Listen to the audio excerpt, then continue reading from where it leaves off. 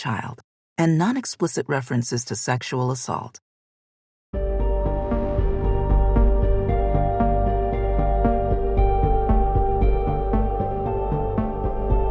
Simon Maverick presents Forget You Saw Her, a thriller by Noelle Eiley. Read by Andy Arndt, Carlotta Brinton, and Brittany Presley.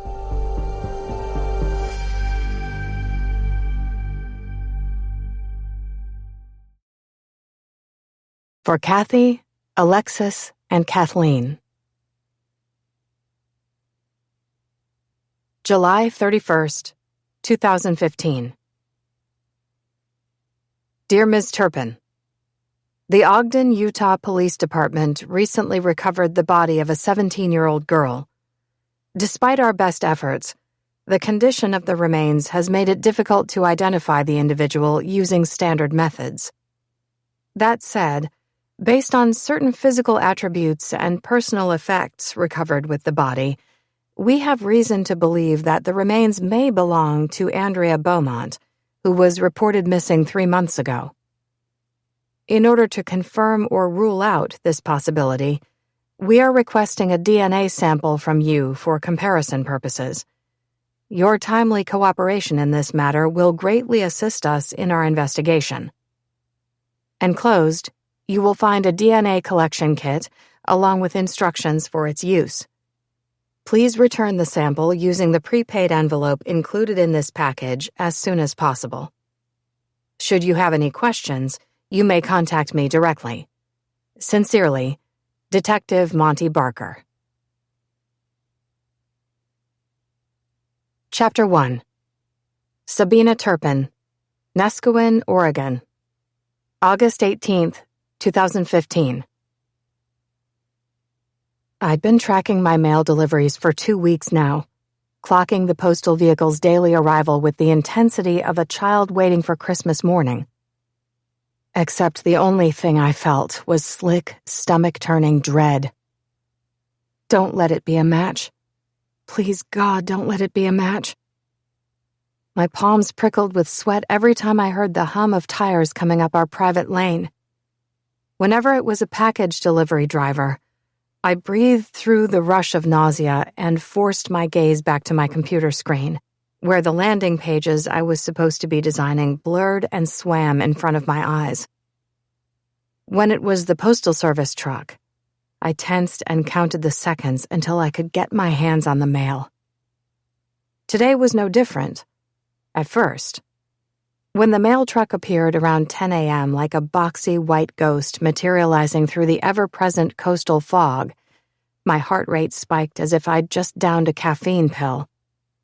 Like always, I crept downstairs and waited beside the front door until the driver had deposited the day's mail in the box at the end of the driveway. My husband, Joel, was shuffling papers around on his desk down the hall. I knew he was watching too. The second I came back inside with a handful of letters, he would open his office door and wait while I sorted through the envelopes, ready to place a hand on the small of my back if one of the return addresses read, Ogden Police Department. I pressed my wedding band into the skin of my finger until it hurt, watching as the postal worker straightened the thin pile of envelopes in his hand before placing them carefully into our box. He frowned, rubbed his mop of stick-straight gray hair, then ducked back inside the vehicle. Hurry up and go, goddammit, my mind screamed. But I stood silently on the cold entryway tile, staring through the blinds that covered the window beside the door, like I was the woman from Rear Window. After what felt like days, he leaned back out of the mail truck's cutout and deposited one more letter in the box. Somehow, I knew it was the letter. As if my desperation had finally mounted so high, I'd actually made that letter appear out of thin air. The letter that would tell me whether my own DNA matched the girl whose body was so badly mutilated that the police in Ogden, Utah couldn't identify her without my help. The letter regarding the girl whose name had been a whisper in my ear during quiet moments for the past 17 years. Andrea. When the mailman finally closed the lid of our box and gunned his truck back up the lane, I didn't even take the time to put on shoes as I yanked open the door, rushed down the driveway, and pulled down the sun-warmed metal flap. And there it was. Right on top of the stack, the words Ogden Police Department stamped in bold black letters in the upper left corner. The detective I'd spoken to 2 weeks earlier said that someone would call me when his department received the DNA results. I wasn't banking on any calls, though. "I apologize in advance if the letter from the lab reaches you by mail before I get a chance to touch base," he'd said, like we were talking about the results of a yearly physical. Like the letter I'd received asking for my DNA with a cheek swab was really that clinical. Just cells and DNA. Then again, cells and DNA were the only things that tied me to the 6-month-old baby girl I'd voluntarily given up for adoption when I was 16. The girl would be 17 now. I had no claim to her anymore, legally or otherwise, but I'd never stopped thinking about her. Something sharp bit into the ball of my bare foot as I hurried back up the walkway toward the door I'd left open. Warm liquid oozed between my toes, but I didn't stop walking or even look down. Joel was waiting for me in the kitchen, standing with his arms crossed and a crease running between his hooded blue eyes. "It's here?" he asked, and reached out a hand as he stepped toward me. When he read the look on my face, the hand fell to his side, and he didn't come any closer. I swallowed, grateful and guilt-stricken that he'd understood without me saying the words. I needed to open it by myself. It wasn't fair to shut him out, but some part of me needed to be alone in this moment.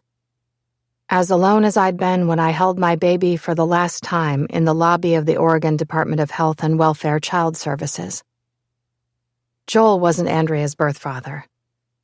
Her father had been a senior at a neighboring high school who'd signed the adoption papers as fast as he could grab the pen from my own father.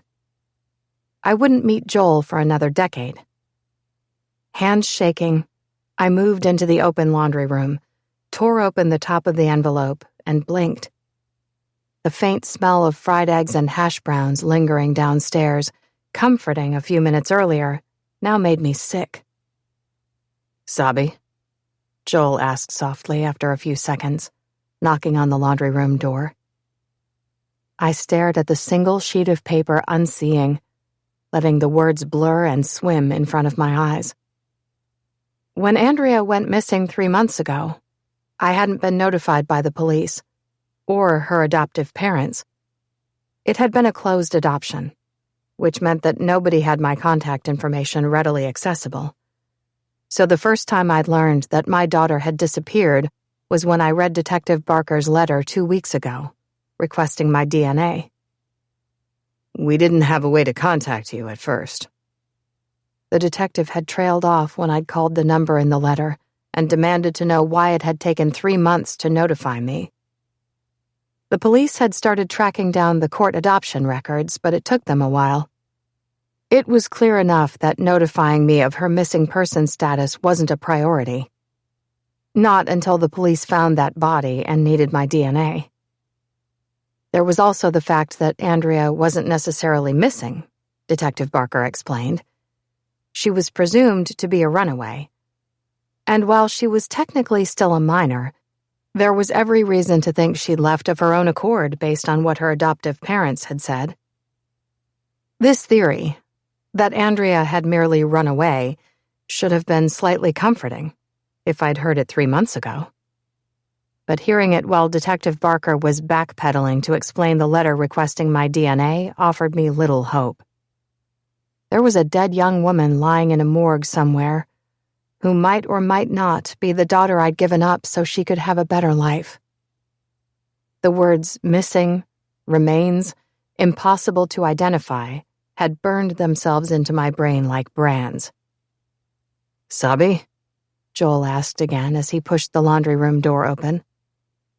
"What does it say?" I gripped the edges of the letter, vaguely aware of how slowly I was reading the words. Words I'd been waiting for with every waking moment since I'd provided my DNA sample. My eyes landed on the bold phrase in the center of the letter. Not a match. A strange, wolf-like whimper escaped my lips. I read the words again and again, desperate to be sure I wasn't misunderstanding. Not a match. Not a match. Not a match. Chapter 2. Sabina. Nescoin, Oregon. It wasn't her. The body the Ogden police had recovered wasn't my Andrea. I shook my head over and over as I held the letter out to Joel so he could read it himself, while I turned my eyes to the tiny blue flowers in the wallpaper. They were forget-me-nots. I hadn't even realized that until that very moment. "Oh, thank God," Joel breathed, as relieved as I was numb. This is... He let the sentence fade, giving up on finding the right words. "I'm so glad it wasn't her." When he said that, I finally felt the tears start to burn behind my eyes. I tore my gaze away from those forget-me-nots blurring on the walls and looked at him. She was supposed to... I thought I was giving her a better life than... I couldn't complete the thought. Couldn't even feel the relief of knowing that the body I'd pictured mangled and bloody was not, in fact, my daughter. I was grateful it wasn't. But nothing felt remotely okay.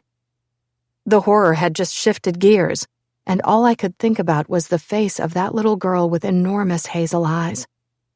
The baby I'd last held against my chest in the basement of my parents' house a little more than 17 years ago. Andrea had cried nearly every moment she was awake for 3 months, from the day she was born. So did I. Silently, in contrast with her loud, hiccuping, machine gun wails pinging off my eardrums as I held her against my shoulder and patted her back, trying to help her find the burp that would ease her tummy. I paced back and forth, while I held her in the tiny basement bedroom I'd slept in since I was a baby, desperately trying to lull her back to sleep. My mom wanted to help me during those first dark weeks after Andrea arrived, but my dad stopped her every time. "She has to do this on her own, Janine. This is the bed she made. She's got to sleep in it now." It nearly made me laugh out loud when he said that, because I was getting so little sleep at the time. All I wanted was a bed to lay in, made or unmade, where I could close my eyes, knowing I'd get a few hours of uninterrupted rest. When Andrea wasn't crying, she was nursing. It was the only thing that seemed to soothe her, so I fed her as often as she'd latch until my nipples cracked and bled. By the end of those first 3 months, I was desperate. For sleep. For someone to tell me that things would get better. For someone to hold me while I cried. The first time my baby girl smiled at me, docile for once, hazel eyes clear and searching instead of scrunched and angry, I burst into loud tears I couldn't turn off. She was just so beautiful. That smile broke my heart and lifted it up at the same time. It also told me how depressed and awful I felt if one small smile could shatter me like glass. I knew I couldn't survive on a smile, even one so perfect.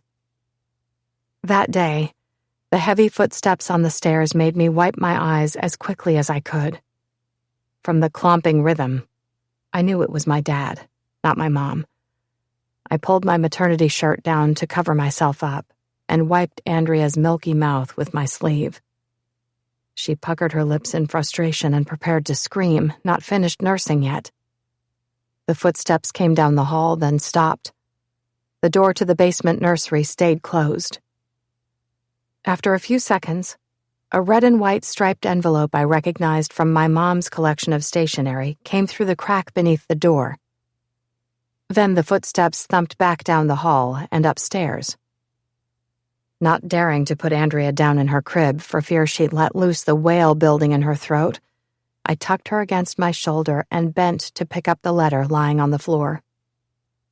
The note was in my dad's handwriting. As I read the words, I imagined his low, gentle voice that called our backyard chickens into the coop at sundown every night. To our dearest Sabina, your mother and I want what's best for you. You understand that now, because of the beautiful little girl you've brought into the world. I know you want what's best for her, too. You are a good girl, and you want to be a good mother. But sometimes wanting the best for our children isn't enough. Not when you're 16. Watching you struggle through a pregnancy and now motherhood hasn't been easy. There have been so many times we've wanted to step in and save you from your choices. However, being a parent means making tough decisions. Andrea deserves the best life with a mother and a father. A stable home. There are so many parents who desperately want a baby. You can give her that life. You won't be giving her up. You'll be giving her more. And someday, when you're truly ready, you will have the opportunity to be a mother in the correct way. We love you, and we love Andrea. We know you'll do the right thing. Love, your parents. As I read the letter a second time, Andrea made an unhappy squawking noise against my chest, and I realized I was gripping her chubby thigh too tightly. She hiccuped, then squealed, and I sank to the carpet, looking at the letter in my hand. My parents had tried to tell me the same thing before the baby came. They warned me that as an unwed mother who hadn't even managed to finish high school, my life would be difficult. It wasn't that I thought they were wrong before. I was terrified to have a baby while I was still a kid myself, but I was already falling in love with that miraculous, moving, blurry blob I'd seen on the ultrasound screen at my first doctor's appointment. Still, the love I felt for my baby when she arrived was more complicated and painful than I could have imagined. And the threads of doubt and terror that had grown while I paced and nursed and cried and longed to sleep quickly turned into what felt like a rope around my neck. For the first time, I looked down at my baby's chubby, tear-stained cheeks and let myself feel the horror of the decision I'd made. I wasn't enough for her. I was never meant to be a mother like this. She deserved the world. And all I had to offer her was this cramped basement room with faded wallpaper and a low supply of milk. I held her to my heart and stumbled upstairs before I could change my mind. Before the voice in the back of my head begging no, no, no could convince me otherwise. That voice had started as a scream when my parents first brought up the idea of adoption. Now it had dwindled to a frantic, threadbare whisper. Okay, I told my dad, even though the word burned like acid in my mouth. He nodded sadly, then reached out his arms, beckoning for the baby. I'm proud of you, Sabina. That's real love right there. I just nodded again because I couldn't speak. Andrea nuzzled her cheek against his shoulder and sighed, calming down, like she'd been waiting for me to come to my senses this whole time. My dad smiled. Why don't you get some sleep for a few hours while I hold the baby? We'll sort it all out with your mother when she gets home from the grocery store. After I read the letter from the lab declaring my DNA was not a match to the girl the Ogden police had recovered, I went outside and sat on the back deck facing the ocean. Then I watched as the sky darkened, wind churning the waves in the distance like frothed cream. The irony was, even though Joel and I had wanted them, I hadn't been able to have more children. I just assumed I would be able to get pregnant easily when the time was right, since I'd done so at 16 by accident. That was before a diagnosis of endometriosis in my late 20s. The doctor assured me it had nothing to do with my earlier pregnancy as a teen. And I knew, logically, that it had nothing to do with my decision to give my baby up for adoption. But that didn't stop it from feeling that way, like the universe had meted out yet another punishment. Joel sat next to me on the swing, leg touching mine, until I fought through the haze of my memories and turned to look at him. There was a thought pushing its way to the front of my brain that I couldn't ignore any longer. I have to know what happened to her. I owe her that, I said, finding my voice for the first time since I read the letter an hour earlier. He turned his hand palm up and beckoned to me, slowly, gently, like he might approach a frightened feral animal. This isn't your fault. I know that, I said so sharply that it was clear I knew nothing of the sort. Whatever had happened to Andrea was my fault. It was 1,000% my fault. She was my baby first. What can I do to help? Joel asked, his voice low and kind, his eyes clear blue like sea glass in the sun. I took his warm hand in my freezing one and closed my eyes as the first drops of rain tapped on the porch roof. Tell me I'm allowed to get involved. He huffed, taken aback. Allowed? What do you mean? I'm not her mother anymore, I said, feeling my body shake as the wind rustled the leaves of the potted plants creeping along the deck boards at our feet. I gave her away when she was a baby. Joel squeezed my hand. You've carried that little girl with you every day of your life. She's part of you. You're still her mother, and you love her, he said with so much conviction I actually believed him. I blinked rapidly, but it didn't stop the warm tears from spilling down my cheeks. A clap of thunder rolled, and a second later, lightning split the clouds hanging heavy over the surf. I need to go to Utah, I whispered, making my decision the second I said the words out loud. Joel drew me closer, and I let him pull me against his chest.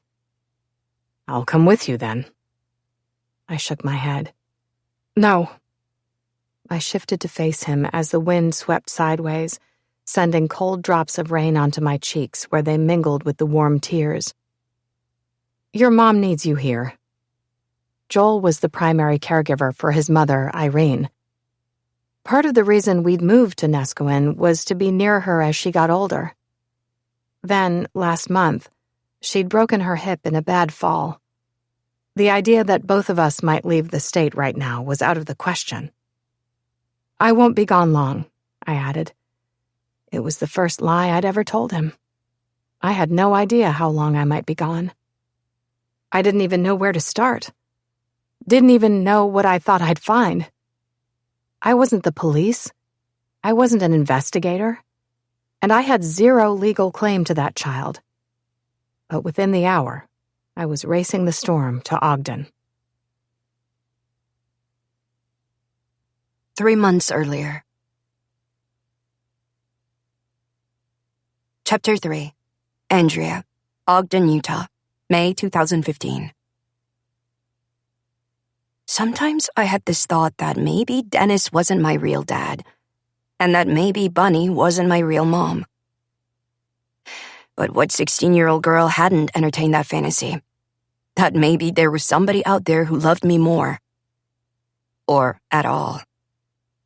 I never followed the thought very far. The girls at school complained about their parents all the time. As soon as one person started bitching about phone limits or not being allowed to wear makeup, it was off to the races. Nobody at Ogden High School spoke the words mom or dad without a roll of the eyes. Still, I'd never seen welts on the hidden parts of their skin when we all changed for gym. And believe me, I'd looked. Sometimes I found myself daydreaming about scenarios where my parents died in a car crash and I had to go live with distant relatives. But I didn't really know any of my aunts or uncles. Bunny said we used to host Christmas when I was little, and I had vague memories of clattering dishes and the smell of turkey and stuffing. There had been some kind of falling out, though, and that was the last time anyone got together for the holidays, or anything else. I felt so guilty for those kinds of thoughts when Dennis and Bunny got me the new jeans I wanted for Christmas, or let me choose a restaurant for dinner, or bragged about my grades to the employee at Ralph's when we took my report card there for free ice cream.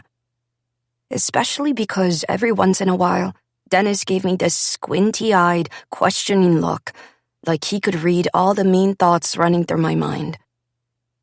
Sometimes I wondered if that was why he treated me the way he did. Because he knew what I was thinking. I got my answer the day I turned 17. Bunny had ordered a cake from Baskin-Robbins, which was something special all by itself. It had purple frosting roses, Rocky Road ice cream layered between slabs of chocolate cake, and my name written in loopy cursive on top. Happy birthday, Andrea. When I opened the freezer that morning and saw it there like she'd promised, I just knew it was going to be a good day. My mouth watered every time I thought about it that Friday at school. I was feeling so good, in fact, that I nearly asked Paloma if she wanted to walk home with me after school. I wanted her to see that beautiful cake, share it with me, pretend I was just a normal 17-year-old girl on her birthday. The words almost tumbled out of my mouth when Paloma surprised me with a cupcake and some monarch butterfly earrings in first period, along with a note saying she'd made the earrings herself, and calling me her BFF.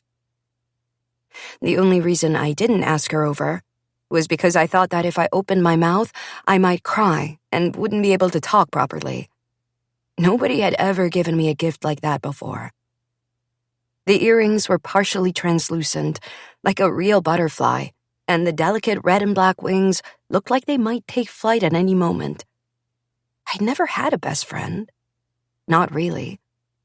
Not since the time in elementary school that I'd worn the same shirt 3 days in a row, a gross, stained Mickey Mouse button-up that was way too big for me, and got sent to the office to change into a loner. After that, nobody was lining up to be friends with and Rika, the nickname Nova Tomlinson gave me. So when Paloma gave me that note, I really wanted to invite her over to share the cake we were going to eat after dinner. But Bunny had been extra high-strung ever since she started a new job at the dairy plant a few months back. I told myself I didn't know how she'd react if I invited a friend over without asking. That wasn't the real reason, though. The real reason was knowing that the second I got home, I'd have pretty much no choice but to peel off my ratty red hoodie. That was a problem. The school classrooms were air-conditioned, so I could wear the long-sleeved hoodie all day long in front of my classmates.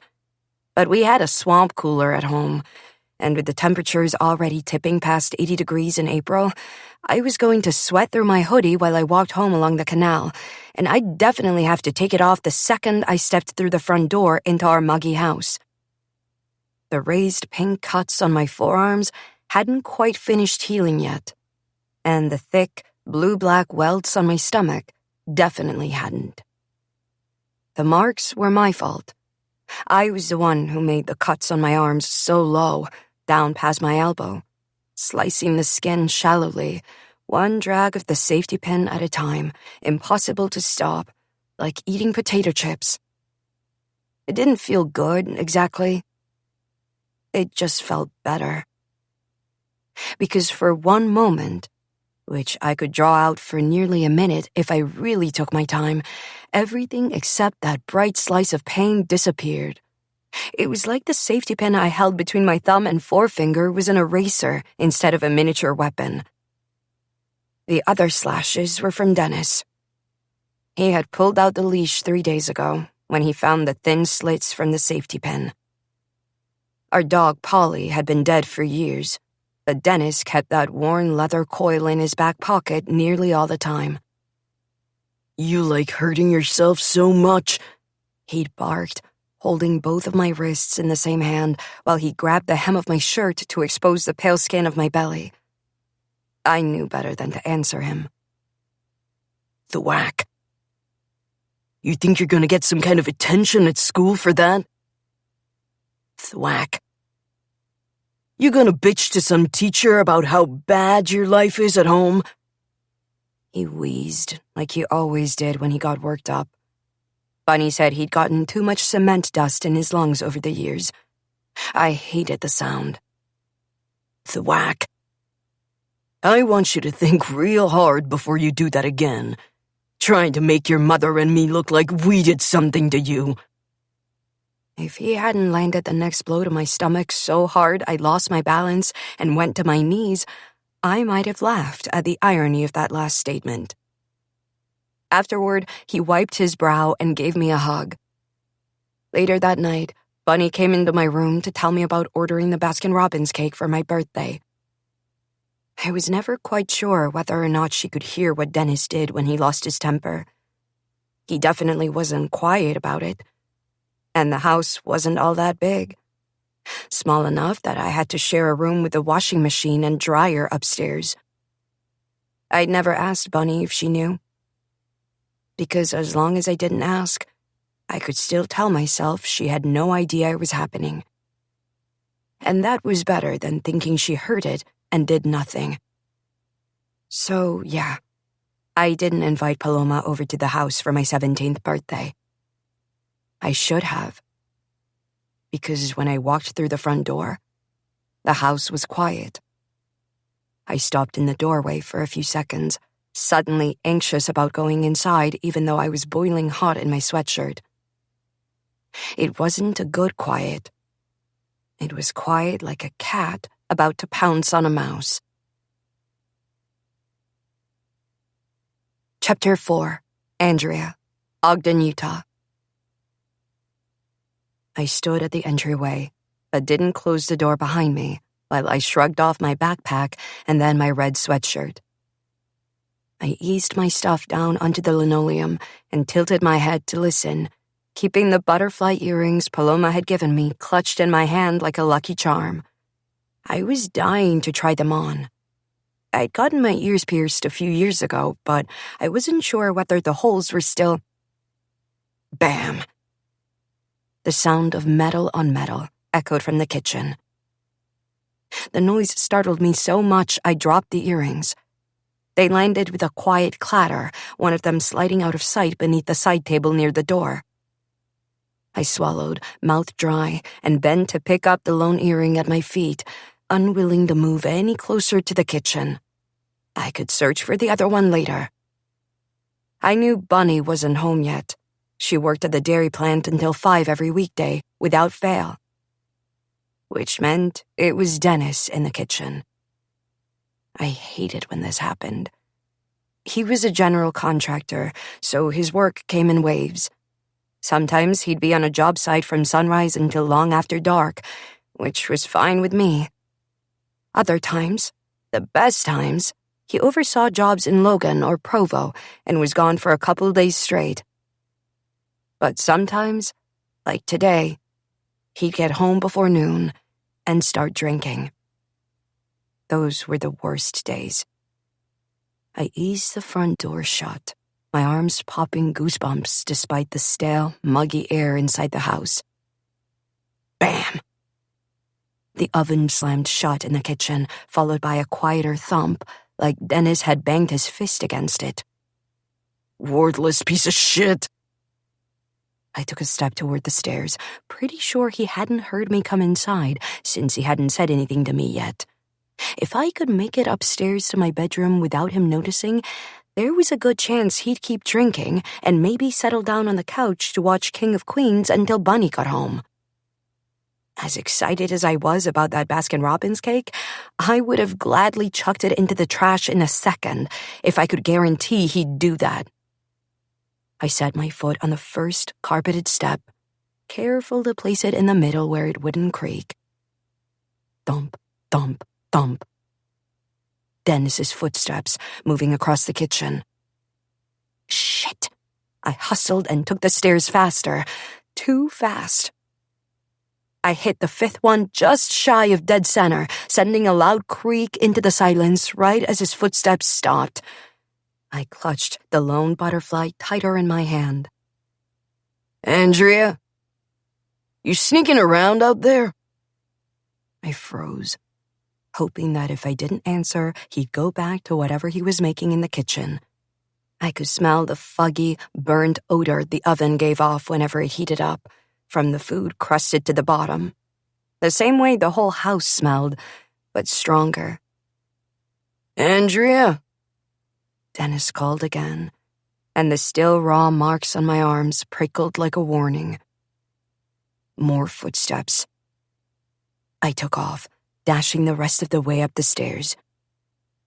I was too slow, though. Out of the corner of my eye, I saw Dennis's bulky frame move into the living room right before I reached the top. He saw me see him. Sneaky, he drawled, but I knew better than to accept the casual tone of his voice. Here I am, going out of my way to make you an after-school snack for your birthday, and you ignore me when I say your name? I forced an apologetic smile and shrugged my shoulders like, I guess I'm just that stupid.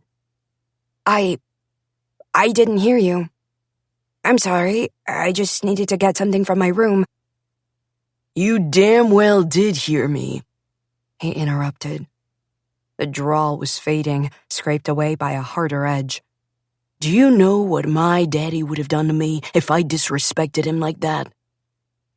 When I didn't answer, he snapped. Get down here. March. Tears stung my eyes, but not because of his words. It was because he was reaching for his back pocket. I could already imagine the slap of leather hitting my stomach again when the bruises were still so new they hadn't even turned yellow at the margins yet.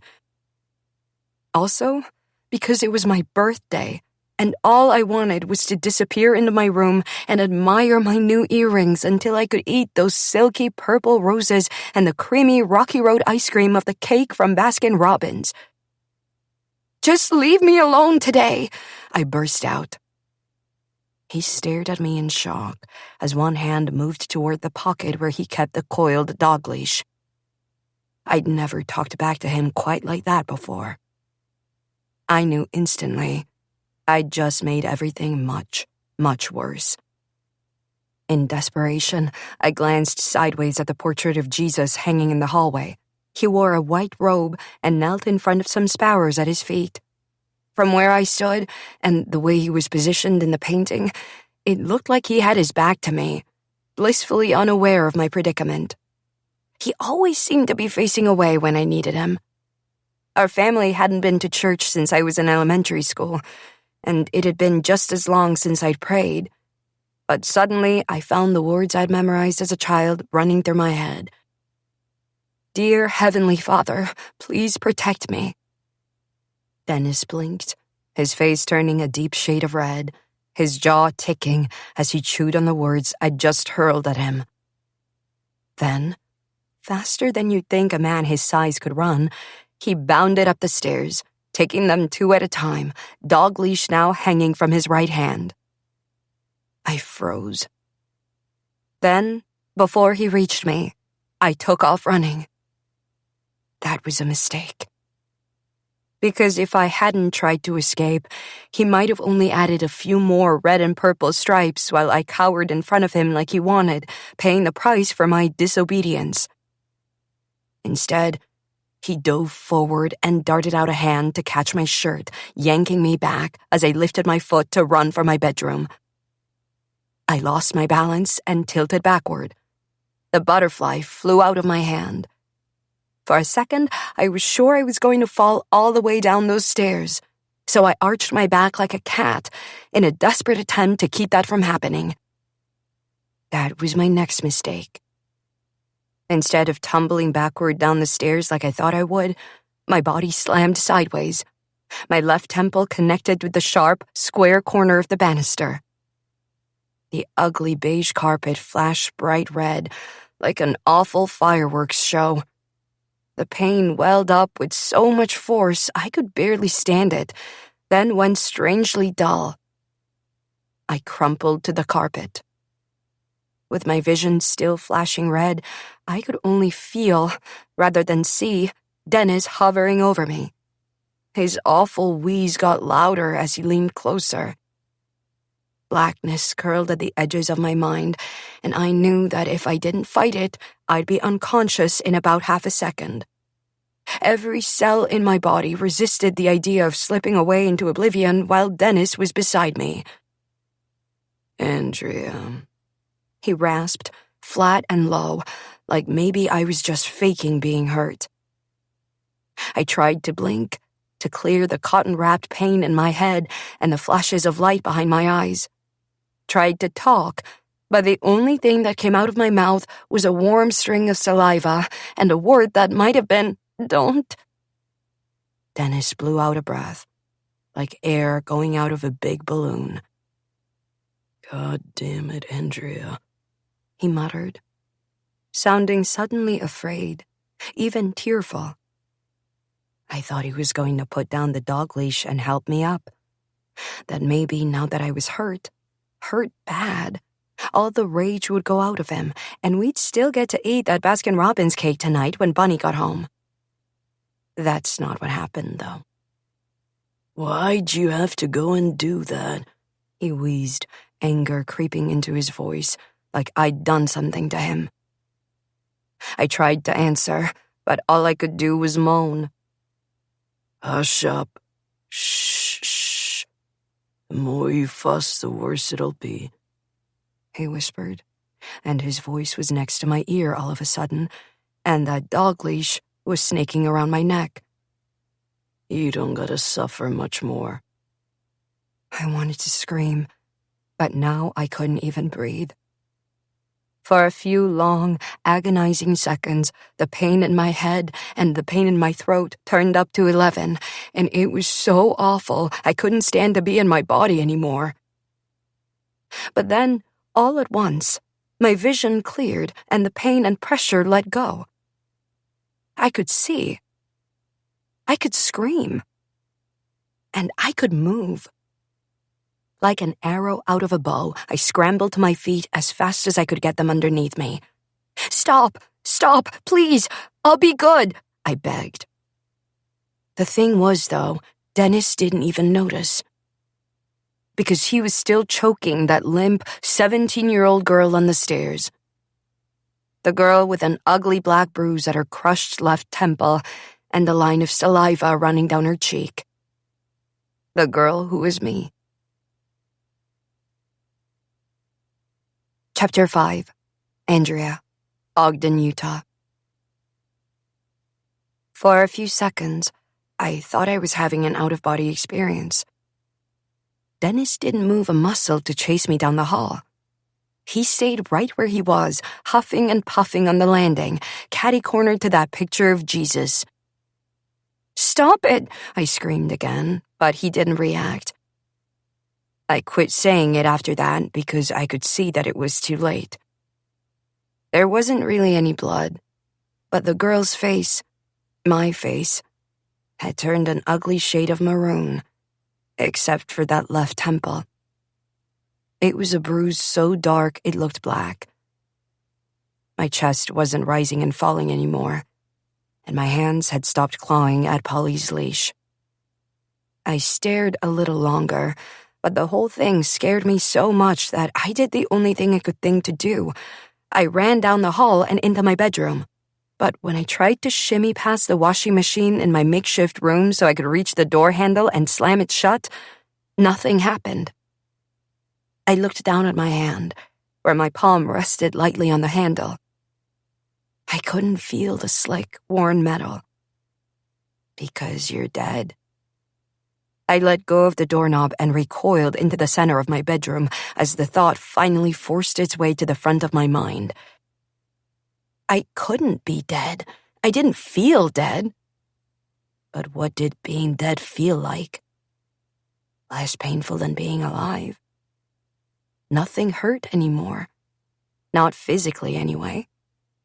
My bedroom, which should have been too hot and stale and smelling of burnt leftovers wafting through the vents, felt and smelled like nothing at all. The only thing I actually felt was panic, and desperation, and guilt for abandoning the girl on the floor. I spun in a fast circle around my tiny room, trying and failing to feel the uneven linoleum beneath my feet. The creaky daybed with the faded yellow quilt didn't make a sound when I sat on it. This couldn't be happening. I couldn't be dead. I just couldn't. I was only 17, and today was my birthday. A noise from down the hall, followed by footsteps on the stairs, made me jump. Dennis was on the move again. A door slammed downstairs, the kitchen door that led to the backyard. What the hell was he doing now? I didn't want to step into the hallway again, but I couldn't stay away either.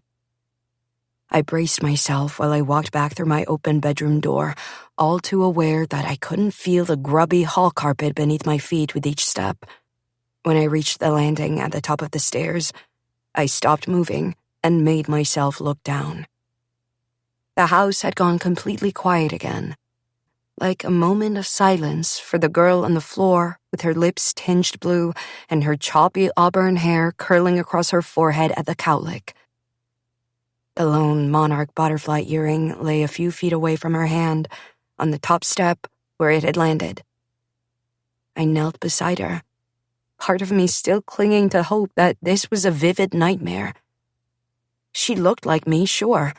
Same haircut, same clothing I'd been wearing, same tiny slices across her arms. But she was a stranger, too. A 3D version of the girl I'd only ever seen flattened in photos and mirrors. The hollows in her cheeks were more painfully pronounced than I'd ever realized. She was thin, in a way that made me feel silly for ever wishing my pants fit looser around my waist. And she looked so vulnerable lying there that I desperately wanted to protect her from Dennis in a way I'd never been able to do for myself. And of course, there was that awful, mottled black bruise at her left temple, and the ugly red indentations from the dog leash still wrapped tight around her neck. I lay my hand across her throat to cover those marks from view, remembering in sudden, vivid clarity how alive I'd been while he used that leash to snuff me out. "Hush up, you don't gotta suffer much more," he'd said, like I was some fatally injured animal he'd hit with his car, like he was offering me a merciful end to my broken life.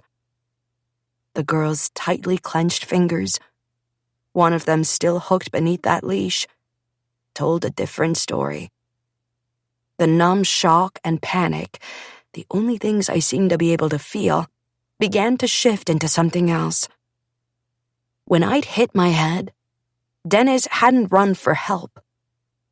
He hadn't called the police, voice shaking with horror and fear, to tell them his daughter had just fallen and needed an ambulance. He'd knelt and wrapped that dog leash tight around my neck, like it was the very first inclination in his mind. The back door opened again downstairs, and I froze. A few seconds later, Dennis appeared at the bottom of the stairs holding a wrinkled gray tarp under one arm. The rage built inside me like steam in a pressure cooker. "You killed me! You fucking killed me!" Dennis didn't bat an eye. He just sighed and started up the stairs, wheezing softly like he was already tired of dealing with this mess. "Get away from me!" I shrieked, but he kept on trudging toward the body. I glanced at the clock in the entryway downstairs. 4 o'clock. Bunny would be home in an hour. What was he going to tell her? Would she call the police? I wanted the police here now, with a ferocity like hunger pangs. The feeling welled up inside of me, pressing and powerful, with nowhere to go. To my surprise, Dennis paused on the stairs, his hooded, hound dog eyes suddenly wide. There were sirens in the distance, moving closer and getting louder. "Shit," Dennis hissed, hesitating like he might run back down the staircase. I stayed where I was, prickling with desperation.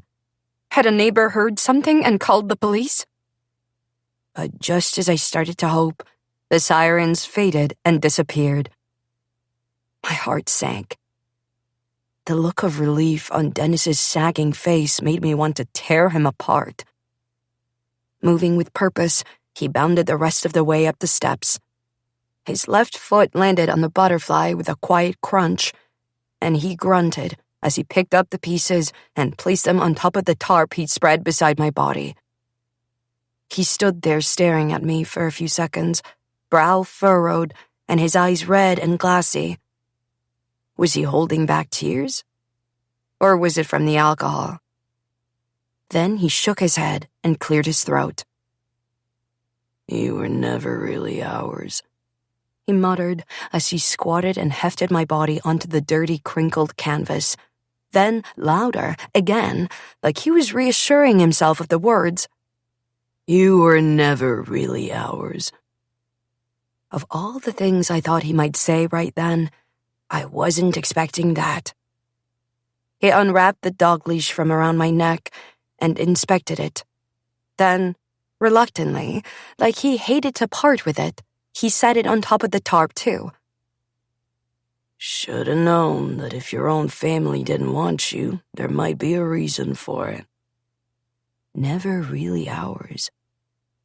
Your own family didn't want you. I suddenly knew exactly what he was talking about, and that surprised me. The memory thrust itself to the front of my brain, sharp and painful, like a long-buried sliver. A memory I'd never even realized I had until now. A memory that didn't even make sense for me to have, since I was only a baby at the time. Yet, there it was. Clear as day, I saw a mental image of our house, newer and cleaner than it was now. Dennis and Bunny, 17 years younger. And me, an infant in the arms of a middle-aged woman who was saying the words, "Congratulations, the adoption is final," as she handed me over to a smiling Bunny. "Can't let Bunny see you like this, can we?" Dennis mumbled, yanking me away from the memory. Then he pulled the tarp over my face. Everything and nothing made sense now. 3 months later. Chapter 6. Sabina. Ogden, Utah, August 2015. While I drove the 13 hours to Ogden, I tried listening to the radio. But the songs were either annoyingly happy or so gut-wrenchingly sad that I had to pull over for a few minutes until I stopped shaking. I tried to listen to an audiobook, Lean UX. I'd been meaning to read it for work. One of my personal stretch goals as a contractor for the Portland-based hospital network who was my biggest client. But it was impossible to follow the thread of the concepts. I couldn't focus on anything at all. So, after a while, I just drove in silence, eyes fixed on the road through the wipers that batted raindrops back and forth across the glass. My mind felt like it was crammed full of snarls of yarn, each a question that had no answer, each a mess that might never be untangled. I reached for them each in turn, picking up the dangling threads again and again to worry them while I drove. Had Andrea really run away? And if so, why? Happy kids didn't just run away at barely 17 years old. If I hadn't chosen a closed adoption when I filed the paperwork with my parents, would things have turned out differently? Where was she right now? Was she okay? Would her adoptive parents talk to me? What would they say? I'd only learned their names 2 weeks ago when that first letter asking for my DNA arrived and I started Googling Dennis and Bunny Beaumont.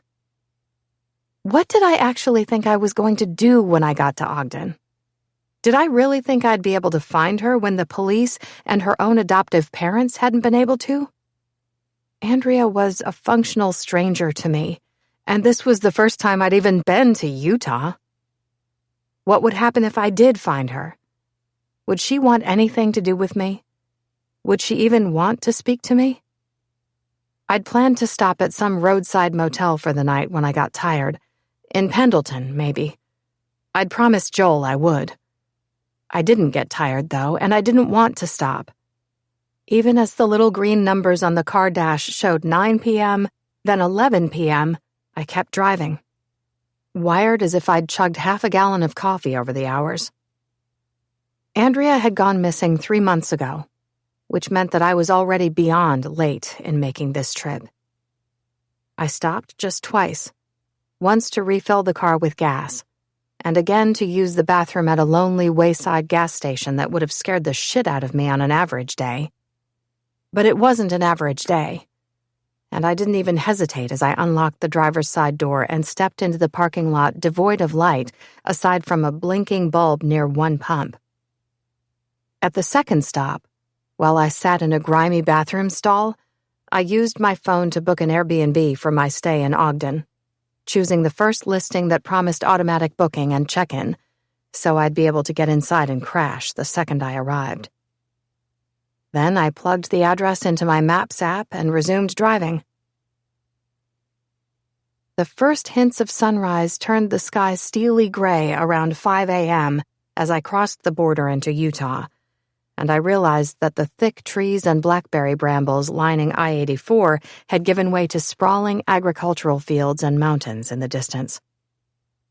I scanned the horizon, eyes roving along the shoulder of the road like I might see a teenage girl with her thumb out, trudging through the dirt with her head down, if I looked closely enough. When I'd typed Andrea Beaumont missing person Ogden, Utah into Google 2 weeks ago, I'd seen her photo for the first time. My baby, all grown up at 17 years old. It was her school picture from her junior year, with that generic marbled blue and white background, the hallmark of every cafeteria photo shoot. But it took my breath away. Because my very first thought when I saw the photo was that if I'd bumped into Andrea at the grocery store, I would have known in my bones she was my child, my baby. It didn't matter that the last time I'd seen her, those cheeks had been round and soft instead of angular and sharp. Teething gums instead of a row of slightly crooked teeth. Fuzzy, nearly bald head instead of choppy auburn hair and bangs curling haphazardly across her forehead from a stubborn cowlick. Her eyes were the same color as mine, honey amber brown with flecks of green. The shape of our noses, narrow and straight, was identical, and we had matching dimples in our chins. Everything about the photo made me want to pull her to my chest and reclaim her. Mine, mine, mine. But each word in the article beneath the photo was a stark reminder she wasn't mine anymore. Ogden, Utah. A local family is seeking answers after their 17-year-old daughter, Andrea Beaumont, disappeared on her birthday earlier this week. Authorities suspect she may be a runaway, and while her parents acknowledge this possibility, they remain hopeful for answers. Andrea was last seen at her high school in central Ogden on Friday afternoon. Her mother, Bunny Beaumont, found $200 missing from her wallet shortly after she realized that Andrea was gone. The teenager did not leave a note, adding to the mystery surrounding her disappearance. Andrea has always been a headstrong kid, said her father, Dennis Beaumont. She's had her struggles. We just hope she's safe and knows she can come home when she's ready. Andrea is described as 5 feet 6 inches tall, with chin-length auburn hair and hazel eyes. She was last seen wearing a red hoodie and jeans. She may be carrying a black backpack with a blue embroidered butterfly patch on the front. While police have categorized Andrea as a missing juvenile, they are treating the case seriously given her age and the circumstances of her disappearance. We're asking anyone who may have seen her or has any information about her whereabouts to come forward, said Detective Monty Barker of the Ogden Police Department. I'd read that article with a stone in my stomach, trying and failing to convince myself that teenagers ran away from home every day. In 3 miles, take exit 341 for Ogden. the perky voice from my Maps app announced, startling me from the memory. I flicked my eyes to the phone screen, shocked to see that I'd be arriving at the Ogden Airbnb in 17 minutes. My hands suddenly felt slick on the steering wheel, and I had the urge to roll down the window and scream out Andrea's name. Instead, I kept one eye on the road while I navigated to my phone contacts. I had no idea if the cell phone numbers I'd paid to find on a name lookup service for Bunny and Dennis Beaumont were correct, and it was way too early for a polite call. Then again, this wouldn't be a polite call. I tried Bunny first. The line rang in my ear as I exited I-15, marked by a billboard showing a mother and father surrounded by their smiling children beneath the words, "Families are forever. Visit Temple Square." "Hello?" answered a hoarse female voice, thick with sleep. I nearly dropped the phone. "Hello?" she barked again, louder, clearly annoyed. I'd woken her up. I couldn't imagine how many calls she'd fielded over the past 3 months since Andrea disappeared, but I instantly disliked the woman on the other end of the line. That bristling feeling brought my voice back to me. "Bunny, my name is Sabina," I began, rushing to get the introduction out so she wouldn't hang up. "We don't know each other, but I'm Andrea's birth mother. I want to help find her. I'm sorry it's so early. I just got to Ogden. I know this is a lot." The silence that followed stretched so long I pulled the phone back from my ear to make sure the call hadn't dropped. "I was hoping we could talk," I prompted, maneuvering the car into a grocery store parking lot, no longer sure where I was headed without the driving directions. "I should ask my husband," Bunny finally said, sounding less angry and more uncertain. I pounced. "Yes, I want to talk to him too. I'm not here to harass you. I don't blame you for anything. I just want to know that she's okay," I rambled, willing to say anything if it meant this woman would agree to talk to me. Another long silence. Then, "Denny's already at a job site. I'm off today, though." "Oh, thank you," I gushed, even though the words clashed with a brewing distaste for her voice. I tried to shake the feeling off, reminding myself that this woman probably felt the exact same way about me, a pushy stranger calling at 5 a.m. "I'll text you later," she said brusquely, then hung up without a goodbye. I slowly set the phone in my lap, blinking at the dark screen through blurry eyes and praying she'd actually do it, instead of blocking my number. I took a steadying breath and looked at the Maps app. The Airbnb was only 5 minutes away now, mercifully. As the adrenaline from the phone call receded, so did the frantic energy that had been pushing me to drive all night. I needed sleep. And then I needed to talk to Bunny Beaumont. Before I put the car back into drive, I pulled up the photo I'd saved to my phone. The one of Andrea, from the news article. The one I'd saved as the wallpaper on the phone's screen. I tried, for the 100th time, to tell myself she looked happy. Bright-eyed and spunky, with her lips turned up at the corners. Maybe that smile meant she had a good life with the Beaumonts, the life I'd wanted so desperately to give her.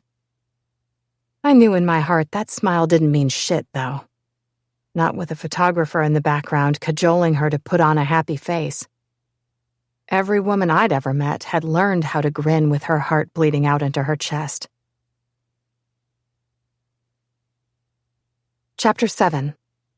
Sabina. When I got to the Airbnb, I stood bleary-eyed in the entryway, looking around the tiny apartment. There was a bedroom just past the kitchen, but I couldn't bear to think that I was going to sleep for very long, since I'd just arrived. I told myself I should rest my eyes for long enough to get my fuzzy mind working again.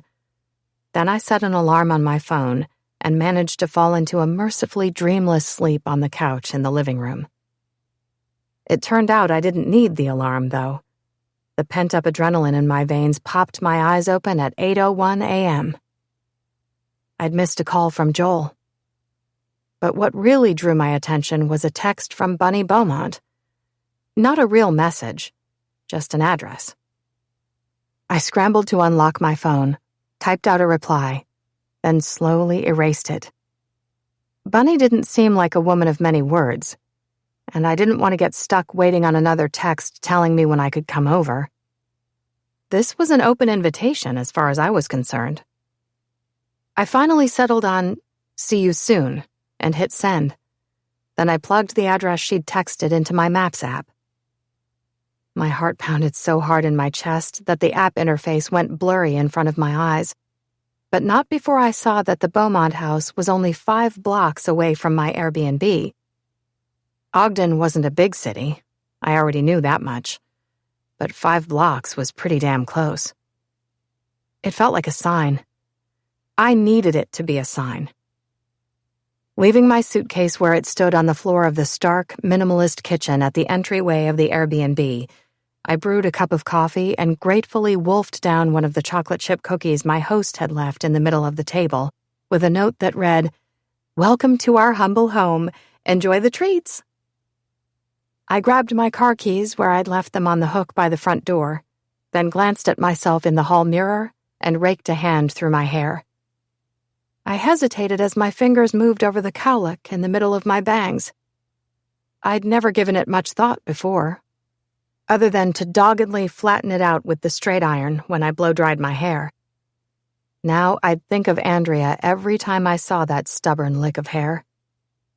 I swiped furiously at my red-rimmed eyes and rubbed at the mascara stains making my under-eye circles appear even deeper. I looked like shit, but I couldn't imagine that Bunny Beaumont would care. Not when Andrea had been missing for 3 months. Yeah, my first impression of her hadn't been great, but I reminded myself that maybe the woman I'd talked with 2 hours earlier was just, understandably, skeptical of me. She didn't know me from Adam. And if she loved Andrea like I hoped, she'd been through hell for a while now. All the suspicions I'd ruminated on during the ride up suddenly dissolved into a desperate hope that maybe Bunny Beaumont was every bit as frantic to find Andrea as I was. That I was about to meet someone who understood the unbearably sharp pain that had wrapped itself around every nerve in my body. Another mother who'd cared for my baby for 17 years. I applied a fresh layer of tinted lip balm, smoothed my hair one more time, and tried to look less unhinged. As I got into the car, I called Joel. He answered on the first ring. "I'm sending you a dossier," he said abruptly when he picked up the phone, without even a hello.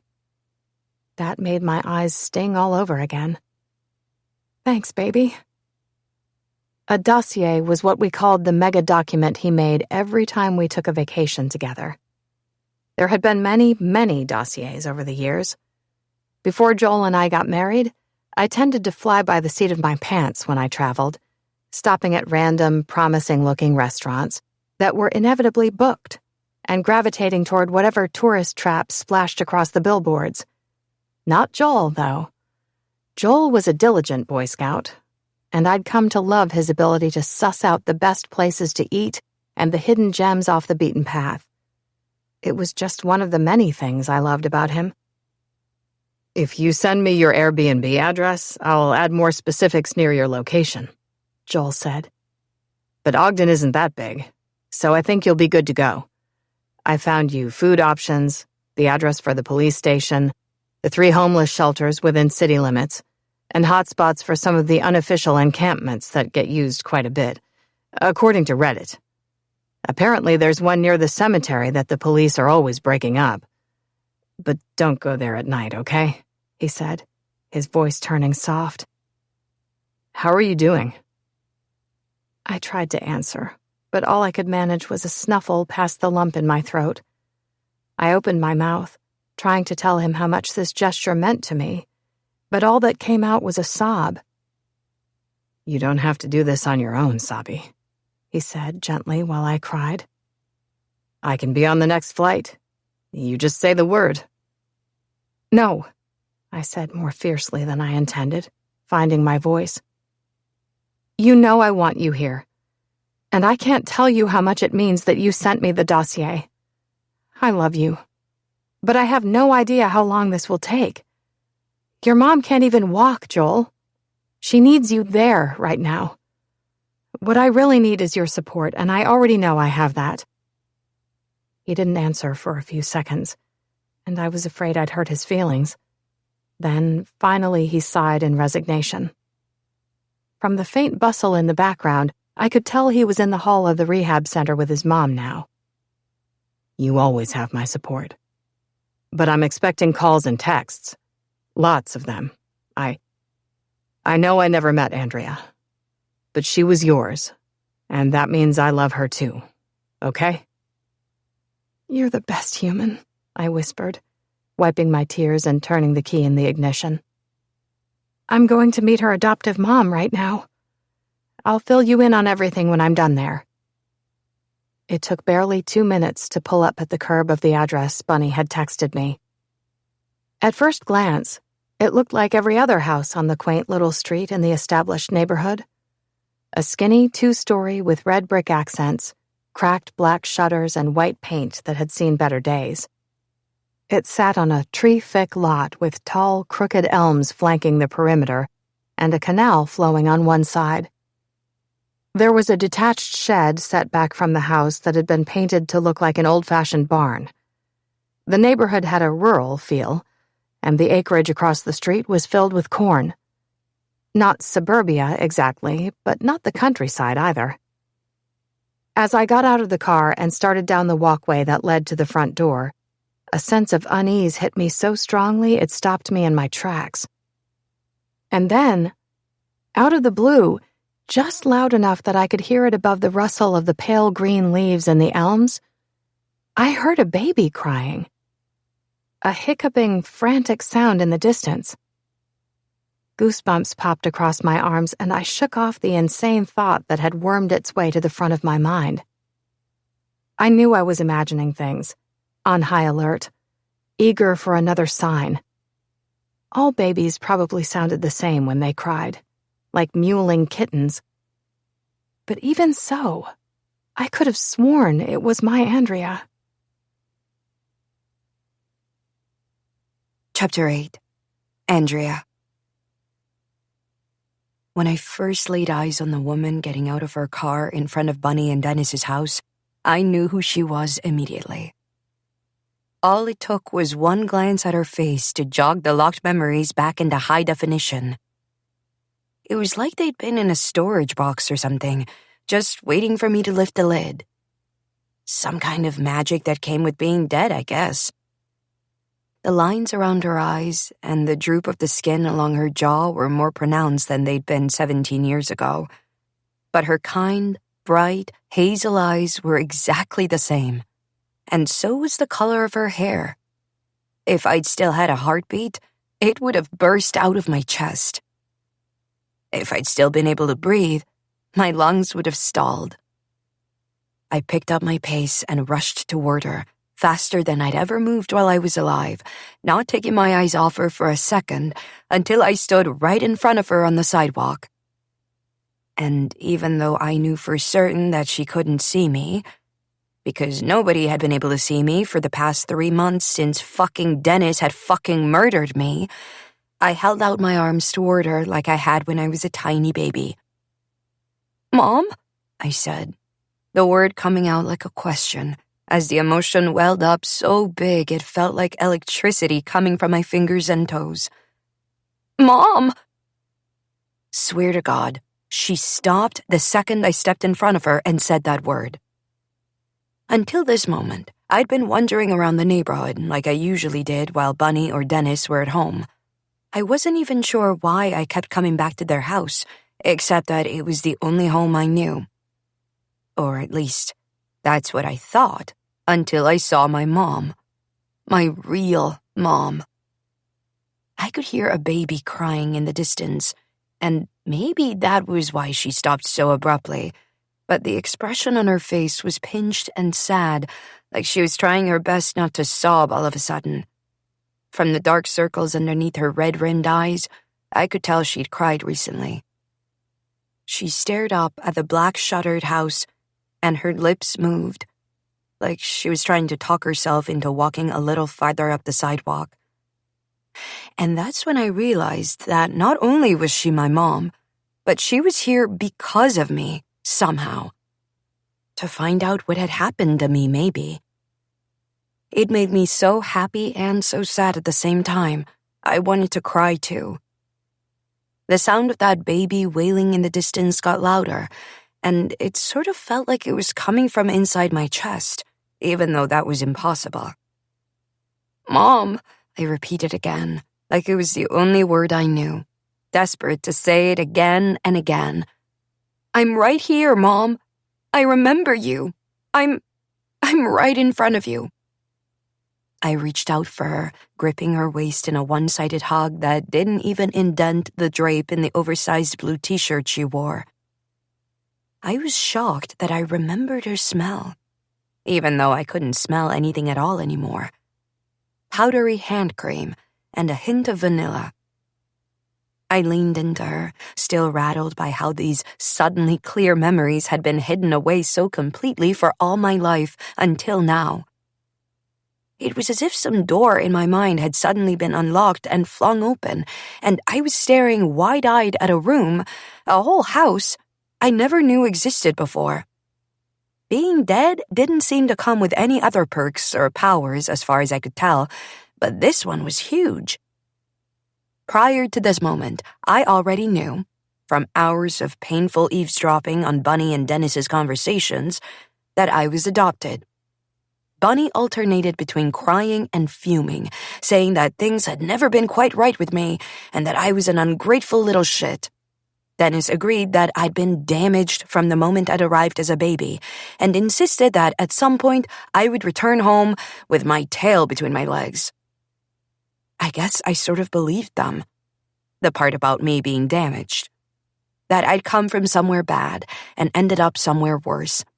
Until this moment, I'd been imagining my birth mother as some junkie, a nameless, faceless stranger.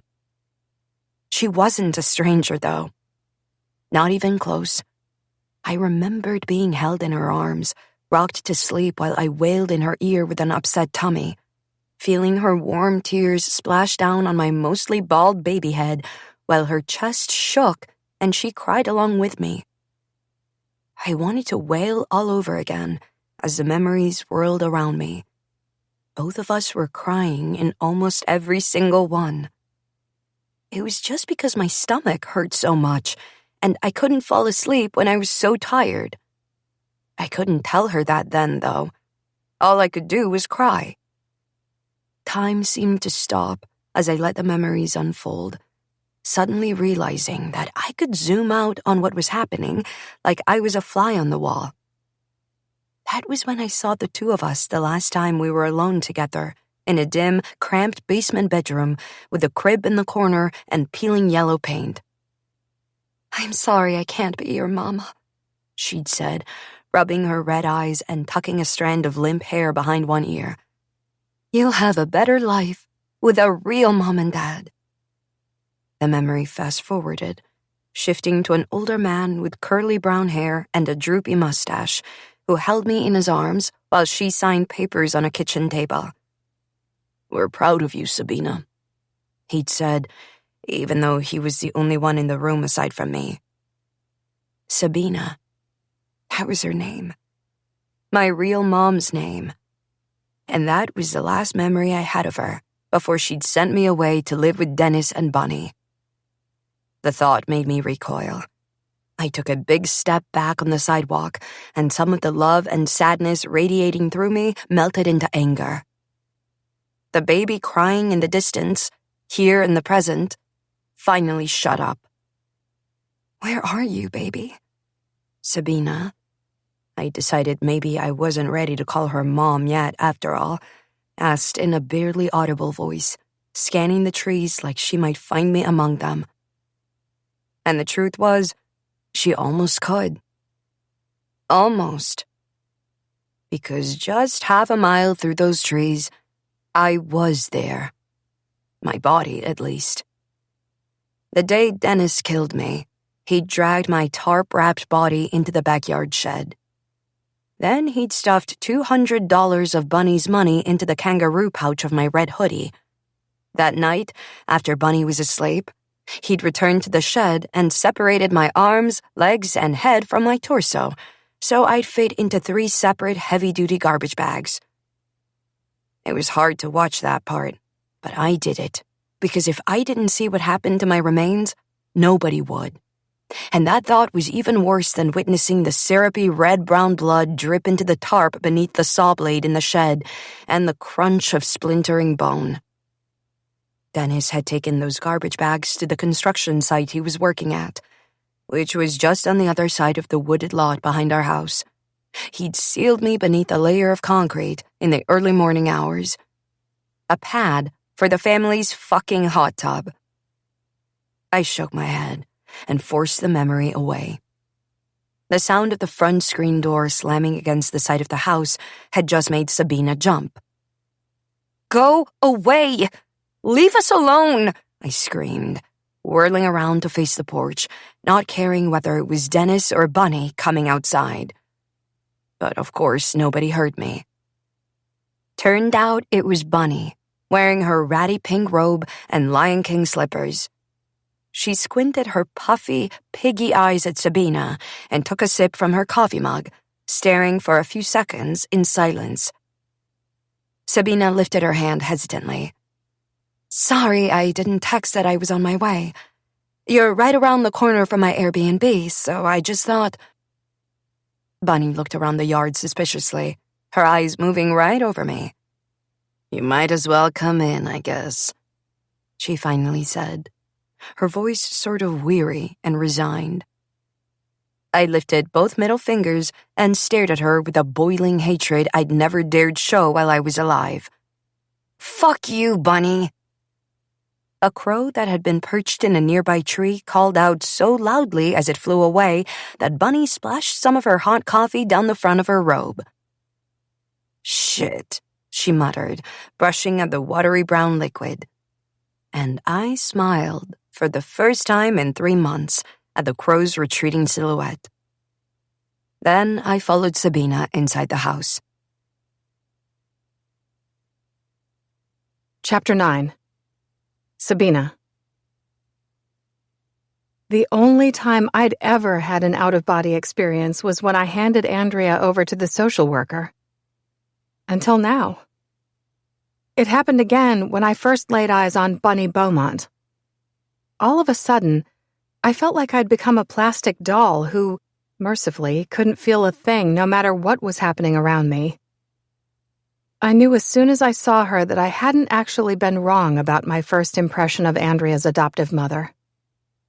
She wasn't scary to look at. In fact, she seemed pretty damn unthreatening. Standing there on the front porch of the White House in her worn pink robe and slippers that looked like they'd been borrowed from a child. Were those Andrea's slippers? The hair rose on the back of my neck. For a moment, I tried to tell myself that maybe I was just being judgmental. The rundown house, the shabby clothing, the baby I'd just heard wailing in the distance, combined with the undercurrent of dread I'd felt since I got the letter from the Ogden PD, were making me jump to conclusions. Then I honed in on Bunny's expression. Her lips were pursed in a tight line, like she was both annoyed and perplexed by my presence. Her round, dark, close-set eyes barely blinked while I walked up the porch toward her in a daze. Like a shark, my mind offered. "Danny isn't going to be happy that I let you come over," she said abruptly when I started to climb the steps. "So you can't stay long. He'll be home in a few minutes." Her lips pressed together so tightly they disappeared while she studied my face, holding the open screen door in one hand and keeping the other on her hip. As I stepped onto the porch and moved closer, I realized that her head was tilted at an angle that mirrored the exact position of the raggedy lion head on her left slipper. "I'm sorry, I know this is a lot to take in," I began, clawing for a way back inside my body. I couldn't be numb right now. I needed to be sharp and present, needed to get any information I could from her. I hadn't expected a warm welcome, but her demeanor was about as welcoming as a porcupine on high alert. Why was she staring at me like that? As if in answer to my unspoken question, Bunny cocked her head further to the right and met my eyes, her guarded expression fading for an instant. Her upper lip trembled, and I thought to myself, she's going to open up. I leaned forward, eager to hear what she would say. Bunny leaned back. Her wide eyes narrowed, the guarded expression firmly back in place. I felt the corners of my lips turn down in a frown. Then, to my utter shock, she let out a bitter laugh as she gestured toward the couch behind her in the living room. "You want to sit? Or—" "What's wrong?" I asked, hating the quiver in my voice. "Sorry, now I know where Andrea got her face." I took a step back from her and stared, dumbfounded. Her face? My hand went to my cheek. Was she saying we looked alike, or— "Yeah. Denny called it her fuck you very much face," Bunny said, crossing her arms over her chest. My stomach recoiled like I'd been punched. Who said something like that about their child? My child? Anger was starting to make my heart beat faster, and all my pent-up emotions threatened to burst out of my mouth, directed toward her. But there was also a warning light blinking at the front of my mind. Proceed with caution. Stay calm. Keep her talking. Learn everything you can. I reached one hand up to touch my burning cheek. I didn't realize I was making a face. Bunny waved me off and led the way to the living room, where a faded tan lazy boy faced a lumpy couch. "Andrea was the sweetest baby I ever met. But as far as teenagers go—" She trailed off and fixed me with another hard look, like the rest of that sentence was obvious. "She wasn't completely feral. We raised her better than that. But she'd get this look on her face like she smelled rotten eggs and then set her jaw like a horse ready to kick." She tucked the robe tighter around her body and sat down in the recliner. Her tight-lipped frown was finally gone, but one eyebrow stayed raised just slightly, like she was daring me to question what she'd just said. I stared at her mutely, trying to grab hold of the right words and coming up empty. Never in my wildest dreams had I imagined that this was how my conversation with Andrea's adoptive mother would begin. Sweat was starting to bead underneath the arms of my t-shirt as I sat down on the couch, if only because standing while listening to this woman was suddenly making me feel unwell. Even though the August morning had been cloudy and unseasonably cool, the house was uncomfortably warm. The air smelled stale, like food caked on an unwashed cast-iron skillet. The carpet in the living room was so worn and stretched that it rose in brown waves at my feet. A murky, dirty ocean. I scanned the walls, looking for photos of Andrea, and saw only beige paint. But in the strangest way, I could feel her. Maybe it was just my desperate longing, my imagination, but that numb autopilot sensation in my body shifted to that of a quilt tucking me in. Warm and familiar, and just tight enough that I felt suddenly protected. The feeling was strong enough to snap me out of my shocked stupor and look Bunny Beaumont in the eye. "From what I've heard, teenagers can be challenging," I said, forcing my voice to stay even and measured. "I read the articles where they interviewed you and your husband. Do you really think she ran away?" Bunny, who had crossed one slipper-clad foot over the other, shot me a sharp look, and I instantly knew that I'd messed up. "What kind of a question is that? Yeah, she ran away. And yeah, I was real broken up about it at first. But I've done a lot of thinking, and now I feel mad as hell. Nothing happened to poor missing Andrea. She was a disrespectful child who never really loved me and then stole all the money out of my wallet on her way out the door." Her lip quivered for the briefest of moments before she pursed her lips tight again. The invisible quilt seemed to draw tighter around me in a defensive embrace, and I focused on the feeling as hard as I could. Every word that came out of Bunny Beaumont's mouth was worse than the last. My heart throbbed when I considered what she must have been like to live with. I would have wanted to run too. Had Bunny told the police what she was telling me? I didn't know much after 4 minutes inside this house, but I knew that I hated her with every cell in my body. Still, I stayed the course and tried to regain my facade of composure. From the way Bunny was glaring at me, it was almost like she wanted to bait me into storming out of the house. "What can you tell me about the day she left home?" I asked carefully. Bunny snorted. "Not much. I already told the police the same thing about 100 times. When I got home around 5 from the dairy plant, the house was empty.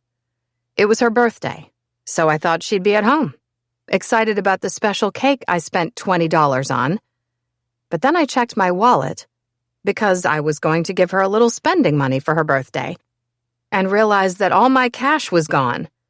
She must have taken it that morning before she went to school because I had the wallet with me all day." Her face hardened at the memory. "That's when I knew she ran off, little brat."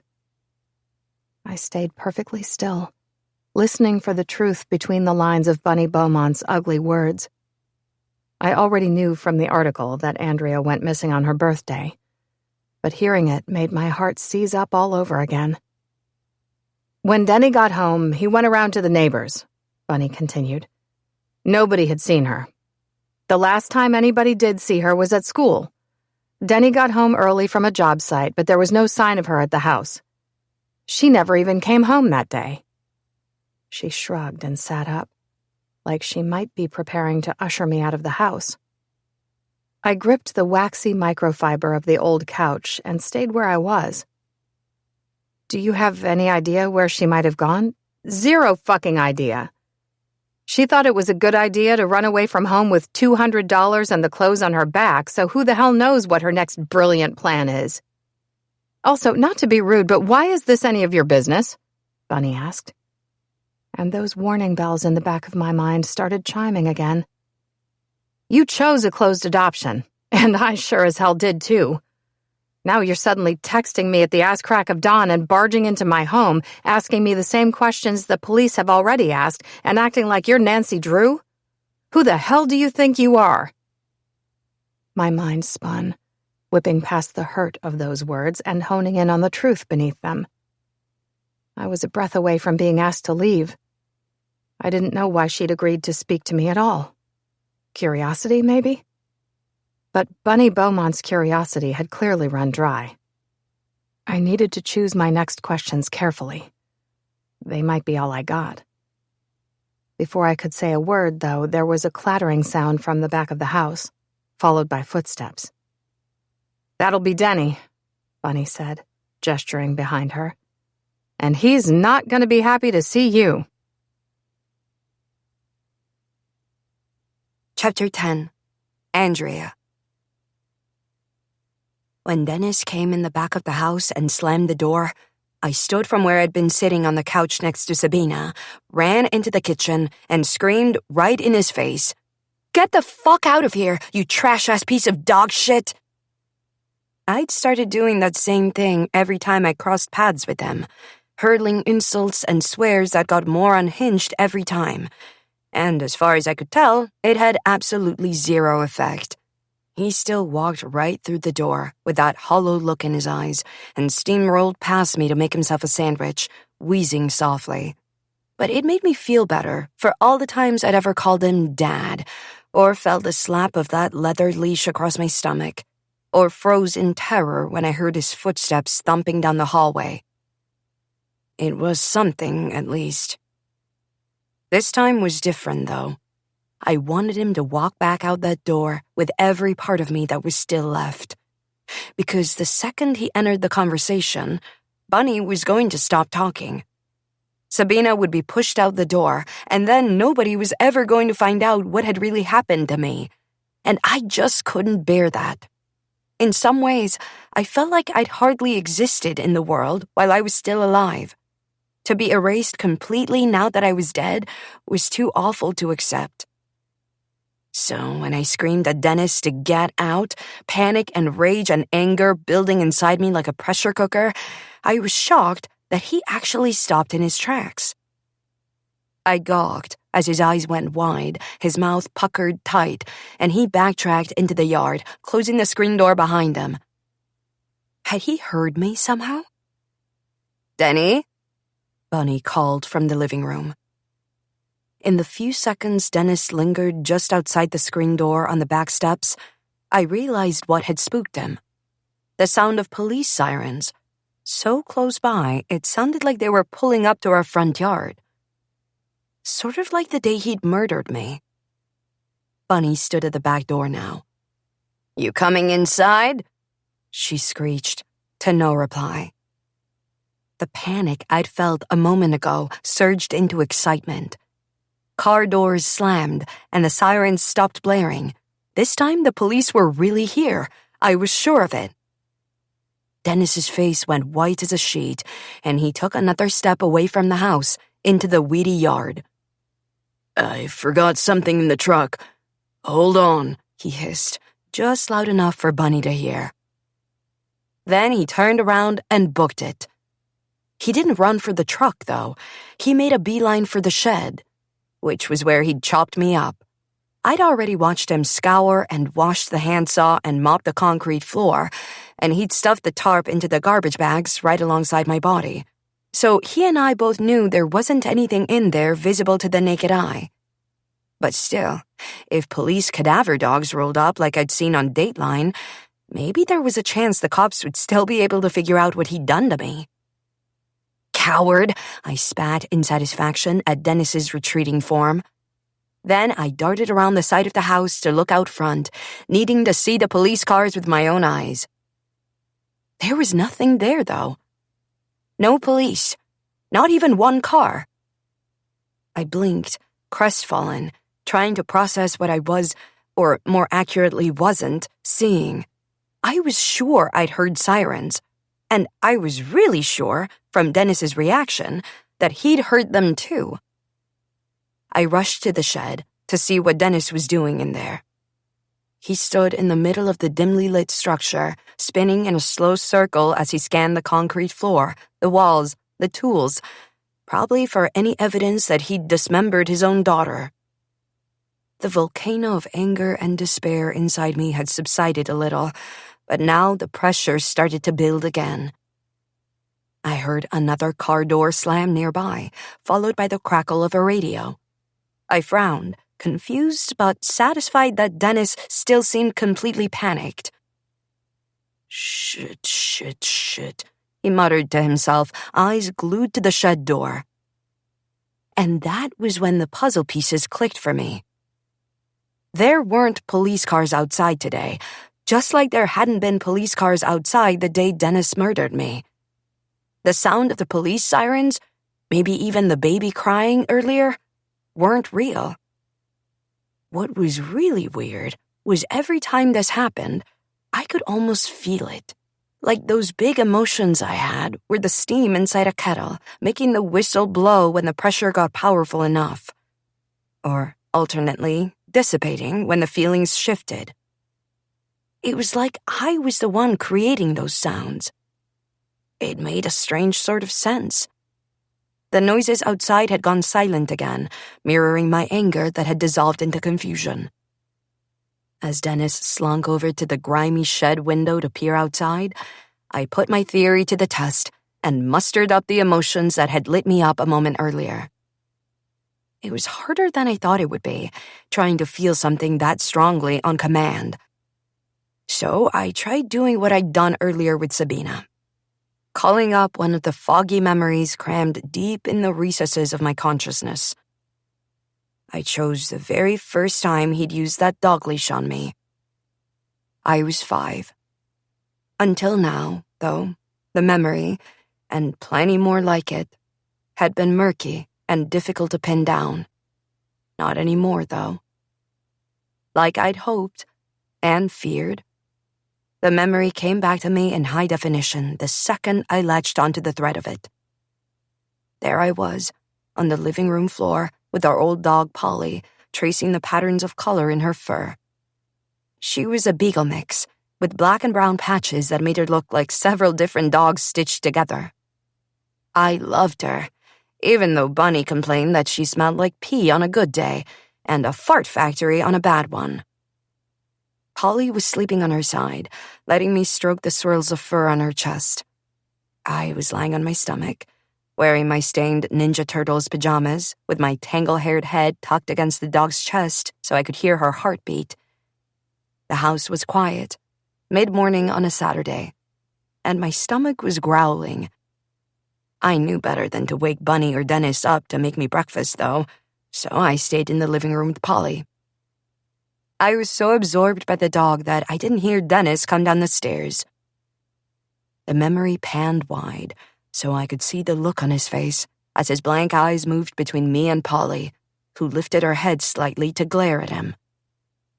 Part of his mouth contorted into an ugly half-smile as he hesitated where he stood on the landing, scratching his chest through the half-open button-down pajamas he wore. Then he darted toward us into the living room. "Andrea!" he boomed as loudly as he could. I shrieked and scrambled to my feet while Dennis chuckled. But in doing so, I lost my balance and inadvertently slammed a foot against Polly, who was already so worried that her bladder let loose right on the carpet. Polly yelped, and Dennis's laughter soured into a disgusted grunt. "Bad dog," he wheezed, and in 2 strides toward the door, he had her leash off its hook and was swinging. "No, no, no," I cried, because it wasn't Polly's fault, it was his. I didn't say the last part, though. Even at 5, I knew better than that. Dennis cocked his head at me and stopped swinging the leash, and for a half a second, I thought he was going to calm down. Make me breakfast, maybe. My stomach gurgled hopefully. Instead, he started swinging the leash in my direction. "You want to take her licking for her?" I stared at him, then Polly, who was cowering in the corner of the room by the couch. "No," I whispered in terror. So he shrugged, sidestepped the puddle on the carpet, and started swinging the leash in Polly's face again, even though I was crying and the dog was whining softly. I wrapped my arms around my stomach and dug my fingers into the spaces between my ribs, desperately hoping that Bunny would wake up, come downstairs, and put a stop to his temper tantrum like she had a few times before. Not this time, though. This time I shrieked, okay, I'll take it," before he reached Polly. And I did. As the memory of that first lash rippled through me, I tried to pull myself back into the present, into the shed with Dennis. But it was like scooping up handfuls of water from the ocean. I could only hold on to so much of that emotion when I moved out of it, even though while I was inside that memory, it felt all-encompassing, to the point that I was a little disoriented coming back into the shed. Still, I called up every bit of sadness and horror I could for that little girl in the Ninja Turtles pajamas taking a beating for her dog. The pressure built, slowly but steadily. Footsteps thumped on the dirt outside, then faded. And this time, I rushed to the window of the shed to see with my own eyes that the yard was empty. It was, but the sound was enough to make Dennis, who had his hand on the doorknob, let go and retreat back into the center of the shed, eyes wide and manic, forehead wrinkled. Sweat beaded on his brow. The reaction was satisfying, but as much as I wanted to stay and fuck with Dennis, I was losing my steam. Like the pressure valve had been ticking a little closer to empty each time I let some out. I couldn't keep him cornered here forever, though. And besides, I was suddenly afraid that Bunny might have already ushered Sabina out the door. Chapter 11. Andrea. I left Dennis standing in the shed and hurried back into the house.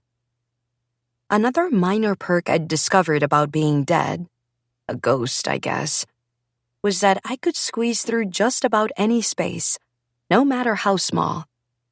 Whatever stardust holding me together sort of slunk through any opening. So that's what I did, slipping under the door crack and through the tear in the screen door. The living room was empty, but there were heated voices coming from above me. I flew up the stairs to find that Sabina had somehow convinced Bunny to show her my room. Or what used to be my room, anyway. The beat-up washer and dryer were still wedged into the far side of the cramped space, their dented yellow bodies touching, so that when either of them was running, they clanged together erratically like a psychotic drum solo. I didn't mind that part so much. I'd learned to sleep through it when Bunny popped a load in the dryer late at night. What I hated was the fact that the noise obscured the sound of my bedroom door creaking open when the lights went out. Sometimes I didn't know he was in my room until I heard him whisper, "Shh, don't fuss. The more you fuss, the worse it'll be." I refused to relive those memories in high definition. Once was plenty. "This isn't a bedroom.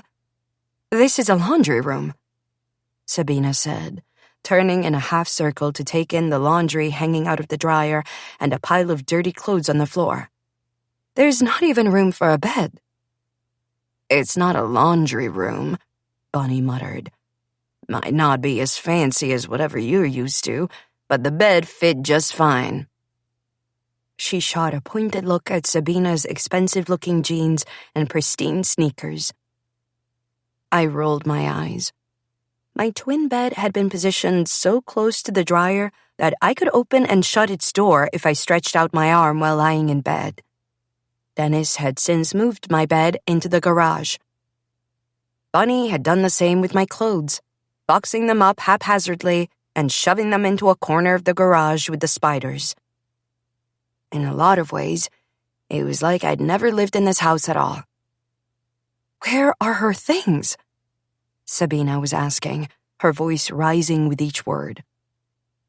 The back door slammed downstairs, and Bunny's eyes flicked to the hallway. Her face hardened. "Why the hell is that any business of yours?" She stared at Sabina. "I put them in storage until she comes back.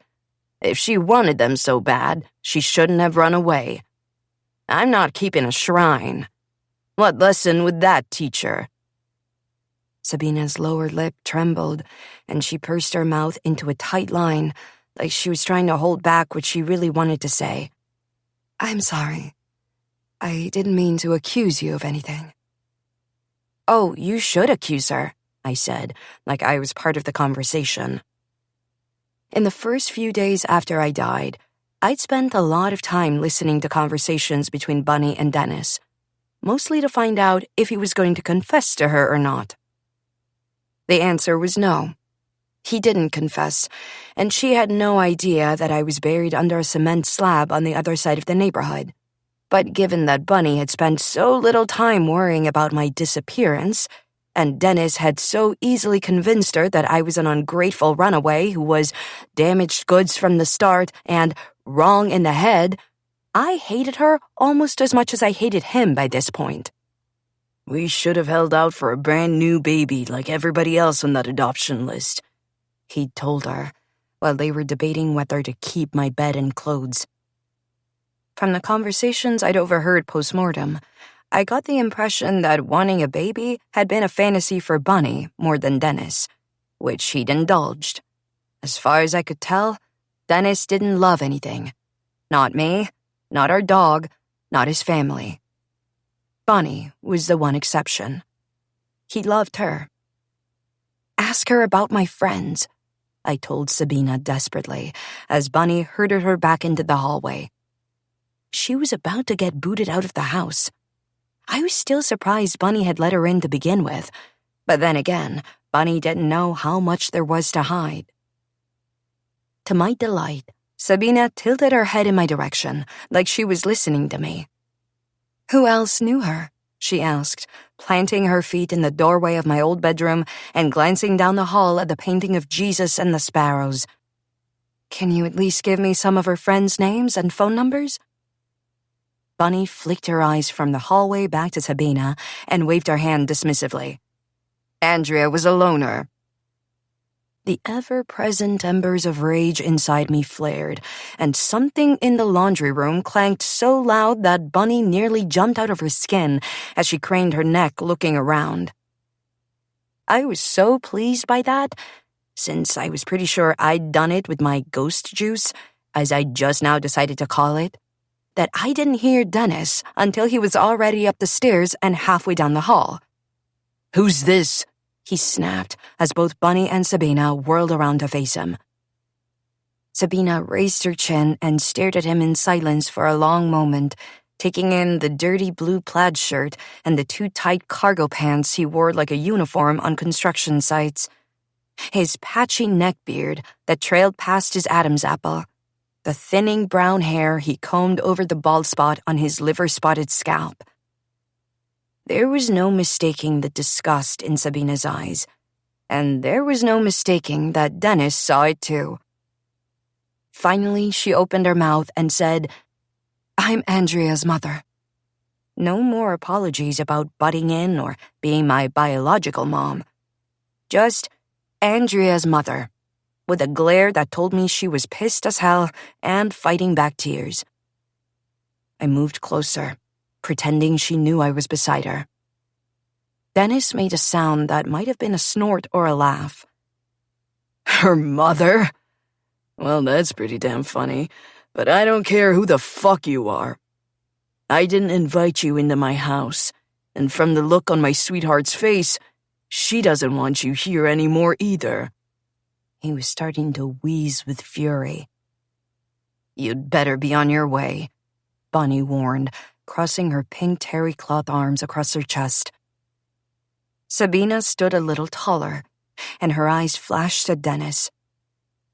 The resentment I'd felt toward her earlier for giving me to Dennis and Bunny thawed a little, and I reached forward to hold her hand, imagining I could feel her fingers twined with mine. "Give me the name of one of her friends. Anyone.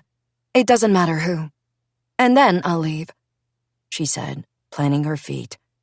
"Not before." I loved her for that, with a fierceness that surprised me. Dennis's nostrils flared so wide I could see the long black nose hairs he never trimmed. He wasn't used to people, especially women, standing up to him. "Fuck yes," I whispered. Then I gave Sabina's fingers another squeeze, because her chin was trembling a lot now.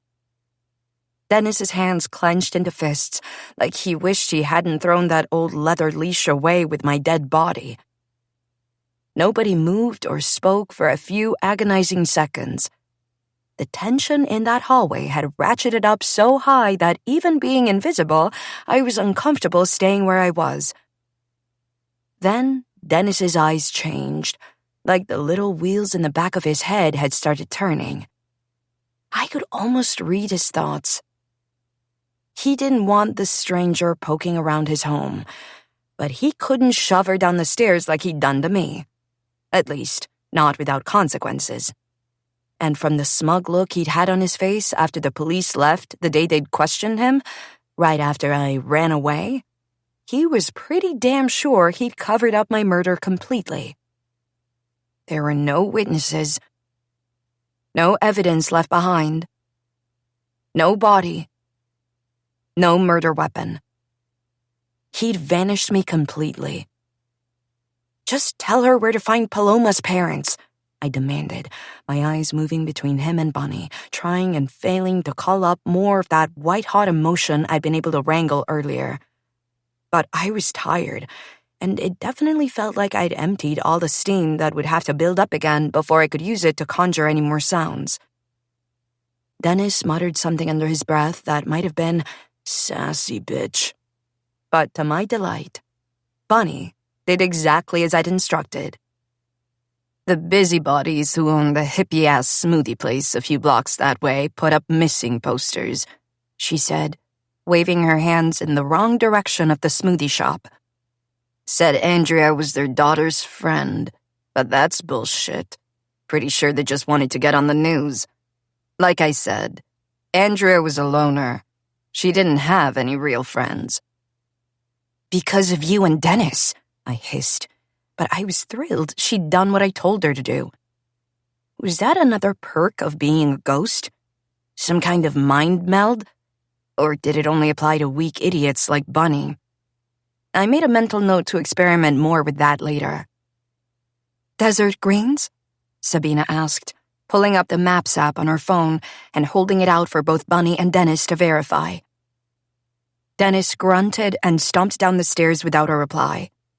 When he reached the landing, he yanked open the front door and hollered, "If you aren't out of here in 30 seconds, I'm calling the cops." Liar, I spat, wishing with all my heart I had the energy to summon up those sirens again, just to see his face go white as a ghost one more time. Bunny stayed where she was, blinking at the phone screen Sabina held out. Then she shrugged. Yeah, that's it. We should go, I told Sabina, because there was nothing else to be done here, now that Dennis was back. And when she fell into step beside me, I told myself it was because some part of her really did hear me. Sabina knelt down to put on her shoes, which she'd removed despite the disgusting state of the house. Then Sabina's eyes shifted, and she hesitated. At first, I thought she was going to try to get something more out of Dennis, who stood next to the front door with arms folded across his chest like the AP was. But then I realized she was looking at something under the entryway table, beside her shoes. I felt a flutter of anticipation when I realized what she'd caught sight of. Take it, I whispered. As if she'd heard me with perfect clarity, Sabina angled her body sideways as she put the second shoe on and swiped her hand beneath the table before Dennis even realized what she'd done. Sabina didn't say a word to Bunny, who glared down from the top of the stairs. And she didn't lower her eyes when she walked past Dennis out the front door, which abruptly slammed shut behind her. She got in her car, eyes blazing, right fist clenched tight, jaw set, then hit go on her Maps app to start directions to Desert Greens. Without looking at the item in her hand, she gently set it on the passenger seat beside a sweatshirt, where I sat riding shotgun beside her. I looked at her, feeling the invisible pressure valve tick a little closer toward red. Only this time, it wasn't anger moving the needle on the gauge. It was excitement. Because something was happening now. Paloma's parents owned the hippie-ass smoothie place Sabina would be arriving at in 7 minutes, according to the Maps app. And I was pretty sure, from the memories of Paloma I'd rerun and scrutinized over and over again, that she'd been worried about me. Maybe Paloma had said something to her parents or the police. And maybe she would open up to Sabina now. Something like hope swelled alongside the excitement. For the first time in 3 months, I felt like I hadn't simply disappeared into the void forever. A handful of people still cared that I'd existed once. And maybe, just maybe, Sabina cared enough to keep going until she discovered the truth. Chapter 12. Sabina. I drove 1 block, just far enough that I was definitely out of sight of the Beaumont's house, then pulled over next to a vacant lot. The Desert Greens smoothie shop wasn't far away. I wanted to drive straight there, but if I didn't take a few minutes to get a hold of myself, I was going to crash the car. Something awful had happened in that house. To my Andrea. I was certain of it now, and that certainty felt like swallowing broken glass. They'd put my little girl, my precious baby girl, in their laundry room. And I knew in my heart that a cramped, dirty bedroom next to the washing machine was probably the least of what Andrea had endured at the hands of those terrible people. I wouldn't leave a pet alone with those two, let alone a child. Why weren't the police scrutinizing Bunny and Dennis more closely? Where was CPS? A search warrant? Anything? They'd boxed up all of her clothes, for Christ's sake. It was like they fully expected she'd never return. Huge red flag. "Call Joel," I told my phone, voice shaking with rage and horror. Before he'd even said hello, the details of everything I'd just seen and heard were spilling out of my mouth. "They said she had no friends," I cried. "And they boxed up all her belongings. They did something to her, Joel. I know they did." They did something to her. The minute those words came out, I wanted to unsay them, reel in the hope I'd been clinging to like a distant kite.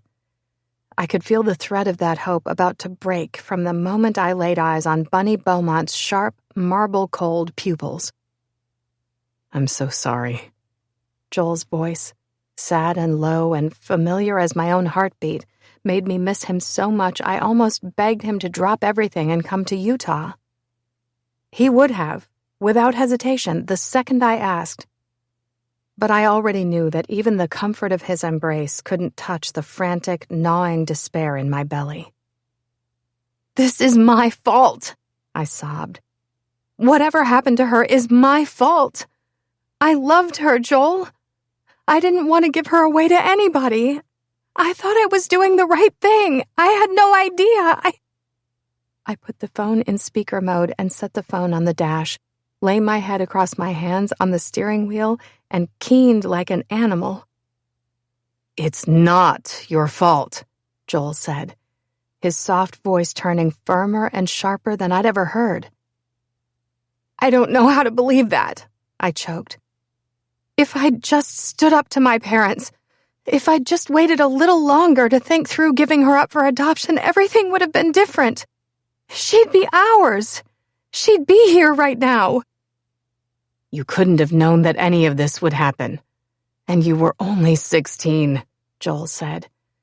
"Even younger than Andrea is now. You were a child, Sabi. And even then you did what you did because you loved her.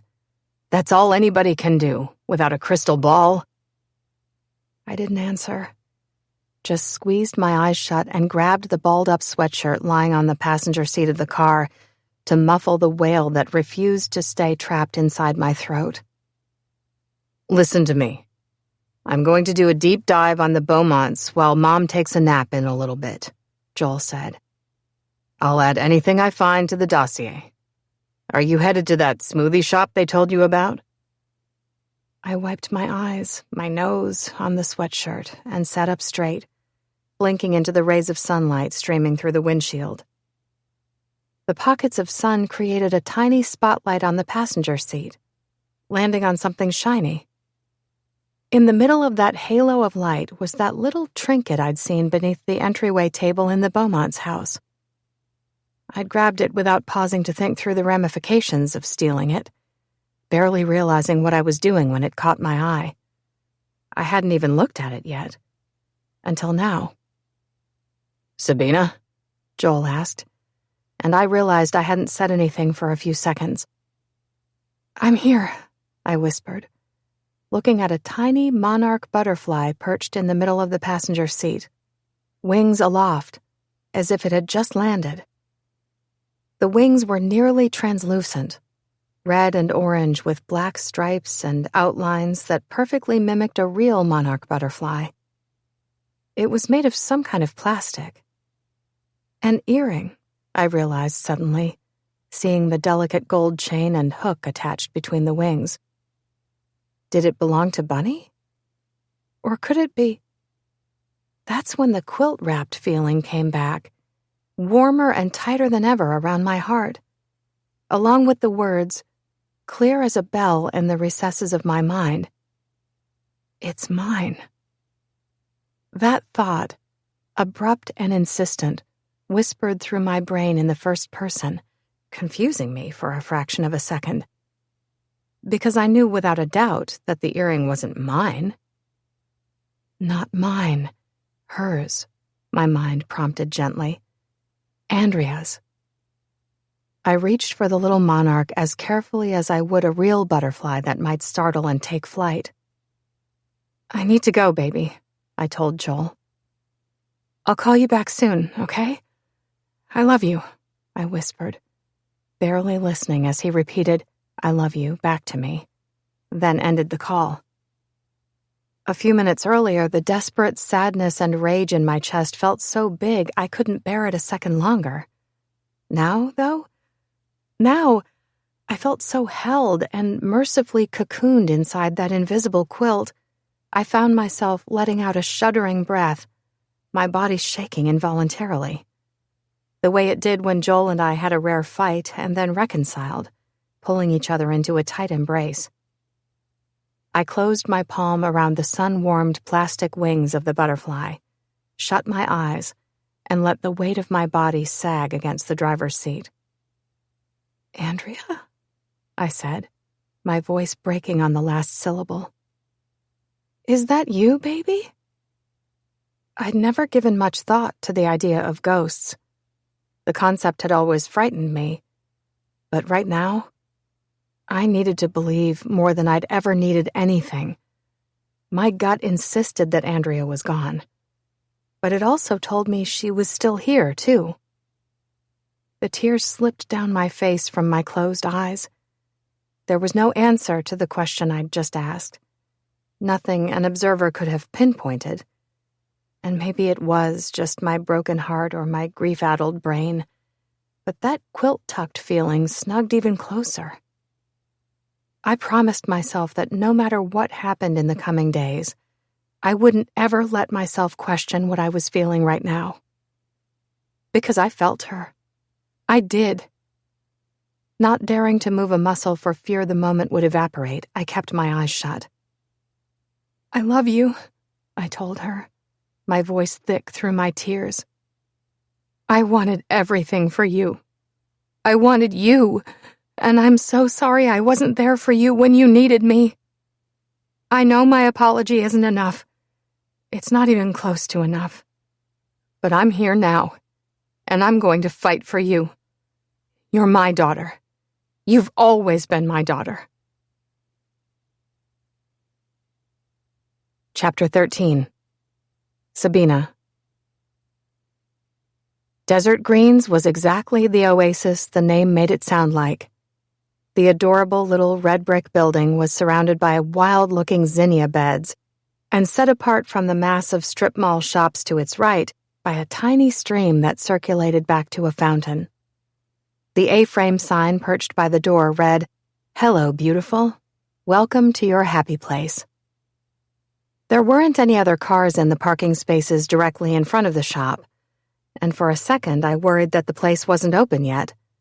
It was 9:45 a.m. by the time I arrived, after a quick detour back to the Airbnb to dry the tears that had not only turned my eyes puffy, but drenched the front of my t-shirt. A glance in the mirrored reflection of the glass doors reassured me that an open sign hung from the inside handle, and that I'd done a pretty good job with the concealer and blush I'd dabbed on. To my surprise, I almost looked half decent. Even more surprising, I felt better. Not good, but better. Like the relief of emptying the contents of your stomach during a bad flu bug. It wouldn't last. I already knew that the churning, gut-wrenching sick feeling would come back, but I'd take whatever relief I could find, for as long as it lasted. My frantic, grief-addled mind had rallied around one idea, that my daughter needed me. I felt that in my bones in a way I hadn't before, not when I opened the letters from Detective Barker, not during all the hours I'd driven through the night, desperate to get to Ogden, Utah. Not even when I set foot in the awful house where Andrea had spent her life. Yesterday, I'd felt like an interloper, a rubbernecker driving toward the scene of a bad accident I had no business inserting myself into. Not anymore, though. This was my daughter, my business. And regardless of how ridiculous it might sound to someone else, I knew she needed me here right now. The tinkle of a bell announced my arrival as I pushed open the door, breathing in the smell of fresh citrus and taking in the lush, hodgepodge jungle of potted plants that lined the walls on shelves and the floor. "1 second," a woman's voice called from somewhere beyond the counter. A blender whirred, and I stepped closer to the counter.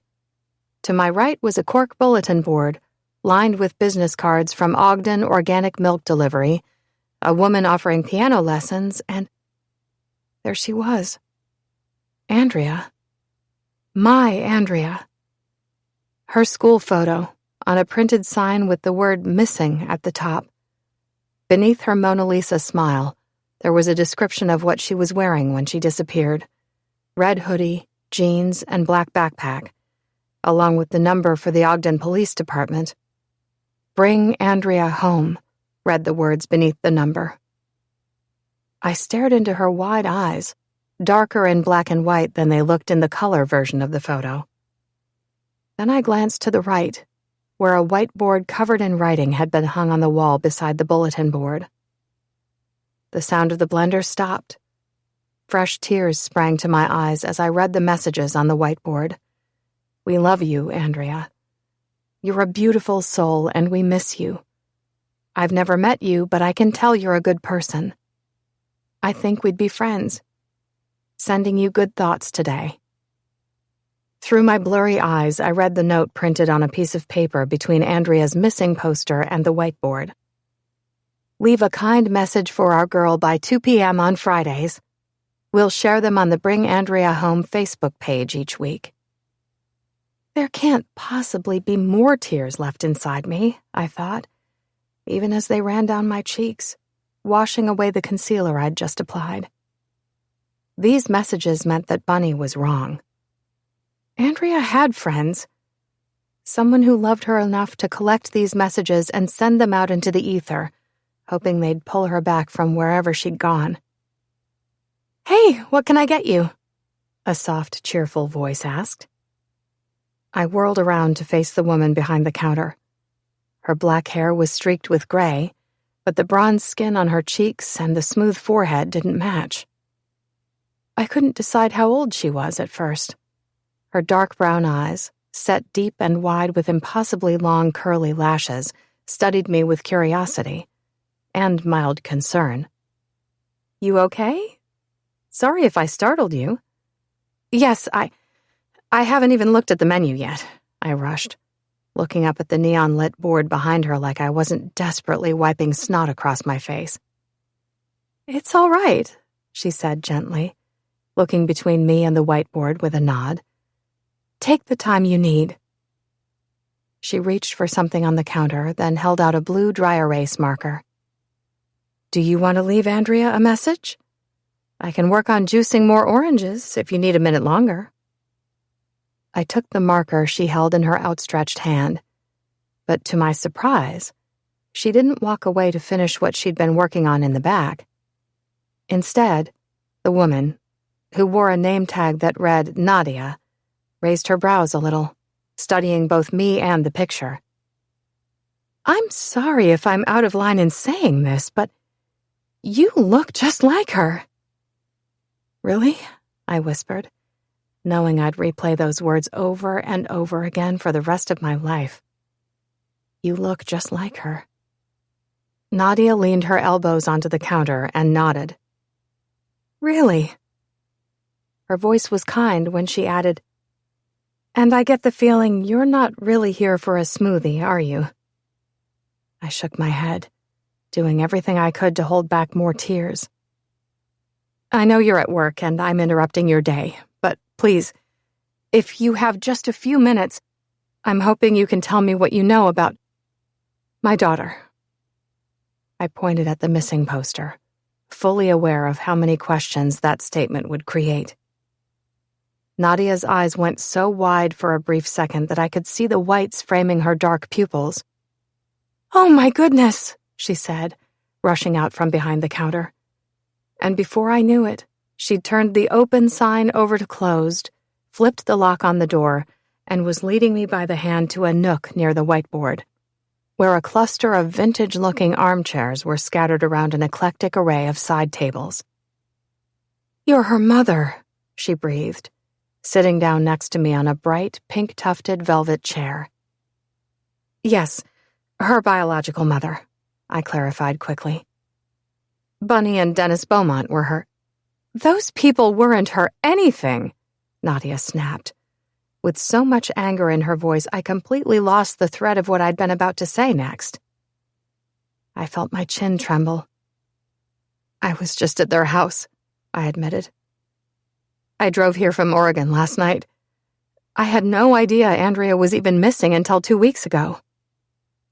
I hadn't been planning to share any of this information.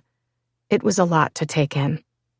But the feeling I got with this woman, in this little oasis that smelled like lemon zest and summer strawberries, was starkly opposite the feeling I'd gotten in the Beaumont home. I felt certain I could trust her, even though she didn't even know my name yet. Nadia pursed her lips and studied me again, nodding like she understood even the words I'd left unsaid. "They're bad people," she said in a low voice. "My daughter, Paloma, she's talked about Andrea a lot over the past few months. She was worried about her even before she went missing. And now..." She looked down at her lap and went quiet, and I got the sense that she'd trailed off not because her words had failed her, but because she wasn't sure if I could handle hearing what she wanted to say next. "Please, tell me everything," I begged. "I know I look like a mess right now." I shook my head and gestured to my tear-streaked face with a hollow laugh. "But I can handle it. My name is Sabina, by the way." Nadia met my gaze again, and this time there were tears brimming in her eyes. "Sabina." She drew in a deep breath and reached for my hand again, like she needed to steady herself and me too. "I would want the same if something happened to my Paloma. So I'll tell you what I know." Chapter 14. Andrea. I kept reaching for the words Sabina had said earlier, in the car. "I'm going to fight for you." I'd never seen anybody's eyes blaze like that on my behalf. It meant everything. Tucking the memory away for now, I curled into an empty blue velvet chair beside Paloma's mother and Sabina, not wanting to miss the story Nadia was about to tell. I'd never gotten the chance to meet Nadia, but I really wished I had. Even more than that, I wished I'd let Paloma be my friend for real. I had no idea she'd been worried about me. No idea she cared so much. We'd only become friends our junior year, when we sat beside each other in nearly every single one of our classes. "Hey, I think I know you," she'd said, turning around at her desk to study me on the first day of world history with Mr. Ewing. "I think I know you too," I'd replied with a confused look and a laugh, because she did look kind of familiar, but I couldn't say from where. Paloma wasn't one of the ultra-popular kids, but she was pretty, with almond-shaped brown eyes and shiny black hair. And she was always smiling, like some kind of pilot light lit her up from the inside. Her eyes widened, and she asked, "Wait, were you in the 18th Ward a long time ago?" I almost replied, "What's the 18th Ward?" But then I remembered that ward was a Mormon word for church, because almost everybody at Ogden High School was Mormon. I technically was too, even though I'd been like 8 years old the last time Dennis and Bunny had taken me to church. "Yeah, I think maybe. That sounds familiar," I said, and she clapped her hands right as the bell rang, and Mr. Ewing told us to stop goofing around and listen to him talk about the Russian czars. After that day, Paloma smiled and waved at me in the halls. She saved me a seat when we got free choice days in English. We sometimes passed notes back and forth in class, sharing doodles and being silly, hanging out in the halls while we ate lunch, sending each other memes on Instagram. Paloma was the kind of friend I'd wanted my whole life. The first person who seemed to really take an interest in me as a person. And yet, I kept her at arm's length. Whenever she asked if I wanted to hang out after school, I found new excuses until she stopped asking. I told myself that if Paloma knew about my life, my home beyond the walls of Ogden High School, she'd run the other way, like the kids in elementary school had when the nickname Andrika first stuck. She'd clearly guessed, though, and she'd wanted to be my friend anyway. Nadia, who had stood to retrieve 2 containers of juice from the grab-and-go refrigerator set into the wall behind the chairs, let out a sigh and leaned back. She handed 1 container to Sabina, then nodded to the clock on the wall. I wish Paloma were here to tell you this herself, but she won't be home until 3. You're welcome to come over and talk to her whenever you'd like. I'll give you my phone number before you leave, too, but... She took a sip of her green juice and looked at Sabina with a pained expression on her face. I know a few things she doesn't, and that I've only told the police. So maybe this private conversation is better for now. Sabina nodded, wrapping her hands tightly around the container of holy kale juice. I scooted closer to her on the edge of my chair, linking my arm through hers, and she relaxed ever so slightly. Nadia drew a deep breath, then finally dove in. I started hearing about Andrea at the beginning of the school year, last September.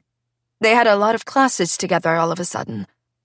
Paloma said that Andrea was pretty shy and had been teased a lot by the other kids over the years. Paloma was upset about that, and I was proud of her for befriending Andrea. I didn't realize it was Andrea Beaumont at that point. Then one day, Paloma mentioned her last name, and that her family had been in our ward, our church community, she clarified, when both girls were toddlers. I leaned in closer to Nadia, and so did Sabina. Nadia shook her head, closing her eyes to remember. Then I knew exactly who Andrea Beaumont was, or, more accurately, who her parents were. Before all the new construction in this part of Ogden, before the leadership split our ward into 2, we all went to church together. She pursed her lips and paused, like she was trying to find the right way to phrase something. Her brows knit together, and her fingers laced around the juice container as she looked Sabina in the eye and said, I know better than to hate another person. I know better than to judge. But that man, Dennis Beaumont, there's something wrong with him. What do you mean? Sabina prompted in a low voice. Nadia let out a long sigh. I'll put it like this. In our church, everybody gets a calling, a job. You might be asked to teach the Sunday school classes, or clean the church building, or be the bishop at any time.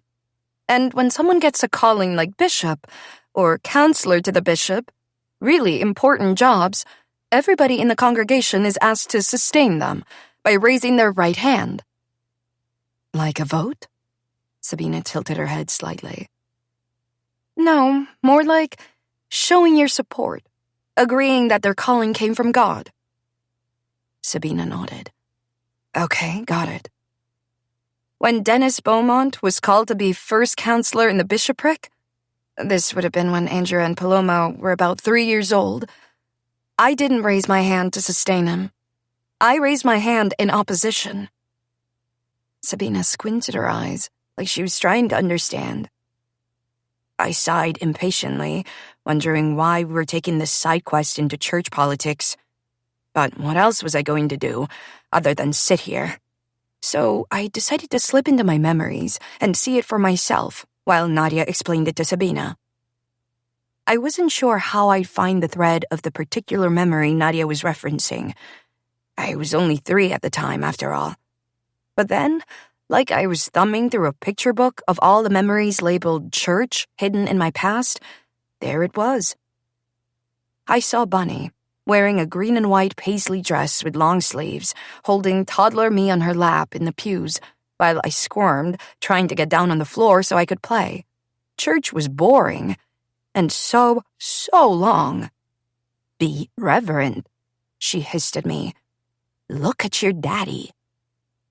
And there was Dennis, grinning from ear to ear, where he sat at the front of the church in a row of seats reserved for speakers and leaders. The bishop stood in front of him at the pulpit microphone, looking down at the congregation. The bishop cleared his throat. Brothers and sisters, we have released our beloved Brother Ames from his calling as first counselor in the bishopric, and after much prayer and discussion, we have extended the calling to Brother Beaumont. We now present his name for your sustaining vote. 3-year-old May started to squawk, grabbing the collar of Bunny's dress, and when she loosened her grip on me, I giggled and dove under the pew in front of us. Ghost May kept watching the scene play out, studying Dennis's big, toothy grin with pure hatred. All those in favor? The bishop prompted. Please indicate by the uplifted hand. Bunny, along with the rest of the congregation, raised their hands in a sea of agreement. I couldn't help but notice that Bunny wore the only real smile in the meeting room, though. The bishop nodded.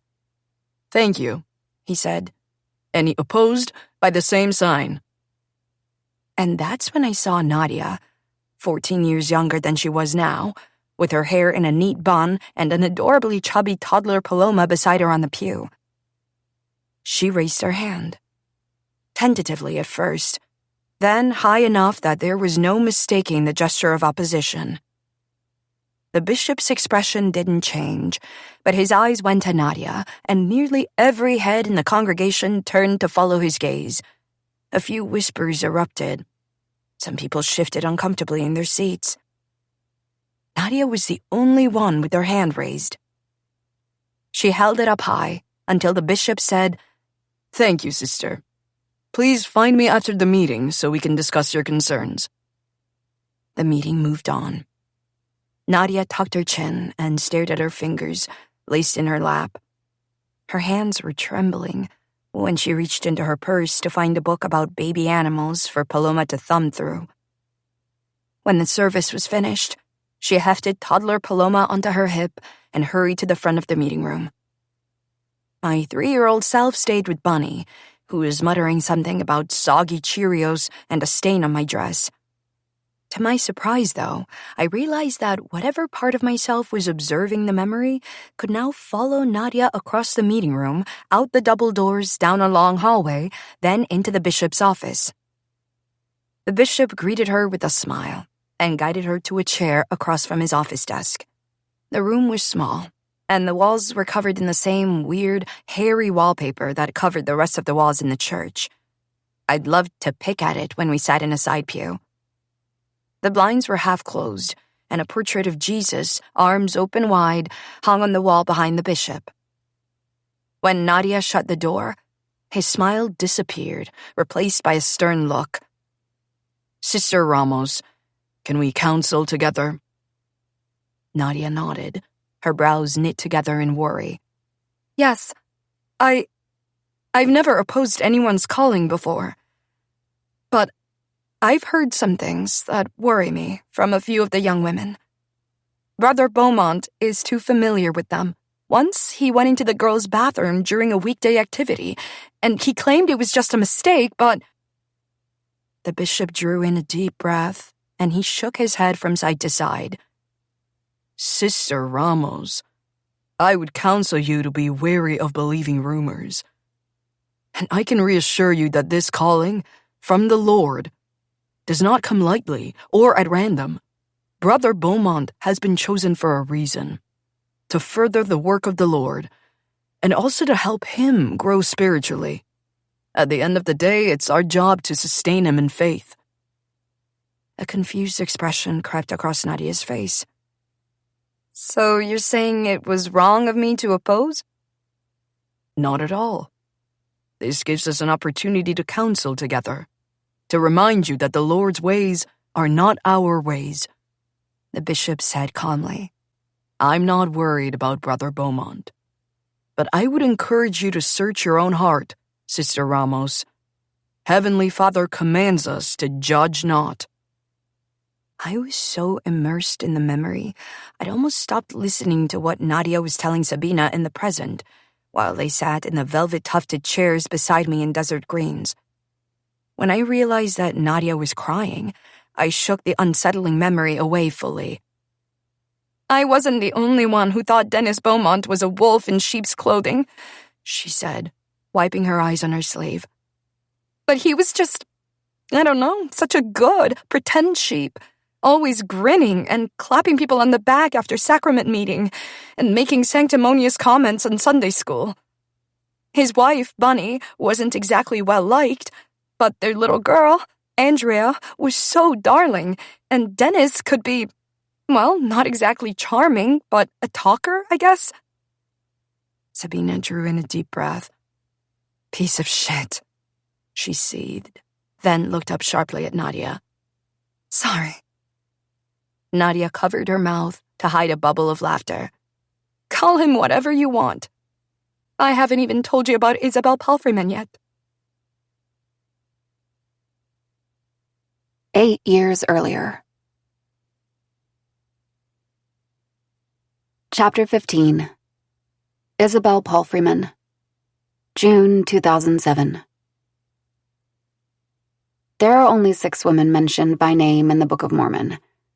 Mary, Abish, Sarah, Sariah, Eve, and Isabel. I got Isabel, the harlot. When I complained about it to my mother, after some particularly merciless teasing in Sunday school one week, she snapped, "It's a pretty name, Isabel. Don't be crass." Over time, I realized that the real reason I got stuck with the name was that my parents were scraping the bottom of the barrel, doggedly sticking to their Book of Mormon theme while figuring they'd get a boy before they ran out of girls' names. We already had a Mary, my mother, and Sariah, Abish, and Eve, my 3 older sisters.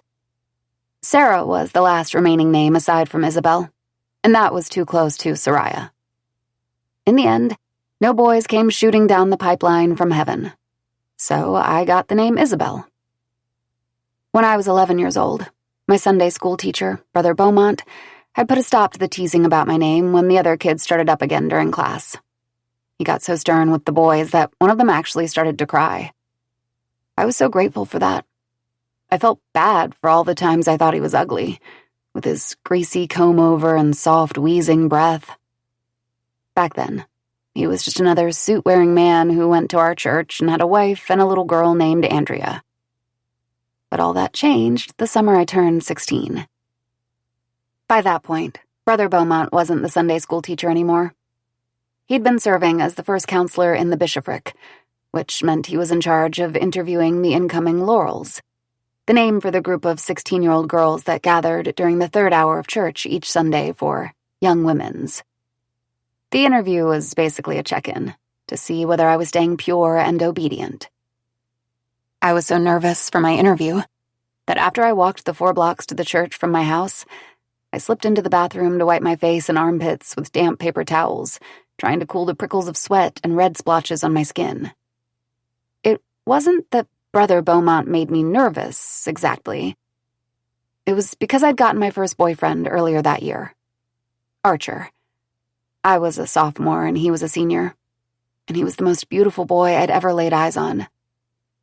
Archer and I hadn't gone all the way or anything, but I was becoming increasingly sure that our makeout sessions fell under the category of heavy necking and petting, which I'd only just learned the meaning of during a chastity chat lesson in Young Women's. Sister Klein, my leader in Mia Maids, the age group of girls before Laurel's, had read our class a verse from the Book of Mormon, Alma chapter 39, her voice full of emotion and her eyes getting red and misty. That scripture had been stuck in my head on repeat. "These things are an abomination in the sight of the Lord. Above all sins, save it be the shedding of innocent blood or denying the Holy Ghost." These things included necking and petting, Sister Klein explained. And necking and petting meant kissing and touching. Sure, an innocent peck was fine, like the kind you might give your mom or dad. But if you added desire and touching into the equation, then you were necking and petting. That realization made my stomach lurch. Not only had I been kissing Archer with a whole lot of desire, but I hadn't pushed his hand away when he slipped it under my bra behind the school portables after school, either. In fact, I kissed him harder than ever. Sister Klein had looked each of us dead in the eye and added, "Girls, as daughters of your heavenly Father, there is nothing more important than your virtue. keep yourselves pure. Keep yourselves chaste. You would never deny the Holy Ghost or shed innocent blood. So if you're telling yourselves it's not a big deal to mess around with a boy, the prophet Alma is warning you to think again. By the time I forced myself to walk back to the church foyer, Brother Beaumont had already finished with his other interview and was standing in his office doorway looking around. Someone had turned the lights off in the hallway. Since it was a Tuesday night and nobody else was at the church except for me, Brother Beaumont, and the bishop, who had his door closed across the hall for another interview. Sister Palfreyman, Brother Beaumont said when he saw me. You've certainly grown up over the last 3 years. He gestured for me to come inside his office, which was weirdly tiny, about the size of my bathroom at home. I avoided his eyes, sat down in the green cushioned chair facing his desk, and stared at the walls. Like the rest of the church building, they were covered in a scratchy, textured wallpaper that had coarse little hairs poking out of it, demanding to be picked at. I clasped my hands in front of me to hide the fact that they were shaking. Was I going to be honest about what I'd done with Archer? I pretended not to see his outstretched arm, trying to shake my hand, and kept my head down, sitting in the straight-backed chair facing his. From my Mia Maid's interview with the bishop 2 years earlier, I knew the questions Brother Beaumont was about to ask me. He'd start with, "Do you pay a full and honest tithe to the church?" That was a softball. I'd always paid 10% of all my babysitting money. Then would come the question I'd been dreading. "Sister Palfreyman, are there any sins you haven't repented of that need to be confessed?" Keeping my eyes lowered, I listened as he situated himself in his chair and arranged some of the papers on his desk. I barely recognize you from that gangly thing I had in my Sunday school class. I tried to laugh, but what came out was a painful-sounding squeak. Brother Beaumont was quiet for a second. Then he said, I'm getting the feeling you might be a little nervous for this interview. I nodded, because I was afraid that if I spoke, I'd start crying. He sighed heavily and scooted his wheeled chair out from behind his desk, close enough that our knees were only a couple of inches apart. And then, in a soft voice that made the hair on the back of my neck bristle, he said, Sister Palfreyman, do you trust your church leaders? I hadn't been expecting that question. But the answer was easy. Yes, I said without hesitating. He nodded approvingly. I want you to think really hard before you answer this next question then, okay? Okay. As long as it wasn't about necking and petting, I would know the answer. He looked me dead in the eye, then asked, Sister Palfreyman, do you trust your church leaders enough to give you a kiss? I stared back at him, dumbfounded. My stomach clenched like a fist. What kind of question was that? Was this a test? There was no way I wanted to kiss Brother Beaumont or any of the old men in leadership positions in the church. From the way he was staring at me intently, waiting. I knew the right answer, though. I couldn't find my voice, so I gave a tiny nod of my head instead. He grinned, then reached one hand into his desk and pulled out something tiny and silver. A Hershey's Kiss. Very good, he said, handing me the candy. The fist in my stomach relaxed, and I smiled from pure relief. It had been a test, and I had passed. And for a second, I'd forgotten all about Archer. But the relief was short-lived. Brother Beaumont leaned forward, close enough that I could smell his sour breath. Now, the Spirit is prompting me to jump right into the difficult questions in our interview. I think you have some things to get off your chest. Am I right about that? I made that tiny nod again, terrified that he might be able to see directly into my soul. Ever since I was little, I'd been taught that the bishop and his counselors were stand-ins for Heavenly Father. They might be your next-door neighbor or your friend's dad one minute, and a stand-in for God the very next. Do you masturbate, Sister Palfreyman? He asked, cocking his head and making his voice stern as he scooted even closer. I shook my head no, definitely not. I'd been asked this question in past interviews, and based on what I understood from our lessons and Mia maids, it was mostly a thing that boys did. Have you ever had romantic or sexual feelings for someone of the same gender? He tried, and I wondered why. If he could see into my soul, he wasn't just asking me the right question first. No, I said firmly, feeling my cheeks get hot and wishing he'd move his chair farther away from mine. The stench of whatever he'd eaten for dinner, fish, maybe, was coming off him in waves, and that wheeze was starting to creep into his voice. It made me want to tuck my nose into the corner of my dress sleeve. Have you engaged in necking, heavy petting, or inappropriate touching of any kind? My mouth was so dry I could barely swallow, let alone speak. The Hershey's Kiss was melting in my hand where I held the silver foil tight. Isabel means harlot, taunted the voices of those boys from my Sunday school class. Yes, I whispered. And that's when Brother Beaumont slowly reached out a hand and put it on my knee. Was this another test? I held my breath because his face was now only inches away from mine. I'm proud of you for being brave enough to tell me that, he said, searching my face. And this happened with your boyfriend, Archer, right? The older boy? How did he know that? Had Sister Klein told him? One of the other girls in Young Women's? My parents?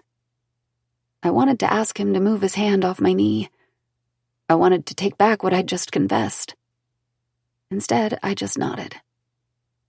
Then I averted my eyes and fixed them on the small, frosted glass window above his left shoulder and tried not to breathe, thinking, this is a test.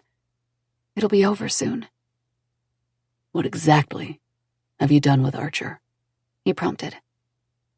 When I didn't respond, he added, It's important for you to make a full accounting of your sins for the repentance process to work. My lungs burned for oxygen, and I finally drew in a gasping breath that made my stomach heave.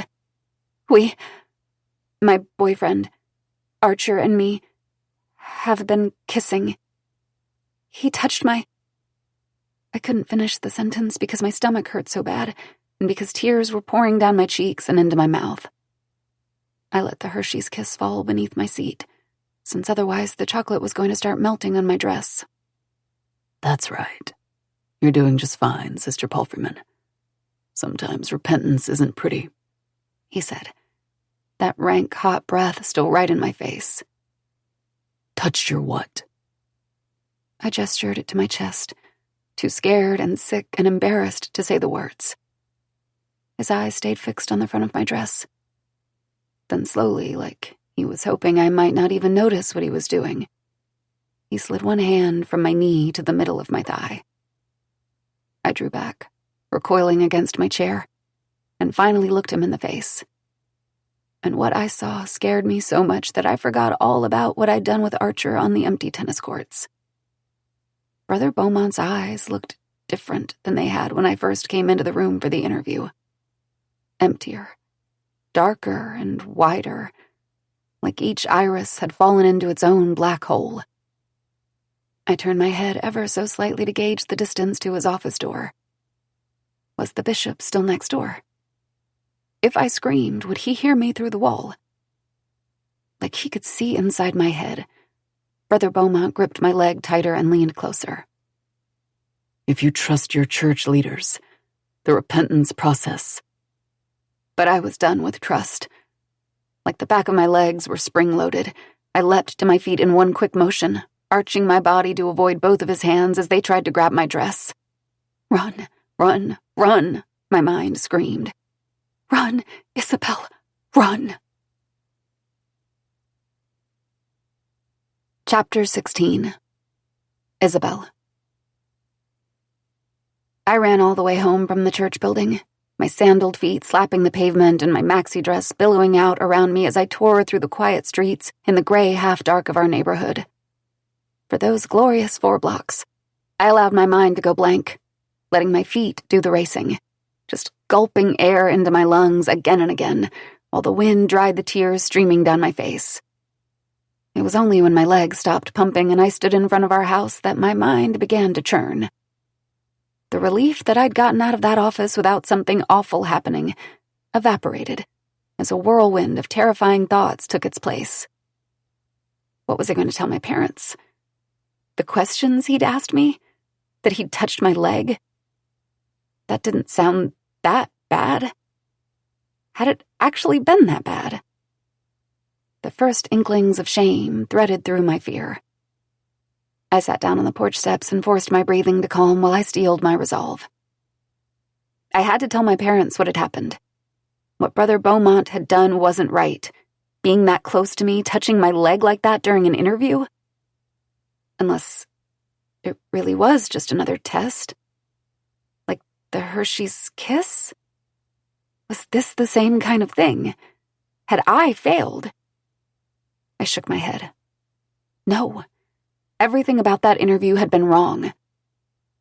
I drew in another steadying breath and balled my hands into fists.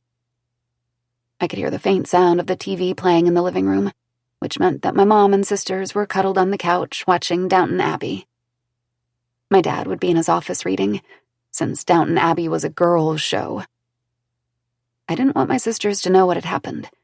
Didn't want them to see the tears on my face. I felt confused and embarrassed just telling my parents. So I decided I would knock on Dad's office door and say I needed to tell him something important. Then he would go into the living room to get Mom, and the three of us would talk in his office. I would start with the Hershey's kiss, then tell them everything that had happened with Brother Beaumont at the interview, minus the details about me and Archer. They already disliked since he wasn't a member of the church. They'd hug me while I cried, and then we'd call the bishop together to tell him what had happened. Brother Beaumont would be released from his calling as first counselor to the bishop, maybe even get disfellowshipped or excommunicated from the church. I could still go into Laurel's and forget about what had happened in that office. Everything would be okay. And I'd never let Archer do much else besides kiss me.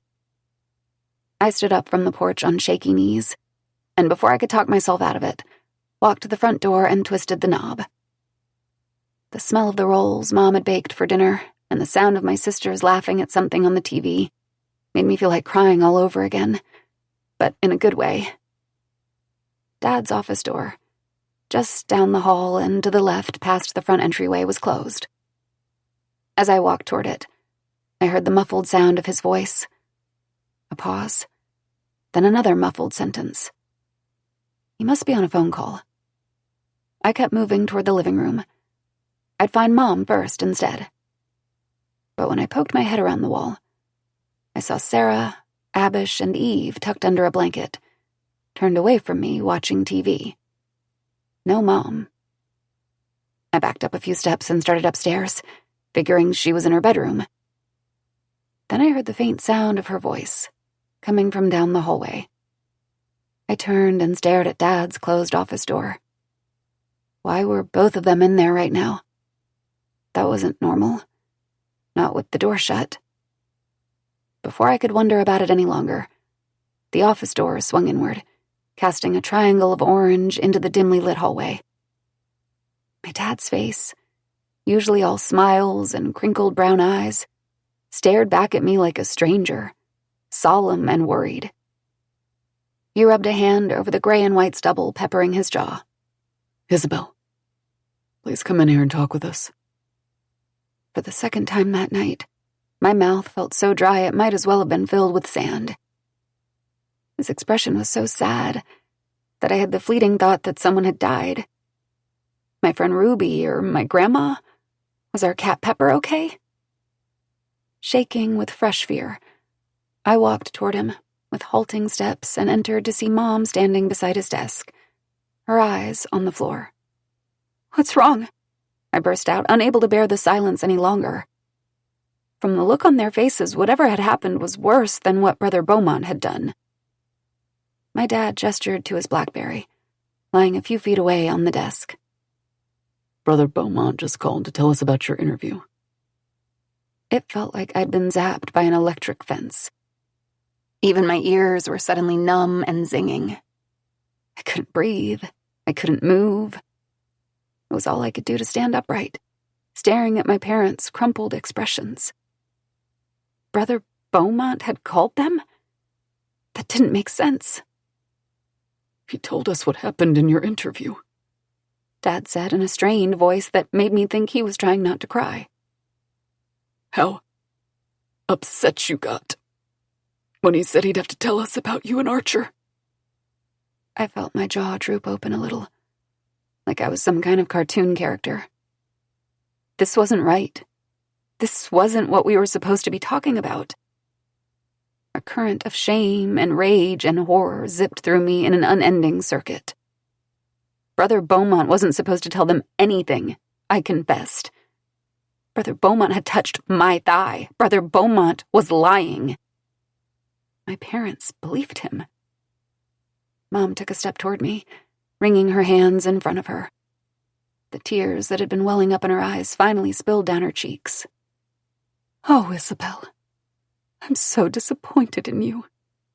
Brother Beaumont said you ran out of the interview and threatened to make him regret it if he called us." She made a little hiccuping sound through her tears. "But he had to tell us what you confessed. Archer is 18, so if you two were intimate." Intimate? The word made me want to throw up. "That's not what happened!" My voice came out shrill, and even to my own ears, the words sounded unconvincing, untruthful. Brother Beaumont put his hand on my knee and... Dad cleared his throat. "Do you know what statutory rape is, Isabel?" I didn't, but I knew the word rape, so it had to be something awful. I wanted to curl up on the floor and die right there. "No," I whispered, "but..." The tears were falling so fast, my throat closing so tight I couldn't finish. My dad's eyes were helpless and sad when he glanced at my mom, then back at me. "It means that we should really be calling the police right now," he sighed. "But that kind of charge can ruin someone's life. We're calling Archer's parents instead, for now. If it's not already clear, the two of you are no longer allowed to see each other." Mom was nodding, her fingers laced in front of her heaving chest like she was praying. Maybe she was. "Should we drive her back to the church so she can apologize to Brother—" "No!" The words sliced through my raw throat louder than I'd planned. My parents stared at me in shock. I realized suddenly that the TV had gone silent in the living room, which meant my sisters were likely listening in the hall. "Go to your room, Isabel," Mom said, her voice quivering. "Now!" And for the second time that night, I turned and ran through an open office doorway as fast as I could.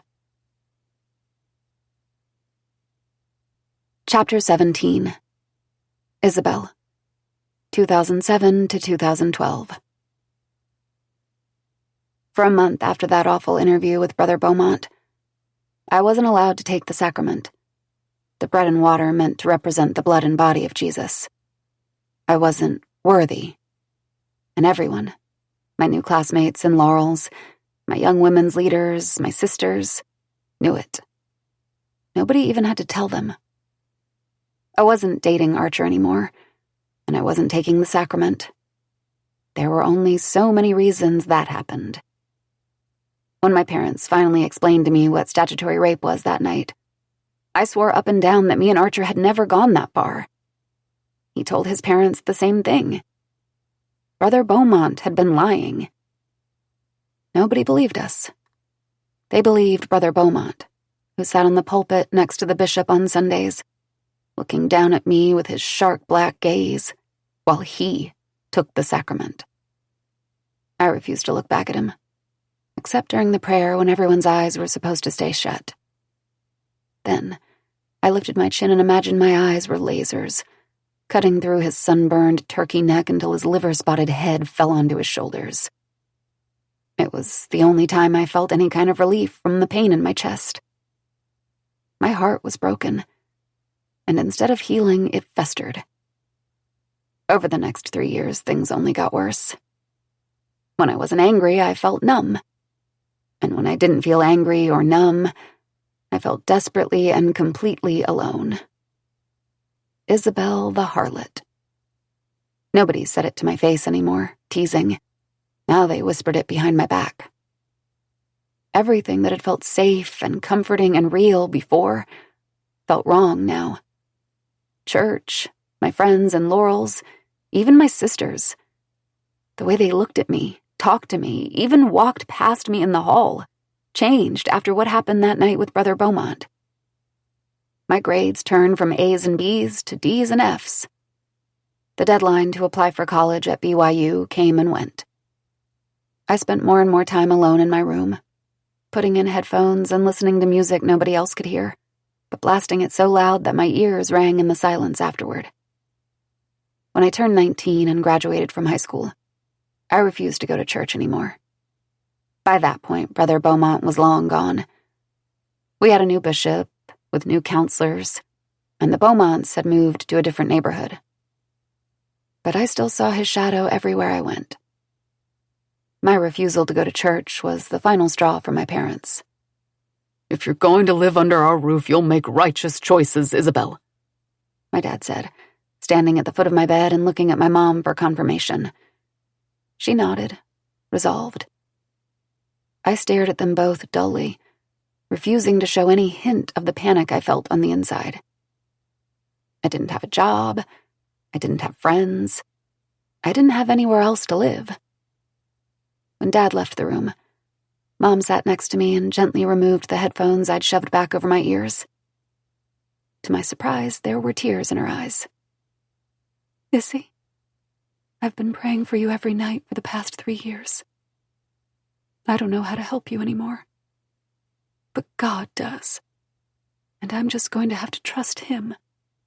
Because, well, even if Brother Beaumont did what you said." She trailed off and shook her head, like this was too much to consider, then continued. "Even if that really happened, you need to forgive him. This bitterness and anger is coming from Satan, not Heavenly Father. Let it go, Isabel. Come back to us." It was only years of practice that kept the tears from welling up in my eyes. I looked at the wall and refused to say anything else until she finally shook her head and went back downstairs with Dad. I moved out a few weeks later, responding to an ad I'd found on Craigslist from a woman promising a 1-bedroom apartment in exchange for daily house cleaning. It wasn't a woman who met me in the Walmart parking lot and took me to the rundown 8-plex near the cemetery, though. It was a man in a beat-up Dodge Charger who barely looked at me as he tossed my duffel in the trunk. And it wasn't house cleaning. The apartment was nothing like the pictures. Filthy carpet, a couch that smelled like mildew, a mattress on the floor with no sheets, and a door that didn't lock all the way. The 2 managers who greeted me said that the cleaning gig had fallen through, but I could still stay. They offered me cash to be friendly to a man who would be coming by later that night. "Just one," they said. "Just once." I stammered out a terrified, "Okay." I didn't know what else to do. And unlike that day with Brother Beaumont, I couldn't think of anywhere to run. So I just made myself as numb as I could and got through it. To my surprise, it wasn't as bad as I expected. And I earned a little money, too. But it wasn't just once, of course. And that's how, for the next 2 years, I became a harlot for real. Isabel the harlot. Isabel the harlot. I sometimes chanted it in my head while I did what I had to do. It was something else to focus on besides the endless array of men whose eyes reminded me of Dennis Beaumont. I cut my long blonde hair short and dyed it pale blue. Anything to distance myself from the person I'd been before. I tried sips of the cheap red wine some of the other girls in the 8-plex offered me, and discovered that it packed the cavity in my chest with just enough gauze that I fell asleep without dreaming of anything that made me cry. I considered trying the Goodfellas a couple of the girls offered in exchange for my tips. Tiny white pills that guaranteed a peaceful night's sleep. But stopped short because I was scared that if I let myself feel that good, I'd only want more. Then one Friday night in the middle of winter, everything got worse. It started with a knock on the door. Most of the time, the knock that told me a client was waiting, sent to my apartment by one of the managers, was 3 short raps. This time it was 2 short raps, then 2 raps with long pauses in between. I opened up anyway. Anytime before 10 p.m., we had to open up to clients. That was the rule. And there he was. It was like he'd stepped right out of my nightmares and into the corridor of my rundown 1-bedroom apartment with the door that didn't always lock properly. Same bald, liver-spotted head and greasy comb-over. Same scraggly beard. Same half-smile. Only this time, he wasn't wearing a suit. He was wearing faded brown coveralls and work boots caked in snow and mud, like he'd just come from a job site. Brother Beaumont. He looked as surprised to see me as I did to see him. Isabel Palfreyman, he said in wonder, his breath puffing white from the freezing air, taking in my blue hair and letting his eyes travel from my eyes down my body. I always wondered what happened to you. He took a step forward. I tried to shut the door in his face. I could deal with being a harlot for everybody else, but not for him. Never for him. No, I called out. Somebody help me! I leaned into the door with all my might, hoping my voice would echo through the stairwell, that one of the other girls would come out of their apartment, that one of the Johns would come out of the office downstairs and investigate what was going on. But everybody, including me, was used to the occasional scuffle, the odd scream, the raised voices. Some of the clients liked it rough. The other girls knew better than to interfere. And besides, most of us were either asleep or out of our heads when we weren't servicing. It was a cold night.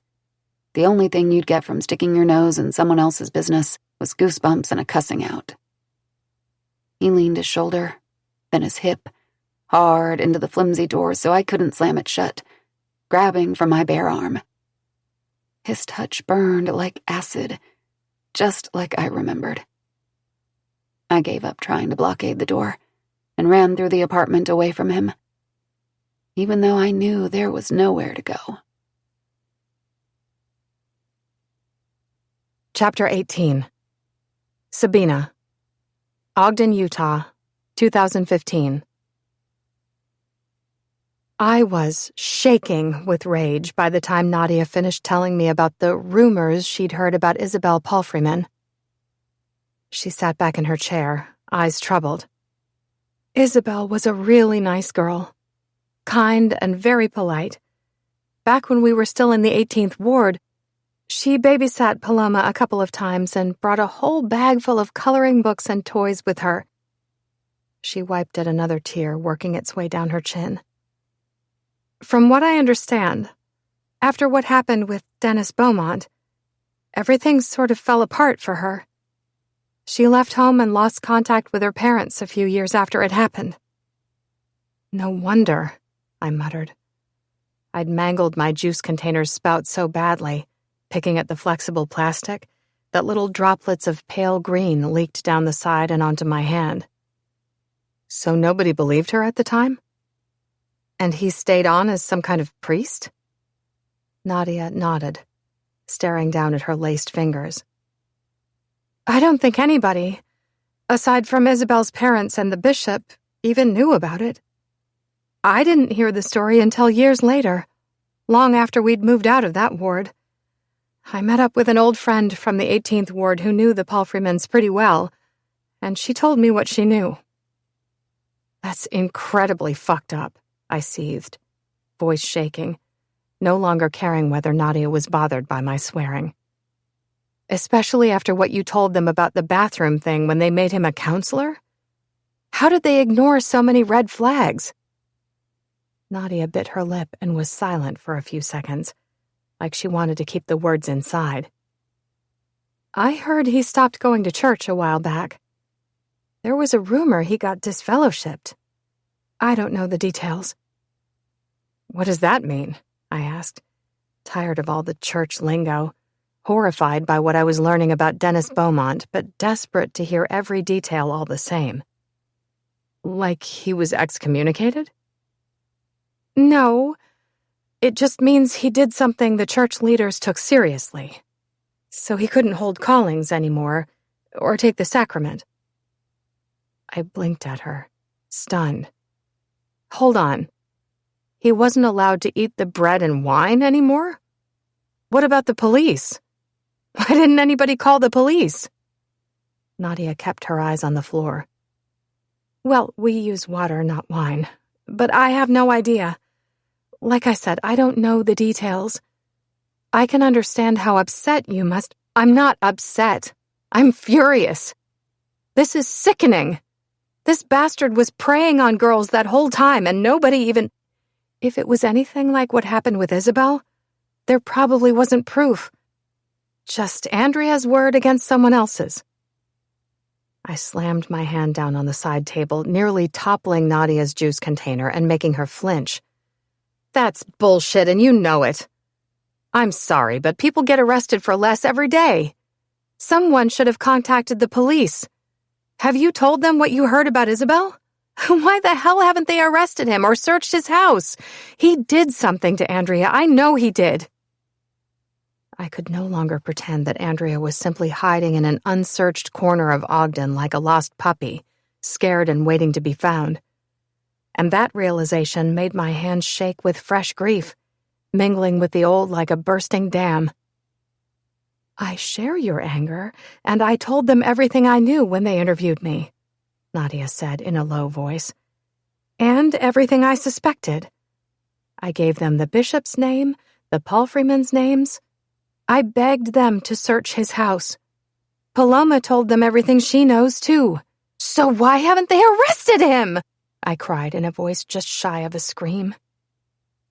I asked the same thing a few weeks ago, Nadia said.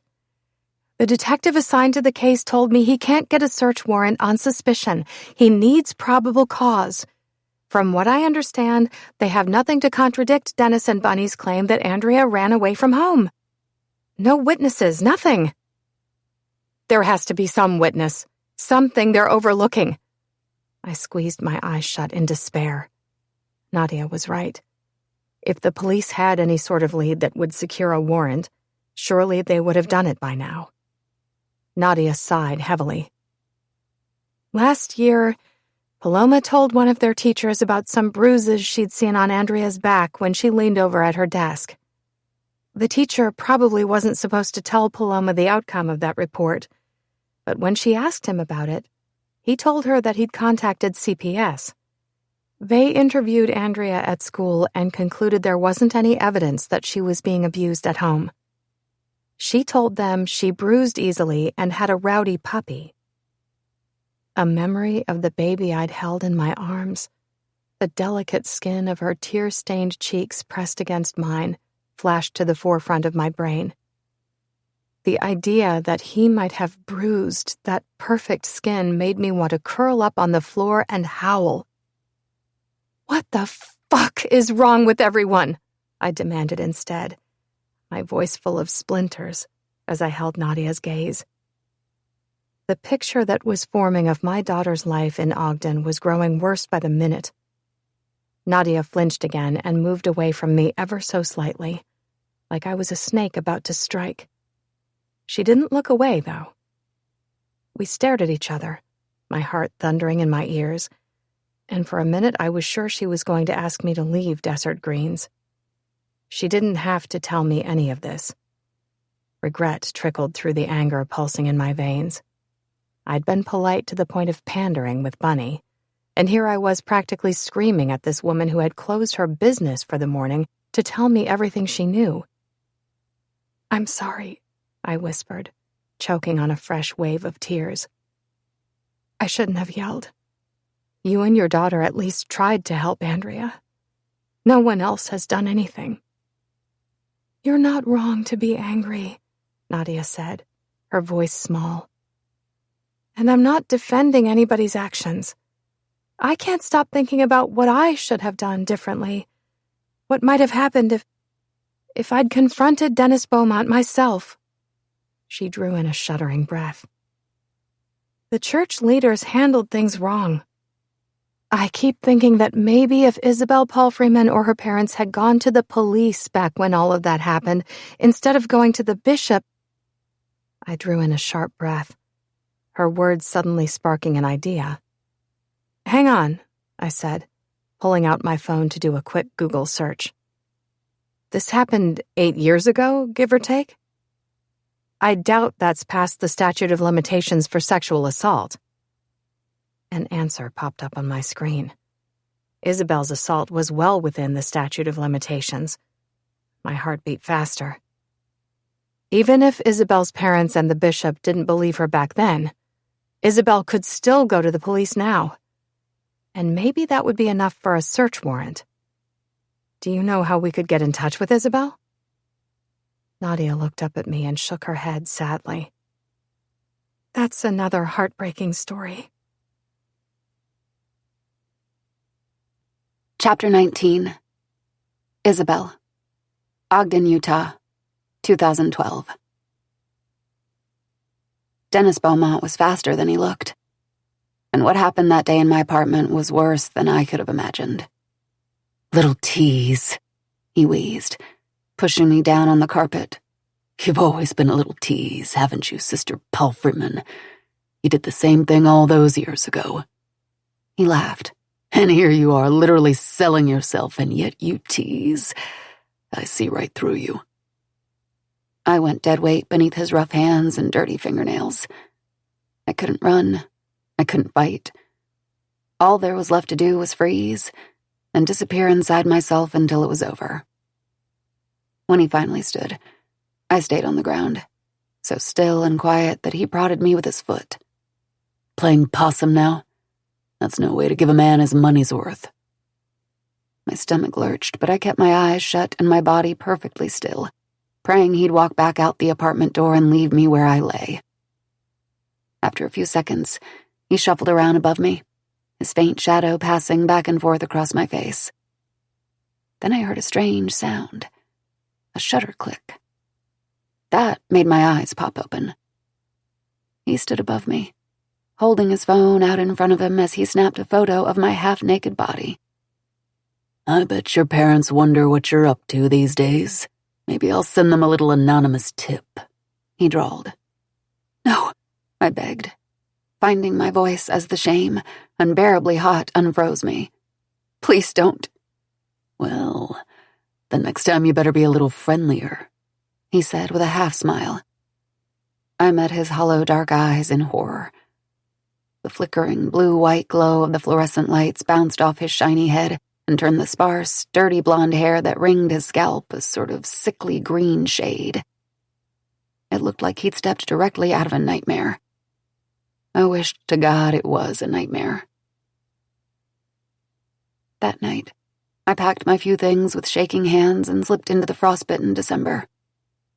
I didn't tell the apartment managers I was leaving, even though I knew they'd be furious when they found out, which meant I didn't even pick up the money they owed me for my last clients that day. I didn't have a plan. I didn't have anywhere to go. All I cared about was making sure that Dennis Beaumont couldn't find or touch me ever again. The only person I said any sort of goodbye to was a girl named Rita, who stepped into the breezeway on the ground floor of the eightplex to smoke just as I was tiptoeing down the stairs. She eyed my blue backpack with the word Izzy stitched across the front pocket, a nickname that I tried on for a hot second when I was 12. It was stuffed with my clothes and around $200 in cash. Everything I'd managed to save over the past 2 years. The rest of the money had gone to rent and the so-called managers. "Where you headed, hun?" Rita asked, leaning back against the wall and tapping the ash from her cigarette as she snuggled deeper into her oversized black hoodie. I shrugged.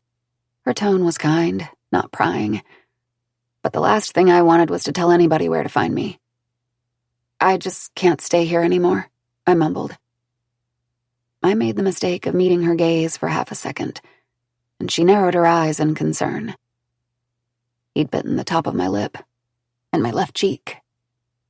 I'd glanced in the mirror before I fled, and the skin on that side of my face had swollen up so much it looked almost comical, like I'd gotten a whole bunch of filler on just one side of my face and forgotten about the other. But there were bruises starting to bloom amid the swelling, in the faint bite pattern of human teeth. Shit. You want to come inside? Talk for a sec? Rita prodded, gesturing to her door. She sounded almost apologetic, like the state I was in was her fault or something. I hesitated. It was 11 o'clock, past the time the manager would send clients knocking. Did I want to talk this through instead of rushing into the freezing dark? No. I wasn't safe here. Not that I ever had been. But every cell in my body knew it now. I shook my head, hoping the layers of clothing I was wearing would hide the fact that I was shaking. I really just need to go. Here, she said, thrusting her hands into the pocket of her hoodie and pulling out a baggie. Get a good night's sleep at least, hun. I hesitated, then took the baggie of little white Goodfellas. Thanks. Don't say anything to the managers, okay? Didn't see a thing, Rita said softly, staring into the darkness beyond the eightplex. Take care of yourself, okay? I tucked my chin into my hodgepodge layered clothing and hurried into the night without responding, because I was already crying again. I walked fast down the eerily silent streets, passing the pitch-black cemetery on my left, not stopping until I reached the underpass that connected with I-84. It wasn't very far from the eightplex, maybe a mile and a half, but far enough. It was the only place I knew I could reach by foot that would give me some kind of shelter where I could huddle up in my layers of dirty clothing and too small winter coat for the night. I thought about finding a payphone, but what was the point? Calling the police was out of the question. If I admitted what I was doing when Dennis found me, they'd arrest me, and everyone else there for prostitution. Out of the frying pan and into the fire, as my dad would have said. I thought briefly about calling my parents. Did they miss me? Did my sisters still love me? Had they shut me out of their memories like I imagined they had? Were my mom and dad's faces as stony and angry as the day I'd left home? They had no idea how far I'd fallen since then. If they heard my voice on the phone, would they tell me they loved me? Beg me to come back to a warm bed and dinner? Or would there be a long, guarded silence? Would they finally believe me about Dennis Beaumont if I told them what had just happened? Or would they be so disgusted by what I'd become that they'd hang up the call then and there? I looked down at my dirty, shapeless clothes and hefted the backpack stuffed with the meager money I'd earned selling my body. Then I reached up to touch my bruised, tear-stained face and choppy $5 box-dyed blue hair. My mom and dad hadn't believed me back when I was wearing my Sunday best, with a prayer in my heart and my long blonde hair tied back in a bow. They absolutely wouldn't believe me now. I slowed my steps as the shape of the highway and the underpass came into view, silhouetted against the sky so cloudy it was devoid of stars. Even though it was getting late, the distant hum of cars droned out of view above me on I-84, headed north toward Tree or south toward Salt Lake. The narrow road running beneath the underpass was quiet and empty, though. A couple of lights flickered along the recesses of the hulking cement walls of the huge concrete structure. Small fires illuminated the walls of drooping tarps. A few figures hunched alongside shadows that slowly took shape into a shopping cart, garbage bags and sleeping bags. My body shook more violently as I moved closer, taking in the smell of wet pavement, cigarette smoke, and human waste. But as I got near enough to make out some of the people scattered along the walls of the underpass, I forced myself to take a steadying breath. Nobody looked my way. Nobody sprang from the shadows to stab me. Nobody paid much attention to me at all, which made my stomach unclench the tiniest bit. One woman with gray hair framing her face like a frizzy halo in the firelight waved at me tentatively, I waved back and set my backpack down in an open patch of dirt and weeds a short distance away from her. I didn't feel safe, exactly. But I felt safer than I had an hour ago, and that was something. There was no telling how long I would be able to stay here, but that was a problem for tomorrow. From the snatches of conversation I'd overheard in the breezeway, I knew that some of the other girls had spent time here before they came to the Aplex. The cops trolled it regularly to tear down any encampments that got too visible or too sprawling, but they turned a blind eye if you could keep yourself inconspicuous and tucked away. It wasn't worth their time to hassle you if you stayed light on your feet. The road beneath the underpass wasn't busy, and most cars passing by had simply gotten off the wrong exit and were turning around to get back on the highway. Only a few people used this road to reach the Ogden Cemetery. Between the shelter from the underpass and my layers of clothing, I was almost comfortable. After a moment's hesitation, I curled myself into a ball in the dirt on the other side of the old woman. However, when I closed my eyes, trying to let sleep pull me under, the memory of Dennis Beaumont's figure standing over my body, snapping a photo, was waiting. A heavy truck sped across the highway above, making the cement wall behind my back rumble a little. I stifled a sob by clamping down my jaw, sending my lip and cheek throbbing again. I'd never felt so broken, so dirty, so used up. The feeling got so big and unbearable, pushing down on my chest so tightly that it felt like the night itself was trying to swallow me whole, like this underpass was its jawbone. I was alone. I was hurt. I was ruined. I was worthless. I wasn't even a harlot anymore. Just a piece of trash. My hand moved to the pocket of my coat. I took out the baggie of little white pills. Then I popped one into my mouth and closed my eyes, begging for the sleep Rita had promised. Chapter 20. Isabel. Ogden, Utah, 2012. The sun came out the next morning. It was winter week, faint between the wind-spun clouds, but there all the same. I knew it appeared like this every day, but as I opened my eyes and blinked into the warm rays, stretching fingers of light toward my spot of frozen ground in the shadows, the sunlight felt like a small miracle. Maybe it was just the last lingering effects of the good fella I'd swallowed a few hours before. But it felt like the sun was emerging from its hiding place just for me. Like if I squinted hard enough, I might see Jesus, smiling the way he did in the picture books my mother read to me when I was little.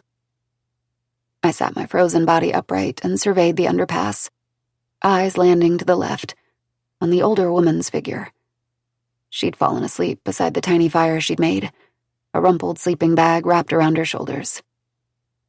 She's not a piece of trash, my mind whispered. So maybe I'm not either. I swallowed past the lump in my throat, drew in a big breath, and reached into my pocket to touch the bag of Goodfellas. I couldn't quite bring myself to toss them into the garbage yet.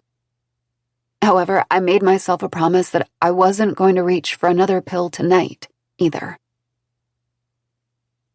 Over the next few days, I kept my promise. I traded some of my cash for a sleeping bag that smelled like old cheese, but was actually pretty warm. A tiny camp stove, a lighter, and a water bottle. The old lady, whose name I didn't know. She didn't know mine either. We didn't ask. Let me walk with her a few blocks to a food pantry that handed out free meals twice a day. It was next to a discount bakery which sold stuff like barely expired mini donuts and cheap loaves of bread.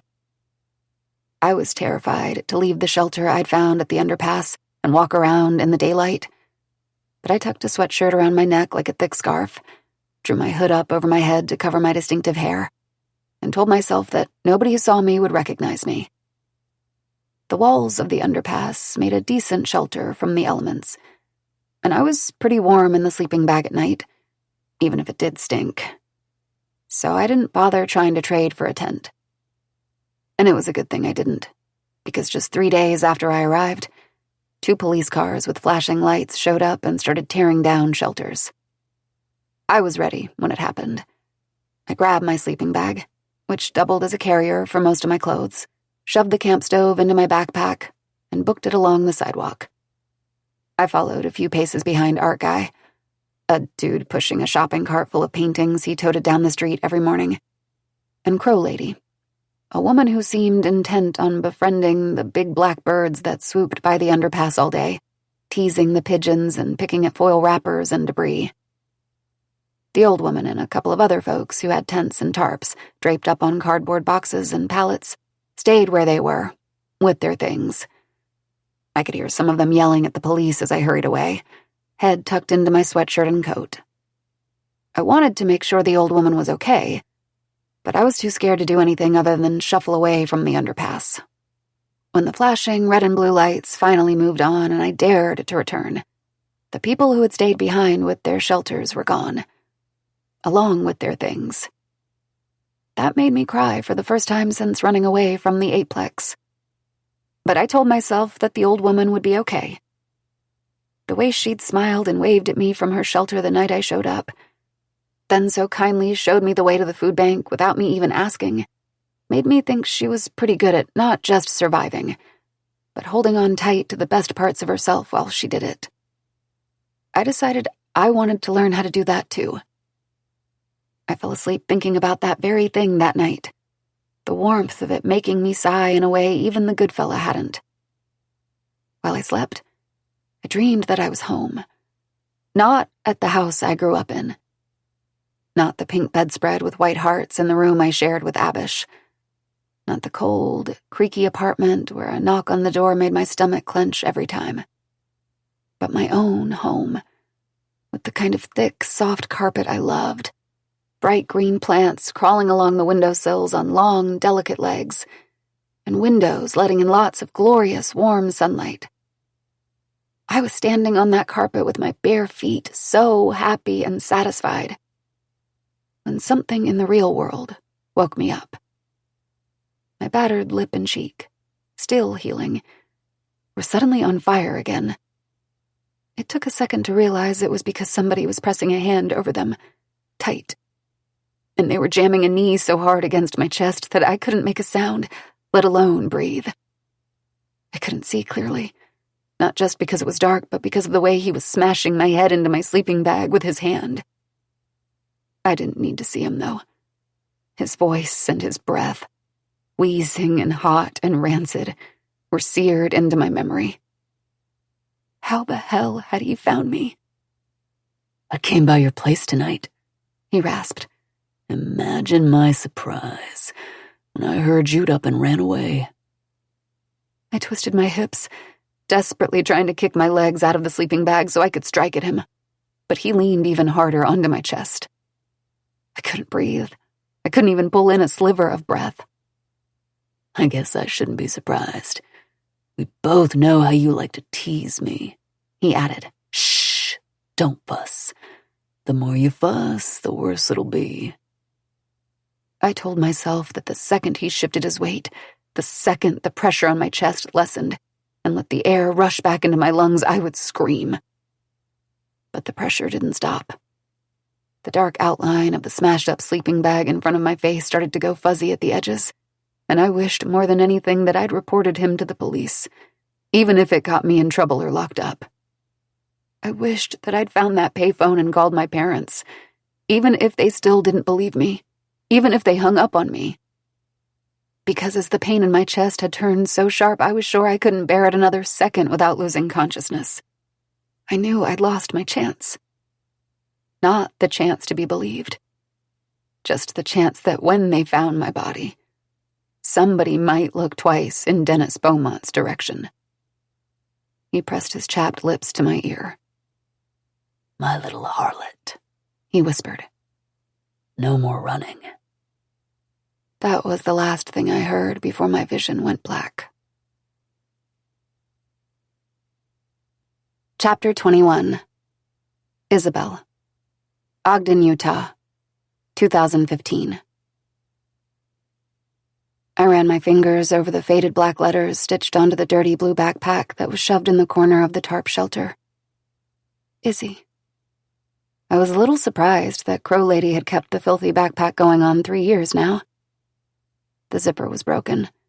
The front pocket had a hole wide enough that it was basically unusable. And at one point a mouse had babies in the main pouch when the backpack sat slumped in the temporary shelter for a few days during a snowstorm.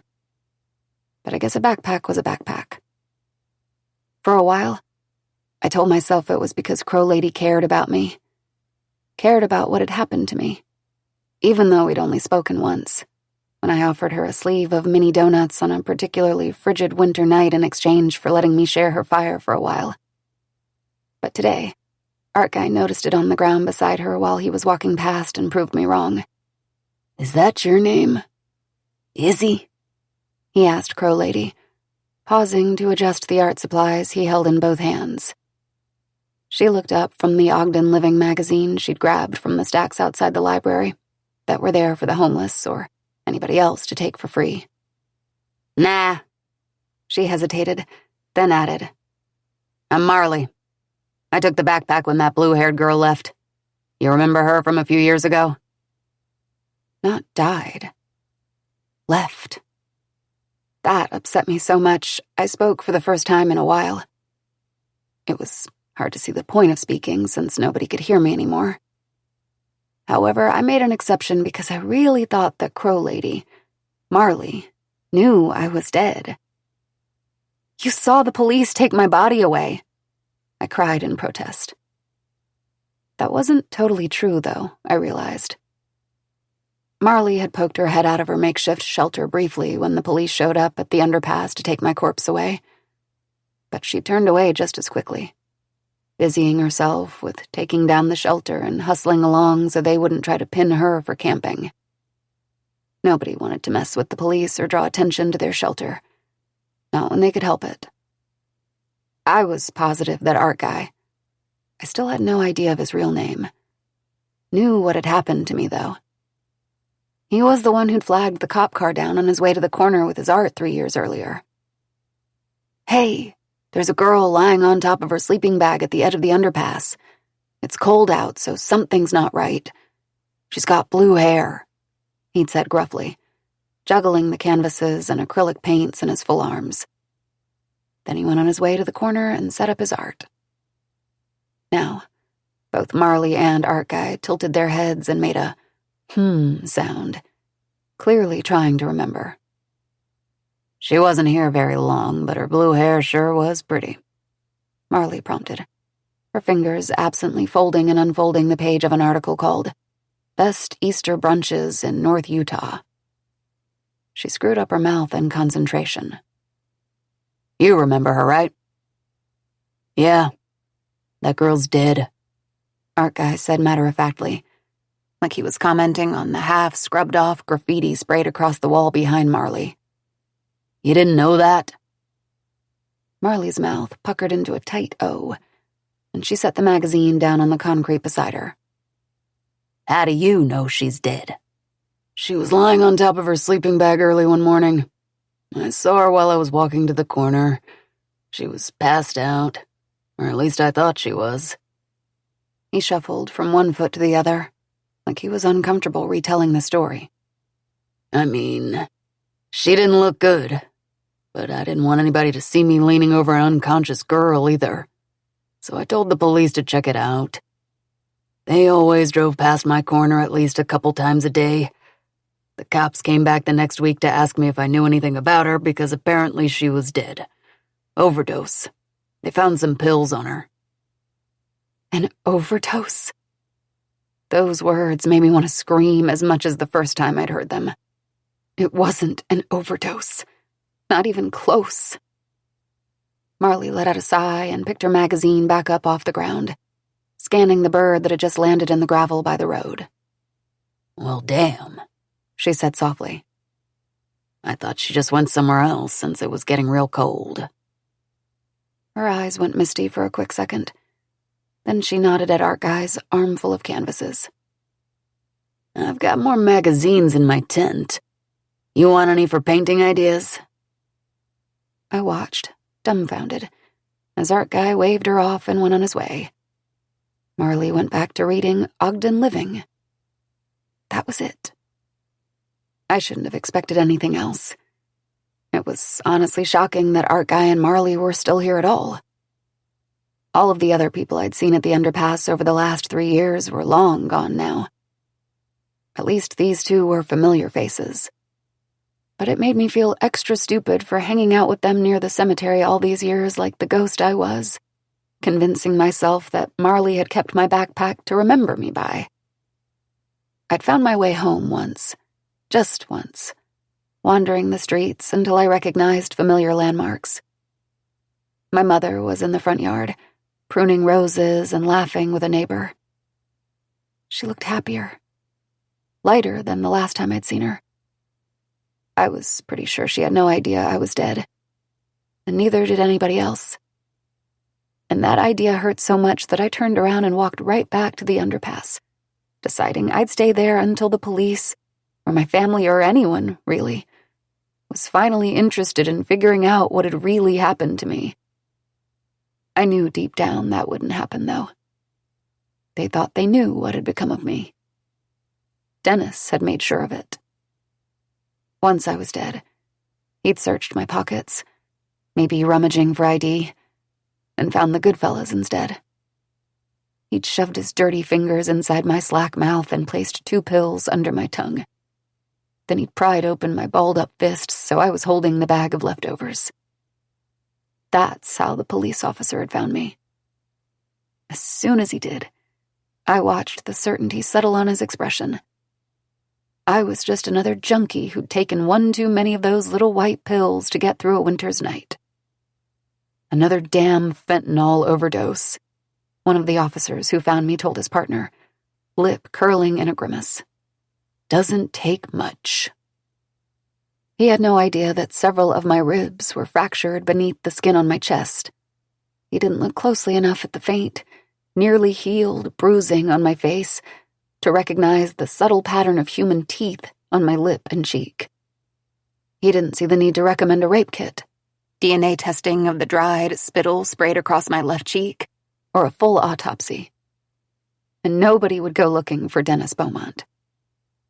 After the police officers found me and covered my body with a sheet, some EMTs had put me on their gurney and slid me into an ambulance in the early morning hours. I'd ridden with them to a morgue, just a few hours from the underpass where I'd spent my last living hours. I watched while a police officer took my pale, rigid hand, pressed each of my fingers into an ink pad, then carefully rolled them onto a piece of paper. Then I listened in disbelief as the medical examiner spoke briefly with the officer who had picked up my body and performed an exam that was quicker than the required physical I'd gotten when I played basketball in 6th grade. "All those fentanyl kills billboards are sure helping," she muttered under her breath when she saw the bag of Goodfellas still clutched tight in my rigid fingers. "Cause of death consistent with scene," she scribbled in her notes. I stayed in that morgue for 30 days after that, the exact length of time the county was required to hold an unidentified decedent. It hurt that nobody was looking for me, and it hurt that nobody ever walked through those steel gray doors to claim me. But why would they? My prints weren't in the system. I'd never had a job that required it, and I'd never been arrested. I was over 18, so I wasn't a missing minor. And I was the one who'd left home and cut off contact with my family. Nobody was out there trying to track me down. Besides, the photo they put up on the Ogden City Police Facebook page, in an attempt to identify the Jane Doe with blue hair and sunken cheeks, looked nothing like the old me. I saw the photo on the mortician's computer one day, along with the official cause of death listed as overdose. For 30 days, I stayed with my refrigerated naked body in the lower level of the morgue with the other ghosts and their bodies. At the end of the 30 days, the medical examiner released my body to the nearby cemetery, even closer to the underpass, where a funeral director assigned me to burial plot 1002. There were a lot of other ghosts at the funeral home. I didn't realize they were dead at first glance. They looked just like the living people I saw moving around the funeral home, they weren't see-through, and they didn't have glowing red eyes or floating hair like the ghosts in the scary movies I'd seen. They just looked like normal people, solid and opaque and real. Only instead of striding across the room back and forth with purpose like the funeral home employees, they wandered aimlessly, hunched in corners, and screamed or cried, unheard, when family members or friends arrived. A couple of them met my eye. One teenage boy wearing a tuxedo and bow tie waved at me tentatively. I waved back at him, then looked away. Besides that interaction, we mostly kept to ourselves, the same way everybody had at the underpass encampments. The next day, they put my body in the ground, where it had been ever since. There was no funeral, just the sound of the backhoe scraping away at the earth, a wooden casket thudding into the hole they'd made, and dirt piled back on top. The evening of my burial, I walked the mile to the underpass encampment and found Marley with my backpack in her shelter. I'd kept close to her ever since. Every day for the past 3 years, I'd walked back and forth between the underpass and the cemetery to walk the grounds. I told myself it was because I was bored. Sometimes I even made a game of trying to tell the living mourners apart from the ghosts who clustered around the headstones or ambled aimlessly through the green grass pathways. It was pretty much impossible to tell the difference. Even the men and women wearing pioneer-type clothing. The first time I saw a woman wearing a billowing crinoline skirt and bonnet, flanked by 2 teenage girls in head-to-toe collared dresses, I'd raised my hand to wave at them, figuring they had to be dead. But all 3 looked right through me. And a few seconds later, the mother pointed to a gravestone and said, "That's your great-great-great-Aunt Caroline." A few minutes later, a whole carload of pioneers pulled into the parking lot and joined them, holding armfuls of flowers and carefully placing them on graves. They weren't dead. They were just doing some kind of church activity. After that, I pretty much ignored the other people in the cemetery.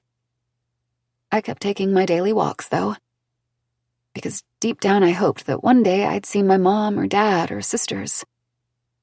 At some point, surely someone would realize I was dead and come to put my name on the grave marker, instead of the words, "Jane Doe, found January 10th, 2012, alongside a laminated copy of that same photo they'd put on the Facebook page. Maybe they'd even bring me flowers, like they did for the pioneers. Sometimes I toyed with the idea of going back home again, but it felt wrong. I knew that if I did, I'd be a ghost on a whole new level, both invisible and forgotten. Besides, I didn't want to be there for the moment they learned that I'd been found on the side of the road, at a homeless encampment, with a baggie full of drugs clutched in my fingers.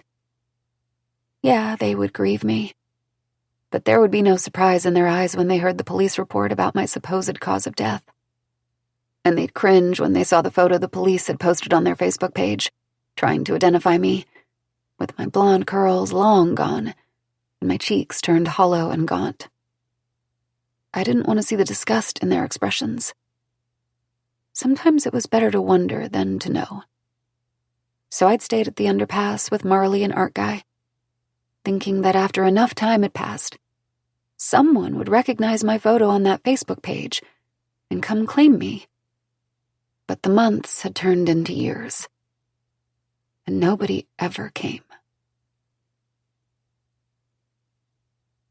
Chapter 22. Andrea. Ogden, Utah, 2015.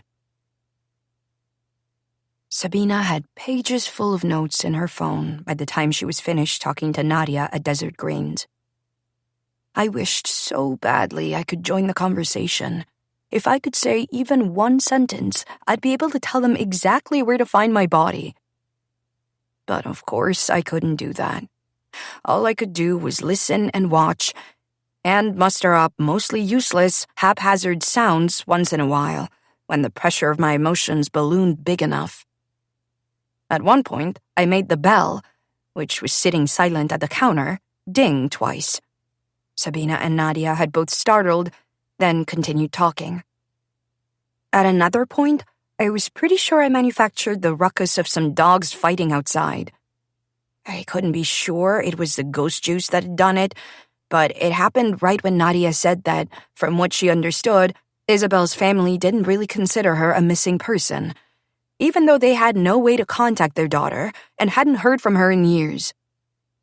In other words, she was just another missing girl that nobody really cared to find. That was when I slipped back into the memory of being at church with Nadia and Paloma the day Dennis had been sustained as first counselor to the bishop. Only this time, I scanned the pews looking for Isabel Palfreyman. I wasn't sure how I'd expected to recognize her. Isabel had been quite a bit older than me, a teenager, while I was a toddler scurrying around under the pews. I floated through the memory anyway, searching the rows of families wearing their Sunday best, while the speaker, newly minted First Counselor Dennis Beaumont, rambled on at the pulpit. I wanted to scream at him to shut up, but that wouldn't do any good. So instead, I walked up and down the pews, tuning out the sound of his grating voice. My gaze finally landed on a family sitting near the front and smiling up at Dennis. A mother, father, and 3 teenage girls. I wasn't sure if I'd recognize them, but another memory of Bunny calling the father Brother Palfreyman once in passing layered on top of this one, and I knew I had the right family. They all looked so shiny and clean. Perfect, almost, like they'd just been unboxed. The girls and their mother had matching wavy blonde hair, peaches and cream complexion, a spray of freckles, and light brown eyes. The women even wore matching pastel dresses in different colors. "Is that you, Isabel?" I asked one of the nearly identical girls. She was maybe 15 years old. I wasn't expecting a response. This was just a memory after all, not a real experience. To my surprise, the girl raised her eyebrows and made an abrupt squeak. I froze. Could she actually hear me? Then the mother, a woman wearing a blue floral dress with a smocked collar, cut her eyes toward her daughters. "Shh! Listen to the speaker," she whisper-hissed, fixing her gaze on her daughters and nodding towards stupid Dennis. "Isabel, I saw that. Hand me the string." The girl I'd tried speaking to gave her mother, then her younger sister, Isabel, an annoyed look. "I wasn't doing anything. She was the one tickling." "Shh!" hissed their mother, and held out her hand. Isabel smirked, but obligingly parted with the tiny thread she'd been using to tickle her sister's elbow. Then she sighed and looked up at Dennis with a bored expression. I took a step closer to her, wishing I'd had a chance to befriend her in real life, or at least talk to her. "I'm sorry about what happened to you," I told her inside the bubble of the memory. I studied her bored expression a moment longer, suddenly remembering that Dennis hadn't hurt her yet. That wouldn't happen for another couple of years. "I'm sorry about what he'll do to you," I corrected myself. Then I reached out and touched her arm.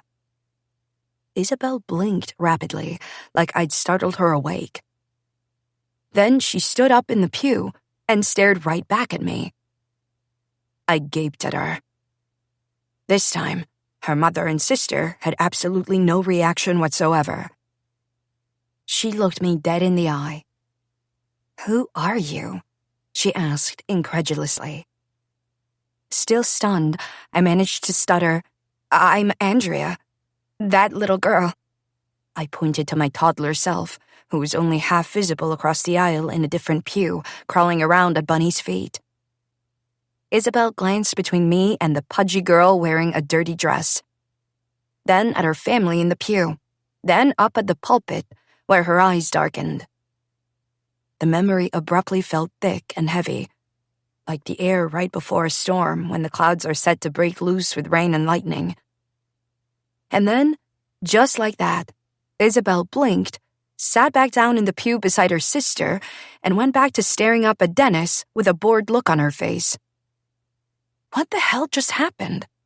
It was the first time anybody had acknowledged me in months. And the feeling made me want to sob, if I still had eyes that could shed tears. Wait, please talk to me again, I begged. But even when I stood right next to her, waving a hand in front of her and repeating those words, she stared through me. Overwhelmed, I wrenched myself away from the memory to make sure Sabina hadn't left the smoothie shop without me yet. It was a good thing I did. Sabina wasn't leaving, but the clock above the velvet chairs where Nadia and Sabina sat showed that it was almost 3 in the afternoon. There were now 2 empty acai bowls on the table in front of the 2 women. Nadia wasn't talking about Isabel Palverman anymore. She was showing Sabina the Facebook page she and Paloma had set up so people could send nice messages to me, encouraging me to come home. I wanted to read all of the messages before she put her phone away, but I was still rattled from what had just happened. Had Isabel really been talking to me? I was sure she had. And how was it possible that much time had gone by in the present?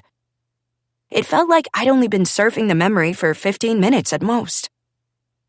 I was beginning to get the sense that maybe time moved a little differently when I got wrapped up in a memory, especially when I started wandering beyond the borders of what I'd seen originally.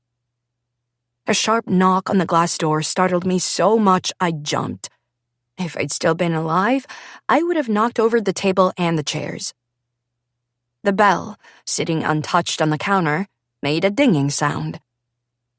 Sabina turned her head toward the bell and stared at it for a long moment, while Nadia hustled to open the door.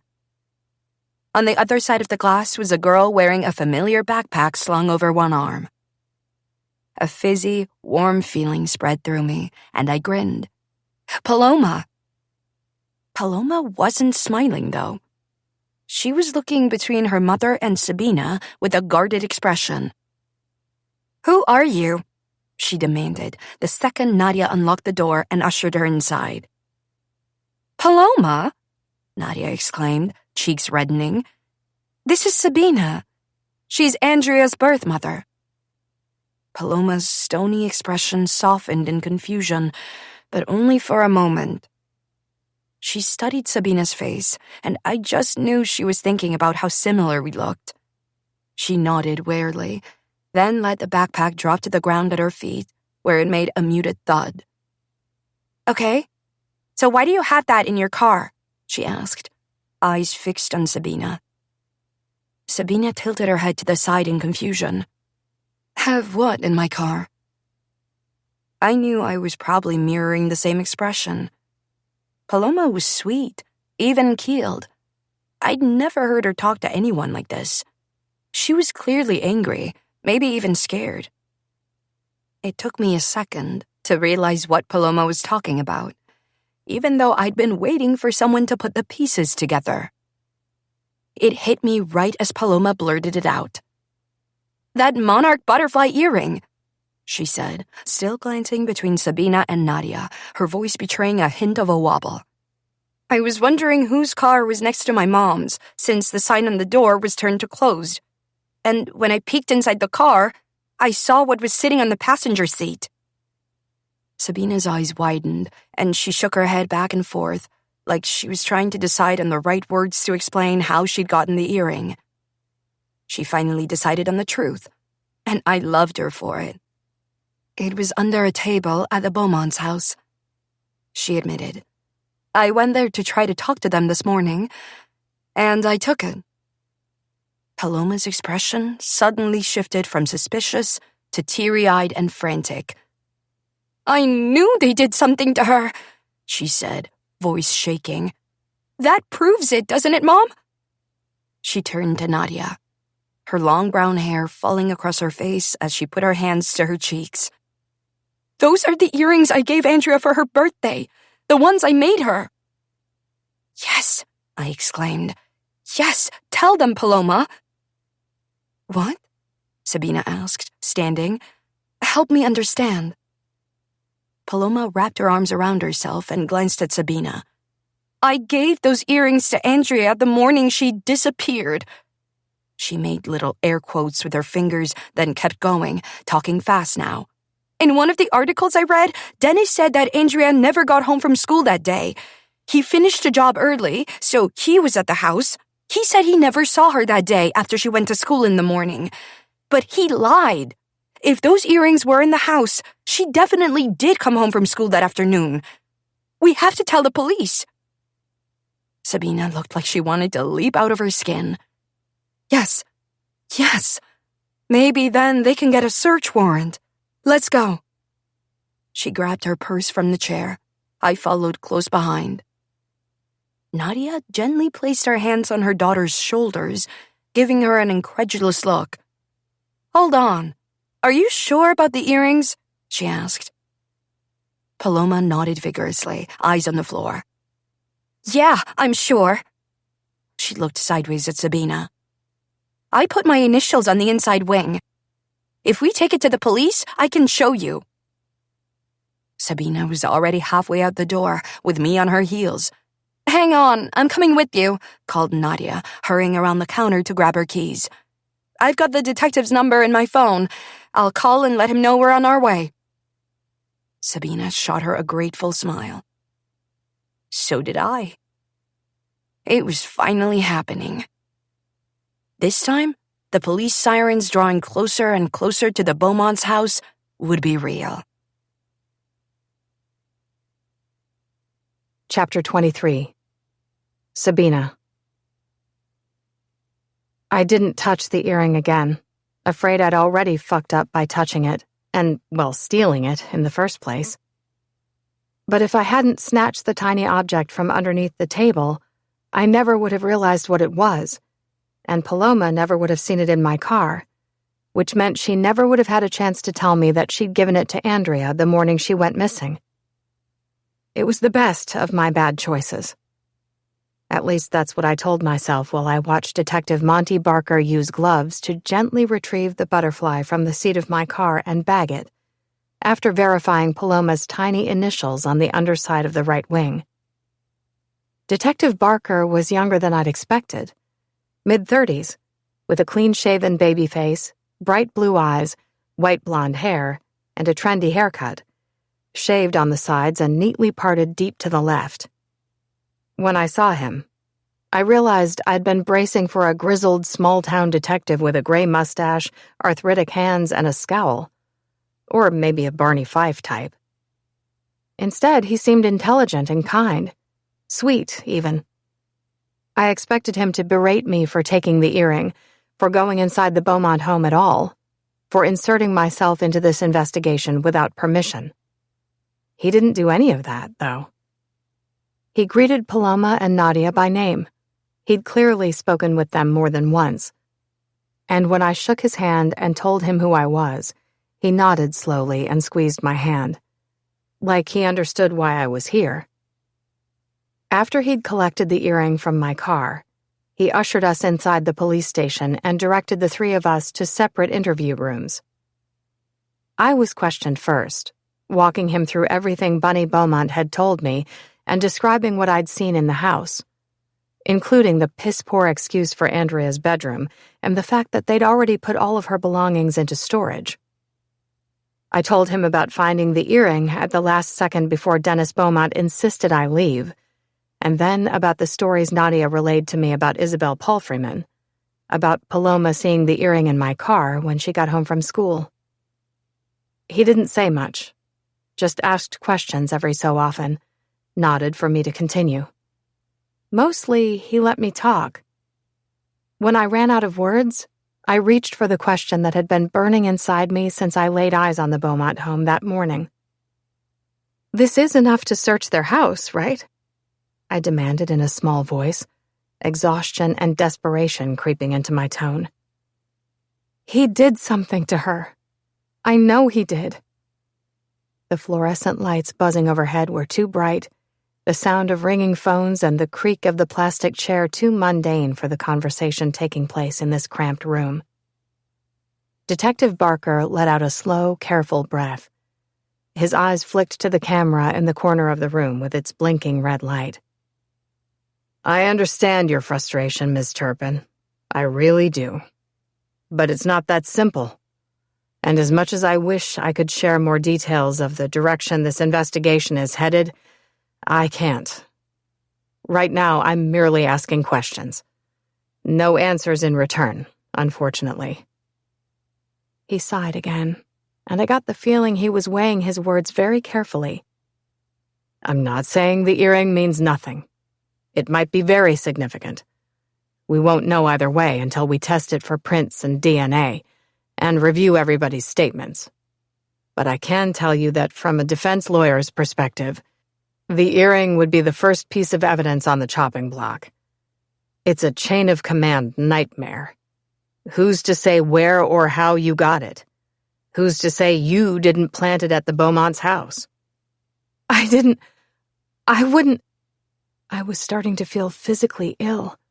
He held up a hand. I'm not accusing you of anything, Ms. Turpin. But I'm telling you why I can't go kicking down doors right this second. If I walked into a judge's office today and asked for an arrest warrant, they'd laugh me out of the room. And a defense lawyer with half a brain would have the Beaumonts out of here within the hour. This proves Dennis was lying, though. It proves that Andrea came home after school that afternoon. You've got 3 people willing to testify that Paloma gave her those earrings for her birthday the morning she disappeared. Ms. Turpin. His voice had an edge to it when he interrupted me this time. I'm looking at all the possibilities, and I'll certainly consider this new information. But again, all I can tell you right now is that we will use the statements and any potential evidence you've provided in whatever ways the legal system will allow. I folded my arms tightly against my stomach and closed my eyes, so tired and overwhelmed by grief and frustration that I wanted to lay my head down on the scarred tabletop and fall asleep then and there. Ms. Turpin, Detective Barker said gently, then waited until I met his gaze. If something violent happened to your daughter, I want the person responsible for it behind bars. Believe me, I do. And right now, that promise is the best thing I can offer you. For a moment, neither of us said anything. I stared back at him, trying to memorize the sincerity in those baby blue eyes. Then I walked out of the police station to wait in my car, eyes fixed on the bright orange clouds above the horizon as the sun sank lower and lower.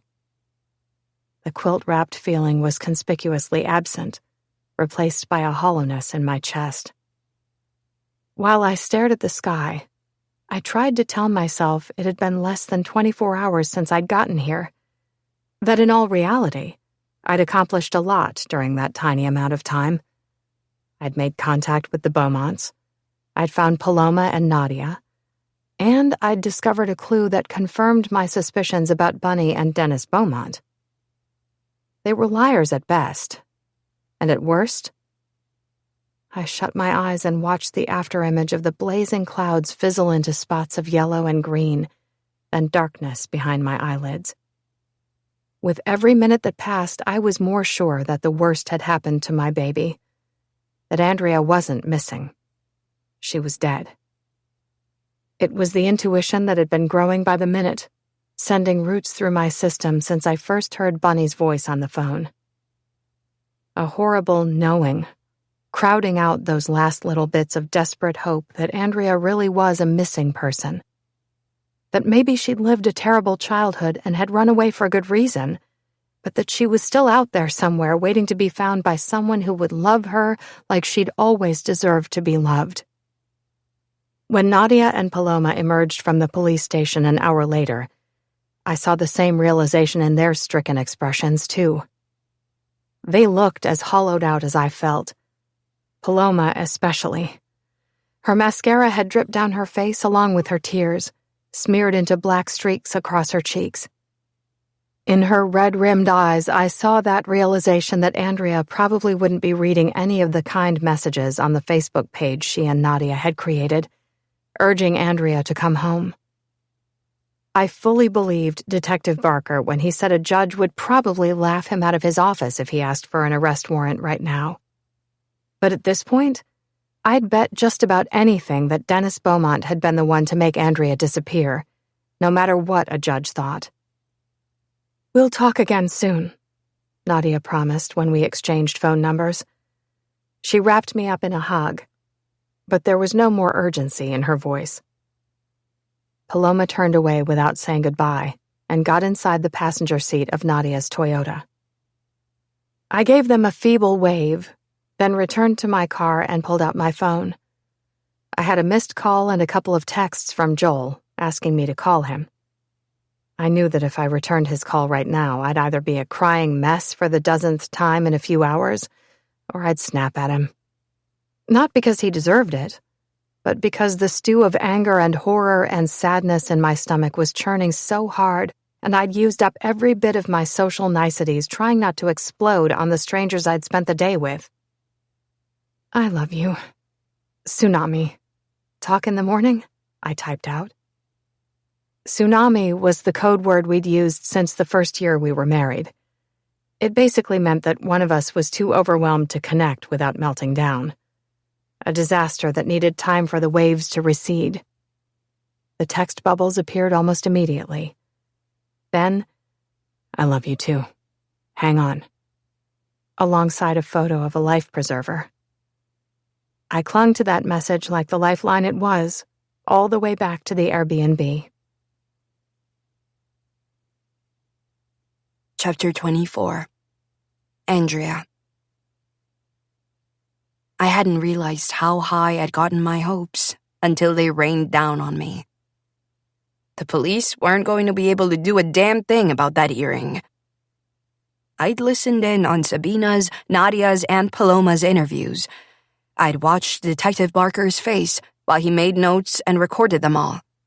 And as Paloma and Nadia headed for the parking lot, I'd lingered in his office just long enough to watch him shove the notes across his desk and tell a fellow detective, "My gut says they're right. I think Dennis Beaumont killed her. But we've got no body, no witnesses, no evidence of foul play.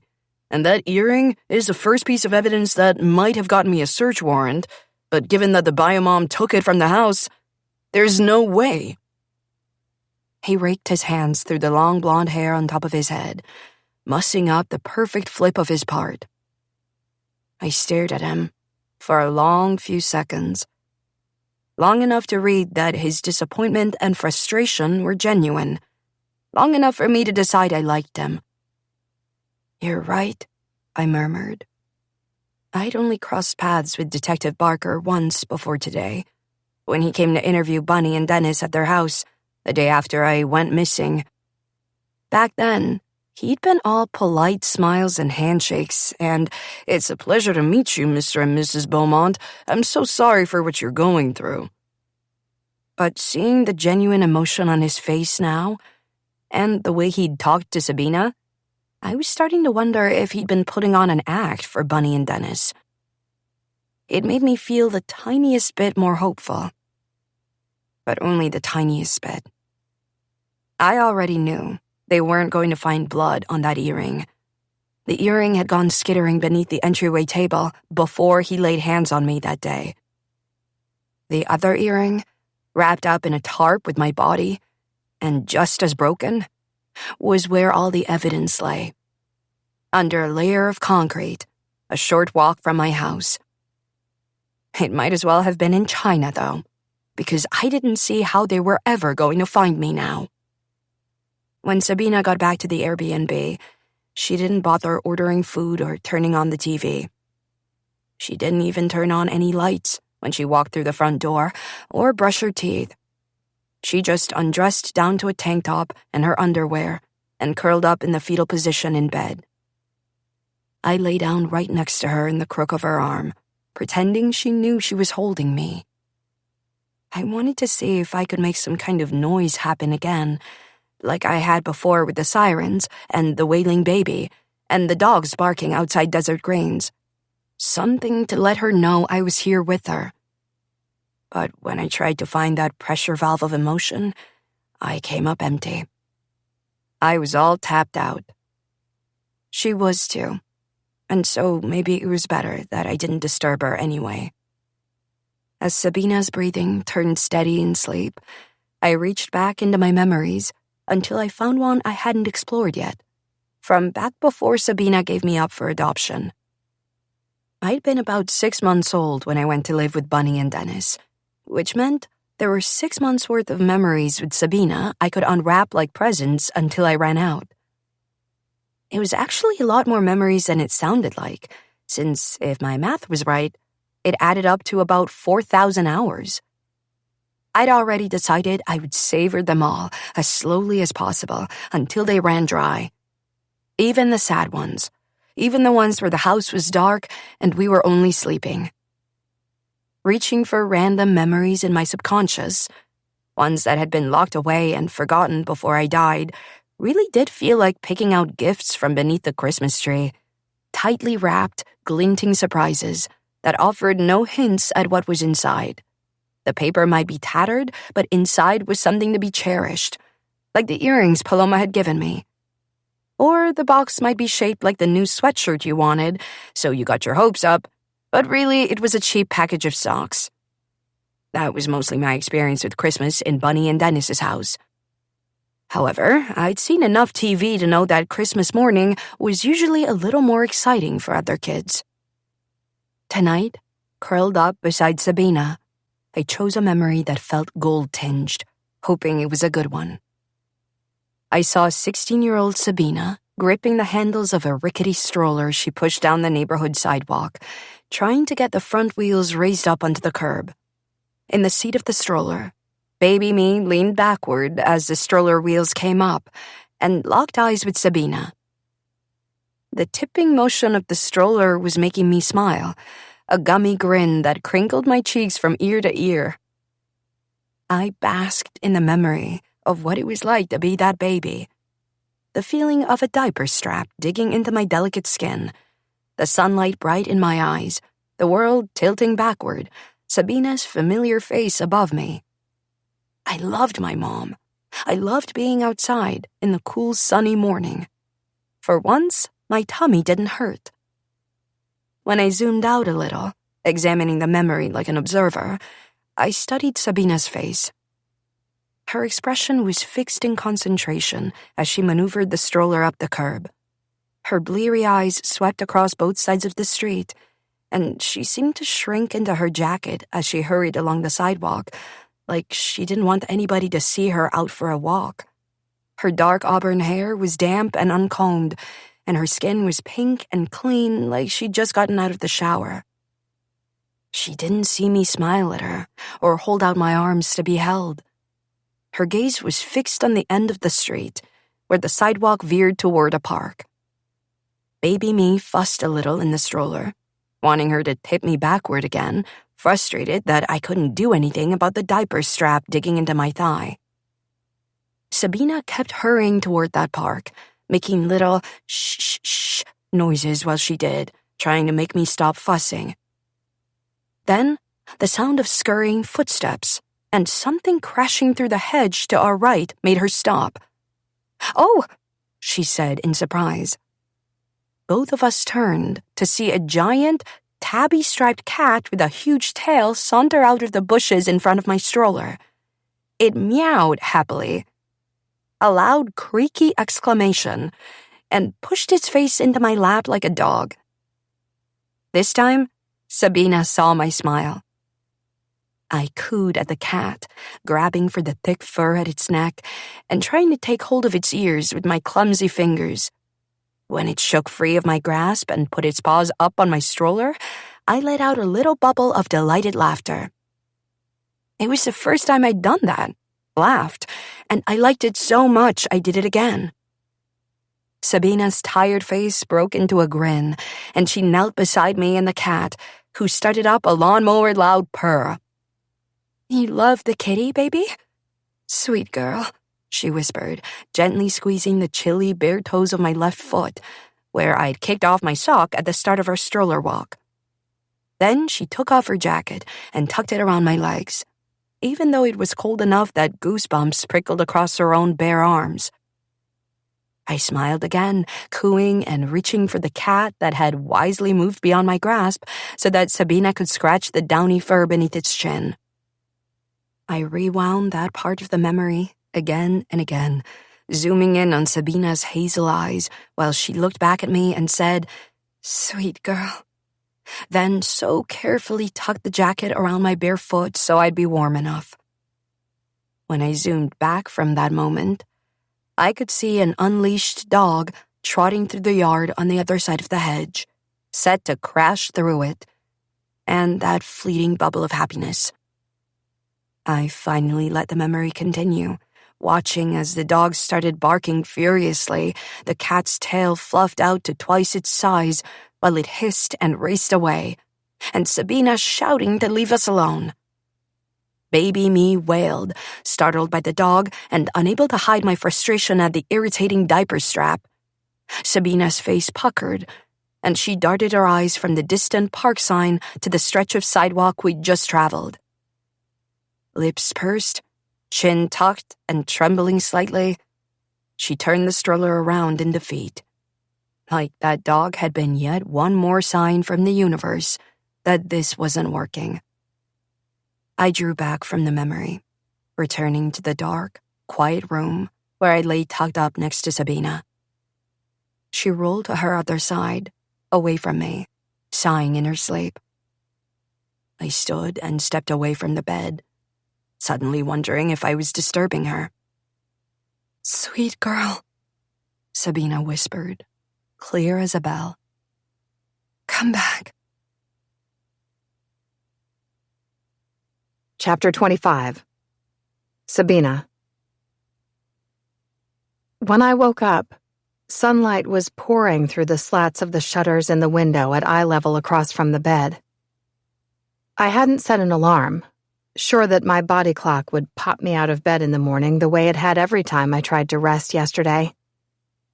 But from the slant of the sunlight streaming into the bedroom, I might have missed morning altogether. Instead of panicking about the time I'd lost, like I would have yesterday, I lay perfectly still, intent on memorizing every part of the vivid dreams that had played through my mind all night long. I was afraid that if I moved and woke myself fully, I'd forget some of the details. My throat hurt when I tried to swallow, and my eyes were gummed up and gritty like I'd been crying all night. I suspected I had, but not the tears of anger or despair that had turned my eyes red and puffy after talking to the Beaumonts, and after visiting the police station with Nadia and Paloma. The ache in my chest today was softer, tender, full of longing and love. I'd dreamed of Andrea all night. Memories that had gone fuzzy and vague over the past 17 years had turned suddenly clear and precise, like a movie. And, much like rewatching a beloved movie, I noticed things I'd never seen before despite the familiarity. The intense look of adoration in my baby's eyes when she flicked them away from the kitty to meet my gaze. A little squeal of delight when I tipped her back in the stroller while I struggled to navigate the curb. The way she sighed when her pink toes, cold from kicking off her sock, were tucked into the palm of my warm hand. Those tiny, precious memories had been so elusive the first time I lived them. Beautiful moments tucked inside all of the awful, painful ones. Sleepless nights, panic, and heartache. I'd all but missed them, because they contradicted what I believed at the time. A belief I'd carried with me for 17 years, even though it sounded so juvenile and I could barely put words to it. I'd always been sure that my baby had hated me. It felt like she'd rejected me as a mother from the moment she came screaming into the world in the middle of the night, as if she sensed my incompetence and immaturity from the first time I held her, when the nurse snapped at me to support her head. She'd cried so much, been such a difficult baby, and I'd been so exhausted and stressed that I'd seen everything through the lens of my own desperation. I closed my eyes and spoke the words in my heart out loud, because the heavy ache in my chest confirmed with each beat that this was the only way she'd ever hear them. And the stubborn barnacles of hope insisted that she could hear them. I always thought you didn't want me for a mom, I whispered. But you did. You loved me. My voice hitched on the last words, and the soggy patch of pillow beneath my cheek turned warm again. I guess you probably thought the same thing about me, that I didn't want to be your mom. But I did, and I loved you. I corrected myself. I love you. The quilt-wrapped feeling returned. Until this moment, the idea of being haunted had never once crossed my mind as a good thing. Now I found myself wishing for it with every part of my heart. And I realized, while I lay there in the sunlight with my eyes closed tight and my heart locked on the idea that my daughter was somehow nearby, that it felt less like I was wrapped up inside a blanket and more like I was stitched together with it. Maybe I always had been. 2 worn cotton squares and a cosmic quilt. I suddenly realized that it was the same way I felt about Joel, connected to him despite the 800 miles between us right now. After a few minutes, I finally opened my eyes and sat up in bed, reaching for my phone on the nightstand. The first thing I saw was a novel-length text message from Nadia. Didn't sleep much last night. Yesterday was so heartbreaking and discouraging, but I'm so glad I met you. What you're doing for your daughter is a beautiful thing. Paloma and I talked for a long time, and we decided to make some changes to the Facebook page dedicated to Andrea. We've been holding out so much hope that she's still out there somewhere, but yesterday felt like a wake-up call. I hope you don't find the changes we made upsetting. This morning, we asked all the local businesses that were willing to put up Andrea's missing poster 3 months ago to replace it with a new poster. You'll see what I mean when you look at the site. I also managed to track down a number for Isabel Palfreyman's mom. It was an upsetting conversation. She hasn't heard from Isabel in years and doesn't have a way to contact her anymore. She insisted it was Isabel's choice. When I brought up Dennis Beaumont and asked if she knew about Andrea going missing, she asked me not to call again. When I told her what I'd just posted on our Facebook page, she hung up on me. Heart beating fast and waking me up fully, I closed the text thread with Nadia, opened the Facebook app on my phone, and tried to navigate to the Bring Andrea Beaumont Home Facebook page. That name didn't appear in my search bar. Confused, I thumbed over to my history, where I found it. The name had been changed to Justice for Andrea Beaumont. My skin tingled with electric chills. The page description had been updated too. It was no longer a request for messages of hope and love. It was a call to the community to help us find out exactly what had happened to Andrea.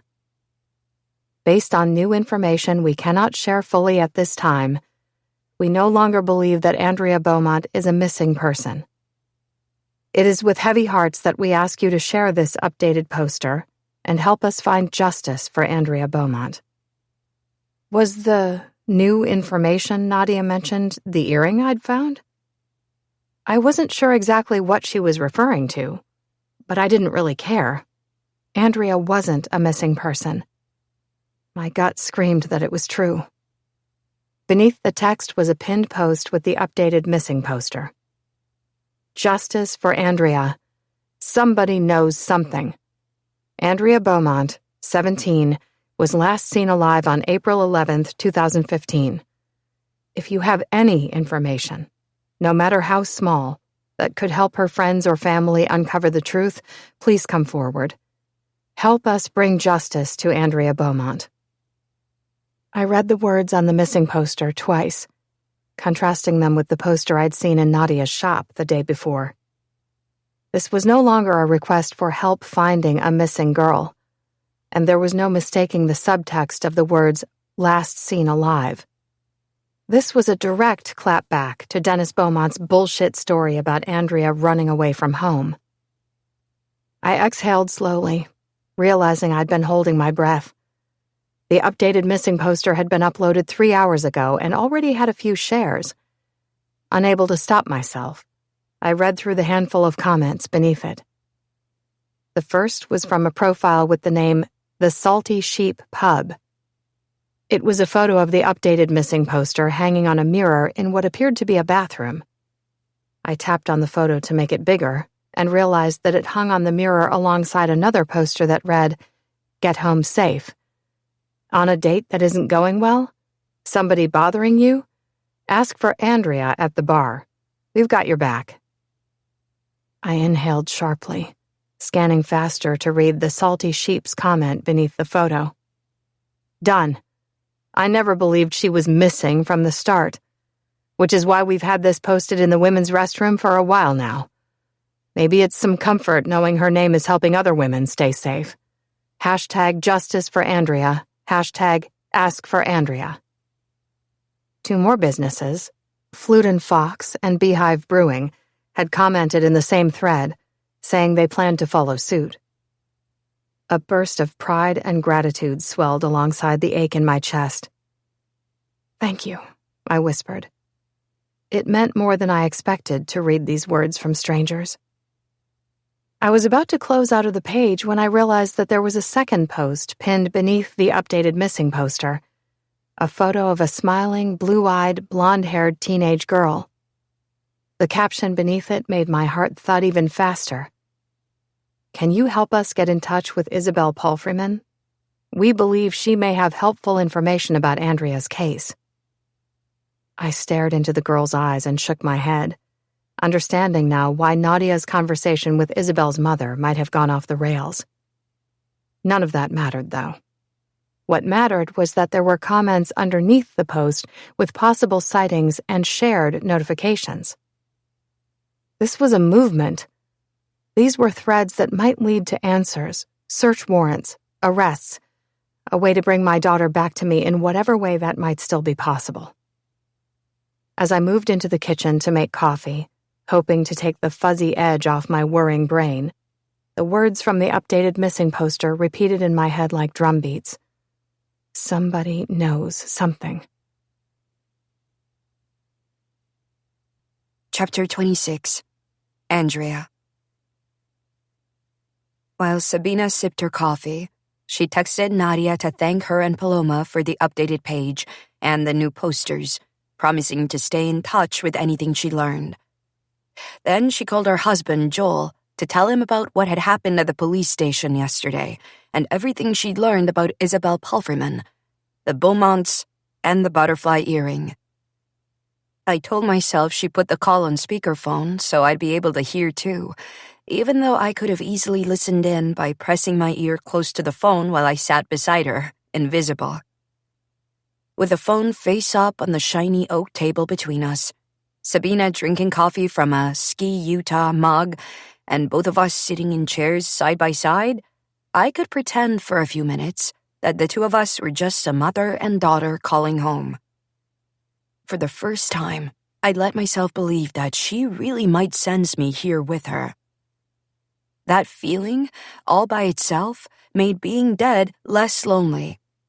I was pretty sure Sabina had been able to see at least some of the memories I'd drifted through the night before, after she'd whispered the words, "Sweet girl." And then this morning, when she woke up, she'd spoken directly to me for the second time. In a lot of ways, that feeling was better than anything I'd experienced while I was alive. It made me wonder whether there was more to the whole life after death thing after all. I'd never thought very much about heaven or hell or anything to do with death, what 17-year-old did. But I'd sort of figured that if there was anything to it, all of the mysteries of the universe would unravel the second I crossed over. That hadn't happened. But the more I paid attention, the more those mysteries opened up to me like puzzle boxes. It made some of the grief and loss the tiniest bit lighter. It wouldn't bring back the years that Dennis had taken from me, or the now dashed possibilities that maybe I could have found my way back to Sabina in the living world and met her for real. But it was something. "Can I call you back in a little bit? Mom needs lunch and her afternoon meds," Joel said as Sabina took the last sip of her coffee. Sabina shook her head. No, you don't need to do that. I'm going to take a look at the dossier you sent me and start following more rabbit trails, see what else I can find. I'm really hoping some tips come in from the new missing posters Nadia put up. Okay, but Sabina? Joel let the half-finished sentence hang in the air for a few seconds, and she tilted her head at the phone screen, waiting. Be careful, okay? This could turn ugly. If you're right about this guy, he's done some awful things and has a lot of reasons to make sure his secrets stay hidden. She nodded slowly, and I was glad to see the somber expression that meant she wasn't writing him off for being worried. Joel was right. Dennis was dangerous, and we were only a few blocks away from his house. If he felt cornered, he wouldn't go down without a fight. As Joel and Sabina said their goodbyes, I studied the tiny thumbnail photo of him displayed on Sabina's screen. A smiling man with short dark brown hair, a deep dimple in his left cheek, and wire-rimmed glasses glinting in the sun and making it impossible for me to tell his eye color. I'd already pieced together that Joel wasn't my biological dad. But the way he talked to Sabina, his voice full of warmth and kindness, made me wish he was. I'd already decided that when Sabina went home, I would follow her to Oregon. Even if my body still lay undiscovered beneath a layer of cement in Ogden, Utah. For one thing, I was pretty sure she wasn't going to leave without answers. But most of all, I wanted to be where she was. Sit beside her and Joel at the table for dinner. Tuck myself into a spare bedroom, walk down the beach by their house in Nescoin that Joel had mentioned on the call. Haunt them, pretty much. But I didn't think they'd mind. Sabina spent the next 2 hours at the kitchen table, combing through the dossier Joel had created, copying and pasting the information into a new document of places to visit, people to speak with, leads to follow, questions to ask Nadia and Paloma. The lists included my school, my teachers, my classmates, and anybody she might be able to find from our old church. She hesitated over the homeless shelters and food pantries that Joel had flagged in his dossier, then ultimately skipped them. I didn't blame her. I wasn't in any of those places. I was in the ground. I watched in fascination as she worked, brow furrowed and fingers tapping on the keyboard while she created a game plan and organized her thoughts, only pausing when a new text chimed from Nadia. The new missing posters had been shared more than 50 times, and comments of support were flooding in from old classmates who remembered me, even a few church members who recalled Isabel Pulverman. Nobody knew her whereabouts, but Nadia was hopeful that the right person would see the Facebook page soon. After Sabina read that text, she turned her attention to the Facebook page, scrolling back in time to 3 months earlier, when Nadia and Paloma had first created it. I rested my arms on her shoulders, not wanting to miss a second of this, since I couldn't exactly jump on the computer and cyberstalk it myself. The page had shared the first news article where Bunny and Dennis had been interviewed, claiming I'd run away from home. Then there was a post asking the community to help bring me home, prompting everyone to leave messages of love and encouragement. Sabina slowly scrolled up the page, methodically opening the comment threads on each post, making the occasional note about anyone who seemed to leave a particularly heartfelt or personal message. She stopped on one post that had gotten a lot of attention and comments. "Oh, shit," I whispered gleefully. It had been written by a neighbor, whose name I barely recognized. I'd only seen her a handful of times in passing, but apparently she had paid more attention to me than I'd realized. "Holy shit," Sabina whispered in a near echo. "To Andrea, if you're reading this, I hope more than anything you come home. You were such a lovely girl. You kept to yourself, but you were always kind, and I always got the impression you had a good heart. Maybe this isn't the place to say so, but nobody is saying it, so I'm going to. I don't think you're coming back. It hurts my heart to make this accusation, but I've met Dennis and Bonnie Beaumont. I wouldn't trust a dog with them, let alone a child. The police should be doing a better job investigating their BS story about their daughter running away. Beneath it were comments ranging from shock to agreement to, this isn't the place for speculation like that. And then there was the comment that had gotten the most reactions. STFU, keyboard Karens, trying to ruin the reputation of her poor parents. You should be ashamed of yourselves.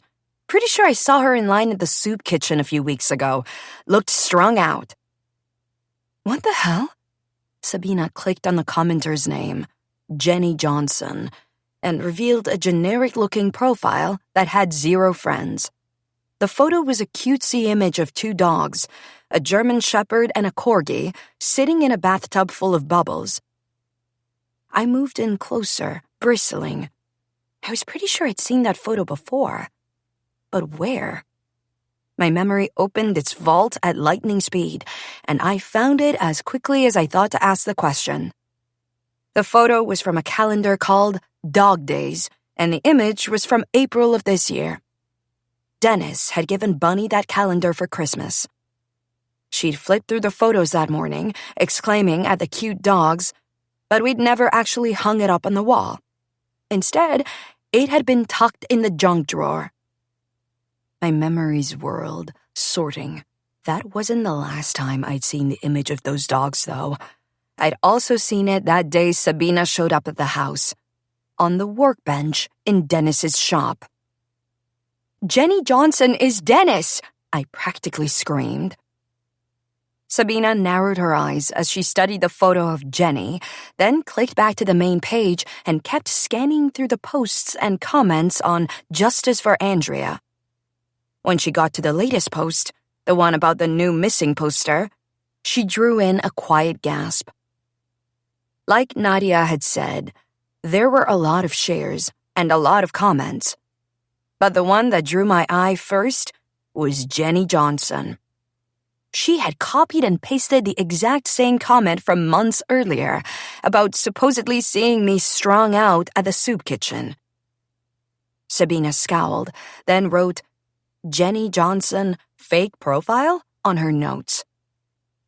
Damn right it's fake, I huffed, ready to rage. It's Dennis! At first, I thought the phone trilling was another one of my sound tricks, based on the anger flooding through me. But no, Sabina's phone really was lighting up. It was an 801 number. Utah. Hello? Sabina said distractedly, finishing up the notes she was making in the document. I leaned closer to hear the caller on the other end. Miss Turpin, this is Detective Barker. I leaned so close I was practically wedged between Sabina's chin and the phone. Had they arrested Dennis? Was the earring a ace in the hole after all? Sabina was clearly thinking the same thing, because she closed the computer and sat up abruptly, hurrying to put the call on speakerphone. Oh, hi, yes. I didn't recognize the number. What's happening? Did you arrest him? She squeezed her eyes shut and held her breath like she was willing it to be a yes. Detective Barker sighed. I'm calling to inform you that a temporary restraining order has been filed against you. Sabina's eyes popped open, and she fumbled with the phone she was holding out in front of her, nearly dropping it. Wait, what? You are legally required to stay at least 100 feet away from Dennis and Bunny Beaumont and their residence. They submitted the request for a protective order yesterday, shortly after I spoke to you. The judge just approved it. They have footage from a doorbell camera that shows you stepping into their yard, looking around their property. Both Bunny and Dennis sent in statements that you refused to leave their home when asked, and that you made threatening statements. Sabina stared at the wall, her chest heaving. You have got to be fucking kidding me. I wasn't looking around their property. I took maybe 1 or 2 steps off the sidewalk into the weeds when I saw Bunny standing on the porch. And I didn't make any threats. That's bullshit.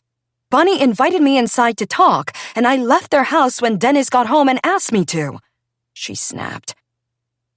I understand your frustration, but the footage he submitted clearly shows you standing in their yard, peering around. And from what they told me, you just rented an Airbnb a few blocks away from their house. I wasn't peering around, and I had no idea the Airbnb was by their house when I rented it. Ogden is not that big.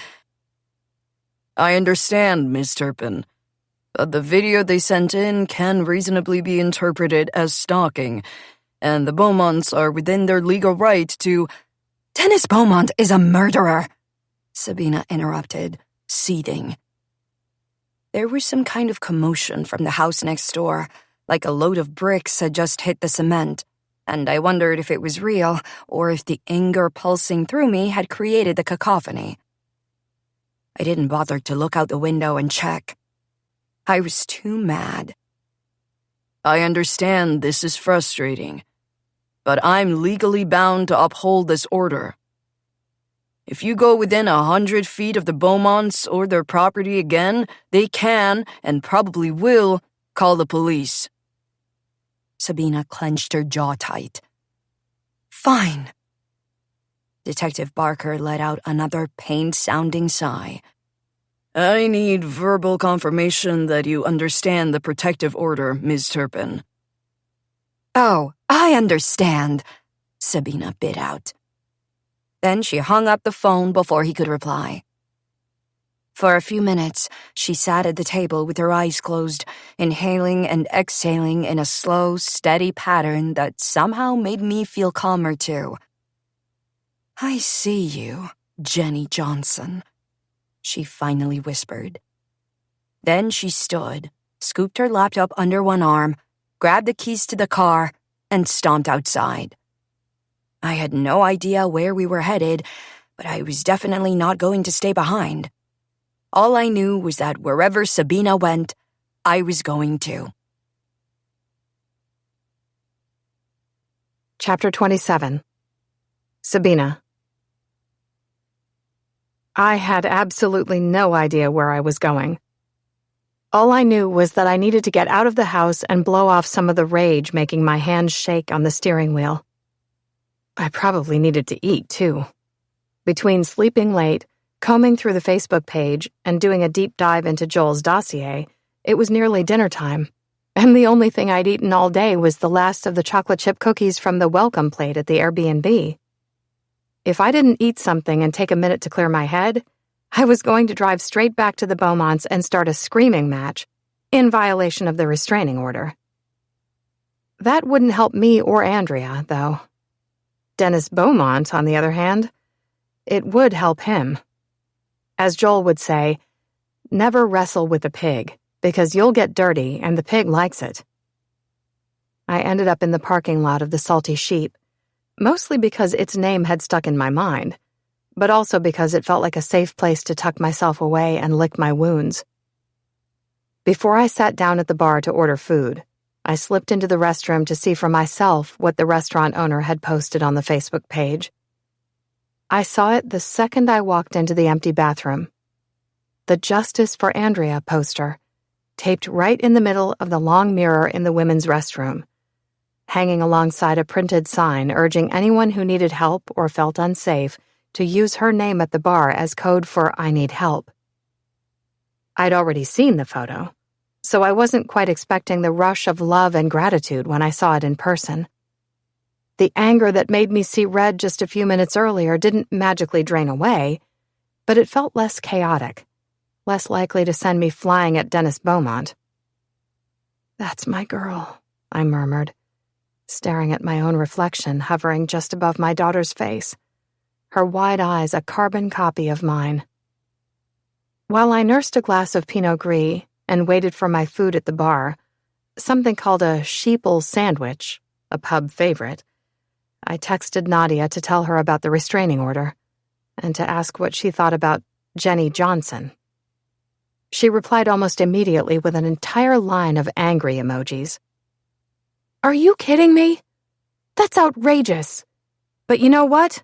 It means he's/they're scared of you. We're onto something. And Jenny Johnson is a total fake. I almost banned her from the page at one point because she keeps copying and pasting that same message about supposedly seeing Andrea at the soup kitchen. But I sort of want to see what else she might say. It definitely might be Dennis. Or Bunny.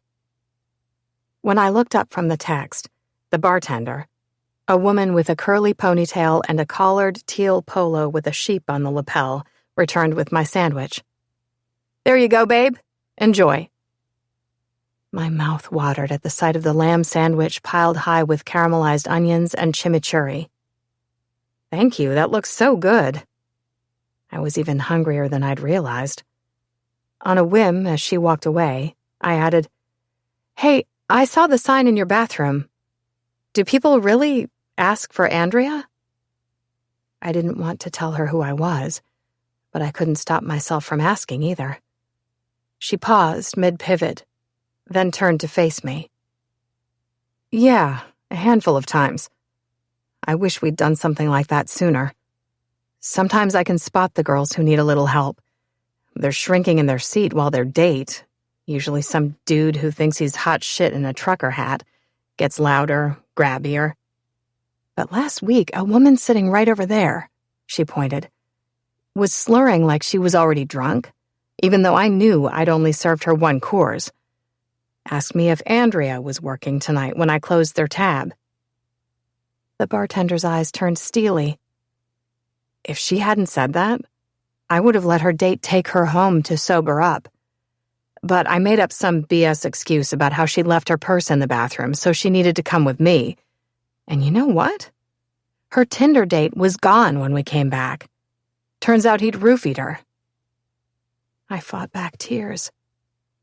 Oh, wow, I managed, keeping my eyes on the sandwich so she wouldn't notice.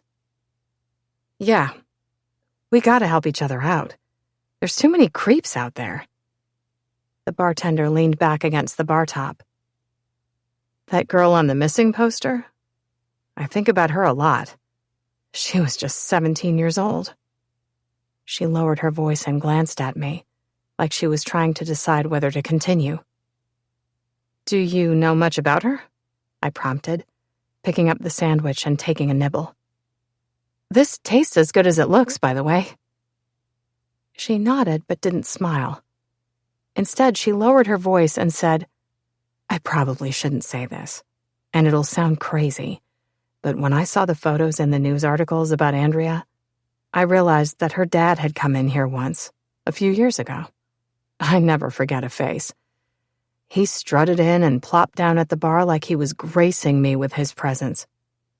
And when I brought his drink over, I noticed that there was something red smeared on his top lip, like blood. When I pointed it out, he wiped it off and gave me this weird smile. She grimaced and shook her head. I mean, obviously that was way before his daughter went missing, but what the hell? I told the police about it when I saw the story about his daughter in the news, but I have no idea if they thought it was important or not. No one ever followed up with me. I personally think he killed her. The beautiful, perfect lamb sandwich suddenly tasted like cardboard in my mouth, but I forced myself to chew and swallow anyway. How many other people in this tiny community had had a brush like that with Dennis Beaumont? How many had relayed that experience to the police? And how many, like the Palfreymans, had simply moved on with their lives and tried to forget because the truth was too awful to consider? The police clearly hadn't acted on the bartender's information, at least not yet. I told myself that, like Detective Barker had said during my interview, he couldn't exactly go kicking down doors until the police had a case built and evidence to arrest him. But the red flags surrounding Dennis Beaumont kept mounting, and those were just the ones I knew about. When I finished my meal, I headed back into the parking lot of the restaurant and stood for a few minutes, blinking into the sunlight making its way toward the horizon. The temperature had risen over 90, warmer than it ever got on the Oregon coast in August, and the air smelled like a heady mix of grilled meat and fresh peaches, the delicate scent wafting on the breeze from the orchards sprawling on the other side of the road. I took another step toward the car, unsure where I was headed next. It was a little late to start making cold calls, but with the long summer days, I still had a couple of hours until it got dark. So where should I go? I pulled my phone out of my pocket to study the map I had polka-dotted with pins. The Beaumont's house, my Airbnb, Andrea's school, a list of food banks and soup kitchens, and the popular homeless encampments Joel had noted from his deep dive on Reddit. Most of the soup kitchens and encampments were a few miles away, nearly in Layton. I probably couldn't reach them before darkness fell, but there was a small triangle of pins nearby, only a mile away from the Salty Sheep. I zoomed in on the area that marked a soup kitchen and a couple of known encampments. If I left now, I could reach them before dark. But what did I really expect to find there? And what was I looking for? Would the soup kitchen still be open? I closed my eyes and breathed in that strange but tantalizing smell of ripe fruit and grilling meat. Maybe it didn't matter if I knew exactly what I was looking for. I hadn't expected that the bartender in the Salty Sheep would have a story to tell about Dennis, or that I would connect with Nadia and Paloma like I had from stopping by Desert Greens. Maybe I'd find more than I was expecting wherever I went next. I was learning fast that Ogden was a small world, in some ways even smaller than tiny Neskowin. While there was no doubt this bustling community had a much larger population than my tiny town of barely 200, the people here seemed connected to each other in ways the coastal community wasn't. So many of them had attended church together at one point or another. Maybe that was it. Regardless, it was becoming apparent that if I kept exploring, kept asking for Andrea in my own way, I would find more threads to follow. And with that in mind, I set off. Chapter 28. Andrea. Watching Sabina eat the lamb sandwich at the Salty Sheep made me feel jealous and sulky. It wasn't because I felt hungry. Not hungry like while I was alive, anyway. It was more like a longing for the experience of eating something so good it made you sigh. That had only happened a handful of times during my life. Bunny didn't like to cook, so most of our meals consisted of dino nuggets or Chef Boyardee. Dennis could actually cook. Simple stuff like grilled cheese and spaghetti, at least. But he only did it on the days he got a gleam in his eye, and I knew he was going to make me pay for the meal later. The lunches I brought to school had been beans and rice, which wouldn't have been that bad if I didn't have to eat them every single day. Bunny had gotten 10 gigantic, dry-packed number 10 cans of each, back in the days when we were Mormon and she volunteered at the cannery. She refused to buy more lunch supplies until they ran out. So each week on Sunday, I made myself a pot of both and tried out different combinations of expired seasonings I found in the cabinets in an attempt to make them taste like something else. I'd nearly made it through all 10 cans by the time Dennis killed me. That's what I was focused on, while Sabina drove away from the Salty Sheep. Would I have liked sushi? What about filet mignon, tiramisu, risotto? All the fancy things I saw people eat on TV. I stared out the window, not sure where Sabina's Maps app was taking us, lost in the list of things I'd never get to experience. It wasn't just food. What about my first kiss? A boyfriend? A place of my own, my first job, college, traveling somewhere outside of stupid Ogden, Utah, learning how to ski or ride a horse or play the guitar. "What the hell?" Sabina muttered, and I suddenly realized that the car's check engine light was flashing in time to a strange, high-pitched whistling sound. She pulled off the main road and into a neighborhood, where she stopped the car and turned it off. Then she got out her phone and Googled whistling noise check engine light. Sorry, I said half-heartedly, shaking away the depressing thoughts that were making the pressure valve tick toward red and probably causing the sound and the light. This party trick was interesting, but it was losing its appeal quickly. What did it really matter if I could manufacture random sounds and maybe a flashing light or two?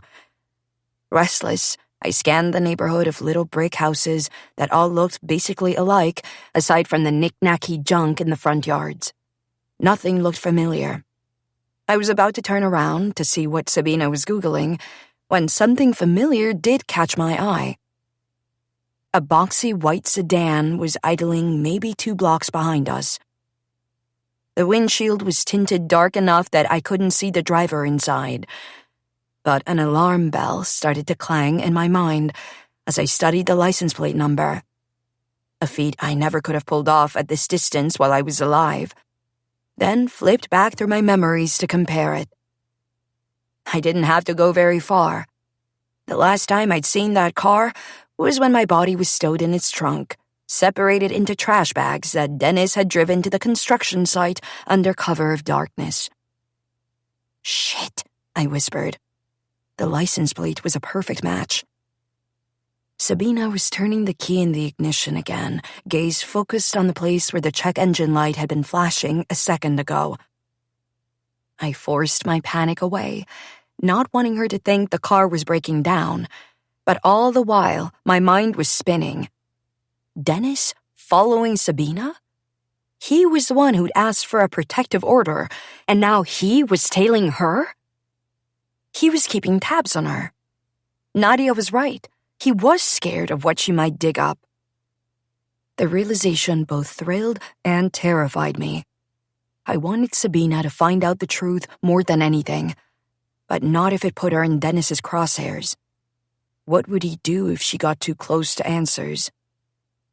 Look behind you, I begged her, needing her to know what I knew. Dennis is following you. She wasn't paying a shred of attention, though, just sighing with relief at the fact that the check engine light had gone dark, eyes flicking back to the Maps app she'd pulled up to take us to our next destination, 4 minutes away. I kept my eyes on the white Honda Accord. It stayed where it was while Sabina made a U-turn and drove right past it, following the Maps app back to the main road.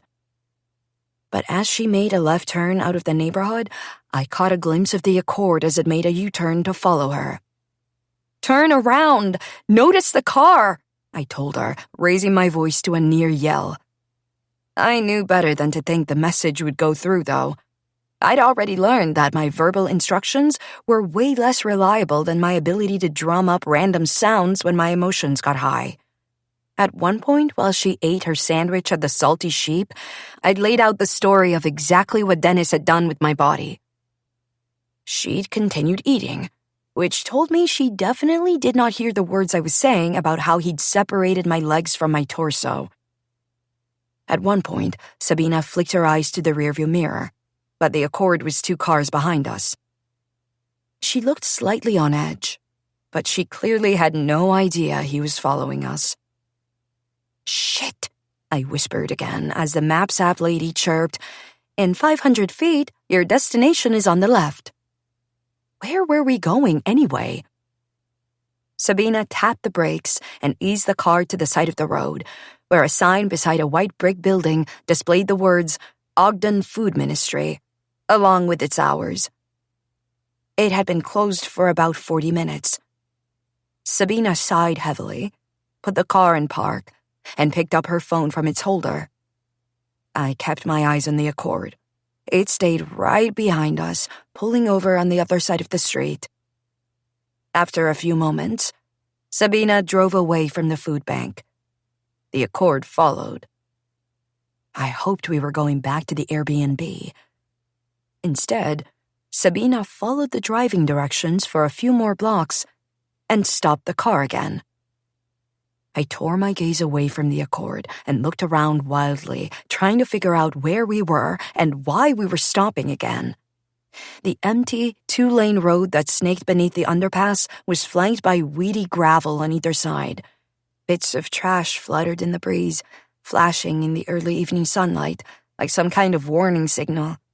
The light cut off abruptly into shadow, where the hulking concrete covered the road. This must be one of the encampments Sabina had on her list. "Stay in the car! What are you doing? I'm not here! I've never even seen this place before!" I hissed at Sabina, grabbing her forearm and hanging on like it would accomplish anything. Sabina hesitated, then removed the key from the ignition and stepped out of the car. I kept my fingers laced around her arm, and she tugged me along like an invisible balloon. Above us, the highway thrummed in a steady heartbeat, but down here the street was devoid of traffic. A grocery cart, missing one of its front wheels, sat parked in the gravel by the base of one support pillar, and beyond that was what looked like faded blankets and maybe a dust-caked sweatshirt. There were peanuts, of all things, scattered near the back wheels. Some old, rain-damaged magazines flapped in its basket like feeble birds. A cluster of blue and red graffiti that looked like someone had once tried to scrub it away shouted from the eaves of the concrete underpass, hulking above the shopping cart. Sabina's eyes, wide and blinking, fixed on those things in turn, as she took a tentative step toward the underpass, squinting into the shadows. I kept my eyes on the Accord, which still hadn't moved. I could feel my terror bubbling up, but I didn't try to tamp it down. "Come on!" I hissed, just as the sound of a slamming car door cut through the steady roar of traffic like a gunshot. Sabina whirled around in the direction of the Accord. For a few seconds, her eyes lingered on it. "Yes, good! Now get out of here! He's in the white car!" I cried, so damn proud that I'd managed to make the right sound this time. Then, something rustled beneath the underpass a few feet away, and Sabina forgot all about the sound of the car door and spun back toward the shadows. I was about to make a mad dash for Dennis's car, maybe try to get the sound of police sirens to play again in hopes he'd drive away, when I saw something that stopped me. A young woman emerged from the darkness near the shopping cart. She wore a hoodie pulled up over her head, with the strings tied so tight you could just see her eyes and nose. She was pretty, and about my age, give or take a few years. I couldn't really tell. The girl didn't give Sabina more than a passing glance as she approached. But when her head swiveled toward me, her big, pale brown eyes narrowed. I stared at her in an impolite way I'd never done while alive. Because what did it matter? She wasn't really looking at me, just through me. The girl didn't walk by us, though, and she didn't say a word to Sabina, who was still creeping toward the underpass, seemingly oblivious to the woman's presence. "Who are you?" the girl murmured.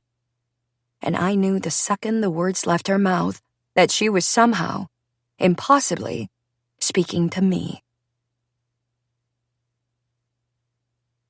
Chapter 29. Andrea. I was so stunned, I didn't even answer her at first. The girl frowned, then sighed like she was feeling wistful about something, and kept moving.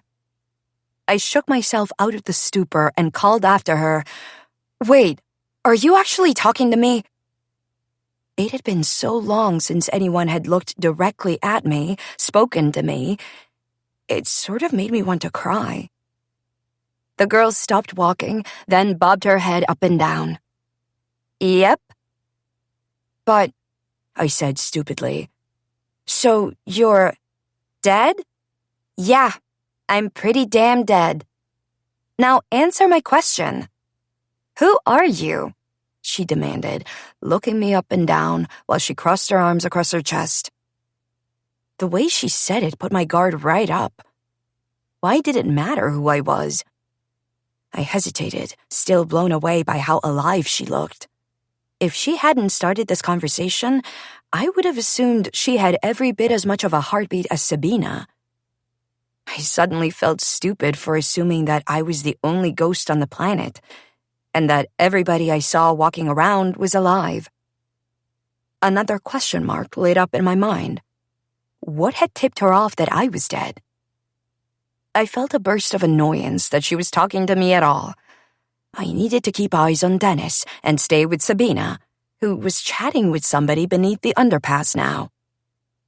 I gotta go, I said, moving to follow Sabina. The novelty of meeting another dead girl had worn off about as quickly as the novelty of being dead. Wait, she called, all the suspicion gone from her voice. She was suddenly paying attention to me, her eyes fixed on mine. Hold on a sec. It's just, I know this is going to sound insane, but I dreamed about you. I wasn't planning on stopping again. For one thing, Sabina was having a full-on conversation that I was missing, and for another, the Accord wasn't stopped anymore. It was inching along the side of the road toward us, the sound of its engine lost in the traffic zooming past overhead. You dream? I asked incredulously. As far as I was aware, I hadn't slept once since I'd been dead. Not like before, anyway. More like zoning out through memories until Sabina woke up. Yeah, I mean, sort of, she said in a rush, gesturing with her hands. It was a memory of when I was in church, and you came up to me and said my name. A strange sense of familiarity spread through me. And when I studied her eyes a little more closely, I realized I'd seen them before. It was super weird. The memory was all normal, and then all of a sudden you were there, saying my name and touching my arm. And then you were gone. She untied the string on her hoodie, revealing short, rumpled blue hair. Holy shit, I whispered, finally connecting the dots. You're Isabel? Isabel Palfreyman? With her blue hair, sunken cheeks, and thin face, she barely looked anything like the girl I'd seen in my memory. But those eyes... Yeah, she said, smiling tentatively, like she could hardly believe the words that had just come out of my mouth. I could hardly believe them either. And you are... I'm Andrea, I whispered. I went to your church when I was really little. I watched the words hit her like darts. The smile vanished from her lips as quickly as it had appeared. Oh my God, she breathed, voice shaking. You're Andrea Beaumont? Dennis's daughter? He's not my dad. I cut her off with more venom than I'd intended. They adopted me. She blinked in surprise, but didn't question what I'd told her. I shifted to keep one eye on the white Accord, which was still creeping steadily toward us. It was maybe a block away now, across the street from Sabina's car. I could just make out the shape of the driver's bulky frame through the tinted windshield. Dennis. There was no way he'd do something to Sabina in broad daylight, would he? He killed you at 3:30 in the afternoon, came the chorus from the back of my mind. Wailing sirens played in the distance, my favorite sound trick, and the Accord stopped moving. The silhouette in the driver's seat twisted his body around to look at the road behind him, but the sound of sirens was already fading. There wasn't time to ask Isabel all the questions burning a hole in my heart. And I could tell by the way her eyes were fixed on me that she had just as many to ask me. But right now wasn't the time. I just needed to know one thing before I dragged her along with me. Did Dennis? I asked, unsure how to finish the thought, feeling queasy in a way that made zero sense given that I couldn't vomit and didn't have a stomach anymore. Her eyes went steely, and she didn't prompt me to complete my sentence. Yeah. He did something to me. He killed me. There was so much pain in her voice, it made me wince. Then she whispered, You too? I nodded, and for the first time, she followed my gaze when it drifted back to the white Accord. Who's in that car? She asked wearily. And who's that woman talking to Marley? She gestured between the Accord and the underpass. Dennis is in the car, I muttered, and she recoiled like I'd slapped her. And that's Sabina, my real mom, I said, pointing at her back. She's trying to find out what happened to me. And you too. Isabel gave me a bewildered look like I was speaking French, but she just said, "Oh." "I'll be right back, okay?" I said, already rushing away from her toward the Accord. "I just want to put eyes on Dennis. Can you go listen in on Sabina's conversation?" Without waiting for a response, I flew across the sidewalk until I stood beside the tinted driver's side window. It was cracked down an inch, like Dennis was trying to listen in on what Sabina was saying. But with the traffic droning past on the interstate overhead, there was no way he could hear. He looked pissed, eyes narrowed and honed on Sabina's back, just visible near the first pillar of the underpass. At first glance, there was nothing suspicious inside that car. A couple of Crown Burger wrappers on the passenger seat, the fuzzy blue dice hanging from the rearview mirror. And of course, Dennis himself. He shifted in the driver's seat and sucked air between his teeth in a weird, strangled whistle while he kept his eyes on Sabina. Then I looked down at Dennis's phone, lying face up at an angle in one of the cup holders. Its screen glowed pale yellow, and when I weaseled myself through the crack in the window to get a closer look, I saw that it was some kind of GPS app. A red dot pulsed in the center of the screen. It was labeled with the word, bitch. He'd put a tracker on her car. And that wasn't all. Now that I was inside the Accord, I could see something poking out from beneath the passenger's seat. An open package of zip ties. Were those meant for Sabina? How long had Dennis been following us? When had he put the tracker on Sabina's car? What was he planning to do? I didn't want to find out the answer to any of those questions. Waves of horror and anger pulsed through me, and I racked my brain for a way to harness the searing emotion. The sirens were getting old. What else would make him drive away right now? I remembered how the check engine light had come on in Sabina's car. Could I do something like that again? I imagined the pent-up emotion like a tank full of helium. Then I pictured exactly what I wanted to happen, clear as the memories I saw in my mind's eye. For a moment, nothing happened. And then, the sound of a familiar ringtone. 3 short chimes, then a long one. The GPS tracking app on Dennis's phone screen disappeared, replaced by an incoming call. "What the hell?" Dennis choked out. Andrea, read the caller name on the screen, along with my number. That phone had been in an evidence locker since the day I disappeared, and Dennis knew it. I wanted to squeal with excitement at what I'd just done, but I was too afraid the pressure cooker of emotion would run out of steam, or that I'd lose my focus. With a shaking hand, Dennis answered the call. I concentrated harder than I ever had, latched onto the memory I wanted to forget most, and hoped like hell. It worked. There was a moan, then a scuffling sound on the other end of the line. Dennis's face went white, and he dropped the phone back onto the passenger seat with a quiet thud, chest heaving like he was about to have a heart attack. I wished he would. The phone's speaker spit out the sound of a choked, strangled gasp that made me want to cry. Then dead air and silence. I had replayed the exact soundtrack of my death. The call dropped, but not before Dennis had jammed the car into drive, sending the tires screeching on the asphalt back the way he'd come. I stood there until I was sure he wasn't coming back, feeling both powerful and drained at the same time. He wouldn't be gone for long, and I didn't know what I was going to do when he came back.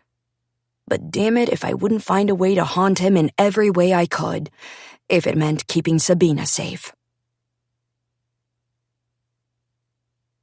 Chapter 30. Sabina. I wasn't sure what to expect when I approached the skinny woman with a low ponytail, humming to herself while she rummaged through a grocery bag of what looked like pastries. The air beneath the underpass suddenly felt tense, and more shadows shifted along the walls. The woman looked up at me, her eyes wide and frightened when she realized I wasn't just walking past, I was approaching her. The moment felt like a scene right before a jump scare in a horror movie, but strangely, I didn't feel afraid. Actually, I felt like I had when I'd moved some cobwebby planter pots into the garage and discovered a nest of terrified baby mice inside one of them. Like I was this bumbling interloper who'd just ruined their meager, safe place.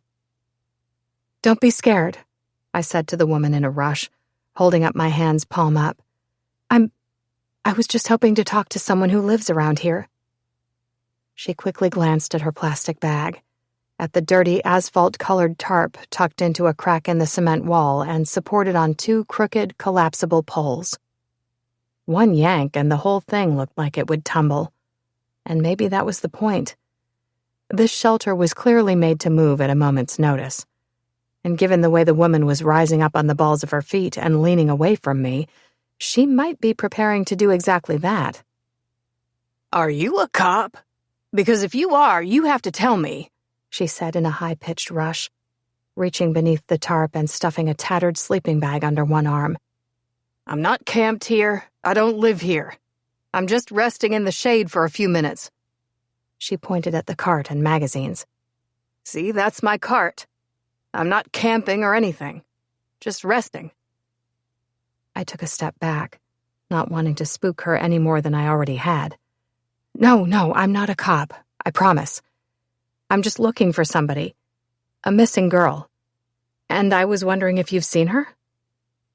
Before she could say no or rush away, I pulled my phone from my back pocket and flashed the screen forward to reveal the smiling photo of Isabel Palfreyman that Nadia had posted on the Facebook page. The woman's shoulders sagged with relief, and she set the bag of pastries down on the dirt at the entrance to her shelter and ambled toward me. "Sure, I'll take a look. Can't promise you anything, though. Some people don't want to be found, and I'm not a snitch." "Of course, yes, thanks," I said, my own shoulders relaxing.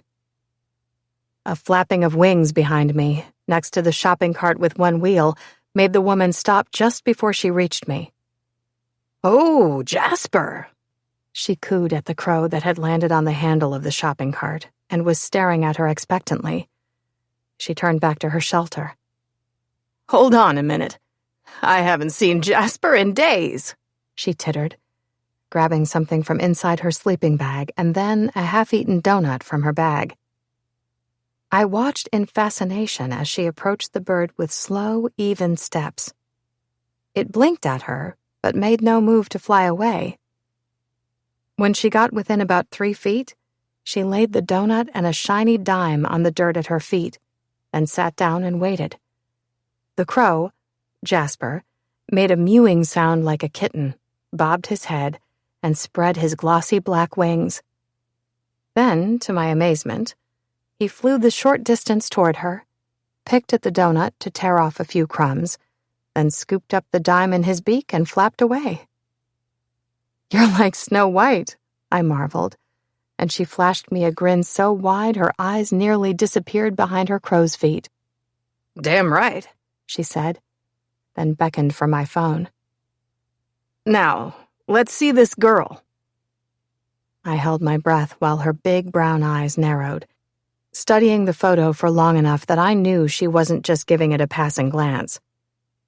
In the image, Isabel stood on a rocky lakeshore, her long blonde hair shimmering in the sun, Her sun-kissed cheeks turned up in a brilliant smile. "Have you seen her?" I asked, unsure if I saw a flicker of recognition or if it was just wishful thinking. She frowned and shook her head. "Hard to say, but I don't think so. I'd remember somebody young and pretty like that. Hell, she looks like she could be on the cover of one of my magazines with that hair." She pointed to the stack in the grocery cart, where the pages were fluttering in the breeze that had picked up. "How about this girl?" I asked, flipping to the photo I'd saved of Andrea. I hadn't planned on asking, but I was already here, so why not? This time, the woman shook her head quickly. "Nope, haven't seen her either." I bit back my disappointment and forced a smile. "That's okay. Is there anybody else here I should ask?" I gestured to the other side of the underpass, where a handful of other shadows were tucked along the walls. She shrugged. "If you want. But I've been down here longest of anybody," she admitted. "I only said what I said earlier because I thought you might be a plainclothes." The wind started picking up harder now, blowing the dirt at our feet in tiny dust devils that made her shelter rock back and forth. The sun was moving fast toward the horizon, and the temperature had dropped enough that I wished I had a sweatshirt. I decided that I would cross to the other side of the underpass and show Isabel's photo around as quickly as I could, and then it was probably time to head back to the Airbnb. I was brave enough to be here during the day, but terrified to find out what the underpass was like at night, no matter how unthreatening these people might seem. Plus, the feeling of being scrutinized by unseen eyes kept making the hair on the back of my neck rise, even though I knew they were likely just curious looks and that I was the uninvited intruder here. "Thank you for your help. I'm so sorry I didn't even ask your name or introduce myself," I said. "I'm Sabina." "Marley," she said after a moment's hesitation. Then, wistfully, "Hope you find those girls. They're lucky somebody's looking for them." "Thanks," I said, past the knot in my throat as I started moving toward the nearest shadowy figure, maybe 20 yards away on the same side of the underpass. I had taken no more than a few steps before the wind blustered through the underpass with a violent rush that momentarily blocked out the sound of traffic overhead. I stumbled back toward Marley, shielding my eyes from the storm of grit and wrappers that pelted my skin. She yelped in surprise and dove to grab hold of the corner of her shelter. It was too late, though, and there was a muted snapping sound as the tarp billowed up in the wind like a sail, yanking free of one of its bungees before slapping against a pillar and crumpling in a heap. "Shit," Marley said angrily as the gust of wind died back down. Behind me, there were more mutters of annoyance as people picked up belongings that had gone flying. "Let me help you," I said, grabbing hold of one pole and half of the tarp that had fallen in on her shelter while she grabbed the other side. As we lifted the dirty tarp back into place, I couldn't help but take a closer look inside at the sleeping bag and rumpled clothing. Nothing stood out, at first. Then my eyes stopped on a dark lump with a faded, lighter-colored patch in its center. There was a word written on that patch that I couldn't quite make out. I leaned a little closer, realizing that the lump was a backpack. "Hey!"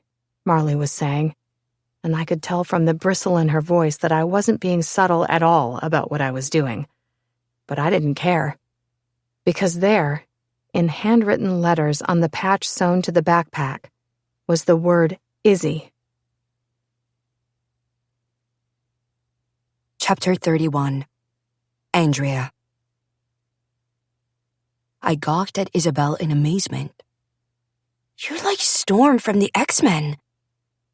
She grinned, and it was the first time I'd seen her smile.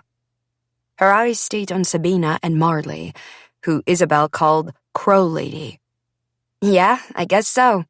I didn't mean to make it quite that crazy. I just didn't want her to leave before she found that." She pointed to the faded blue backpack Marley was pulling out of the tarp shelter.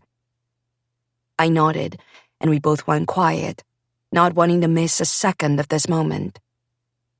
Both Sabina and Isabel wore about the same expression: wary hope and disbelief. Sabina's voice trembled when she said, "Where did you get that backpack?" Marley's eyes went so wide you could see the whites on the top and bottom. "A girl who was here a few years back, but she didn't. But..." Her mouth dropped open, and it was almost like I could see the puzzle pieces click into place. Same way they were clicking into place for me. Sabina pulled her phone from her pocket once more. "Do you think you could look at the photo again? I'm wondering if maybe Izzy is short for Isabel." Isabel herself just watched, eyes shining and hands laced in front of her like she was praying. Maybe she was. I could feel the desperation coming off her like an electric current. She'd been waiting for this moment, waiting to be found a lot longer than I had. "Yes, that's me," she whispered, moving close to Marley's ear as she studied the photo of the blue-eyed, blonde-haired girl in the photo that looked almost nothing like the gaunt, blue-haired woman who stood beside me. "Holy shit," Marley murmured. "Izzy, Isabel. I think you're right. She didn't look anything like that photo, though. Had real short blue hair when I met her. And she was a lot skinnier. Barely the same girl." She leaned closer to Sabina's phone. "But damn it, yes, that might just be her." "Oh my God. Okay, tell me everything you know, please," Sabina said, flipping to a notes app in her phone. The steady breeze dropped as fast as it had ratcheted into a brief storm a moment earlier, and the air turned as still and expectant as the look on Isabel's face. "She's dead," Marley said, her voice a raspy whisper. "An overdose. At least that's what Otto, the guy who sells art on the corner, told me." Sabina clenched her jaw and winced, like she'd been bracing for this blow, but it hurt all the same. Marley kept going. I didn't find out until just a few days ago. I thought she just sort of up and left. People do that here. You share a meal one day and they're gone the next." Her lips curled into a guarded half-smile, and she shrugged. Isabel rolled her eyes and frowned, but there wasn't any real anger there. "Yeah, right. I just ditched my backpack full of cash and left." Sabina looked west, where the sun had fully settled behind the horizon, turning the far end of the underpass a murky orange and blue. "Is there anything else you can tell me about her? Anything at all?" Marley screwed up her face in concentration. "Not really. We didn't talk much, but she seemed real nervous, always looking over her shoulder." Sabina pursed her lips and nodded at the backpack. "The police will want that," she said carefully. "I hate to send them here, but her family doesn't even know she's dead. They need to know what happened to their daughter." I was expecting Isabel to be sort of happy about this, about her family learning what had happened to her. But instead, her expression turned stormy again, and the breeze kicked up sharply. Without thinking too much about it, I stepped closer and took her hand. When I did, the shock was like stepping into a cold pool. A wave of emotion that wasn't my own, sadness, longing, resentment, anger, pulled me under. The feelings were accompanied by flashes of memories, like a messed-up slideshow of angry, disappointed faces I recognized as Mr. and Mrs. Palfreyman, and I knew right then that I had even more in common with Isabel than I thought. I kept hold of her hand until the waves got softer. Then the two of us followed Sabina back to the car in silence, while Sabina dialed Detective Barker. Marley must have agreed to it, because she was on her feet, quickly disassembling her shelter and carefully placing the tarp and poles into the shopping cart alongside the hodgepodge of magazines. When she was finished taking down the shelter, she shifted nervously from foot to foot, glancing at Isabel's backpack lying in the dirt a few feet away. "You sure I gotta talk to them?" she called to Sabina, her voice high and nervous. "I already told you everything I know." Yes, please, Sabina said, hurrying back across the gravel until she stood beside Marley. "Just tell them exactly what you told me. That you didn't realize the backpack was important, or that her name was Isabel Palfreyman. Then you can go." Marley cocked her head, glanced at the shopping cart full of her tarp, sleeping bag, and clothes, and I thought I saw the tiniest smirk on her lips, like she was thinking, "Go where?" The sky turned a dusky purple while we waited for the police to arrive. Sabina texted Joel that she had news about Isabel Palfreyman and promised she'd call him soon, but didn't mention the underpass. I kept looking around for the white Accord, but there was no sign of Dennis. I found myself wishing I hadn't scared him away. Maybe the police would have caught sight of him, stalking the woman he'd filed a restraining order against. Isabel didn't say much while we stood there beside Sabina in the gathering dark. Just stared at her backpack and kept her arms folded around her middle, like she was trying to wrap herself up in a hug. When the unmarked car pulled up alongside us 5 minutes later, Sabina let out a breath in relief and hurried toward the headlights. Marley cringed and set her mouth in a line, fingers clutching the shopping cart's faded red handle, like she was ready to run. She didn't run, though. Voice shaking, she repeated exactly what she'd told Sabina, then hurried down the street the second Detective Barker said she could go. He bagged the backpack, same as he'd done with the earring, and gave Sabina a strange look. One part grudging admiration, one part confusion. He worked his jaw like he was chewing on whatever words he was thinking about saying, then finally settled on, "Thanks. I'll make sure this gets processed." Then, "What made you come here tonight?" Sabina raised an eyebrow, like she was trying to assess whether he was accusing her of something or not. After a beat, she shrugged. "Jenny Johnson. Name ring a bell? She's in Nadia's Facebook group. Claimed she saw Andrea at a soup kitchen. I'd been meaning to check out some of the popular encampments anyway, and then I started wondering, maybe there was a reason Jenny," she made air quotes with her fingers, "had this area on her mind." Detective Barker didn't reply, but I thought I saw something flicker in his blue eyes. Instead, he lifted his chin in the direction Marley had hurried off. "Is that your car down the block? I can walk you there. I'd strongly recommend you get back home. This isn't the safest area." A fresh gust of wind sent a spray of dirt across his clean black pants, and Isabel muttered, "You think?" Sabina let out a sigh but didn't protest when Detective Barker fell into step beside her, swatting at the dusty film now sprayed across his pants. When Isabel didn't follow, I turned to face her. "Come on. You're not staying here, right?"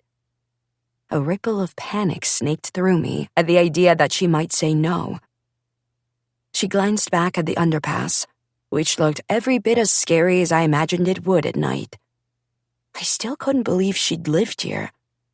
The laundry room bedroom I slept in at Bunny and Dennis's house wasn't great, but it was the Sheraton compared to this.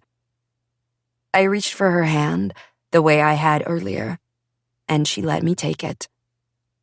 And just like before, I knew in an instant what was going through her mind. Fear that she'd be walking away from her view of the cemetery. Distress that she was leaving the familiar place she'd haunted for the last 3 years. Despair that even though the police knew she was dead now, nobody would ever really know what happened to her. Sabina won't let anyone forget us, I insisted, letting go of her hand before I got lost in the threads of memories that lurked in the shadow of all that emotion. Sabina was already getting back into the car, and the last thing we needed was to lose her. "Come on," I called to Isabel, rushing ahead. Before I got into Sabina's car, I peered beneath the vehicle and did a quick scan of the underside. There, like I suspected, I saw a tiny black square that looked slightly out of place from the rest of the vehicle. "Bastard," I muttered, slamming my hand as hard as I could against the tracker, which of course did absolutely nothing. The engine rumbled to life as I slipped through the tiny opening between the passenger side window and his frame. To my relief, Isabel was right behind me. I remembered thinking that I wished I'd gotten the chance to be her friend. Maybe that was still possible. We were silent for a few minutes while Sabina drove in the direction of the Airbnb, gaining speed through the quiet streets. "I like your mom," Isabel said wistfully after a few minutes. Then she held out her hand. "I think we can, show each other stuff this way. Do you want to know what he..." She trailed off. But I knew what she was asking, and I recognized the somber, eager hope I heard in her voice. The idea that somebody, anybody, would know exactly what I'd gone through made me feel less alone than I had since I took my last breath. "Yeah," I said, nodding somberly. "I'll show you what happened to me, too." Chapter 32. Isabel. A phrase from the Book of Mormon kept echoing through my mind while I held Andrea's hand tight in mine and saw the awful things Dennis Beaumont had done to her. They see as they are seen. I'd memorized it for a scripture mastery contest in church one year when I was 11. The verse was talking about people in heaven, and I'd wondered what it meant at the time. I was pretty sure I understood now, even though I hadn't seen any sign of heaven. Just like my own memories, impossibly vivid and clear ever since I'd died. The scenes Andrea showed me were more immersive than any movie. Really, it felt like I was right there beside her. But as the first memory unfolded, I quickly realized that it wasn't just visual. In a strange way, I could feel everything she felt too, right down to the smells and sensations. Her fragile hope as she traced the delicate wings of a handmade monarch butterfly earring, clinging to the token of friendship like a lifeline. Her irritation, then fear, when she realized Dennis had come home early on her birthday. The scratchy carpet prickling beneath her feet, the stale smell of the old house turning suffocating as she realized that she was alone with him there. Her terror when he chased her up the stairs. The panic as his footsteps moved faster behind her, as his hand grabbed hold of her arm. Her pain when her head hit the banister, hard enough to send static bursting behind her eyes. Hard enough that for a moment everything went dark. But not hard enough to kill her. Her agony as he wrapped the dog leash around her neck and pulled it so tight that even the labored, ragged breaths drawing in and out of her lungs stopped short, and her heart kicked into overdrive. Her disbelief when she realized that she was standing beside her own body, that her own father had just taken her life rather than try to save it. Those awful words he'd said to her. The same words he'd said to me, while she gasped her last breaths. "Shh, don't fuss. The more you fuss, the worse it'll be." Her rage as he chopped her body into pieces and put them in garbage bags, then lied to the police while she walked his hallways as a ghost. Then finally back to fragile hope, when she saw Sabina, her birth mother, standing at the edge of the Beaumonts' front yard. I wasn't nearly prepared for the intensity of what I felt and saw, the raw, aching awfulness of it. This was the closest I'd ever come to walking a mile in someone else's shoes. It took everything in me not to let go of her hand as some of the worst memories swallowed both of us whole. But at the same time, I knew without a doubt, because I could feel it, that it meant the world to her to be seen, really seen.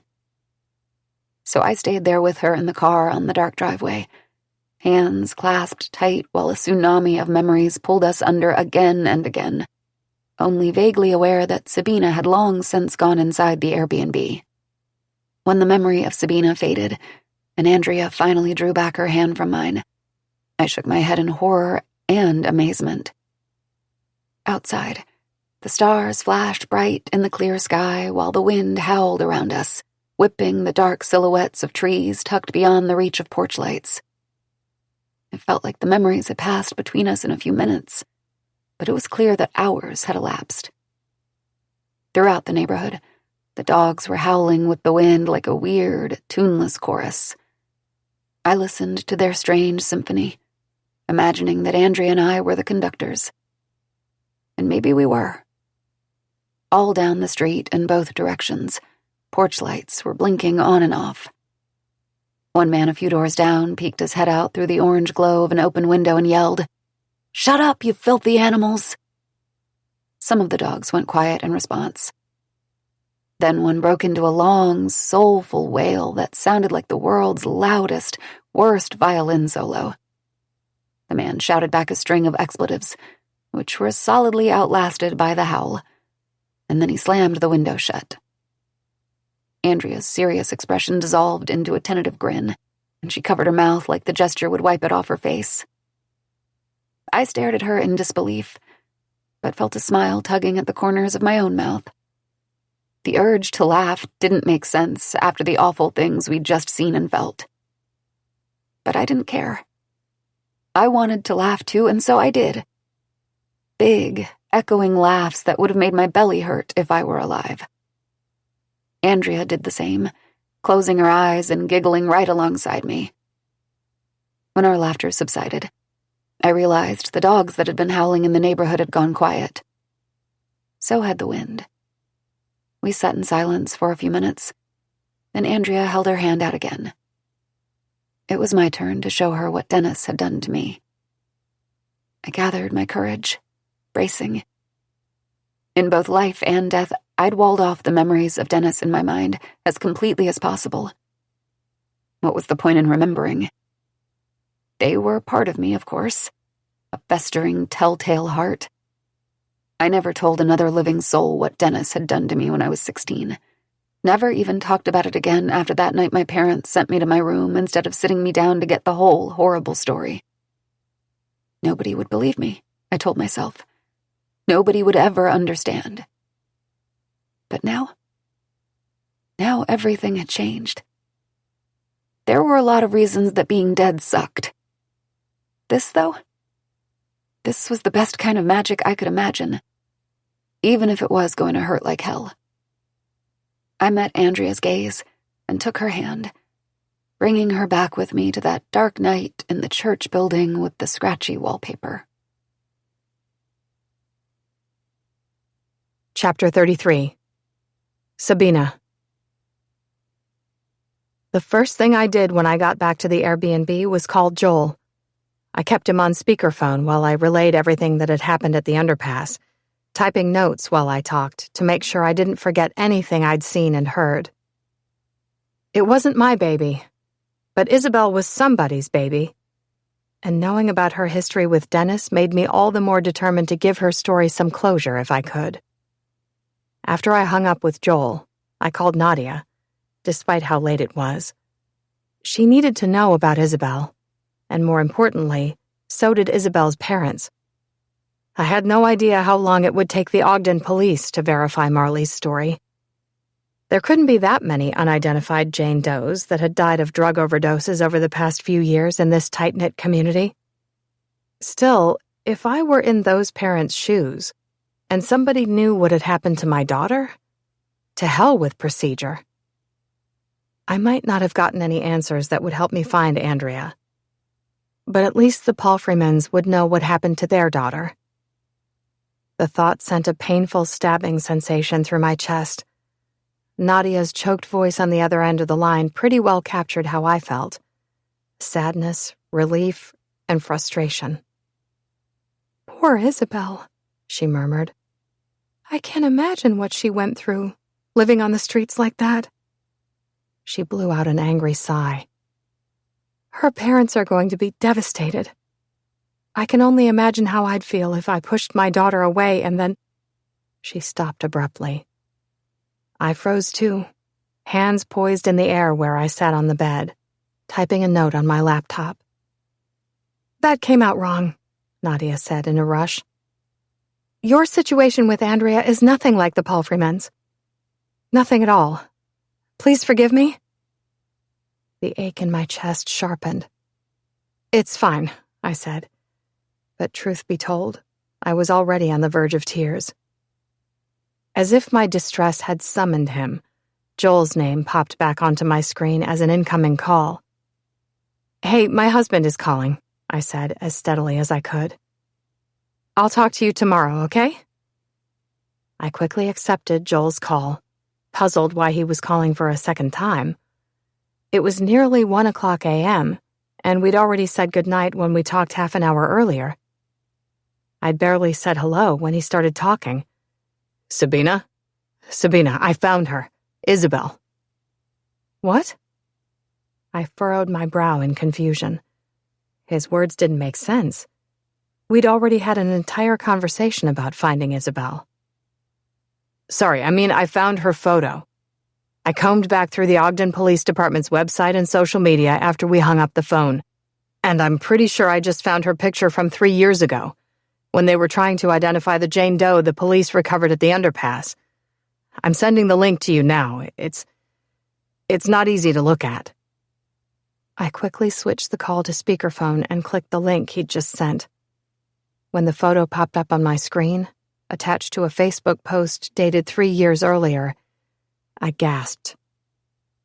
I understood now why Marley had been so slow to identify the photo of Isabel that I'd shown her. The smiling, blonde girl with the rosy cheeks and long blonde hair bore almost no resemblance to the gaunt, blue-haired woman on my screen. Her high cheekbones protruded sharply above dark hollows, and her short, spiky hair was bright blue in some parts and bleached light in others. Her lips pulled down at the corners in a lax, frozen frown.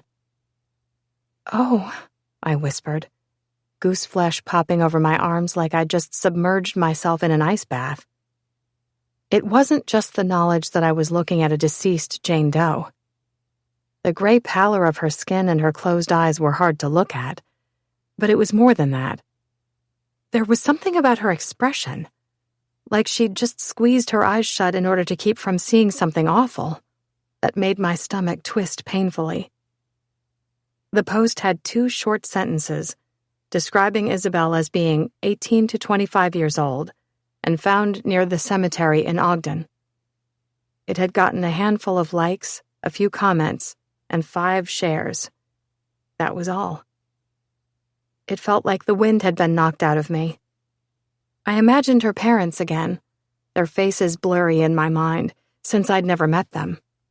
Their daughter had been here all this time, buried beneath posts about new traffic patterns and police bulletins from the past 3 years.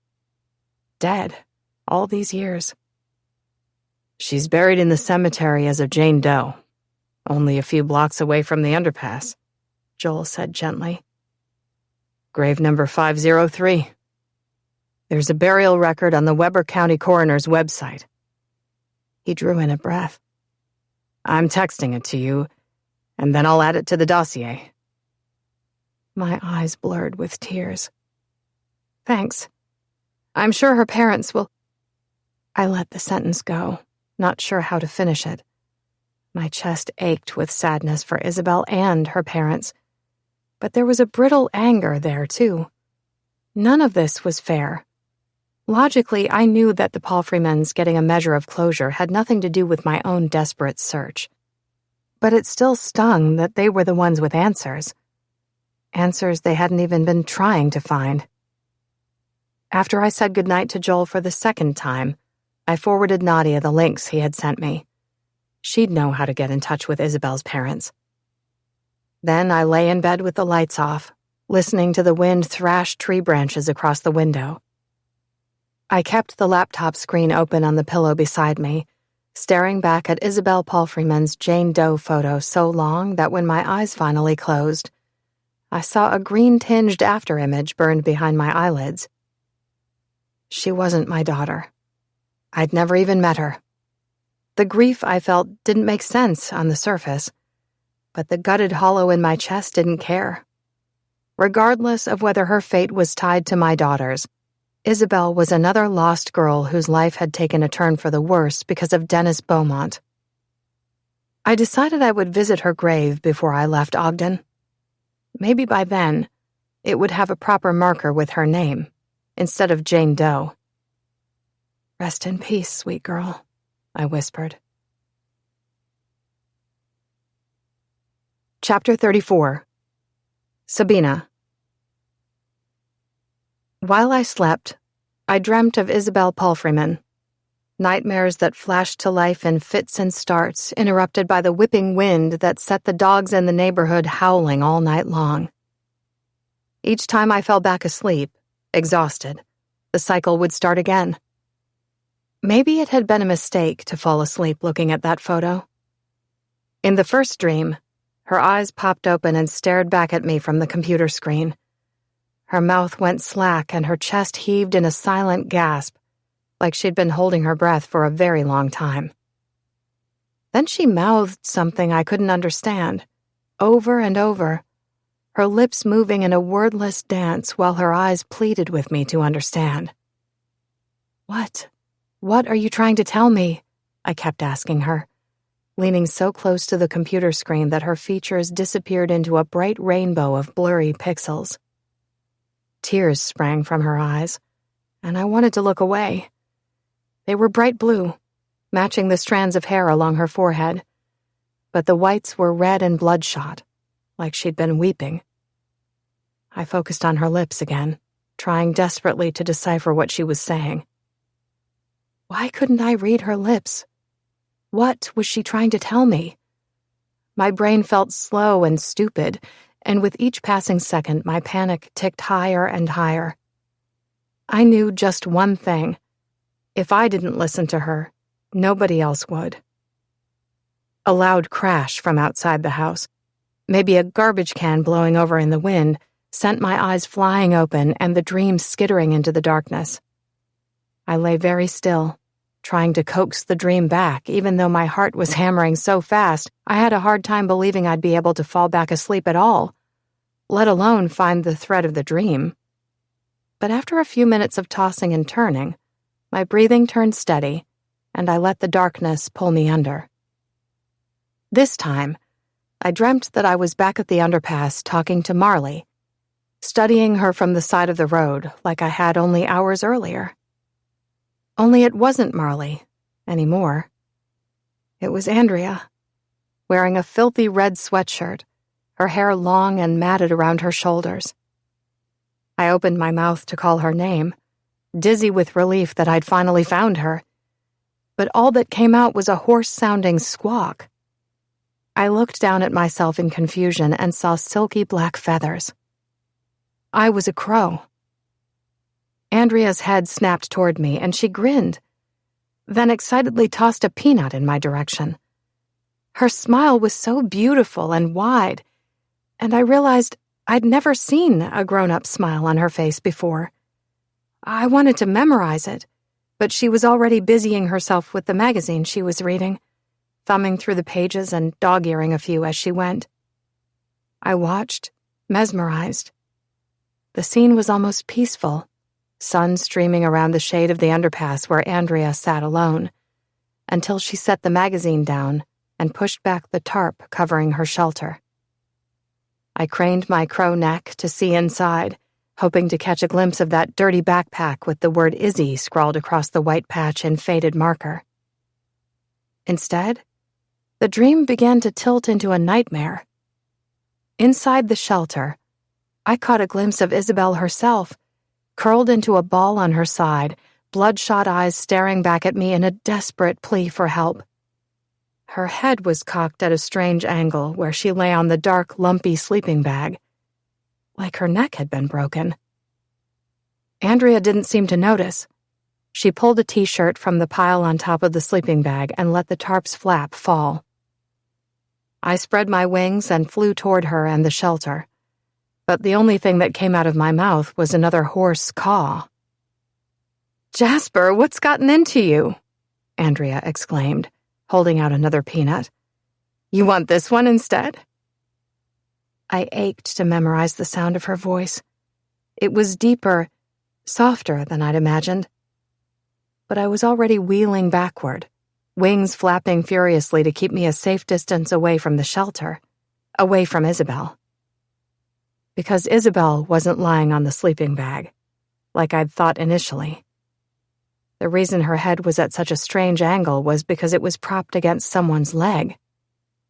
Dennis Beaumont. He grinned at me from where he knelt and peeled back the flap of shelter so that I could see his bulky frame clearly.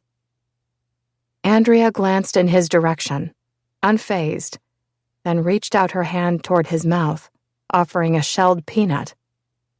"No, baby!" I tried to scream. "No, no, no!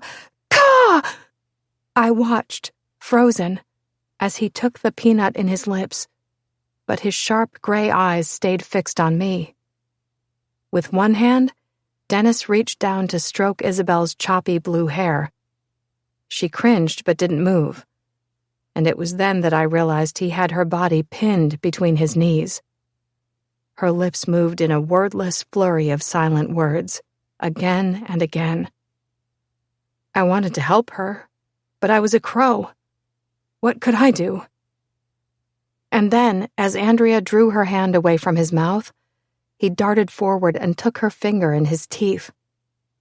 She glanced at me and shrugged helplessly as he bit down hard, his lips turning red as they sliced down to bone with a sickening crunch. I launched myself toward him, talons outstretched. Isabel's mouth worked soundlessly. Dennis let go of Andrea's bloody finger, and, before I could make contact with his face, he put both hands on Isabel's head and twisted. A sickening crack sounded in the muffled chaos. Isabel's mouth stopped moving. Her face went slack. Andrea screamed. And I woke again to the sound of my own terrified gasps and the soft glow of the laptop, which should have gone into sleep mode long ago, inches from my face. I sat up and pulled it closer, studying her slack mouth, trying to remember the motion it had made while she tried to speak. It finally clicked together as I leaned toward the screen and enlarged the photo, trying to imagine the shape of her mouth with the words. She was saying, "Look at me. Look at me." Full-body chills made me wrap the tangled comforter tighter around my sweaty body as I did just that. I looked at her. Really looked. What I saw made the air whoosh from my lungs like I'd been kicked in the chest. There were strange bruises near her mouth on the left side of her face. They formed a semicircular pattern that ended at her bottom lip. The goosebumps on my arms pulled tighter as the chill in the room intensified. Maybe I was just tired. Maybe it was the dream I'd had. Maybe Isabel's skin was like I'd originally imagined when I scanned right past those marks, spotted with lividity, dirt, or any number of scuffs she might have gotten while living on the streets. But those tiny, faded bruises, consistent in spacing and moving from larger to smaller, looked like a human bite mark. Chapter 35. Andrea. Isabel and I sat on the bed beside Sabina and listened with fascination while she told Joel about the vivid dreams she'd had and the bite marks she'd noticed on Isabel's face. The morning had long since faded into afternoon. Between the howling dogs and the fitful sleep, Sabina hadn't gotten much real sleep during the night. When her alarm had gone off at 8 a.m., she'd blearily turned it off, and we'd finally let her sleep. "The dreams were so real," Sabina said, the laptop screen still open, the same way it had been when Isabel and I came inside at nearly 3 a.m. to see her photo glowing dully. "You see the bite marks on her lip, right? I'm not just imagining them. I just texted Nadia and she agreed." Joel went quiet on the other end of the line. Finally, he said, "Yeah, I see what you're talking about." He held a long pause. "She was living on the street, though, Sabi. Those marks might have come from anywhere." Next to me on the bed, Isabel reached up absently to touch her lower lip. Last night, she'd shown me exactly how she'd gotten those bite marks. The memory, still fresh in my mind, made me shake with disgust and anger. "I know," Sabina cut in impatiently. "But after that dream, I can't help thinking that it meant something, Joel. I didn't even notice those bruises on her face when you first sent me the photo. Did you?" "No," he admitted. "And I'm not saying you're wrong. By all means, tell the police and Nadia. All I'm saying is, you're there to find out what happened to Andrea, right? I know this Isabel girl crossed paths with Dennis Beaumont at some point, and I'm not trying to minimize what he did to her. But is this rabbit hole worth going down? Or maybe it's better to hand off the baton to her parents." Sabina's mouth tightened into a slim line. It was the first time I'd seen her look upset by anything Joel had said. I could tell that Isabel was getting frustrated too. The feeling came off her in little electric waves. She stood up from the bed and paced the carpet. "If I were her, I'd probably listen to him," she muttered, shaking her head. "I don't think the dream was enough. And why should she care about me anyway? I'm not her kid." I sighed. The dream hadn't worked quite like I'd hoped. The one we'd tried to send her while she slept, wrapping our arms around her body, had shown Sabina exactly what had happened to Isabel. Every awful, gritty detail. But hearing what she'd just recounted to Joel, some pretty big wires had crossed. I wasn't sure why the dreaming thing hadn't worked like it had last time, when Sabina had whispered, "Sweet girl," then told Joel how she dreamed of the exact memory I was trying to show her.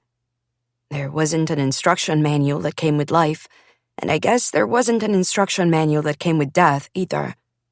Best I could tell, the difference had something to do with the fact that Sabina and I had both experienced our shared memory at one point, while Sabina didn't have any shared memories with Isabel. There was really no way to know for certain.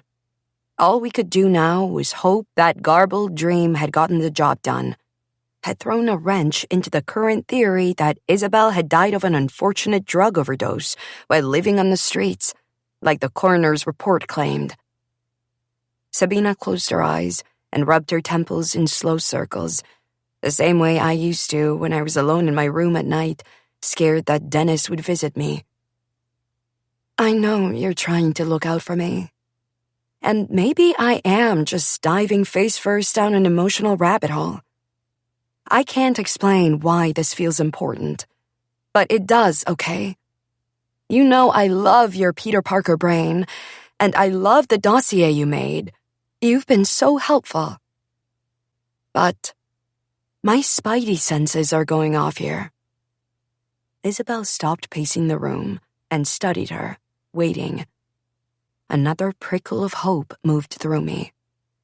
Joel laughed softly, like he'd heard her say this exact phrase before. "Message received. I know better than to try and out-logic your spidey senses. I'm sorry. I love you and I miss you. I need to go. Mom has a doctor's appointment. But I'm going to do some more digging on the Beaumonts this afternoon, okay?" "I love you too," Sabina said, her eyes still fixed on that open laptop where Isabel's photo had been enlarged as much as the pixels would allow. As she moved her pointer finger to end the call with Joel, a number with an 801 area code popped onto the screen. Sabina answered without hesitating, putting the call on speakerphone. Hello? Hello? Sabina? My name is Mary Palfreyman. Nobody in the room, living or dead, moved or spoke for a long moment. Isabel's mouth formed a small O as her expression ping-ponged wildly between disbelief, anguish, love, anger, and sadness. Hello? Mary repeated. Is this Sabina Turpin? Sabina finally broke the silence. Yes, I'm sorry. Are you Isabel's... Mom, Isabel said softly in tandem. I hope it's all right that Sister Ramos, Nadia, gave me your number. And I'm sorry to call like this, Mary said, her voice light and apologetic, as if she were talking about some last-minute favor instead of the daughter she hadn't seen for years. I looked at Isabel, who ignored me completely, eyes fixed on the phone lying on the bed. It's totally fine, Sabina said in a rush. Then, more slowly, Did the police... She let the sentence fade, wincing as she balled her hands into fists to grab some of the comforter. It was Mary's turn for silence as the question filled the room. Did she know her daughter was dead yet? Yes, Mary rasped, like her throat had suddenly gone dry. She cleared it. I'm driving away from the police station now. To the cemetery. My husband is out of town for work. Her voice strained higher, like a wobbly bow across a violin string. He's flying home now, so we can... Her voice broke on the last word, and a tiny wail pierced the silence. Oh, Mary, I'm so... Sabina began, but the wail on the other end of the line swelled into a sound like I'd never heard. Part scream, part keening howl that filled the room with so much raw pain, I had to force myself not to shrink away from it. The computer screen went dark, erasing the pixelated close-up of Isabel's face. But Sabina didn't even notice. She bowed her head and pulled the phone against her chest, as if she were giving it a hug. Tears dripped from her tightly closed eyes, while the wail coming from the phone speakers turned into gasping sobs. Isabel stared stone-faced at Sabina and the phone, like she refused to react. But there was no mistaking that the torrent of grief flashing the room was hers too. All this time, I told myself she'd come back to us. Mary cried. We raised her right, so I was sure she would come back someday. That was all I wanted. I knew she would. I prayed she would. Like the prodigal son in the Bible. That's what my husband Corey said would happen. She sobbed harder. I'm sorry, she repeated between gasps. I'm sorry. I don't even know why I'm calling you. I'm sorry. Isabel got up and walked out of the bedroom into the kitchen. The storm cloud that moved with her told me she wasn't interested in being followed. Sabina opened her mouth as if to speak, then shook her head. I'm so sorry, Mary. You couldn't have known. No, but I could have gone looking for her. Mary interrupted in a voice so loud Sabina winced. I could have asked her to stay when she told us she was moving out. I could have helped her find a proper place to live at the very least. Was she living at that underpass all these years? Did I pass her in my car? I know I drove that way once or twice. She sniffed loudly. I never even tried to find her, though. I didn't want her to think I approved of the path she was headed down. She was so angry, so full of hate. And she didn't want anything to do with us or the church. Some appliance from the kitchen made a series of erratic beeps, and Sabina flicked her eyes toward the tiny ruckus then back at the phone. Her chest rose as she drew in a long, steadying breath, and she wiped her cheeks with the sleeve of her pajamas. Her frown told me she didn't like some of the things Mary Pulverman had just said, but she didn't kick the woman while she was down either. And I loved her even more for both of those things. "Mary," she said softly, "I don't know what Nadia's told you. It must be enough that you're calling me, though." "She texted me this morning, told me you were the one who found Isabel's backpack at that homeless camp," Mary said, her voice wobbling again. "So I asked her for your number. I just wanted to speak to you. I don't even know why." She drew in a loud, painful-sounding breath. "The police said that they found her with drugs, that she'd overdosed." She said the last word as a whisper. Sabina sat up straighter and folded her arms tight across her chest over the covers, like she was steeling herself. "Did you see Isabel's photo yet? The Jane Doe photo from the Ogden PD Facebook page?" Mary let out a shuddering breath. "Yes, I've seen it. She looked awful.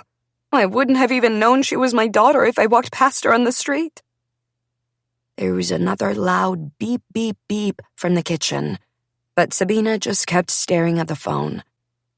"Mary," she said slowly, "did you see the bruising pattern near her lower lip? Maybe I'm wrong, but it looks like bite marks to me. I don't want to tell you what to do, but if she were my daughter—" She squeezed her eyes shut and hurried on. "I would ask for an autopsy." Chapter 36. Isabel. I'd stormed out of the room, but I couldn't stop myself from hovering near the bedroom door so I could hear every single word my mother said. She was so angry, so full of hate. She looked awful. I wouldn't have even known she was my daughter if I walked past her on the street. Like the prodigal son. Her words landed like arrows. The pain of hearing them was worse than I'd imagined it would be, while I was living beneath that underpass, toying with the idea of finding a payphone and calling my family. Because it wasn't just disappointment I heard in her voice. It was love, too. And pain. And sadness. All mixed up in a poisonous stew where there was no more separating the parts that would build you up from the parts that would destroy you. I was so angry. I was so hurt. And I missed her so much. I missed my dad and my sisters, too. And maybe they missed me. I was willing to believe that now. But I also knew in the deepest parts of me that the news of my death meant that I would be frozen in their memories as a broken, lost girl. And then Sabina broached the idea of an autopsy. I rushed back inside the sun-streaked bedroom, stunned. I knew that Andrea and I had convinced Sabina to see the faint bruising on my lip and cheek, but I hadn't let myself hope she would push things that far.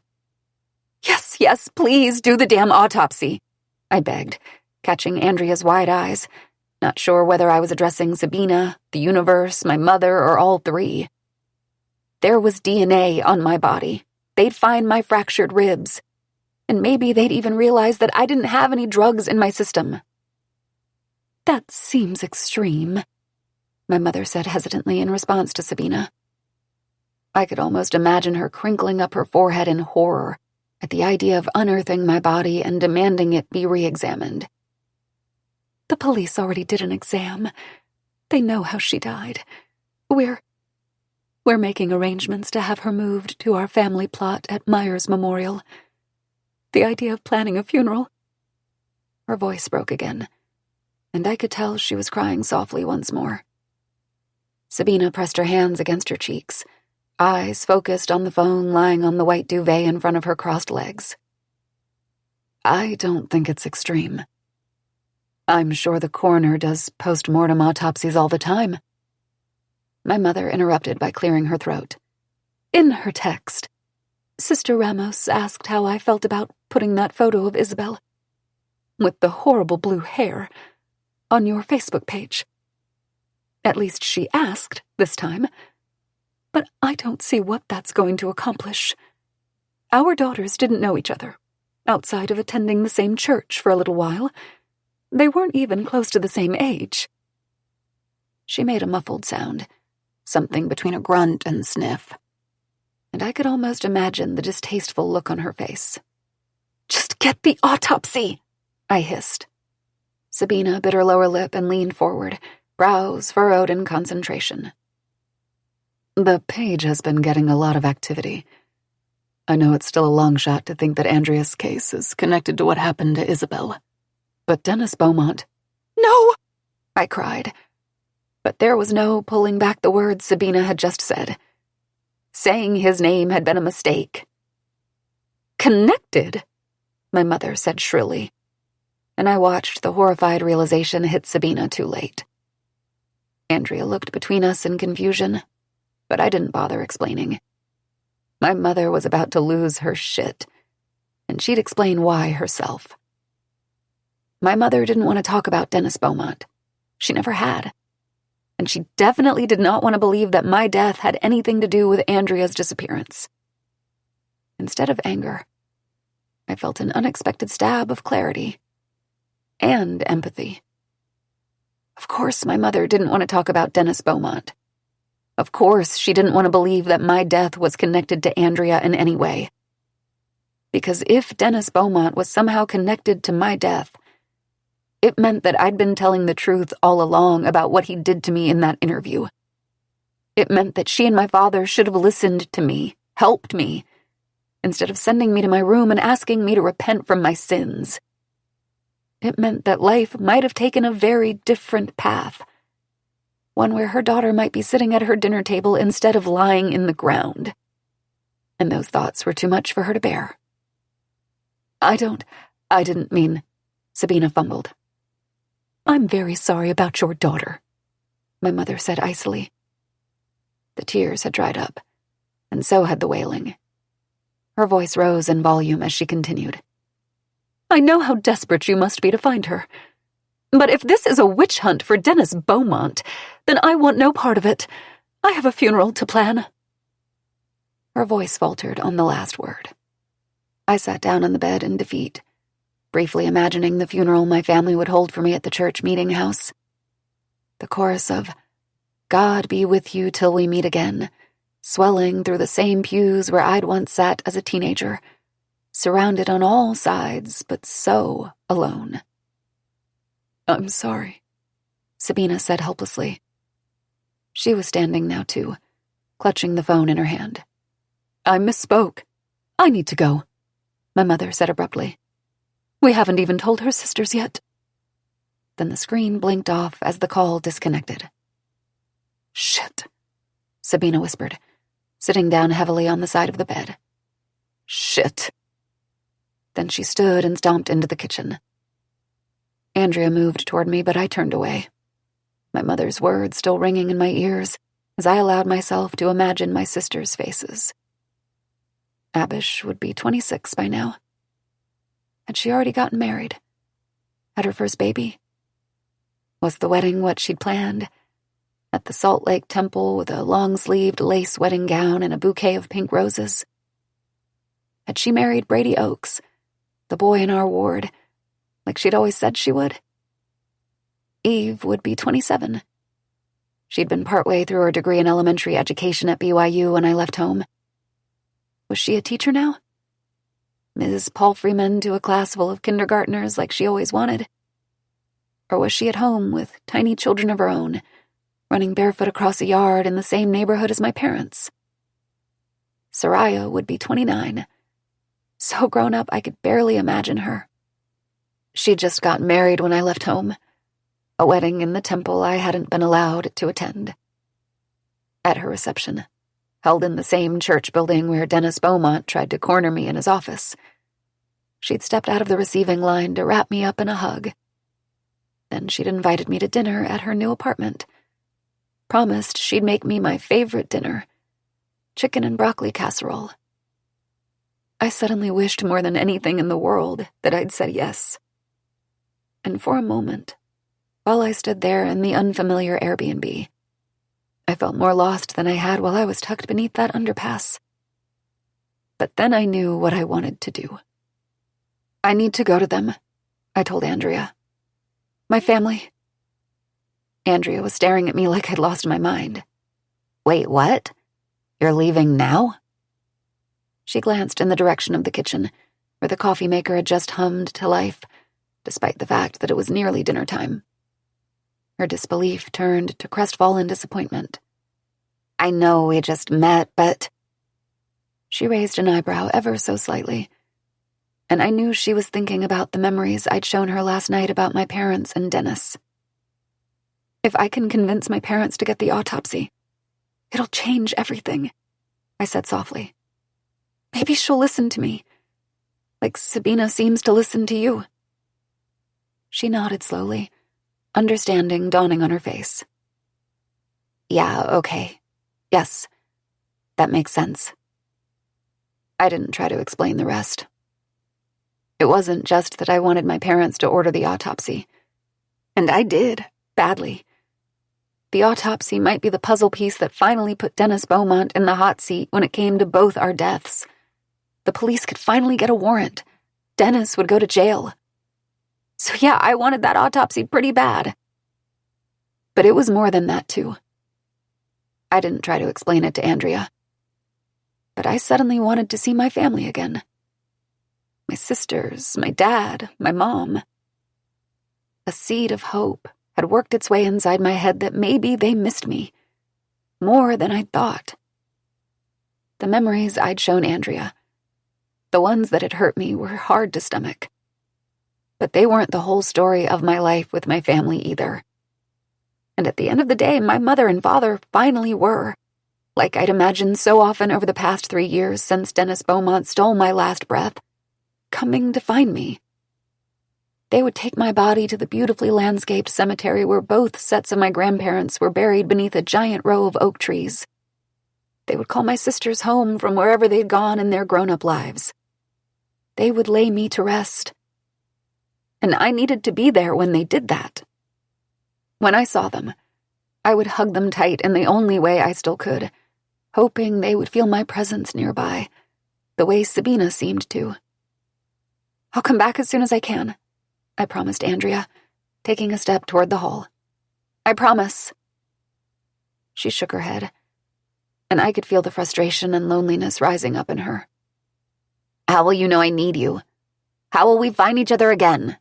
She demanded, sounding like the teenager she was. What if Dennis comes for Sabina? He's got that tracker on her car, remember? I'd been thinking about this. And I had an answer even if I wasn't totally sure it would work. You remember that memory from church? The one where I was sitting in the pew with my family. When you touched my arm and spoke to me, it brought me right back inside that memory with you. At the time, I was sitting next to Marley in the underpass while she read a magazine. And then, bam! I was there in that memory with you. I could see you standing in front of me. Not just the toddler Andrea that was in my original memory. I thought for a second, then added, I'm sure we have other memories that overlap. But we know that one works. She considered this. So if something happens, I just go back to that memory and grab your arm? I nodded. Yeah. And this time I'll stay. We can talk to each other and find each other again. Okay, she said reluctantly. Do you know how to find your way home? To your family? I shrugged. I'd always known. Or at least I'd always been pretty sure I could figure it out if I spent enough time wandering the city streets. But right now I was going back to the cemetery. My mother had just said she was on her way there. I've got to go, I said, moving away so she wouldn't feel the ripples of sadness running through me. We'd only met a day ago. But the reality was, she already knew me better than my own family in a profound way. And I hated to leave her. I I suddenly had the thought that maybe someday, when my parents and sisters died, they would know me that way too, and I'd know them. They see as they are seen. That thought gave me the most hope I'd felt in a very long time. Chapter 37. Sabina. I regretted the late afternoon cup of coffee as soon as I took the first sip, knowing it would almost guarantee another sleepless night. I finished it anyway, though, staring out the living room window of the Airbnb at the shady oak in the front yard. I'd tried pulling up Joel's dossier again to make a plan of where to go next, who to speak with, but nothing felt right. Maybe it was the dreams, or the fact that I'd slept the day away. Maybe it was the coffee churning in my otherwise empty stomach. Maybe it was that awful conversation with Mary Palfreyman. Or maybe it was the fact that Nadia had just texted to say that she'd gone ahead and posted the new photo of Isabel to the page, and made me an admin on the Facebook page too. My thoughts were spiraling like an out-of-control carousel. All of those thoughts led me back to questions I couldn't answer, and a sense of dread at the idea that I might never find out what had happened to my baby. Was there really any chance that I could do more than the police were already doing? Or, like Joel had gently hinted, was I starting to follow desperate rabbit trails? Maybe the dream I'd had about Isabel was just a dream. Maybe Isabel wasn't connected to Andrea's disappearance at all. Maybe I was grasping for answers because I didn't know where else to turn. I closed my eyes and tried to steady the shaky adrenaline pumping through my veins with no outlet. The only thing I really knew at the moment was that I needed to go out and find something to put in my stomach besides black coffee. Then I could do the logical thing and keep working my way down the list of potential leads and people I'd written down in my notes and in Joel's dossier. But this morning everything felt like a yawning maze, branching deeper and deeper with endless forks and dead ends. Was I lost inside it already? Was I wasting precious time? I'd lost nearly an entire day. But did that really matter? I didn't know where to go next. How much longer could I actually stay here? The reality was creeping up that I couldn't stay in Ogden forever. At what point would I pack up and go home to my husband, answer the work emails that were no doubt piling up? With each hour, each day that passed, I was inching closer to the point where I'd have to give up and go home. For now, there was no clear path forward. I shook my head and blinked into the sunlight, already blinding from the west. I wasn't going home today. But even that thought gave me a little comfort. I felt paralyzed by the possibilities of what to do with my time, what would bring me closer to finding my daughter. I opened my laptop at the kitchen table and tapped the on button, since the computer had managed to turn itself off. Then I scrolled to the Justice for Andrea page and hit accept on the admin request Nadia had sent. The page refreshed, popping the recent post onto my screen. The Jane Doe photo of Isabel that the Ogden police had posted back in 2012, which they'd updated this morning to show her real name. Update, Nadia's post read. We are both grateful and devastated to learn that Isabel Palfreyman has been identified as this Jane Doe. Our hearts are with the Palfreymans at this time. If you have any information about Isabel's death, we urge you to contact Detective Monty Barker with the Ogden Police. There were already a few shares, hug emojis, and sad face emojis. But the first comment seemed to echo the dark thoughts spinning through my mind. I'm confused. Why are you posting about this random girl? Who is actually running this page? Asked someone whose name I didn't recognize. Beneath it was a reply from Jenny Johnson. Pretty sure the true crime nut jobs are bored. Sad. Let the police do their job. Blood boiling, I reached out to shut the laptop screen.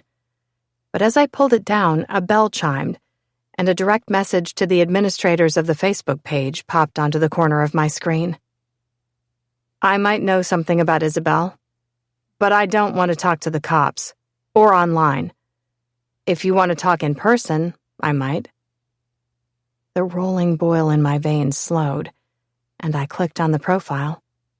There was no photo, no friends, and, like Jenny Johnson, the name Amy Sue sounded so generic I immediately decided it was fake.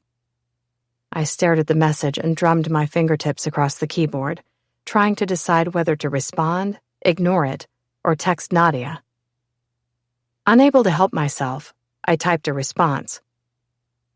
Hi, thanks for reaching out. Can you tell me a little more? 4900 S 80E, apartment 8, 10 tonight. Do not come any earlier. Do not say anything to the police. The sour coffee churned harder in my gut. Was this another Dennis Beaumont spam account? Did this person actually think I was going to show up alone to a random address?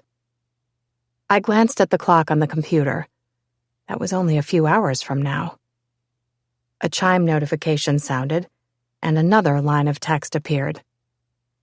I might know something about Andrea, too. That's all I'm going to say here. I froze, rereading the message thread, goosebumps prickling across my arms despite the morning sun bathing the kitchen in light. This person was saying they knew something about both Andrea and Isabel. Barely breathing, I started typing out a response. Before I could even hit enter, the messages disappeared, and the name next to the blank profile image turned from Amy Sue to Facebook profile user. When I clicked the icon, the words "content unavailable" appeared. No, what the hell? I hissed, clicking back and forth and kicking myself for not taking a screenshot as soon as that very first message appeared. Hands shaking, I opened up my notes page and tried to remember the address, but my mind had gone completely blank. Damn it! I cried in frustration. I'd only seen the address for just a second. There was no way I could remember it. I searched the corners of my memories. Was it 4600 South? 60 East? I tried inputting different street numbers into the Maps app on my laptop. Nothing. I stared at the screen, tears filling my eyes. And then, in a way that made no sense at all, the address popped back to the front of my mind with uncanny clarity, like someone had briefly broadcast a projector there. Goosebumps dotted my arms as I typed it into the blank cursor field. 4900 South, 80 East, apartment 8, 10. I sat back in the kitchen chair, feeling the hair rise on the back of my neck. Thank you, baby, I said softly, and moved my hand to my heart. When I closed my eyes, I saw her in my mind's eye, my wide-eyed baby girl with a shock of auburn hair and a rare, gummy-mouthed smile. For a moment, the sour churn in my stomach settled into calm, and the quilt-wrapped feeling held me tight. I popped the address into the Maps app.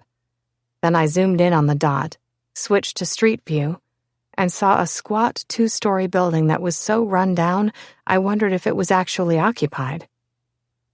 The windows were barred unevenly, and one was covered in some kind of plastic sheeting. Even in the grainy photo, I could see that the siding on the jaundiced yellow apartments was warped and missing in some sections. Yikes, I whispered. Was I really willing to go there at night? Should I do what Amy Sue had warned me not to do and call the police? The apartment complex looked like the set of a horror movie in daylight. I could only imagine what it would be like in person at night. Zoom out. The hunch elbowed its way through the chaotic thoughts in my head. Without hesitating, I listened. At first, nothing stood out. It was just a map of North Ogden, the street numbers climbing and falling with each section of the grid. Then my eyes landed on the mortuary, and a familiar set of locations I'd plugged into my Maps app last night. the soup kitchen, and the encampment by the underpass. I released the breath I'd been holding in a quiet whoosh. This had to mean something. My heartbeat picked up. The colors in the tiny kitchen seemed to intensify, and the lingering smell of coffee turned sharper. This meant something. I couldn't explain how I knew it, or what I'd find, but I knew it. I'd always joked with Joel about my spidey senses. While he tended to think with his logic, his research skills, his left brain, I tended to check my gut first. It rarely steered me wrong, but I generally made light of the fact that I felt my way through life with my heart. "You're one of the most intuitive people I've ever met," my friend Kat had told me in amazement, one day after I called her out of the blue to chat and learned that her beloved dog Sasha had just died. I spent a few more minutes scanning the map and the surrounding area for anything else that stood out. Then my eyes moved back to that dot, marking the address. The safe thing to do would be to call the police, but that's exactly what my gut was urging me not to do. Chapter 38. Isabel. I made it to the cemetery half an hour before my mother. She'd said she was on her way when she spoke to Sabina. But as the sun sank lower in the sky, the shadows lengthened, and I stood waiting in the parking area just outside the front gates, I started to wonder if I'd misunderstood. Maybe she wasn't coming for me tonight after all. I knew the cemetery gates closed at dusk, and we were almost to that point. I was about to leave, ready to start wandering the streets in the gathering dusk until I made my way back to the house I'd grown up in, when a shiny white Audi I didn't recognize pulled into the nearly empty lot. A shiver of recognition zipped through me. It was her. I stayed where I was, watching as she maneuvered into one of the far back parking spots, then got out of her vehicle. For a few moments, she just stood there, with the driver's side door open and her face turned away from me, staring out at the sprawling, sloped cemetery. A few families and single people stood beside graves among the trees, and I wondered which ones she could see, and which ones, like me, were dead. Her hair, still highlighted pale blonde, was shorter than it had been, hung just past her chin. She wore a sage green cardigan and an ankle-length paisley skirt. She clutched a cream-colored purse beneath her arms so tightly, the boxy shape folded in slightly. "Mom, I'm right here," I said, hurrying toward her, unable to stop myself even though I knew she couldn't hear. It hurt anyway, when she kept her back turned to me, eyes scanning the rows and rows of headstones tucked into the grass. If she knew what she was looking for, she'd be able to see the tiniest portion of the roof of the eightplex where I'd spent most of my time after leaving home. And if she turned to face me, and the hum of cars moving along I-84, she'd see the walls of the underpass where I'd spent my last days.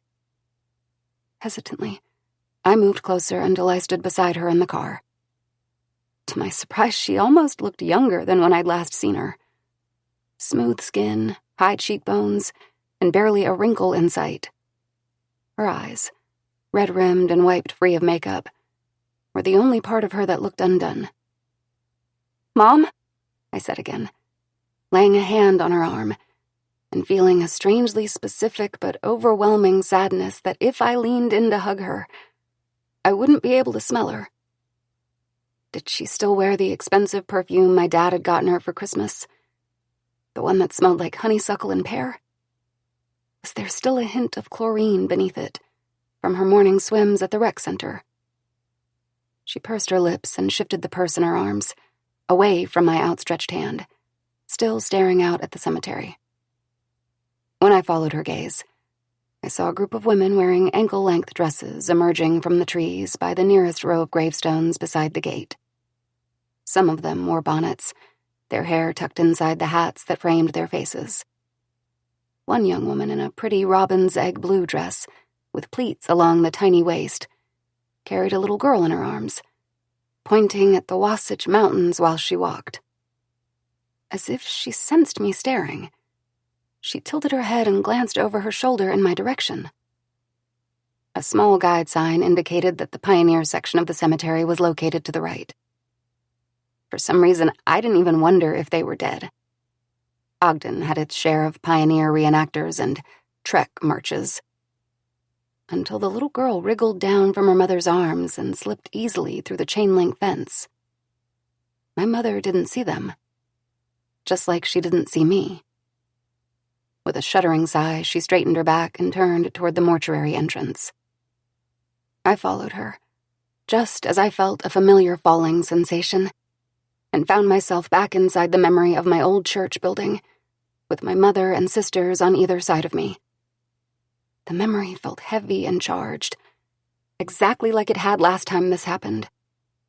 Andrea stood in front of me with her hand wrapped around mine and a pleading expression on her face.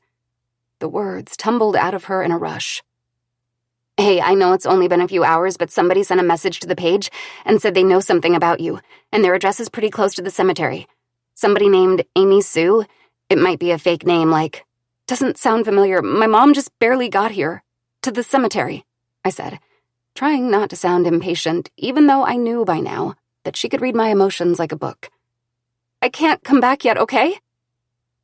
Andrea's shoulders sagged, and she looked down at the ground. I felt her disappointment as much as I noticed it. "Okay, but hurry. I think this is important." I flashed her a quick smile, and then gently pulled my hand away from hers, the memory dissolving as quickly as it had appeared. My mom was already negotiating the too long grass in her sandals, frowning as she scanned the rows of graves. The frantic hum of fear in Andrea's voice worried me. But I needed to convince my mom to get an autopsy while her heart was still tender. How, though? A wave of anxiety rose up inside me, and a flurry of tiny blackbirds shot skyward, from where they'd been perched along the gnarled oaks separating the Pioneer grave sites from the rest of the cemetery. My mother startled, drawing her hand to her chest. I fell into step beside her as she scanned the rows of graves. "This way, Mom," I told her quietly, taking her arm and pointing, even though I knew it was futile. To my surprise, she tensed and swatted at the place on her arm where my hand lay, as if shooing away a mosquito before it had a chance to bite. However, she changed course slightly as she did it, then walked toward the desolate, far south corner of the cemetery, more or less arm in arm with me. A mourning dove woo-wooed in the distance, and my mother scanned the rows of marked graves, looking for the number that had been seared into my mind for years. 1002. I tugged gently at her arm, and after a few seconds, she stood in front of the laminated marker that stated, "Jane Doe, found January 10th, 2012, and my post-mortem photo. Her purse fell onto the grass. "Oh, Isabel," she whispered, leaving the purse slumped where it lay. Then she wobbled, knees buckling beneath her, and sank to the ground in front of my grave. "Oh, Isabel." She bowed her head and closed her eyes as if in prayer, moving her lips in words I couldn't decipher, while tears slipped from the corners of her eyes. I sat beside her in silence, among the gathering shadows that sent the other mourners trudging back toward the gates. My mother stayed where she was, tears dripping down her cheeks and into the collar of her cardigan. She didn't wipe them away. When her eyes finally opened and she shifted a little, I thought she might be getting ready to leave. Instead, she leaned forward and whispered again, "You should have come home. I wanted you to come home, Isabel." I stared harder at the dark blades of grass between us. "I wanted to come home. You have no idea how much I wanted that," I told her quietly. "Should I have stopped you? Locked you in your room like a toddler? Grounded you?" she asked, her voice suddenly angry, shaking with emotion. "What else could I have done? You were 19, an adult. You made the choice to leave." I kept my eyes lowered to study a ladybug that clung to a bouncing blade upside down, its wings opening and closing in frustration. "You forced me to. You didn't believe me about Dennis," I said so softly I could barely hear my own words. "He was the first counselor in the bishopric," she insisted, reaching forward to snatch at a handful of grass, ripping it up by the roots and narrowly missing the ladybug. He couldn't have done what you said he did. His calling came from God, and God wouldn't make a mistake like that. You were just angry about Archer, weren't you? Weren't you, Isabel?" Any hope I had of tenderness in her heart evaporated. She was angry, and now so was I. "No!" I cried, all the old hurt and betrayal pulling me into its depths like a whirlpool of brackish water. It had been a mistake to come here. How could she still be so blind, so dogged after all this time? After she'd realized I was dead? I wasn't lying. I ran all the way home thinking you'd help me. And you didn't. You acted like you didn't even love me anymore because you were so disappointed in me. My mother looked up at my photo on the laminated sheet, her mouth pulled tight in a desperate grimace. "I went to see the bishop the night you came home from your interview with Brother Beaumont. He told me to trust in the Lord with all my might, like Abraham when his only son was on the altar." She squeezed her eyes shut and let out a keening moan. I stared at her, stunned. I didn't know she'd gone to talk to the bishop that night.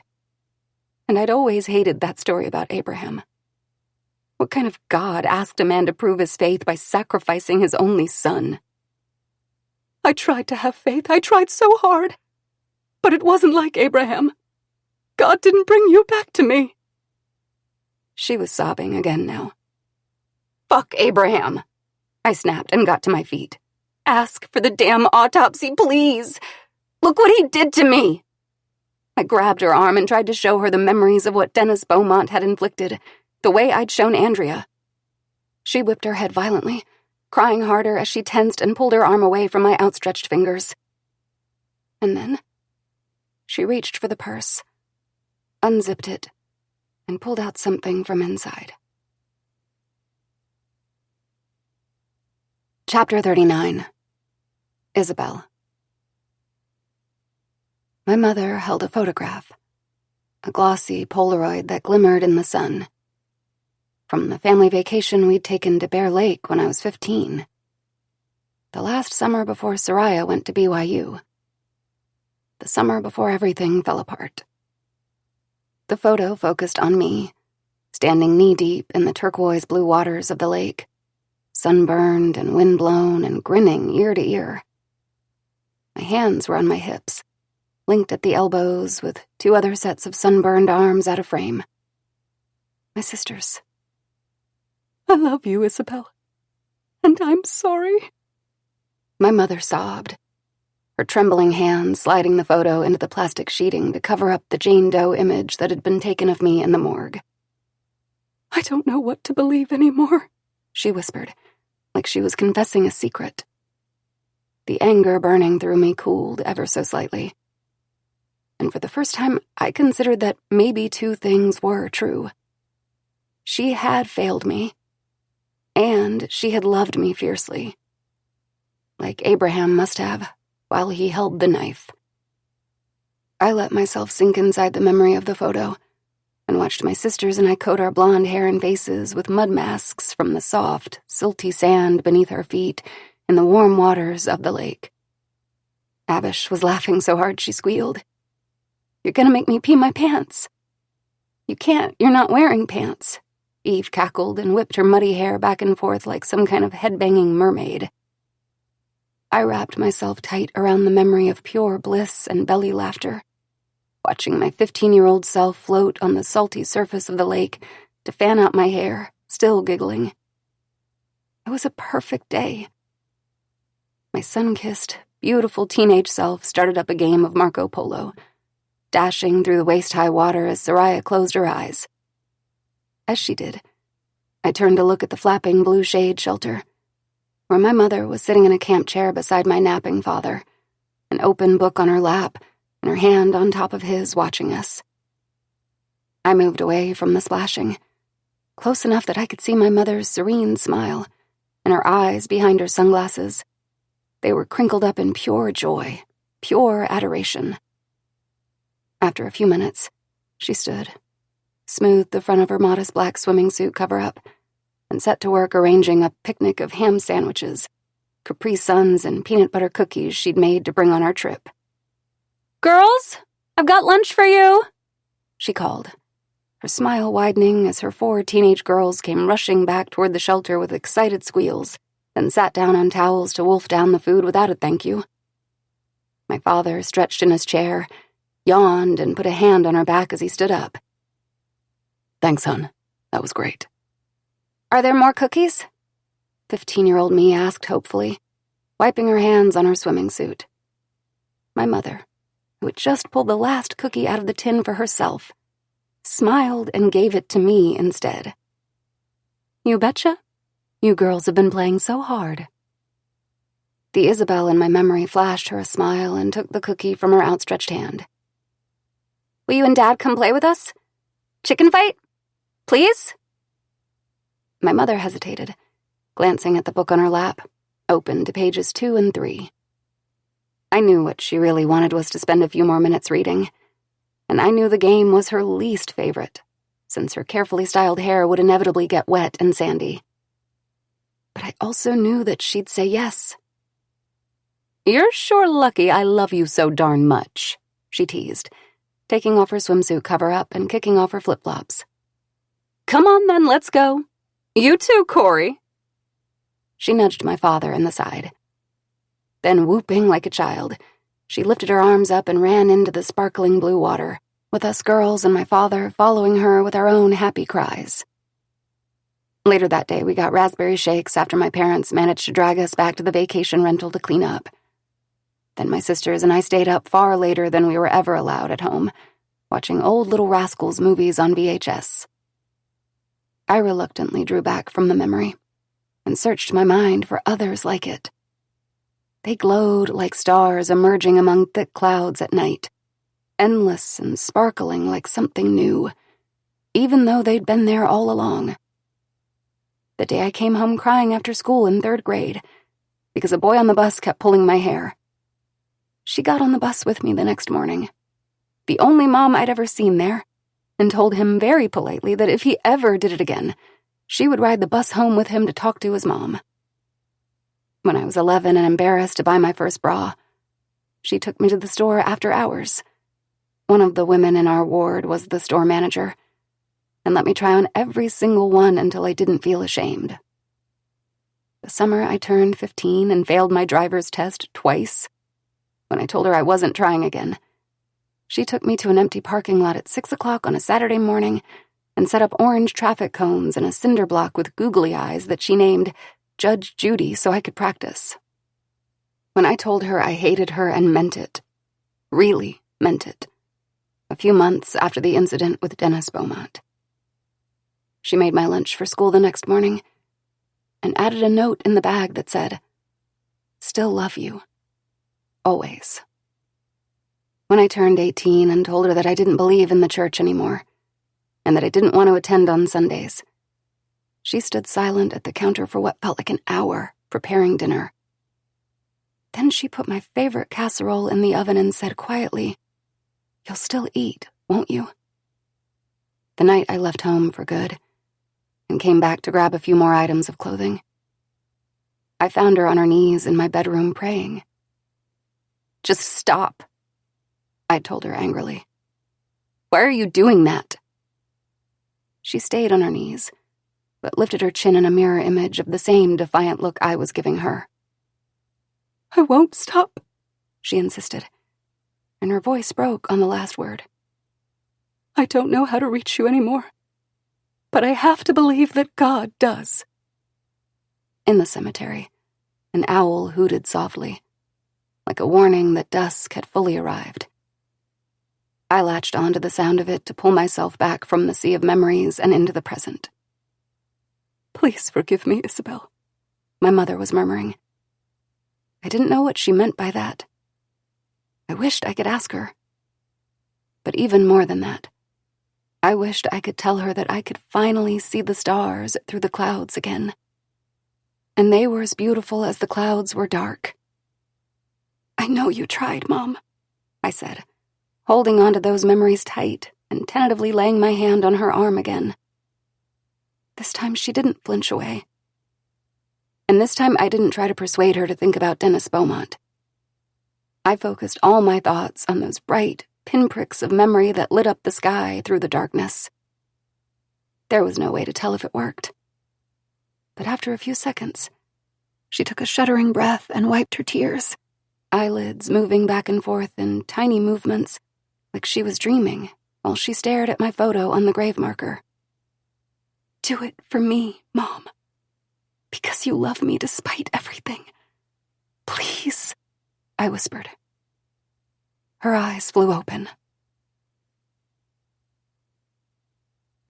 Chapter 40. Sabina. I was a ball of nervous energy when I got in the car and headed out in the direction of the address Amy Sue had given me. I didn't need to leave quite this early, but I couldn't stand staying at the Airbnb another second. I kept picking up my phone to call Joel and Nadia, to tell them about the deleted messages from Amy Sue and the meetup tonight. Something stopped me every time, though. I'd told myself I would do it as soon as I showered. Now, I told myself I'd call them as soon as I got some food in my stomach. I was nearly sick with anticipation and jitters from the coffee I'd downed, and all of it was starting to make me question my own sanity. Was I really considering going to that address at 10 tonight? Clearly. But I couldn't stop thinking, what if this was the lead that broke the case wide open? What if this was my chance? What if I did the safe thing, the reasonable thing, and never found out what happened to my daughter? Amy Sue's message had been clear. If I showed up with the police, she wouldn't talk. I wavered back and forth, and I shoved my phone away at the last second before hitting call every time. But I was going to have to make a choice soon, because I was nearly out of time. Against my better judgment, I took the long way as I drove out of the neighborhood, going past Dennis and Bunny's house. I just wanted some sign they were home, to reassure myself that Dennis wasn't waiting for me at the address I'd popped into my Maps app. Best I could figure, this was probably technically against the rules of the bullshit restraining order they'd filed against me. But if I stayed in my car, I'd be 100 feet away from their front door, surely. Besides, I rationalized, my Airbnb was in their damn neighborhood, and it wasn't like they'd be able to recognize me behind the tinted windows of my car. My chest tightened as I drove along the empty road, and my skin prickled in warning as I glanced out the passenger window to see the shuttered windows, patchy lawn, and drooping branches of overgrown elm trees in the wooded backyard. There was no sign of Dennis or Bunny anywhere. I slowed the car just a little, but as I did so, I noticed a flash of movement in my rearview mirror. There was a white car turning onto the street maybe 200 yards behind me. I brought my own vehicle up to speed and continued driving. My eyes flicked back to the rearview mirror as I approached a bend in the road. To my horror, the white car screeched into the Beaumont's driveway at an angle, and Dennis Beaumont leapt from the driver's seat. "Shit," I hissed. I only caught a glimpse of his open-mouthed, red face stalking down the driveway and raising a fist in my direction before I rounded the corner. The interaction was enough to send my stomach churning dangerously. He was at home, for now. That was good. But he'd definitely seen me. That was bad. Was he about to call the police? Would I be in violation of the bogus injunction if Dennis had managed to get a cell phone video of me on his street? Potentially less than an exact 100 feet from his house? Stupid, stupid, stupid, I muttered to myself through clenched teeth as I pulled out onto the main road. I pushed the interaction out of my mind. Right now, I needed to get a hold of myself, eat something, and then buckle down and make the phone calls. I pulled into the nearest drive-thru and wolfed down a burger while I stared at the inky skyline, my fingers hovering over the dial button. My mind felt like an overheating computer, stuck and slow while it tried to work through everything I'd thrown at it over the last few days. Just reset, refuel for a few minutes, I told myself while I forced another bite of the bland chicken sandwich I'd ordered. I chewed, swallowed, gritted my teeth, then hit dial before I could talk myself out of it. Nadia picked up on the first ring. "Sabina, I'm so glad you called. Have you seen all the shares the new post has—" "Yeah, I saw them. It's great," I hurried to say, feeling bad for interrupting, but even worse about the numbers on the car's clock. The meeting time was coming up fast. "I'm guessing you didn't see the direct messages we got on Facebook before they disappeared?" There was a short pause. "No, I don't think so." I took a steadying breath and filled her in, starting with how I'd assumed Amy Sue was another bot, like Jenny Johnson, and then realized that the address was near the underpass right as the messages disappeared.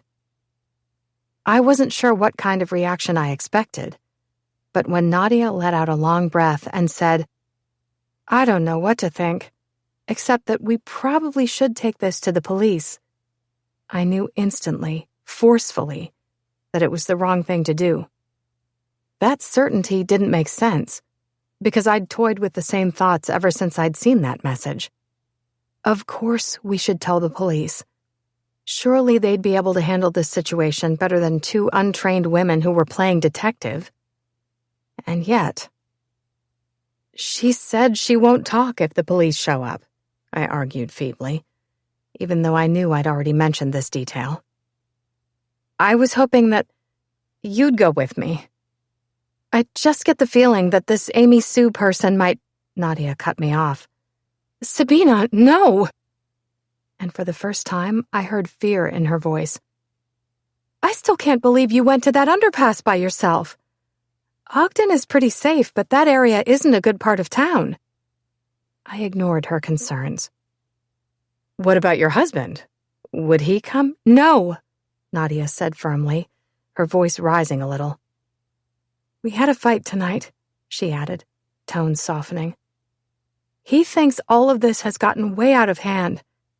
He's the second counselor in the bishopric in our ward, and some of the people at church on Sunday, well, they're upset about the tone of the Facebook page. They think it reflects badly on the church, since both girls were Mormon." I opened my mouth to reply, but no words came out. I couldn't believe this was even a factor. "I stood up to him," Nadia said defensively, even though I hadn't said a word. "I think he's dead wrong. That's why we had the fight. But he's not going to be any help," she muttered. "Please," I said, not even trying to soften the fact that I was begging now. "She said she knows something about both Andrea and Isabel. What if she's telling the truth? What if—" My throat closed around the words I couldn't say out loud. What if this is our chance? What if I never find my daughter? "And what if Amy Sue is some creep? What if it's Dennis?" Nadia countered. "I'm sorry, but we need to call the police so they can—" "No!"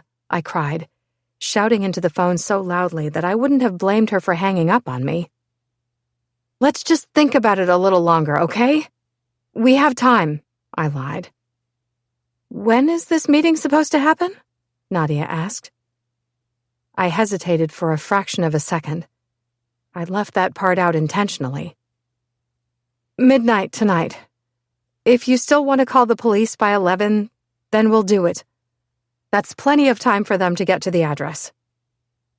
I winced, hating that I was lying to her about the meeting time.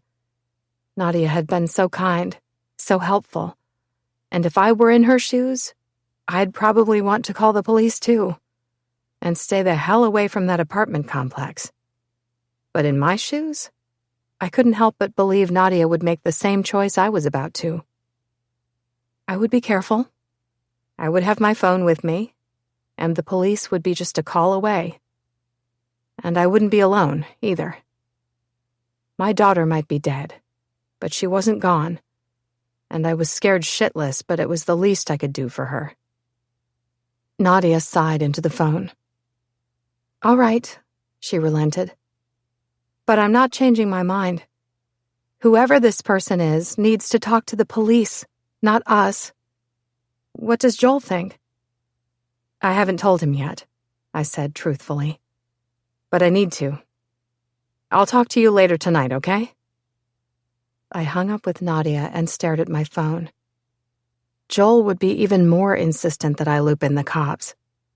He'd call them himself if I told him what I was planning to do.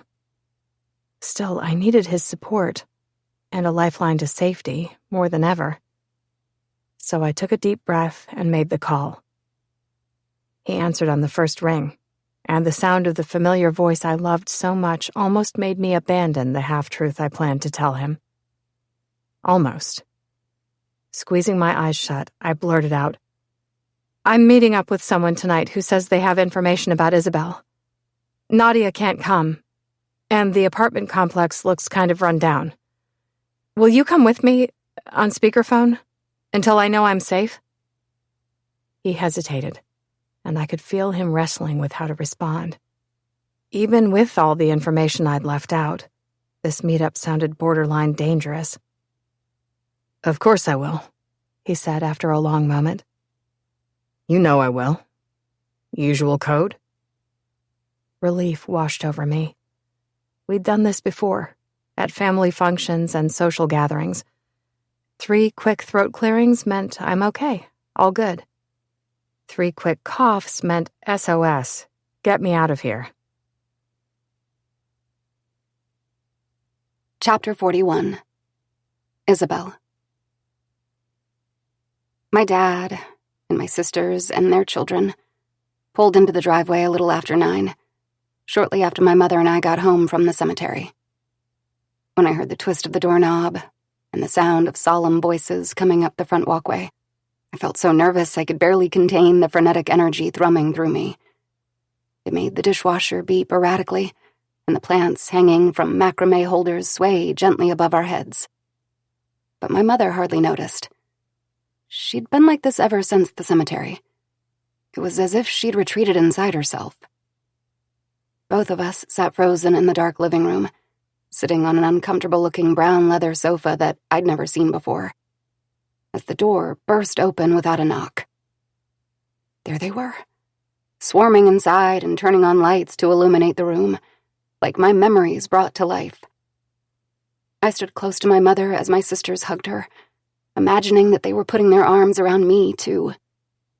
How much had they thought about me while I'd been gone? Had they talked about me? Cried about me? Or had I lived in the silences where all the unspeakable things seemed to go in our home? My father looked exactly like I remembered, except for the white hairs creeping into his hairline. His eyes were red, like he'd had a long day of travel. Or had been crying, maybe.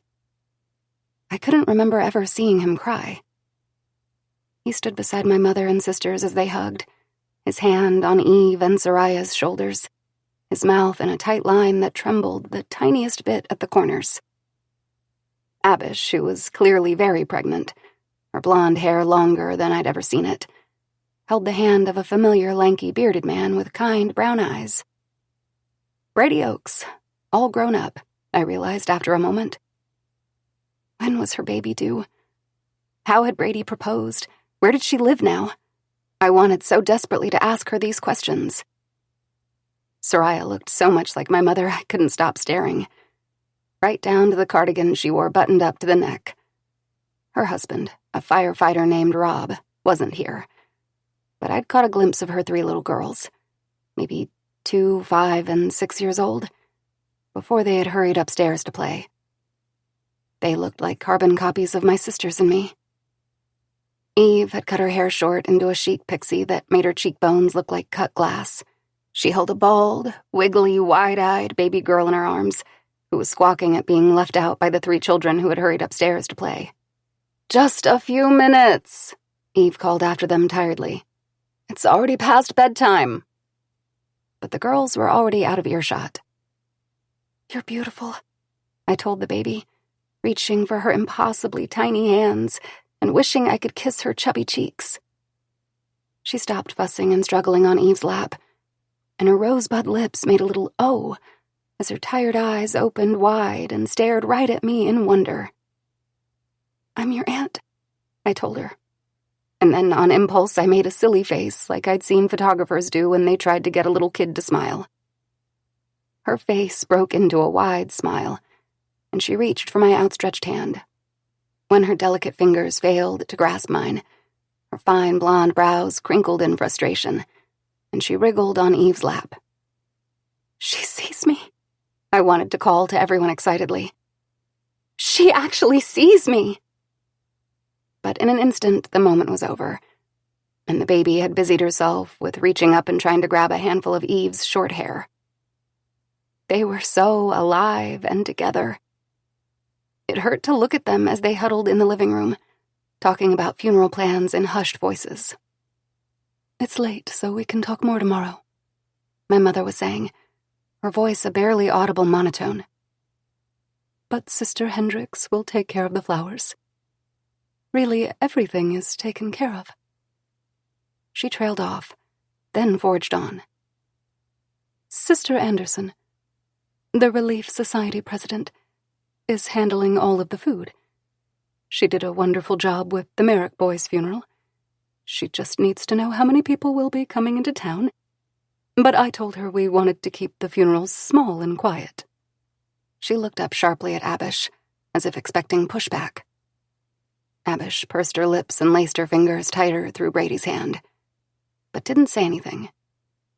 As she shifted on the couch, I was shocked to notice 2 piercings at the top of her left ear. 2 discreet gold rings that blended in with her hair. While multiple piercings weren't technically disallowed for members of the LDS Church, they were definitely frowned upon. And I wouldn't have expected it from Abish. I wanted so badly to ask her about them, and to know what my mother thought she might have to say about keeping my funeral small and quiet. For hymns, I was thinking, "I know that my Redeemer lives," Eve said. Her voice wavered.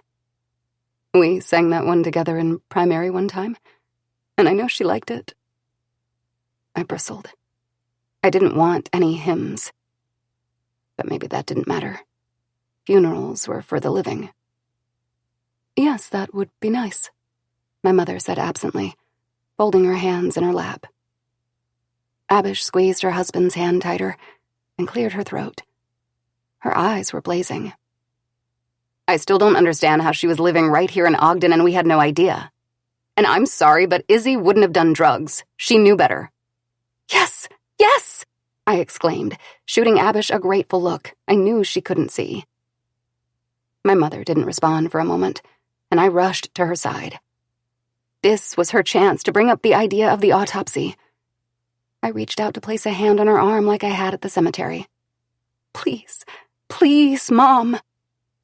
I was so sure we'd connected earlier, that she might at least be considering it, softening. And now Abish was bringing up doubts. Surely she'd say something. Instead, my father spoke up. "We never thought she'd do a lot of things, Abish. All I know is that Heavenly Father has the answers. We need to have faith that—" "You'd have answers in this life if you did an autopsy!" I yelled, and the baby on Eve's lap began to cry hard, like she'd been pinched. "Sorry," I whispered. But she just looked at me with wary, tear-filled eyes. "If people ask questions at the funeral about Isabel's death, you can remind them that the funeral is about remembering her as our daughter and sister, who we will see again one day." My mother clasped her shaking hands tight together as she said the last part, like it was the glue holding her together. I listened in a daze while my father took up the baton again and relayed the details about where I would be buried, 2 graves down from my grandparents in the family plot. My eyes went to a photo of the Salt Lake Temple hanging above the red brick mantel. The rest of the living room had been redecorated in soft grays and whites, instead of the pastel blues that I remembered. But this photo, at least, was familiar. It had been taken at Soraya's wedding. I stood on the edge of the wedding party, unsmiling, looking like I was about to come out of my skin in the dress my mother had insisted I wear. It wasn't a great photo of anyone except Soraya and her husband, glowing in their wedding attire. But still, it hung on the mantel. I realized it must have been the last family photo taken before I had run away. My dad cleared his throat. I'd like to offer a prayer to set the tone as we go through this hard time together. Everyone bowed their heads except me and the baby, who stared at me in fascination from her mother's lap, fussing softly. And Abish.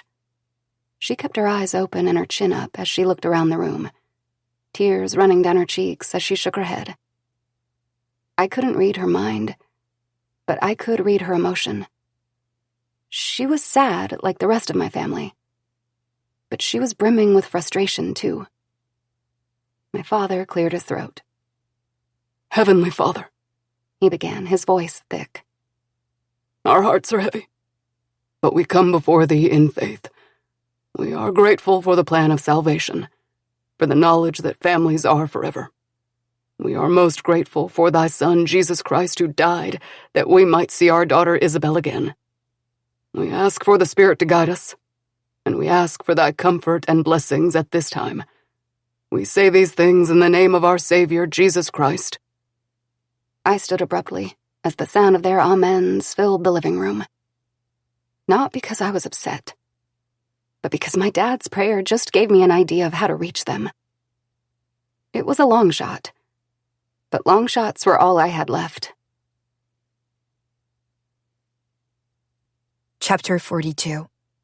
Andrea. It wasn't until Sabina lied to Nadia about the time of the meeting with Amy Sue that I knew for sure she was actually going to the meeting. That's when I started to get scared. I told myself she'd have Joel with her, on speakerphone at least. But I couldn't shake my sense of unease. The moment I saw that address on the map Sabina pulled up, right by the cemetery, not far from the underpass, I knew it was important. The address wasn't very far from the place where Isabel had died. Maybe this person had seen something all those years ago that would be able to link Dennis Beaumont to Isabel's death and set the dominoes falling. That was what I was hoping, at least. A best-case scenario. But even in a best-case scenario, it still wasn't a good idea for Sabina to go out there by herself. I'd been so sure that Nadia would come along. If Amy Sue was Dennis, she was in danger. So far, he'd been skulking in the background, watching her every move. But when would he decide she was getting too close to connecting the dots? What would he do then? Cornered animals were prone to bite. All I really knew was that he was still following her, keeping tabs on where she went, but from a distance. It had been no accident that he just happened to be behind her in the neighborhood while she drove past his house. What exactly was he waiting for? I suspected I knew the answer to that question. He was making sure he knew just how hot or cold she was getting to finding answers. That idea was terrifying all by itself. But the real terror lay in the question, what would happen when she got too close? I was desperate to talk to Isabel again, but I made myself wait until I really needed her. She was doing something important too. I needed to give her space. Sabina crumpled the wrapper of her sandwich and glanced at the clock for the umpteenth time. 9:31 p.m. The pressure valve inside me was hovering near red. It was all I could do not to let my jumbling emotions spill out and turn the check engine light on uselessly. I didn't want to waste that ghost juice, not when I might need it later. Because tonight was important. I just knew it. Then an idea floated to the front of my mind. If Dennis was Amy Sue, maybe I could find out and warn Sabina. If Dennis wasn't Amy Sue, then I could distract him before he realized what Sabina was up to. Which meant I needed to pay a visit to Dennis. I frowned, pulling up the memory of the map Sabina had loaded on her laptop earlier, routing the course to Amy Sue's address. Yes, I could find my way there alone if I had to.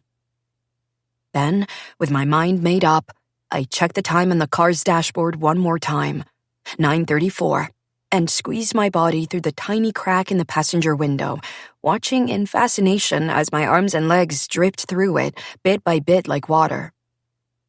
I ran the half-mile from the fast food drive-thru back to Dennis and Bunny's house, moving as fast as I could go, not stopping until I slid through the crack in the screen door and stood in front of the banged-up microwave in their dingy kitchen. I came to a stop just in time to watch the clock change from 9:34 to 9:35. I already knew I was inhumanly fast, but I didn't know I was that fast. "Just leave it alone, Dennis," came the rusty hinge whine of Bunny's voice, coming from the living room. "Why the hell should I? She won't damn well leave us alone," he shot back, followed by the sound of a fist hitting a wall. From the sound of it, they were talking about Sabina's drive-by 10 minutes earlier. I bristled at the sound of them fighting. There were 100 memories baked into my subconscious that sounded exactly the same. From the way Bunny had always talked, I got the feeling they genuinely liked each other at one point.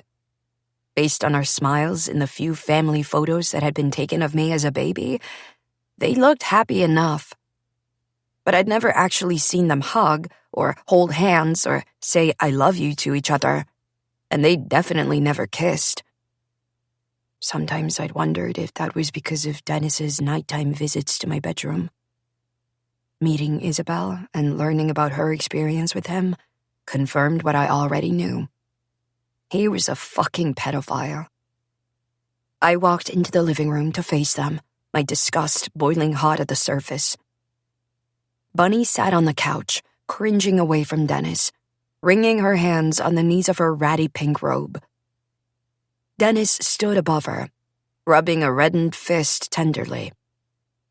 The wall behind the couch, maybe a foot from Bunny's head, had a telltale, fist-shaped indentation where the drywall and paint cracked in little spiderwebs. There were plenty more like it throughout the house. "Don't you tell me what to do. You're the one who let that bitch in our house in the first place, probably gave her the idea that we had something to do with Andrea running away. If you'd used your goddamn brain..." They eyed each other in wary silence, and I got the feeling that this argument had been going on since Dennis saw Sabina drive past their house. "Just let it be," Bonnie muttered after a long silence. "I'm sorry I let her inside. I shouldn't have done that." To my surprise, tears sprang to her eyes and her lower lip began to tremble. "I'm sorry, Denny. I don't want to fight." Dennis grunted and waved her off, pulling his phone out of the pocket of his jeans to check the screen. I tensed, ready to distract him, and reining back the wave of emotion as hard as I could at the last second. He'd already seen her car drive by. If he saw she was just going to get a bite to eat, that was good. A 5-minute-old notification in a blue bubble had appeared on his lock screen with the words, "Bitch is on the move." A second notification beneath it declared, "Bitch is at 2781 East 37th Street, Del Pollo Sabroso." He rolled his eyes and shoved the phone back in his pocket. Bunny hefted herself to her feet and edged around him with careful steps, like he might lunge at her. Then she shuffled toward the stairs. When she got to the landing, she stopped and turned to face Dennis. "That lady's barking up the wrong tree, giving us all this hassle. But you know what?" Her lower lip trembled. "She's doing a hell of a lot to try to find Andrea." Dennis didn't answer. Bunny stared at him for a moment longer as she stood there. Then, in a voice so quiet I barely heard it, she added, "What if she didn't run away after all, Denny?" For reasons I couldn't explain, hearing that made me want to cry. I watched Dennis like a hawk for the next 20 minutes, finding a way to distract him every time he reached for his phone to check the screen. It was working, too. The time was currently 9:55 p.m., which meant that Sabina would be arriving at the apartments any second. And Dennis had no idea. That was good. And even better, Dennis didn't seem to have any intentions of leaving the house tonight. With each passing minute, I felt more confident that he wasn't Amy Sue. I was terrified for Sabina all the same. Who was this person she was meeting? What were they about to tell her? All I knew was that the man who had murdered me and Isabel was standing right in front of me. And for right now, the best thing I could do to protect Sabina was by keeping him so occupied he wouldn't check that phone screen and see where she'd gone. When Dennis had finished his argument with Bunny, he stalked outside to the shed. The second he reached for his phone, I managed to burn out the single bulb that hung overhead. When he hauled out a ladder to change it, without turning off the light switch, I somehow managed to send a pulse of electricity through the element that shocked him so badly he swore out loud, then went pinwheeling backward. The ceiling in the shed was low enough that he was only 2 rungs high on the ladder, but he still landed hard on his tailbone with a satisfying crunch and a howl that brought Bunny rushing all the way over to the shed. She stood in the doorway, squinting into the darkness, looking him up and down, eyes flicking to the ladder in annoyance. I studied the faint crow's feet and marionette lines of her face and wondered for the first time how much younger she was than Dennis. As a kid growing up, they'd always both just looked standard parent old to me. But now that I looked at Dennis's weathered, liver-spotted head and saggy neck compared to Bunny's skin, I realized she might be significantly younger than he was. I still hated her. She hadn't ever lifted a finger to keep Dennis away from me while I was alive, and I was convinced that she knew what he was up to. But after what she'd said to him in the living room about hoping that Sabina found me, I was finally convinced she had no idea Dennis had murdered me. Maybe he'd even hurt her too. When Bunny realized Dennis wasn't seriously injured, she heaved a sigh and walked away without helping him up. Dennis swore some more and struggled to his feet. When he'd finished successfully changing the damn light bulb, he reached for his phone again. I managed to send a teetering saw blade hanging above the workbench clattering down in his direction, scattering tools and nails. "God damn it," he cursed, eyes wide as he studied the saw blade that had landed mere inches from his arm. "What the fuck is going on?" A tiny shadow scurried a few inches from his hand as he picked up a fallen wrench from the clutter on the workbench and hung it on one of the hooks that lined the wall. When I leaned closer, I saw a large brown spider with long, delicate legs hunched in a defensive position inside one of the dusty work gloves on the counter. I leaned as close as I could to the greasy, hair-clotted entrance to Dennis's ear. It was about 1,000,000 times more revolting than the spider, but I pressed my lips so close that I was practically cozied up beside his eardrum. Then I whispered, "I should put on gloves so I don't get splinters while I clean up this mess." For a few seconds, he didn't seem to react. Just grabbed a rusty screwdriver, examined it, then hung it beside a few others on the wall. Then he grabbed the nearest glove, wriggled his meaty hand inside, and roared. He yanked the glove back off, and his eyes nearly bugged out of his head when he saw the enormous brown spider scuttle down his arm to the workbench. I watched with satisfaction as his hand swelled up around a painful-looking bump, and he spent the next half an hour hefting the bench back and forth in an attempt to locate the spider.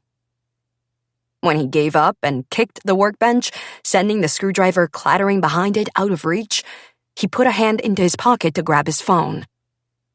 This time, it was harder to harness the emotion in time. I managed to make the spider reappear at his feet just in time to make him set the phone down and grab a wrench. "Shit," I whispered, staring at the notification on the lock screen of his phone.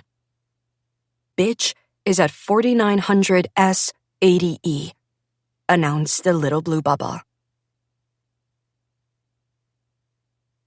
Chapter 43. Andrea. I froze and stared at Dennis, who was bent over kicking the retreating shape of the spider, which had leapt onto the floor. Could I make the little blue bubble disappear from the lock screen if I concentrated hard enough? I already knew that the answer was no. I'd been working so feverishly to distract him, I was running dangerously low on ghost juice, sort of empty and tired. But I tried anyway. I focused my attention on the now dark phone screen first, conjuring up memories of that hole Dennis punched in the wall. His disgusting ear. Bunny saying she wished I'd come with a return policy. With a little luck, he'd go inside to ice his spider bite, pour himself a mug of the Ovaltine he loved so much, and go to sleep. My luck had run out, though. As Dennis snatched the phone from the workbench on his way out of the shed, he hit the side button to light up the screen. The message was right there, glowing blue. "Bitch is on the move." I slammed myself into his ear. "She's not worth the trouble. Leave it alone. Ice that hand, drink some Ovaltine," I demanded, with as much energy as I could muster. He did no such thing. Instead, his eyes narrowed beneath his sparse, graying brows, and he opened up the app to view the path of the location tracker. "Slippery bitch," he hissed, his voice a mix of shock and, unless I was imagining it, worry. His face darkened, and he hurried inside, grabbed the keys to the car without so much as a goodbye to Bunny, then rushed to the driveway. As the tires zipped backward down the driveway, I threw myself into his car through the tiny crack between the back door and the window. There was no doubt in my mind that he was headed straight for Sabina. "No, no, no!" I screamed, but the sound was hollow even to my own ears. "You've gone just about far enough," he muttered at the phone notification angrily, yanking the gear shift into drive, then zooming through the empty streets in the direction of that blinking dot on the app's map. "No! Go back home!" I screamed at him in desperation. "Leave her alone!" I scrambled to harness the rage, the disgust, the horror that had been fueling me for the past 20 minutes. Hardly anything happened, though. No sirens, no check engine light on his car, no shutdown of his phone, no incoming call from my old cell phone number. Just a flicker of the check engine light. I was all burned out. No more pressure, no sparks of electricity burning inside me, only an empty nothingness. Every part of me screamed that something bad was about to happen, but there wasn't much I could do about it at the moment. I needed Isabel. Chapter 44. Isabel. My family had always been the early to bed, early to rise makes a man healthy, wealthy, and wise type. And thankfully today was no exception. By 9:30, everybody was tucked into bed and the house had settled into an uneasy silence. Abish, Eve, and Soraya slept in their old rooms, their daybeds replaced by queens. The toddlers slept in pack-and-place, in what had once been my room. As I moved down the dark hallway, I felt a sharp tug and a falling sensation that warned me I was about to be drawn back into the church pew memory with Andrea. Only this time, I resisted it forcefully, focusing hard on the soft-looking gray carpet beneath my feet that had replaced the beige I remembered from before. The pretty glass chandelier that now hung in the hallway, the photos of my sister's smiling children that lined the walls. And to my surprise, it worked. I didn't get sucked back into the memory. I felt bad about it. I knew Andrea needed me, and I wanted to be with her. But this was important too, and I didn't know how long it would take. Just hold on a little longer, I muttered to nobody in particular, then hurried down the hall toward Abish's room. I would start with her and move as quickly as I could. She lay in the queen bed beside her husband, curled up in a ball on the edge of the mattress. His hand lay a few inches away from her back, like he'd been reaching for her, and she'd rolled away from him, right before they fell asleep. In the dimly lit room, I could barely make out her features pinched in a frown, but her chest rose and fell steadily. Repeating exactly what Andrea and I had done the night before with Sabina, I snuggled up next to my sister and put my lips to her ear. "Hi, Abs," I whispered. "I need you to listen to me, okay? It's Isabel." Then I wrapped my arms around her and focused as hard as I could on the memory I wanted us to relive, hoping it would work. Neither of us had participated in the memory directly, but the story was so ingrained in our family's lore that I felt like I had. My parents had told the story so many times while we were growing up, during family home evening or testimony meetings, that it felt like part of my DNA, like one of my own memories, even though I wasn't even there when it happened. When my parents were newly married and Soraya was a baby, they lived in Elk Ridge, a newer community out in the foothills of southeastern Utah. It was the middle of January, a Sunday before church, and there was a skiff of snow in the forecast. A freezing cold, miserable winter day, but nothing to worry about. As my mother told the story, Soraya was a crying mess that morning. 2 blowouts through 2 dresses and her special fuzzy blankie, and no morning nap. By the time they got her loaded up in the car to make the 20-minute drive to the chapel, there was no way to avoid being late to church. And my mother hated being late to anything, especially church. But as they pulled out of the driveway and started down the lane that led into town, my mother had a prompting from the Spirit. Words that struck her as clear as if my father had said them. "Go back for a blanket." It was a strange thought. Soraya's baby blanket, the one she loved, was in the wash. And the only other baby blanket at home was a thick, too big thing that would be a little unwieldy to carry around during the 3-hour church meeting. And besides, Soraya was already starting to fuss in her car seat.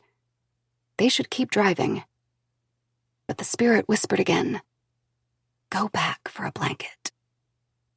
When she told my father, he looked at her strangely and said, "You know, I was just having the exact same thought. Let's just get the blanket." So they did. Then they got back in the car and headed to church, arriving nearly half an hour late. During the meeting, the predicted flurries of snow started and worsened into a storm that turned Elk Ridge into a snow globe.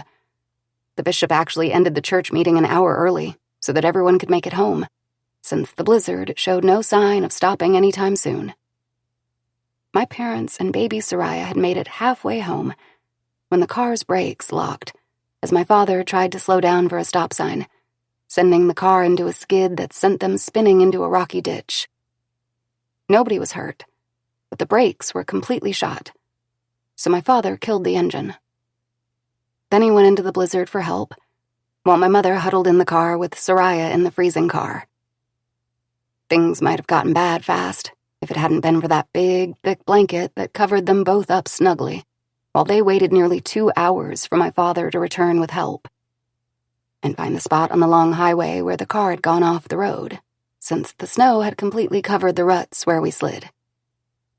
While she waited, my mother said a grateful prayer. When she told the story to our family later, she always added, "Never ignore a prompting from the Holy Spirit. It doesn't matter if it's inconvenient or strange. You listen." When I was finished, I watched the rapid flutter of Abish's eyes, moving back and forth behind her lids while she slept. Then I nudged forward one last memory, a brief flash, from a weekend when I was 10 years old and had fallen off my bike while riding through the neighborhood. My wrist had popped backwards in a sick crack when it hit the cement, and even the motion of walking had hurt it while I made my way home. When I finally opened the front door and came inside, I could hear everyone in the kitchen, bustling around and getting lunch ready. "I need help! I'm hurt!" I cried from the entryway, voice wobbling and tears finally rushing down my cheeks now that I'd made it home. "I fell off my bike!" Eve came into the hallway first, and her eyes went to my scratched-up knees. My parents were behind her. "Oh, let's get you some Band-Aids," she said. "I think I need a doctor," I cried, holding up my throbbing wrist so they could see the angle it was hanging at. "Oh, Isabel," my mother had cried, rushing to me as my father went for the car keys. "Hurry, we need to go to the hospital now." Abish whimpered softly in her sleep as I let the memory fade, then rolled onto her left side and reached for her husband's hand. She sighed when she found it, but her brows stayed creased in worry. I lingered a little longer with my hand on her cheek. "Are you listening, Abs? I need your help. They need to do an autopsy on me, okay? It's important." I wrestled with the sadness rising up in me, not wanting the smoke alarm to start beeping or something. "I love you so much. I missed you every single day that I was gone. I think you missed me too." A sudden spinning, falling feeling gripped me, and I could feel Andrea trying to call me into the church pew memory with her again. I resisted being pulled into the memory again, focusing hard on the star-shaped gold of Abish's ear piercings, the soft blonde of her hair spread across the pillow to ground me in the present. "I'm sorry, Andrea," I murmured guiltily. "I'll hurry." Then I rushed into the next room where my parents were sleeping and repeated what I'd just done with Abish. My father, as stoic in sleep as he was awake, barely reacted. The only indication I was getting through to him happened when I showed him the memory of my broken arm, and his mouth turned down in a deep frown. I expected the same from my mother, given how she'd shut down after the cemetery. But the moment I moved to her side of the bed and lay my hand on her shoulder, she began to tremble, tears slipping down her cheeks like winding rivers. When I reached the memory of my broken arm, she whispered the words out loud with me. "Oh, Isabel, hurry. We need to go to the hospital now." My heart cracked open, and I lay my cheek against hers. "That's right, Mom. I need you." Her tears came faster. Is he the one who hurt you?" she asked in a halting, childlike whimper. I froze, hardly daring to believe what she'd said. Was she talking about Dennis Beaumont? "Yes, Dennis is the one who hurt me." Her whimper stretched into a thin sob, and her eyes squeezed shut tight, like she was bracing for some kind of impact. "He hurt you, and I didn't help you. Oh, Izzy, I'm so sorry. I'm just so sorry. I love you so much." "I love you too, Mom," I whispered back, needing to believe that when she woke up, she'd remember this moment. Then I hurried on to Soraya's room. There were no guarantees this would work, whispering the same memory to each of my family members while they slept. But I felt sure that if they woke up and realized they'd all had the same dream, it might be enough to convince them that the message of the dream was important. The spirit spoke through dreams, after all. I just hoped they'd understand what I was trying to convey. Do what needs to be done, no matter how inconvenient. And Isabel needs our help. It was the best I could think to do. Chapter 45. Sabina. With each step I took along the crumbling walkway that led to the dark apartment complex, I wondered if I should turn back. The pepper spray I clutched in my right hand, and the phone I gripped in my left, with Joel listening silently on speakerphone, offered some comfort. So did the sparse streetlights. But with every step I took, I braced for something or someone to leap out at me from the overgrown juniper bushes flanking the walkway that my shoulders were practically up to my ears. The streets were quiet. The wind that had whipped through the night before just a whisper now, but somehow that made my hackles rise even more. In the distance, toward the cemetery and the underpass, I could hear the faint rush of traffic from I-84. "Shit," I whispered as a cat trotted past without looking at me, hunching, then diving into an opening in the bushes. Something squeaked, then went silent. I clenched my teeth, whispered, "It's fine, just a cat," for Joel's benefit, and kept moving. The complex hadn't looked particularly ominous from what I could see on Google Maps. But now, in the dark, the structure loomed like a crouching animal. As I got closer, I caught the whiff of something that smelled like mildew and stale cooking oil, along with the faint scent of rot. One of the exterior lights was flickering just enough to make the row of mailboxes beneath it look like they were shuddering in repeating stop motion. I clutched the pepper spray tighter as my eyes scanned the shadows for any sign that I'd walked right into some sort of trap set by Amy Sue or Jenny Johnson. I was hoping that the quilt-wrapped feeling would pull me close for a moment, make me believe that I wasn't really here alone, about to walk down a flight of concrete steps into a dimly lit breezeway. But there was nothing. Biting down hard on the inside of my cheek, I scanned the empty courtyard, then hesitantly went down the steps. I could barely make out a number 8 in black wrought iron, hanging on the brick beside the nearest apartment door. "You can turn around and go home," offered a terrified voice in my mind, urging me to rush back to the car and drive back to the Airbnb. But I knew better than to listen. The Airbnb wasn't home. Not really. Home was Oregon. Home was Joel. Home was the daughter I'd amputated from my life like a piece of my heart. And right now, this was the way back home. Real home. Knowing that I was trying as hard as I could to do right by her. Before that terrified voice could get any louder, I hustled forward and knocked softly on the door, heart hammering. For a few seconds, nothing happened. Then a quiet clink as the knob turned, and the door opened a crack, and I caught the smell of stale cigarettes. There wasn't a light on inside the apartment, and I took a step back even while I squinted to see the person hidden inside. "Hello? Are you here by yourself?"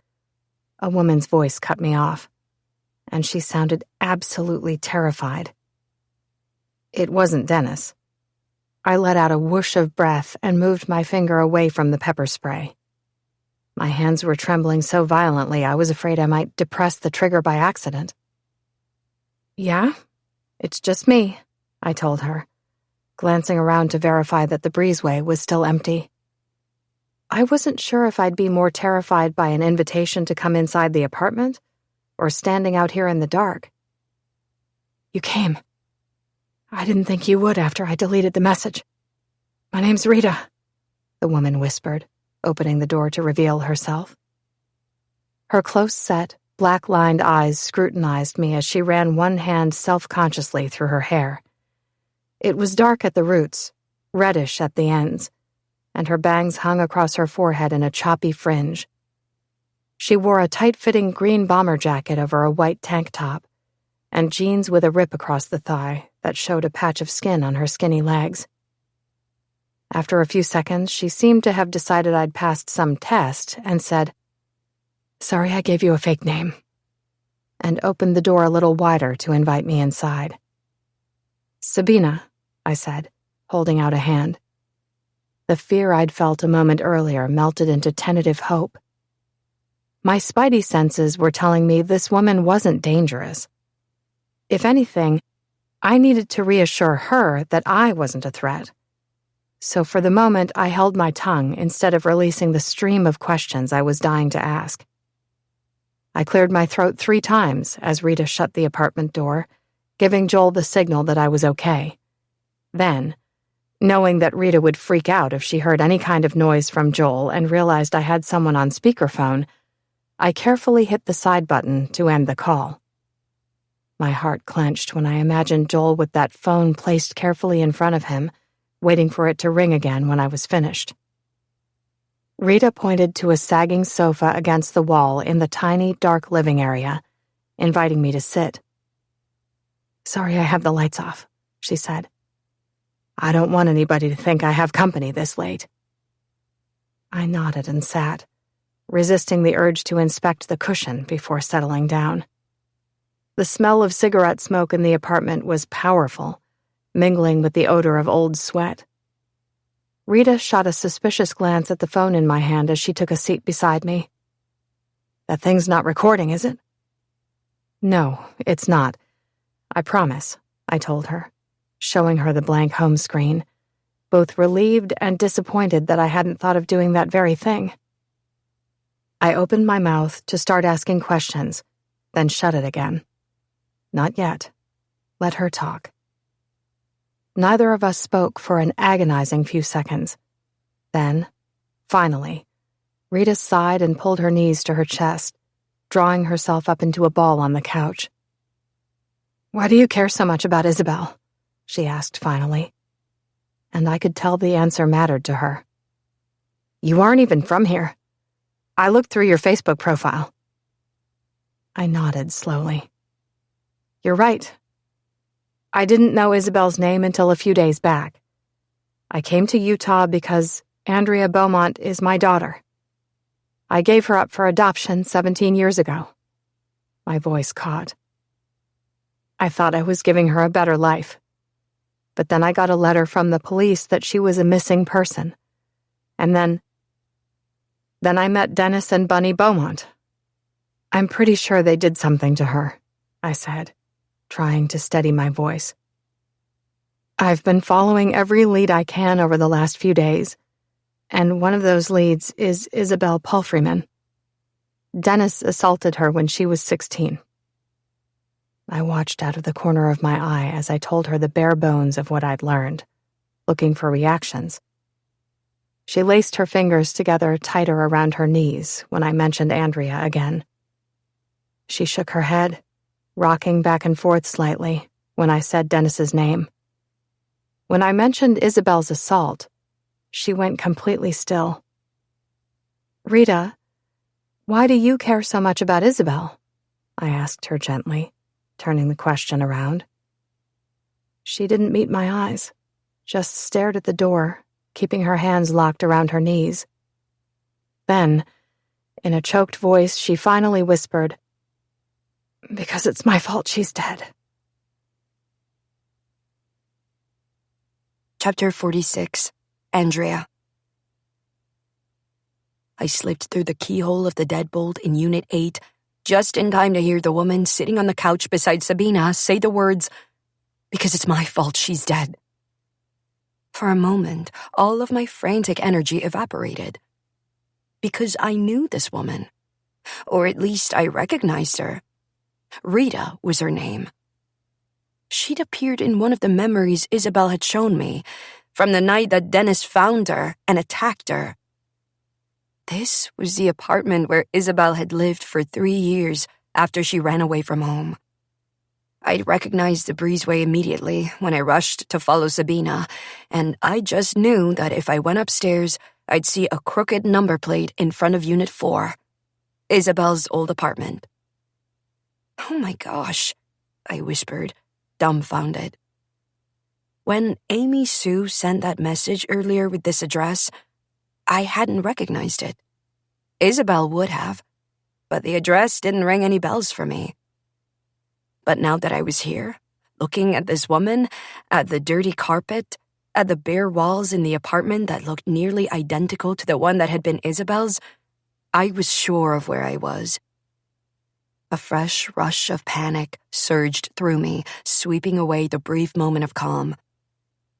Isabel needed to get here now. I didn't know how long it would take until I could flex my limited ghostly abilities again. All I knew was that I felt wrung out, helpless, and desperate for help. But Isabel continued to shut me out. This was important, though. Rita had seen Isabel the night she left. And whatever she was about to tell Sabina mattered enough that she'd gone to the trouble of sending that Facebook message, even though she was clearly terrified. Her face had gone white as a sheet, and one hand kept reaching for a pack of Marlboros lying beside an ashtray on the side table, then drawing back. Sabina sat beside her on the couch with a calm expression on her face, but the energy of a coiled spring, waiting for Rita to speak. Rita finally grabbed a cigarette with trembling fingers and shook her head. "I'm sorry. I just need a second. I think I might throw up," she whispered, then ran down the hallway.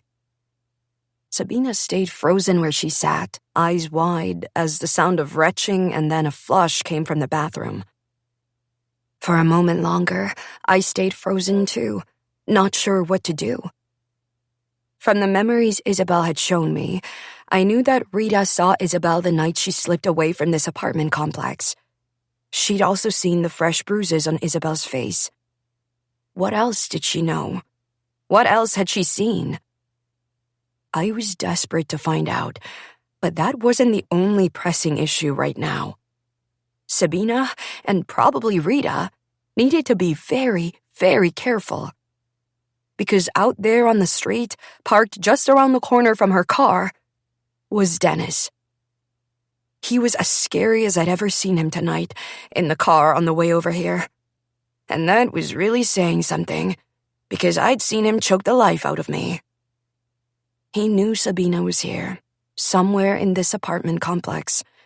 And if she was here, he knew she might actually be getting close to finding out the truth of what happened to Isabel. And the truth of what happened to Isabel would unravel the truth of what happened to me. Those sirens would be real if Sabina walked out of here with information that could directly link Isabel's death to Dennis. And he wasn't going to let that happen. On the drive here, he'd kept reaching for an extension cord lying on the passenger seat of the car, running his fingers along the length of it, and I knew all too well what Dennis could do with something like that. "Shit," I whispered again. I hesitated, torn between listening intently to what Rita was about to say, rushing back out onto the street where I'd left Dennis raging in the driver's seat of his white Accord, and trying to reach Isabel one last time. I tried everything I could think of to dissuade Dennis from following Sabina on the car ride here, but he hardly even blinked at the faint flicker of the check engine light. Just gritted his teeth, wrapped his hands around the steering wheel tight like he wished it was Sabina's neck, and kept fingering that extension cord on the seat beside him. The toilet flushed again, and Sabina stood from the couch, calling out, "Are you okay? Do you need anything?" "I'm okay. Just a second," came Rita's voice.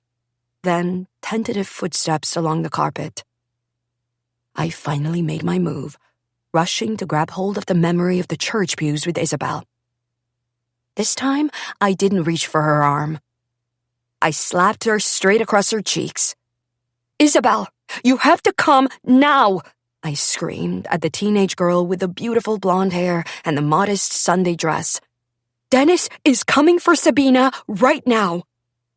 Amy Sue is Rita. We're at your old apartment complex. I don't care what you're doing right now. I need your help." I thought I saw her mouth open into a surprised "oh" before I drew back from the memory so I could listen to what Rita had to say. I just hoped it was enough to get her here. Chapter 47. Sabina. If I hadn't actually heard Rita throwing up in the bathroom as soon as she ran down the hall, I might have chased her. And when she came back with tears cutting smudged black trails down her cheeks from the thick mascara and eyeliner, I wanted to grab her by her skinny shoulders and demand she start talking. It was her fault that Isabel was dead? What the hell did that mean? Tell me, please God, tell me now. Instead, I reached out a hand for hers and grasped it tightly. Her thin fingers were ice cold. My gut was telling me she'd had enough people push her around in her life, and if I started doing the same, she might disappear behind those hooded eyes again and ask me to leave. So I held the stampeding horses in my mind back and squeezed her hand for a few seconds while she wiped her eyes and took a sip from the half-full glass beside her pack of Marlboros. She swallowed hard, looked at me. Then finally, the words tumbled out of her. "I didn't know Isabel all that well. Not as well as I know some of the other girls here," she said in a low voice. "She was nice, though. Seemed like a sweet kid." "When did she live here?" I asked. Rita cocked her head and took another sip of water. She seemed to be calming down. "She was here for a few years. Maybe 3. She held up her fingers and counted. "I remember the week she moved in because it was Cassie's birthday, and she got some wine for everybody after we were done for the night. Isabel stayed in her apartment. The other girls thought she was rude, but I think she was just scared. She was only a baby." She sighed sadly. "This isn't any place for a girl like that." "What kind of place is this?"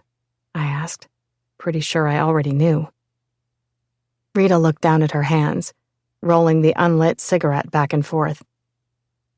"You know," she muttered. "Us girls we see clients here." She flicked her eyes to meet mine for the briefest moment, and I nodded. "I get it," I said softly, needing her to know that I understood, and that I wasn't judging her. Rita shrugged. "There's plenty of worse places, and the guys who run this place aren't so bad. They don't have to give us our own apartments. One girl, Misty, stayed someplace in Nevada where they were packing 5 girls into a 1-bedroom, using the couch for tricks, making them take clients at all hours of the night." She picked at a loose thread unraveling from the couch. "It's better than living on the street, especially in the winter. Pays for food and some extra stuff. Could be a lot worse." She said the last part so quietly I barely heard it. My heart was starting to pound as I considered where this story might go, and how it might involve my daughter.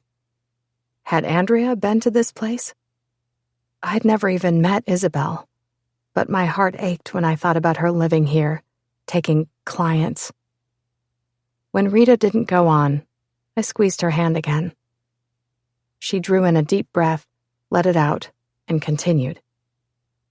"I have this pretty regular client, middle-aged white dude who wheezed when he got, worked up.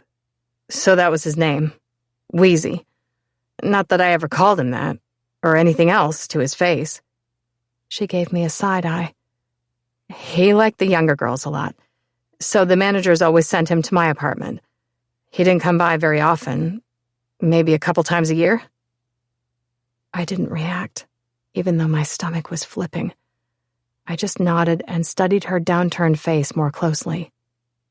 I'd been thinking she was at least 40 years old based on the makeup, the fine smoker's lines ringing her mouth, and the way she was dressed. But when I looked at her hands, slender and baby smooth, and the set of her brows and jaw, I realized that she might not be much older than mid to late 20s. She tugged harder on the thread coming from the couch. "So yeah, Wheezy wasn't like a regular or anything. There's dudes who stop by twice a week. But this guy, I thought about him all the time, even if he wasn't here, because he was the worst. Really rough, really rough. And he had this smell." She trailed off, and I knew better than to ask questions by the pained expression on her face. "He always did this weird little knock on the door. 2 short knocks, then a couple of knocks with long pauses in between. So I'd know it was him, I guess. I wanted to throw up whenever I heard it. Could already hear the sound of him breathing. I couldn't stop myself from asking, was that Dennis?" She looked up sharply, and her eyes bored into mine like she was trying to read my thoughts, like she was trying to decide whether she'd made a huge mistake and wanted to push me out the door instead of answering the question directly. "He never told me his actual name," she said. "But he was one of a kind. Had these big old meaty hands, rough nails like he'd bitten them off instead of using clippers, a nasty beard and a greasy comb-over. And he had dark spots all over his head that looked like cancer or something. She made a disgusted face. Dennis. That's Dennis. He was here. My hands were shaking now. I pulled them into my lap and stayed quiet, not wanting Rita to stop talking, even though I was terrified to hear what she was about to say next. Then one night, I heard that same knock, only it wasn't on my door. It was up there, above me. She pointed to the ceiling. I figured maybe I got too old for him, and he'd asked the managers to give him somebody younger.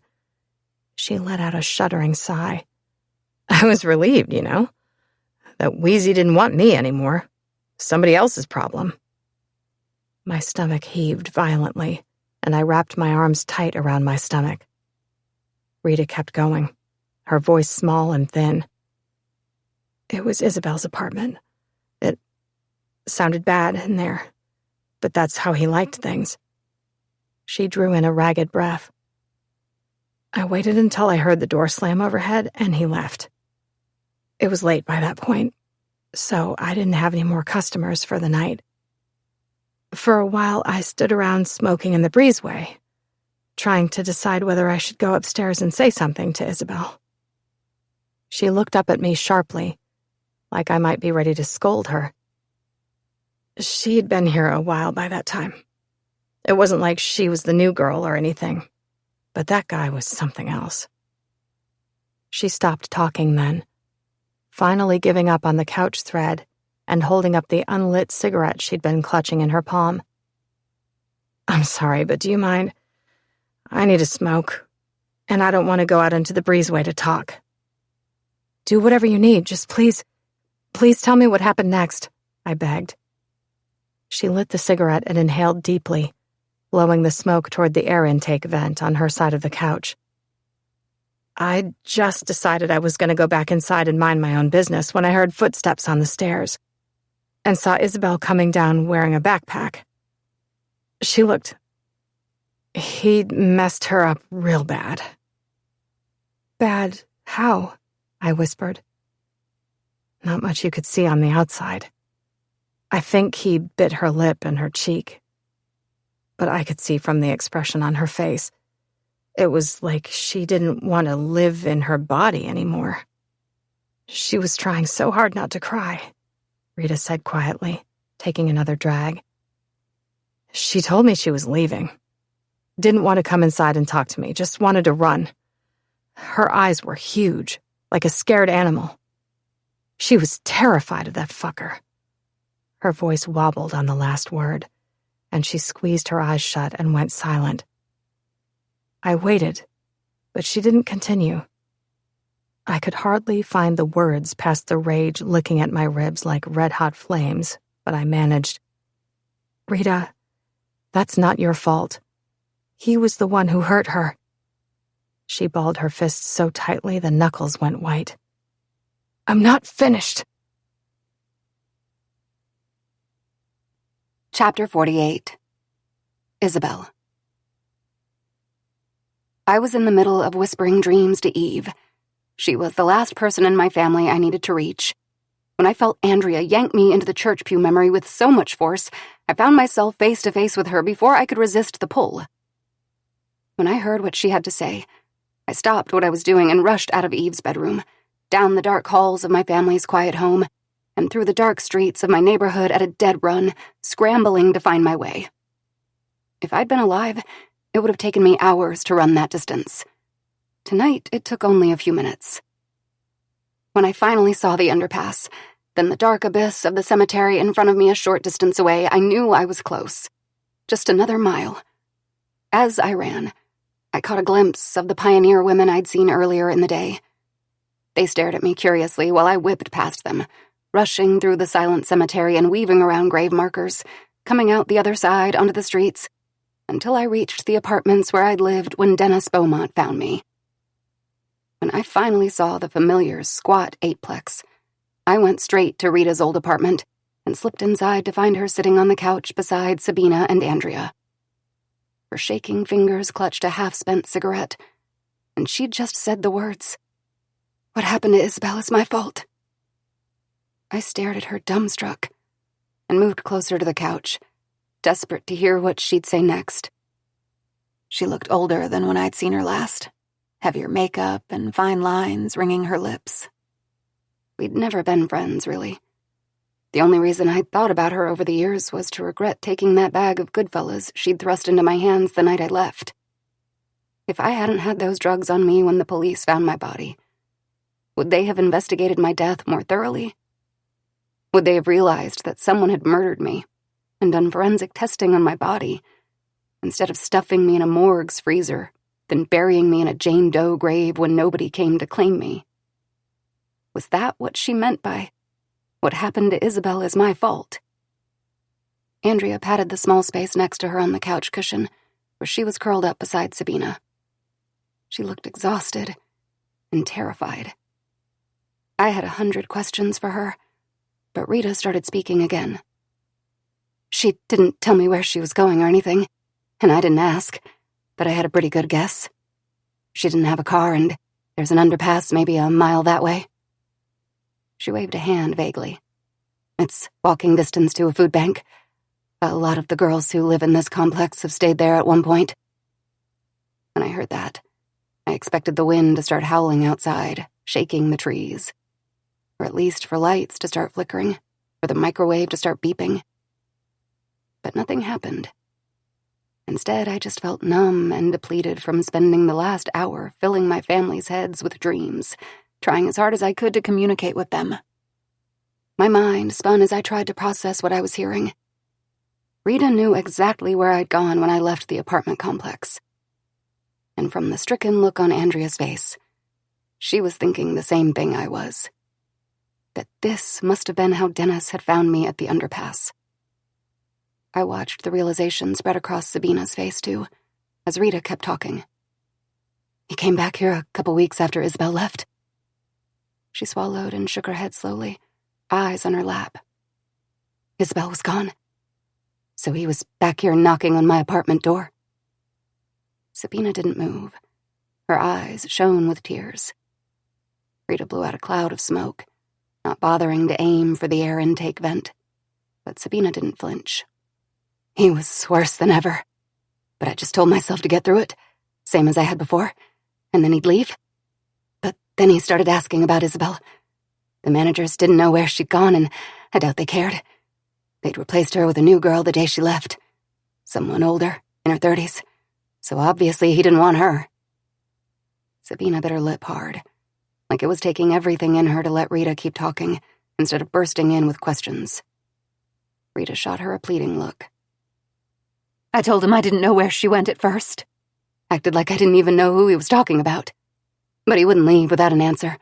Started saying that he'd hurt me if I didn't tell him, so I said maybe I knew where she went. I hated myself for it, but I was afraid. He was holding my arm so hard while he asked the questions, getting up in my face. Rita clasped her hands together as if in prayer. When I told him about the underpass, his eyes went, I don't know how to describe it, shark-like or something. Dead, black. It really scared me.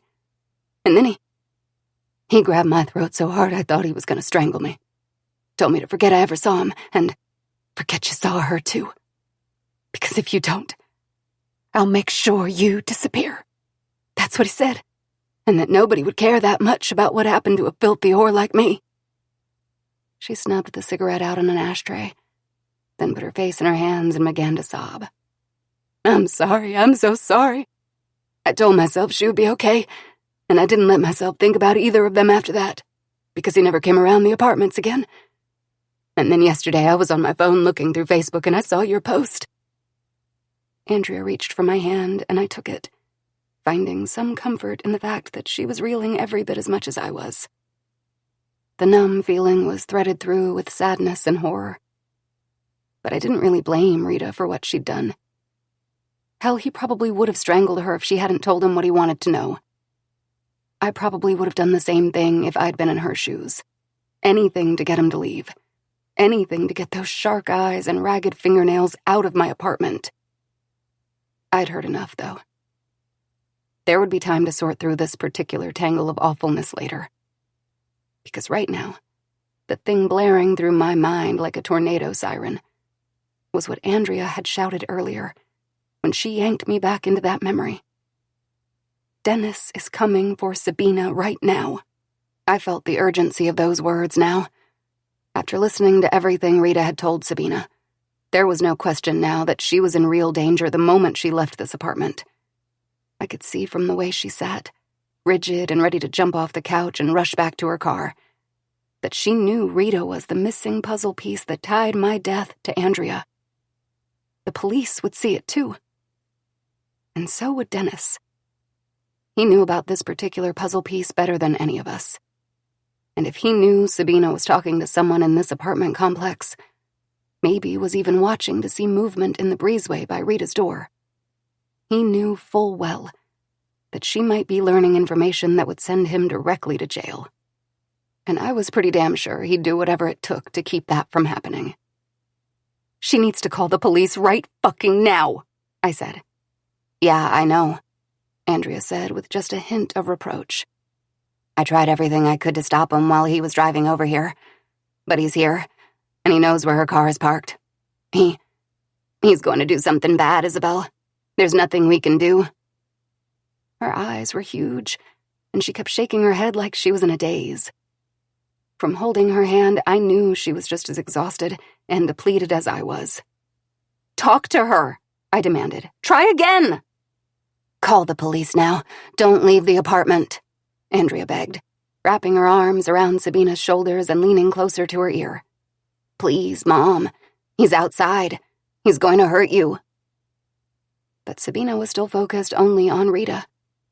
She moved her hand to her chest, where it rested perfectly square on top of Andrea's. After a beat of silence, she said, "I mean what I said earlier. It's not your fault what happened to Isabel, okay? It's his fault. He did that to her, not you." Rita squeezed her eyes shut and shook her head, new tears cutting paths through the mess of mascara staining her cheeks. "You don't have to say that." "Please," Andrea begged. "The police. You have to call the—" Sabina pulled her phone from her back pocket and unlocked the screen. In the split second it flashed to life, I saw a flurry of missed texts from Nadia, demanding to know why Sabina hadn't called her back, where she was, the address that Amy Sue had given. "The police will see it that way too. I'm going to—" "No," Rita cried. Before Sabina could blink, she'd knocked the phone out of her hand like it was a rattlesnake about to strike. Sabina froze. Her voice went quiet, stern. "Rita, you asked me to come here for a reason. I know you're scared, but—" Rita shook her head wildly, eyes on the phone, muscles tensed like she was ready to dive for that little black rectangle on the floor at Sabina's feet the second she moved to grab it. "No, I'm not ready to do that. You know how scared I was to send you that message. You know how many times I said fuck it and told myself to forget it." Her voice rose in pitch. "The last girl who ratted on the managers after a client nearly beat her to death wound up in jail for turning tricks." Sabina shifted uncomfortably. "But when you tell them what you know, they'll arrest." Rita's eyes were blazing now. "Ever since I contacted you, I've been getting ready to make a move, get out of here, so he won't be able to find me. But I need a couple more days. Then I'll talk. But there's no way we're calling right this goddamn minute." My heart sank. Rita lifted her chin. "I'm sorry for what I did. And I hate that motherfucker, but I'm scared. Not just of him. The guys who run this place." She set her mouth in a hard line. "Yeah, they treat us decent compared to some other places. But that doesn't mean they give a shit. And it doesn't mean they won't slap me around if I get out of line. I've got nowhere else to go. And I'm not gonna talk until I can get on a bus the second I've said my piece, given the cops a statement or whatever. Police are gonna be all over here trying to talk to the managers and the other girls. And they're gonna know pretty quick that it was me who squealed." Sabina looked stricken. She held out her hands in front of her, like she was trying to coax a jumper off the ledge of a bridge. "I'm sorry, please. I'm sorry, you're absolutely right. I don't want to put you in any danger." "No," I cried. "No, you have to let Sabina call them right now, please, Rita." If something happened to Sabina when she walked out that door, I had no doubt in my mind Rita would disappear the second she realized that Dennis was making good on his threats. There wasn't time to wait. Sabina had to call the police now. "Mom, make her listen," Andrea added desperately, eyes wild. But Sabina just nodded slowly, pointing down at the phone Rita had knocked to the floor. "I'm going to pick that up now, okay? But I'm not going to call anybody, I promise. Not until I know you'll be safe." "Shit," I hissed. "We have to find a way to keep her here, or distract Dennis," Andrea cried as Sabina stood and gave Rita a tentative hug, talking in low voices as they moved toward the apartment door. But I was out of ideas on how to do that. I didn't feel powerful or fierce like I had when I made that windstorm blow over Marley's shelter so Sabina would see my backpack, or when I was whispering dreams to my family. I was wrung out. And all I felt right now was dread. Chapter 49. Sabina. Blood pounded in my ears in a strange cocktail of horror, sadness, and excitement as I clutched the pepper spray canister in one hand, keys in the other, and rushed away from the blinking orange lights of the apartment complex. The lingering smell of mildew and urine surrounded me as I rushed back into the night, heading for my car. I was desperate to call Joel and Nadia, and even more desperate to call the police. But the last thing I wanted to do was blurt out everything Rita had just told me in confidence and risk one of her managers overhearing through a cracked window. So instead, I raced toward the car.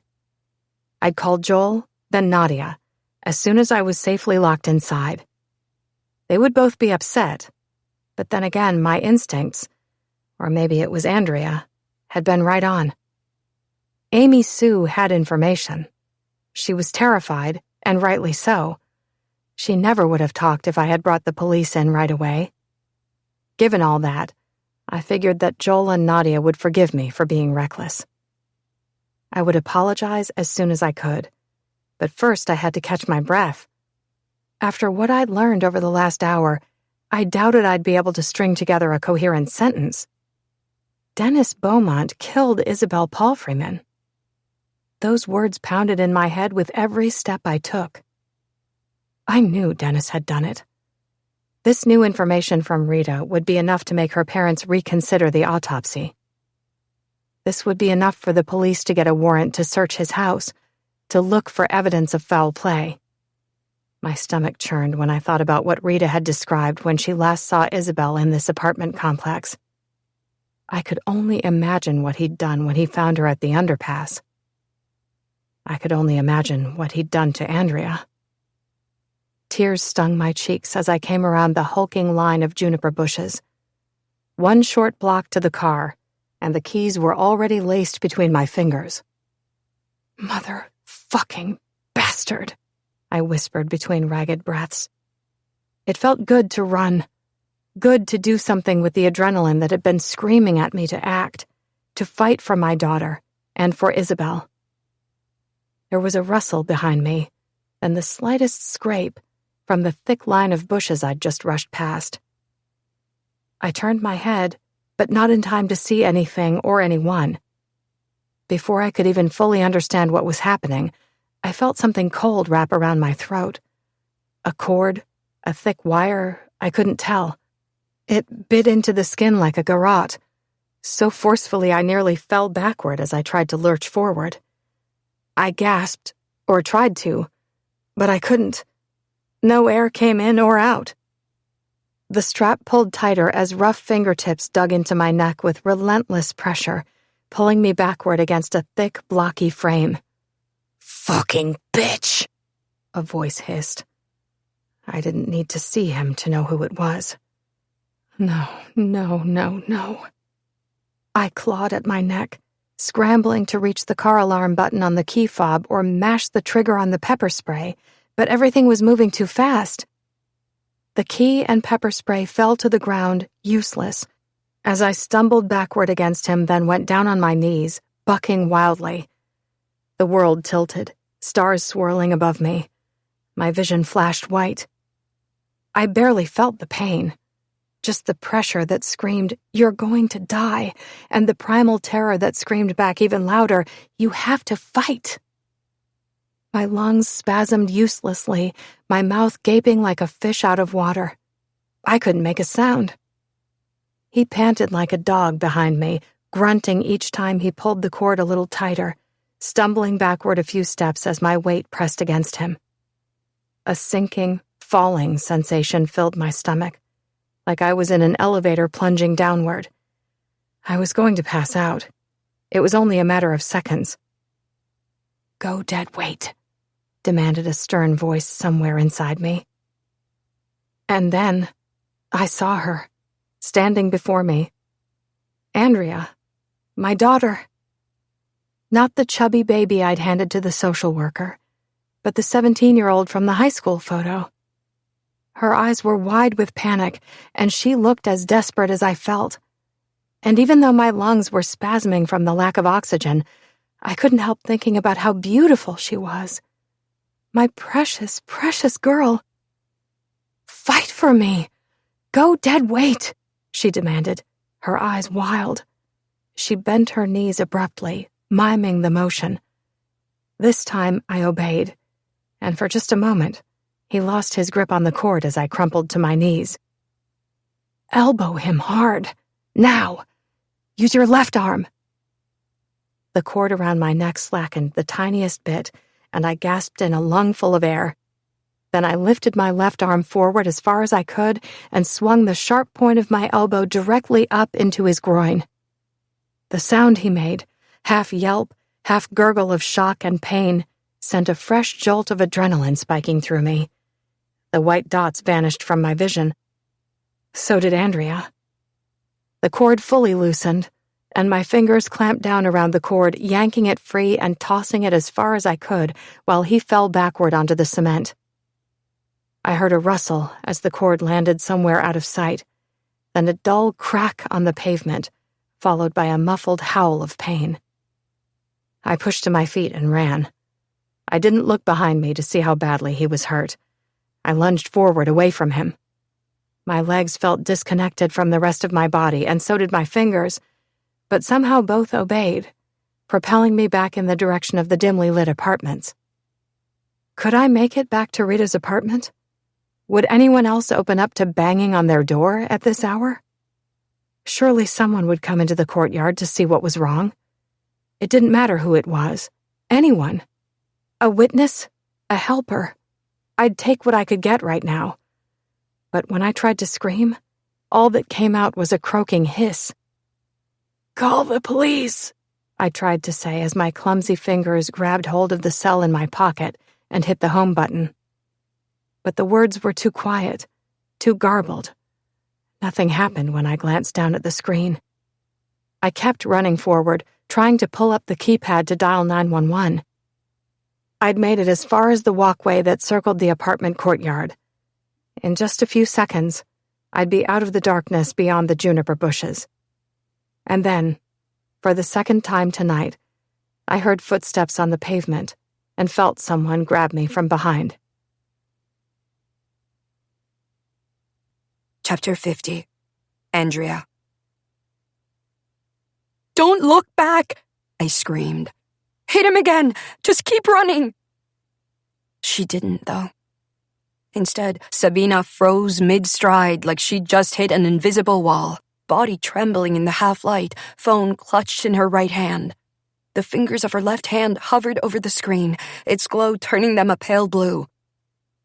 The first 2 digits of the attempted call, 9-1, blinked uselessly on the screen. Then I realized why she'd stopped trying to fight him. Dennis had a new weapon. He held the sharp ridge of a broken bottle against the soft skin of Sabina's throat. He was pressing it so tight that I couldn't help imagining the pale skin splitting into a gaping red smile. "Drop the fucking phone now," he hissed in her ear. Flecks of spit peppered her cheek. His eyes glinted, huge and black in the moonlight, gleaming with rage and pleasure, too. The way he was breathing, labored and fast, told me she'd hurt him when she elbowed him. And he was going to make her pay for it. Sabina tried to speak into the phone, but the only sound that emerged was a gasping rattle, a broken croak. Even the breeze that had picked up earlier as she walked away from Rita's apartment had quieted down into little more than a whisper.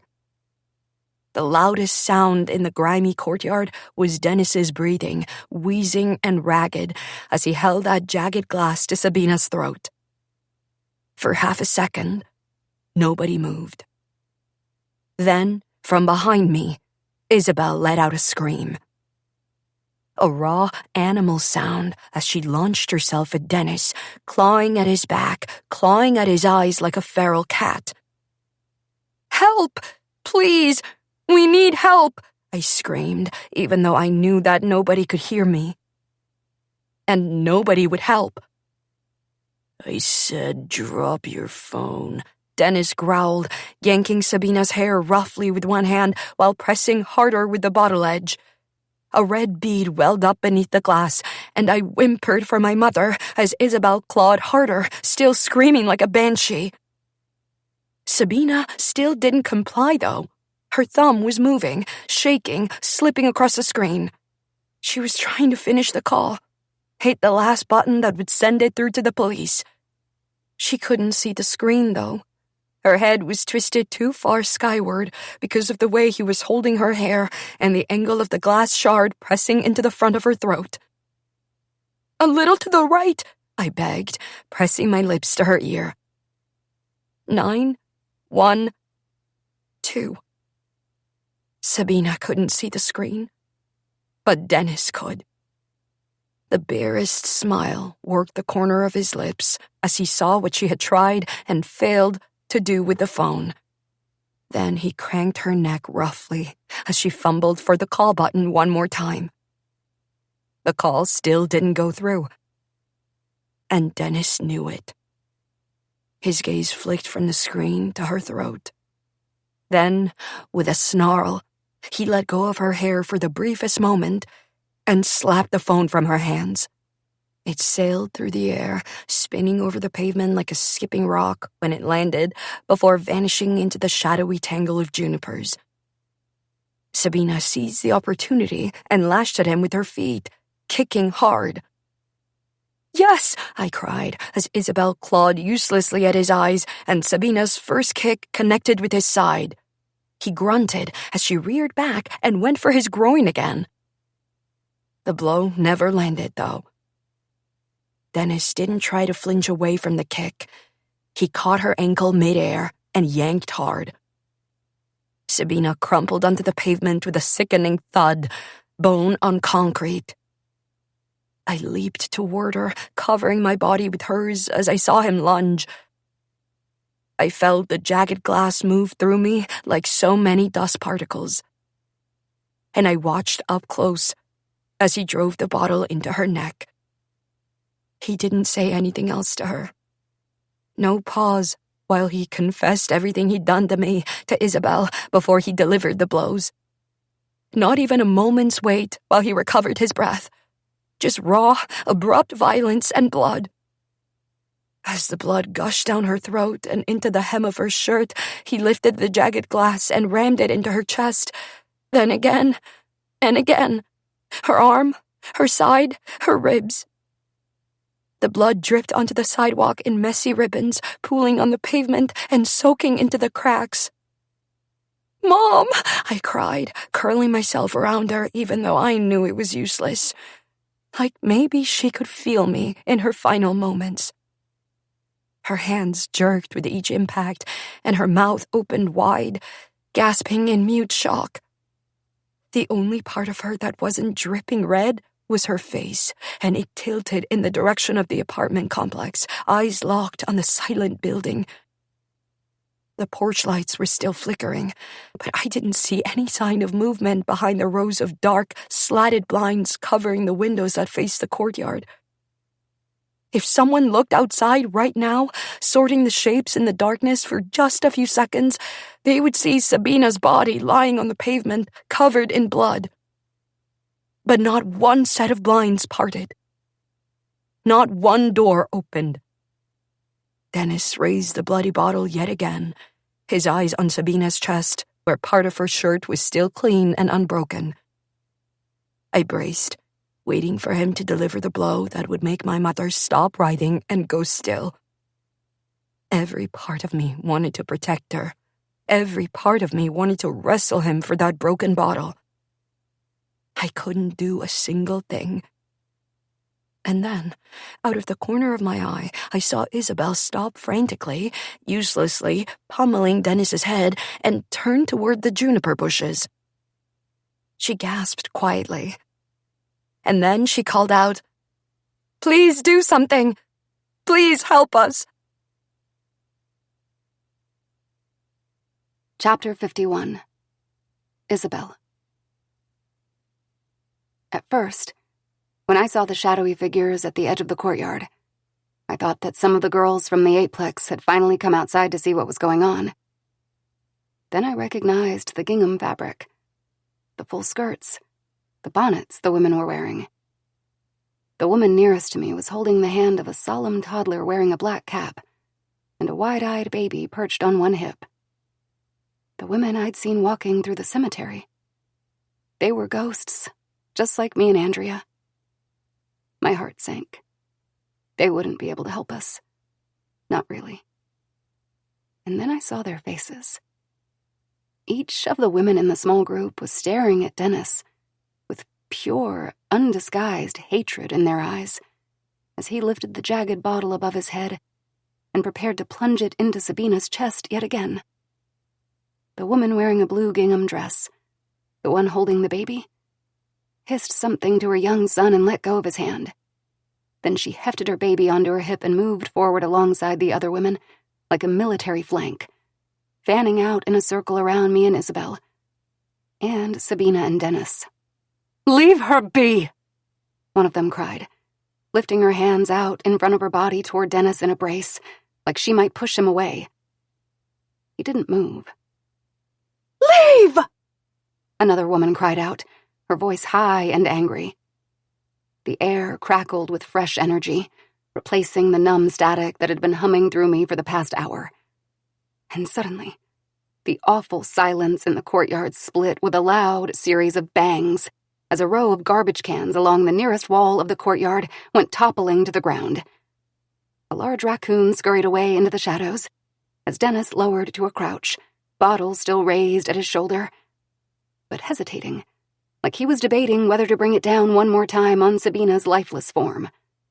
His eyes narrowed and he took a step back, looking wary, scanning the courtyard for any sign that the noise had drawn someone's attention. He stared down at Sabina's body, his upper lip curling in disgust as he took a tentative step away from her, breathing hard, eyes roving across the shuttered windows and dark doorways, cursing under his breath. Dennis still didn't run away. Seemingly satisfied that the courtyard remained empty, he took a step back toward Sabina, observing. She was breathing, but barely. Could he see the subtle rise and fall of her chest like I could? Andrea curled her body tighter around her mother, like maybe this time she could stop the bottle from coming down. We both knew better. Andrea's scrunched face was turned toward the nearest pioneer, a gray-haired woman wearing a simple black dress that hung to her ankles. The pioneer woman's face softened for a moment, then turned back to stone when Dennis took another step closer to Sabina. Time seemed to slow as the elder looked between me and Andrea. "You know this man?" she demanded. "He's the one who stole your lives." "Yes, he killed us," I said, unsure how else to answer her. The old woman's eyes blazed. "You know his secrets, his power. Bring them to light. Take his power now," she urged. "What do you mean, take his power?" I asked, frantic. There wasn't time. Dennis was lifting the dripping bottle once more, cranking his arm above Sabina. I looked at Andrea and our eyes locked. Then, Andrea blurted the words on the tip of my tongue. The same words that had been burning inside of me for 3 years. Shh, don't fuss. The more you fuss, the worse it'll be. Together! The old woman boomed. I did what she asked, and this time the other women circling tighter around us repeated the words with me and Andrea. Shh, don't fuss. The more you fuss, the worse it'll be. Dennis's eyes went wide and his mouth went slack, like he'd just been slapped. Still holding the bottle, he whirled around and scanned the dark windows, then down at Sabina as if she might have spoken those words. The emotion flowing from the women in the courtyard, hatred, rage, defiance, swelled. He looked terrified, shocked. Had he somehow actually heard the words we were repeating? Oh, he hears us, the old woman snarled. Now tell him that you see him. He's right over there, in the courtyard. I saw what he did to that woman. I screamed into the night, saying the first words that came into my head, the words I knew Dennis would be most afraid to hear. Andrea and the other women repeated the words in unison as quickly as I said them. Dennis let out a sharp wheeze and cut his eyes toward the far end of the courtyard, where a dim light had finally turned on behind the blinds in one apartment. Shit, he muttered, eyes still on that window. He slunk down like a scared dog as he backed toward the breezeway, then toward the line of juniper bushes. He needed to leave, now. Sabina was running out of time, and I could already feel the Pioneer women's energy dissipating, cooling. As if on cue, the women circled tighter around Sabina and Andrea. I moved with them. I didn't know how they'd learned to do what we'd just done, throwing our voices like that. I'd been silent and invisible since the day I'd died. The memory of my church camp leader telling a story about a Pioneer graveyard, supposedly haunted, flashed through my mind, and all I could guess was that these women had been around a very long time. Long enough to learn some things. Dennis's mouth tightened into a frown as he flicked his eyes back to Sabina one more time. She had curled tighter into a ball, trying to protect herself, and her body was shuddering slightly now, jerking erratically. She was dying. Call the police! Andrea called out frantically. We were completely circled around her and Sabina now, shutting Dennis out of the circle we had formed. We all lifted our voices and boomed together. Call the police! Now! The blinds in the lit window moved a fraction of an inch, and then Dennis finally ran. Chapter 52. Sabina. 1 second, there was only red-hot pain that tore through my body, bathing me in my own slick blood. Then everything blurred, including the pain. I wanted to beg. I wanted to scream. But all I could do was lean into the blur, because it was the only way out of the agony. I clung to it like a life raft, because Joel was in the blur. His smile, his off-key whistle while he made coffee and cinnamon pancakes on Saturday mornings, the smell of his aftershave and the warmth of his cheek against mine when he pulled me into him. Andrea was in the blur, too. Her chubby baby hands, her lashes wet with tears and impossibly long against her cheeks when she had finally cried herself out. Her fingers wrapped around my hair while she slept in the basement recliner for a few peaceful moments. And then, suddenly, the pain stopped and the blur disappeared, taking my husband and baby with it. No more terror. No more Dennis Beaumont with his rage-filled eyes and grunting noises. Just the dark apartment courtyard, where a woman lay unmoving and blood-soaked on the dark ground beside two strangers, one who was hovering just behind the body, and one who was stroking her hair. It was my body lying on the ground, I realized with a shock. I was the blood-soaked woman. Was I having an out-of-body experience? Was I dead? Who were those two people? Had they been the ones who chased Dennis away? Rita, I whispered, peering through the darkness, doubtful she could hear me but unable to help myself. The woman who was standing beside my body looked up sharply, and I took in her chiseled, petite face and pale blue hair, Isabel Palfreyman. We stared at each other for a split second, and then her eyes moved to the shadowy figures darting away at a fast clip along the side of the apartment complex. Dennis? The police? But there were no sirens, no flashing lights. And then the woman kneeling beside my body, her back to me, whirled around to face me. The cowlick in her auburn hair caught the orange glow of the nearest blinking porch light, and her hazel eyes went wide. Somewhere, distantly at the far edge of the courtyard, a new light blinked on behind someone's blinds, and I heard voices. I ignored them and stared at the woman barely 2 feet away from me, forgetting all about the unbearable pain I'd felt moments earlier, and my broken body lying motionless on the sidewalk, forgetting all about the shock that I might be dead, forgetting all about the shards of glass I'd been carrying around in my chest long before Dennis Beaumont broke the skin of my throat and rib cage. "Andrea," I whispered.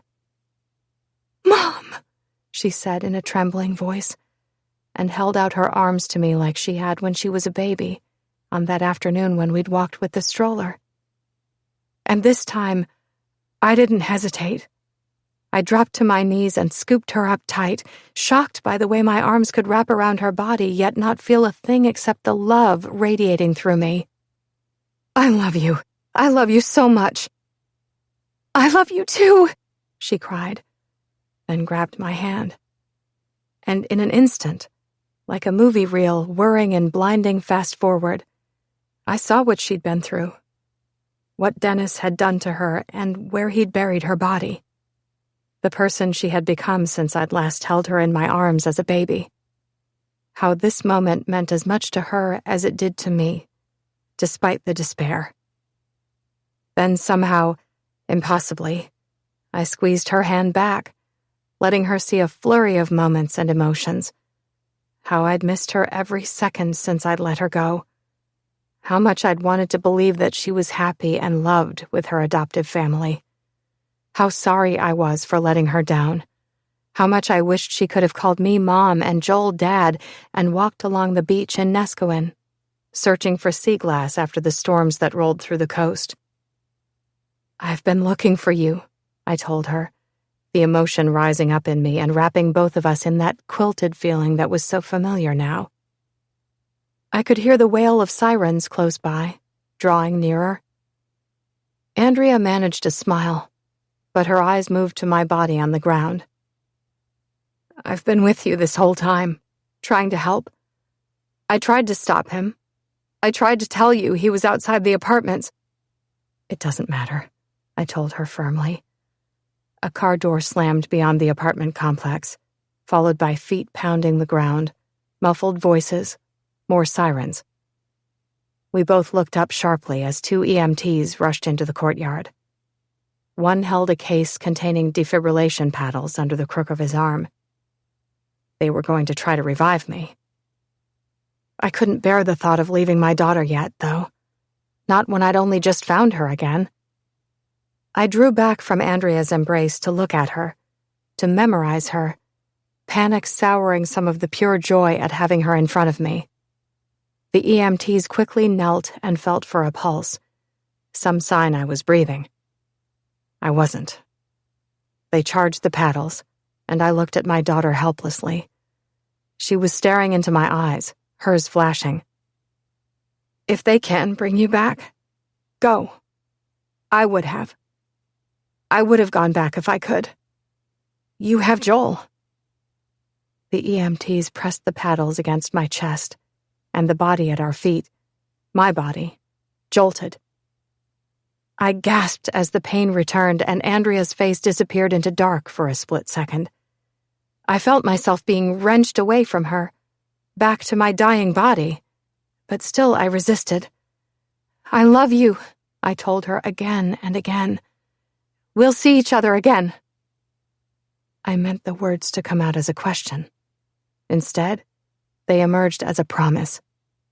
The paddles charged again, then moved back toward my chest. "Go," she demanded. "I'll still be there. You'll feel it. I love you too. The pain came rushing back, and the world whirled sideways into darkness. And then she was gone. Chapter 53. Isabel. Dennis ran faster than I would have expected a man his size to move. He was covered in sweat and Sabina's blood, eyes wild and wide by the time he reached his white Accord, which he'd parked on the far side of the cemetery. The pioneer women and I kept pace, flanking his sides like a wolf pack, our eyes every bit as wild as his, and our jaws tight with anger.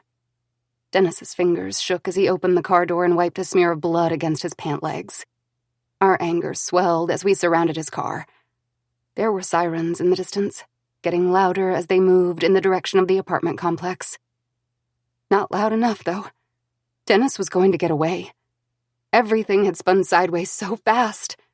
He'd killed me, he'd killed Andrea, and probably Sabina, too. Nobody had seen it happen. There was no way Rita was going to speak to the police now. Maybe the cops would investigate Sabina's death more thoroughly than mine or Andrea's. There might be DNA he'd left behind, skin under Sabina's fingernails. Maybe. But even if both of those things happened, Dennis wasn't an idiot. He had to know that he'd left a mess he couldn't contain. In all likelihood, he was going to get in that car and vanish into the night right now. He shut the driver's side door, let out a long, wheezing exhale, and reached for the ignition button. The engine revved. The woman in the gray dress looked at me, like an army captain awaiting orders from a general. "No more running," I screamed. "No more running."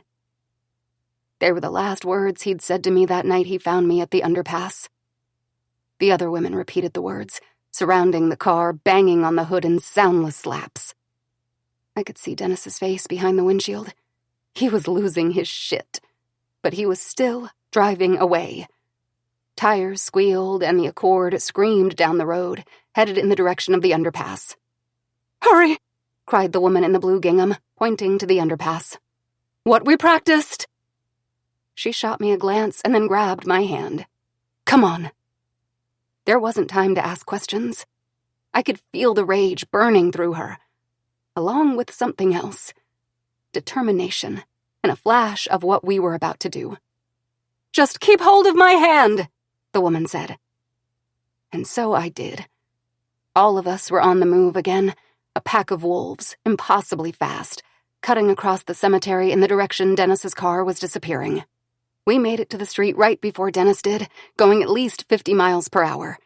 Then we fanned out across both lanes of the narrow road, directly in front of his car. We all linked hands. I stared into the oncoming headlights maybe 10 feet away, barreling toward us. Then, right before the car hit, the woman in the black dress, the eldest of the group, turned to me. "Make him see you," she demanded. "He couldn't snuff you out. You're still here. You can do it." For a split second, I panicked, not knowing how to do what she was asking. I was invisible. I couldn't make him see anything. But there was no time to second guess. I had to try. A wail rose in my throat that was so loud, so intense, I could hardly believe it was mine. "Look at me!" I demanded in a roar, calling up every bit of horror and indignation and grief that he'd made me invisible to the world. "I'm still here!" As the car made contact with my body and the line of women holding tight to my hands, I looked through the windshield, where I saw Dennis's face through the headlights. It was only a split second, but in that split second, his mouth opened into a horrified O, and I knew he saw me. The girl he'd killed. There was no other explanation for why he abruptly jerked the steering wheel hard to the right and down an embankment. His head slammed against the driver's side window as the car flew down the steep slope. His body jerked sideways. He screamed. And then the white Accord crashed head-on into a utility pole. Chapter 54. Sabina. I was clinically dead for 2 minutes, the doctors estimated. It was a miracle, they said. He stabbed me with that jagged bottle 9 times, one blow missing the major artery in my neck by 2 centimeters. I'd lost so much blood. I'd cried so hard in the ambulance, mouth open in a silent howl, my throat a maze of deep bruises from the cord Dennis had pulled across it, that one of the EMTs gave me a shot of lorazepam to help with the shock. He'd said they were rushing me toward the surgery center at the Ogden Regional Medical Center, and he kept trying to ask me questions I couldn't answer about my name, where my phone was, who they should contact. I'd just cried and closed my eyes, trying to memorize every single detail of those 2 minutes with my daughter. I never wanted to forget them. When I woke up in the hospital, with Joel squeezing my hand tight, I started to cry again. Big, racking sobs that made Joel cry too, and made the doctor and nurse in the room look at each other like maybe I needed another shot of lorazepam. It wasn't that, though. I just kept thinking of my baby's face, her big green eyes. Kept wondering whether the quilt-wrapped feeling was her beside me right now, or just the drugs. It was her, I told myself. It's her. I'll still be there. You'll feel it. I love you, she'd told me.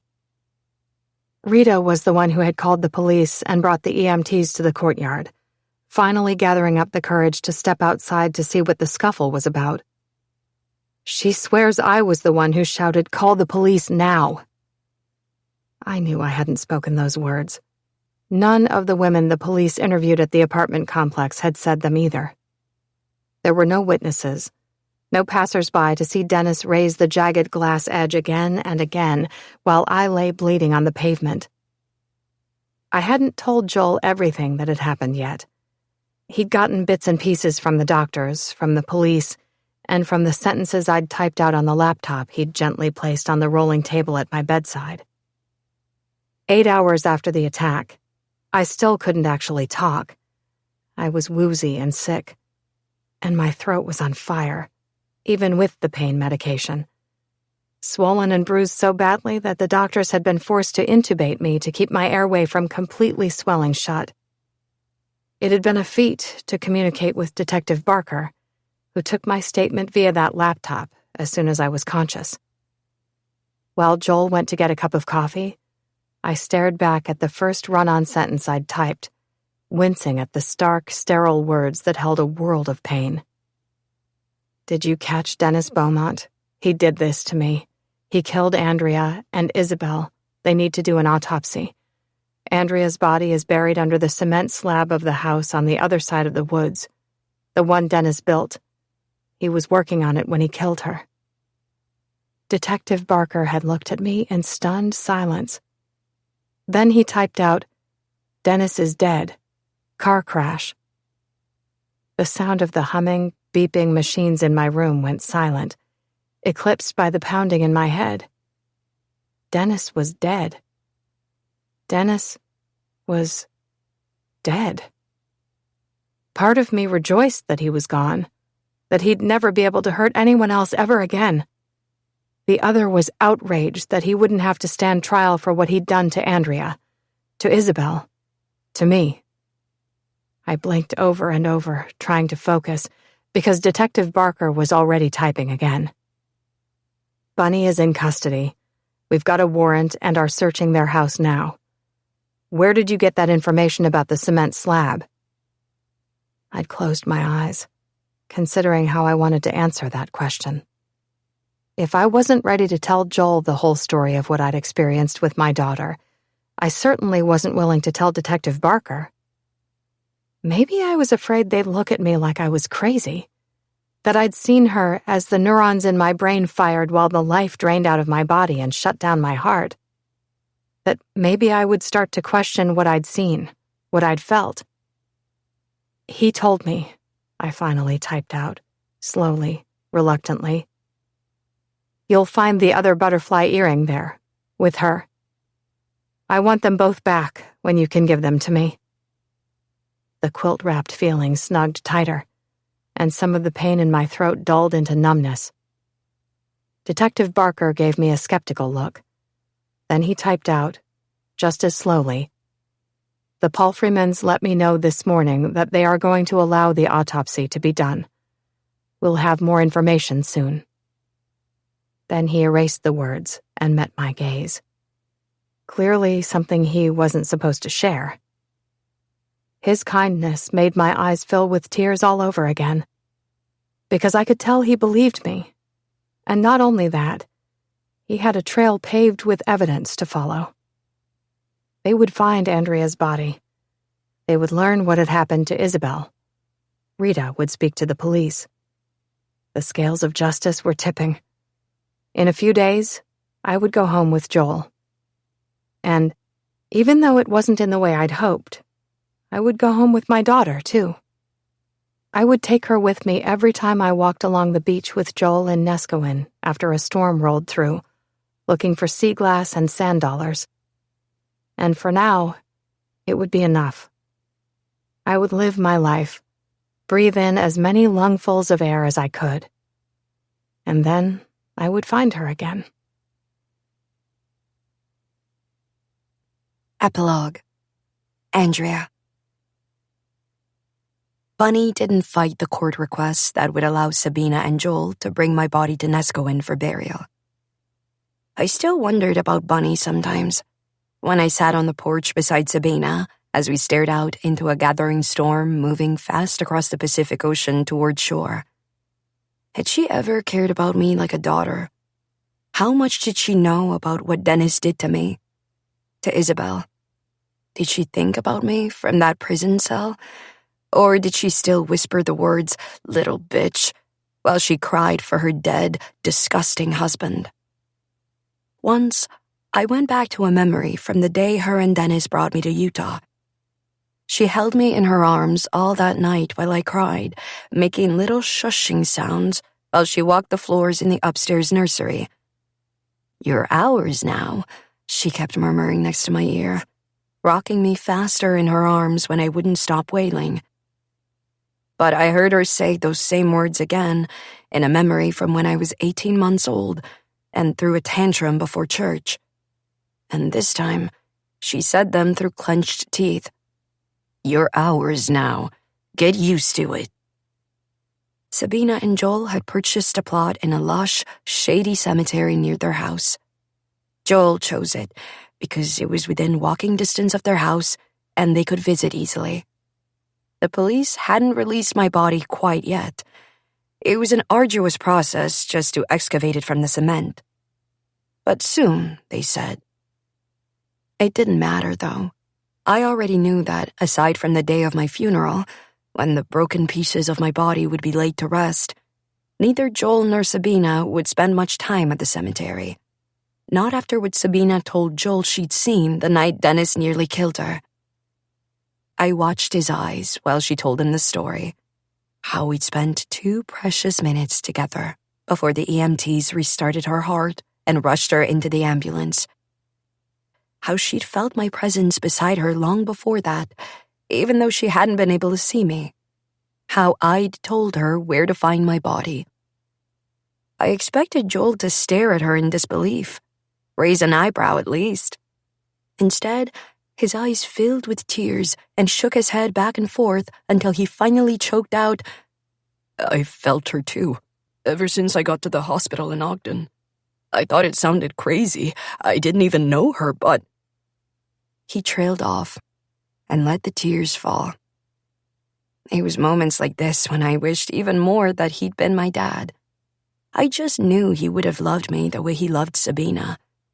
Would have taken care of me the way he did his mom, driving to her house each day to help with physical therapy and bring her lunch. He would have let me paint my room any color I wanted. He would have told me he loved my eyes because they looked just like Sabina's. But knowing he believed her about seeing me for those 2 minutes, and knowing that he could sense me nearby, would have to be enough for now.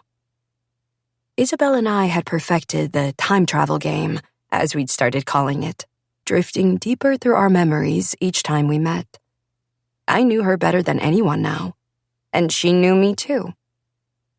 "We see as we're seen," she said once, when she showed me a memory of a cloudless summer day at a city pool in Layton, Utah, where she took swimming lessons, and I showed her a memory of my old dog Polly learning how to roll over. I didn't ask her what that phrase meant. I didn't really care, because it was so beautiful. Isabel's family held her funeral the week after her autopsy was completed, a small private ceremony, including Nadia and Paloma. And in the spaces behind the pews stood some of the pioneer women next to Isabel. They'd been sharing memories too, and they'd quickly realized that one of them, the elderly woman in the black dress, was Isabel's fourth great aunt who had come across the plains from Illinois to Utah. Most of those old pioneers in that section of graveyard had long since moved beyond the living world and into the depths of their memories and their loved ones. A small group had stayed, though. There were still some long-buried secrets, some stories that hadn't been told among the living. Those women intended to stay in that graveyard until that happened. And in the meantime, they'd perfected the art of the haunt. Sometimes Isabel talked to me about nearly getting lost in her own memories, like she was walking through a house of endless doors and hallways. Not in a scary way, but in a way that was full of possibilities and discovery and knowing. She was meeting more family members she'd never known about, learning their lives, seeing their memories. They greeted her like long-lost friends. There was a family acquaintance who had died while Isabel was little. 2 sets of grandparents, even a beloved cat that had been run over by a car when she was 6. She said that sometimes, when she waded deep enough into a memory with another dead person and they got to talking inside the memory, she could feel her connection to the living world closing. And that maybe that was all right with her. There were endless worlds to explore. But I wasn't ready to cross over yet. When Isabel showed me the memories of her funeral, since Sabina wasn't in any condition to travel back to Utah, I was amazed by what I saw. The last time I'd heard Mary Palferman's voice, she'd been furious. When I saw her kneeling beside Isabel's new gravesite, she was offering a tearful, heartfelt apology to her daughter. I love you. I'm so sorry I trusted him instead of believing you. I was wrong. I miss you so much. Please forgive me. When Isabel showed me that memory, I knew those words meant more to her than the autopsy results, which had uncovered 5 fractured ribs, trauma to her cheek and upper lip, and no proof that her cause of death was a drug overdose. And Dennis's DNA. Her cause of death was officially changed from overdose to homicide. Death by asphyxiation and blunt force trauma. I also knew that it was the last thing she needed before she could move on. This morning, Sabina was taking her first walk on the beach since coming home to Neskowin. One of the blows had severed a tendon in her hip. Another had sliced through her abdominal wall. It would be a long time before she was ready to set off down the miles of coastline just outside the back porch. But today, Joel held her hand, and I looped my arm through the other as we set out for a short stroll to the surf and back.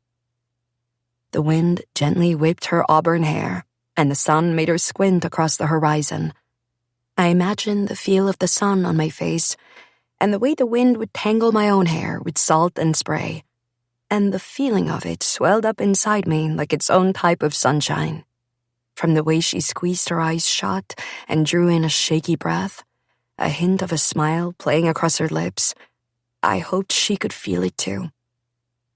I almost ignored the pull when Isabel drew me into the memory of the church pews, hating to leave the moment. But something told me I'd better not. And I was right. I think today's the day, she said gently. My grandma and my great aunts, I just love them. I want to know them better. She squeezed my hand across the church pew and looked at her mother, her sisters, her dad. It's not really goodbye, she added.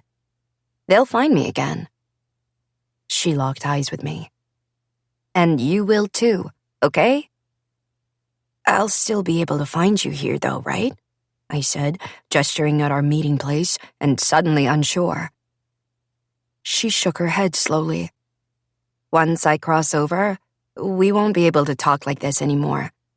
It'll pull you to the other side. But I'll be there when you're ready. I nodded, already feeling the sharp sting of grief. I'd never lost Isabel, not the way her parents had. She'd always been dead, like me. I'll miss you, I whispered. Think about me sometimes, okay? She grinned, and I suddenly realized that her blonde hair had changed to short, vibrant blue before my eyes. Her modest dress turned to a short red skirt and velvety pleated top. She pulled me into a hug. Always.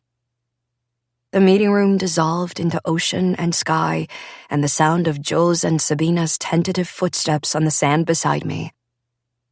The sun glittered across the water, and I came back to the moment with Sabina and Joel. This half-life that I intended to wrap myself around for now. Maybe for their whole lives, until the day we found each other again, face to face. I wished my mother could see me beside her. I wished my life hadn't ended so soon. I wished I could feel the salty air fill my lungs. I wished there were more memories to be made. But then I thought of Isabel and her grandmother, her great aunts, the new worlds they were exploring and reliving together, the conversations they were having, the way they were seeing each other for the first time. Maybe there were still memories to be made after all. And maybe mourning was just waiting while holding on to the ones we love in the only ways we could. For now.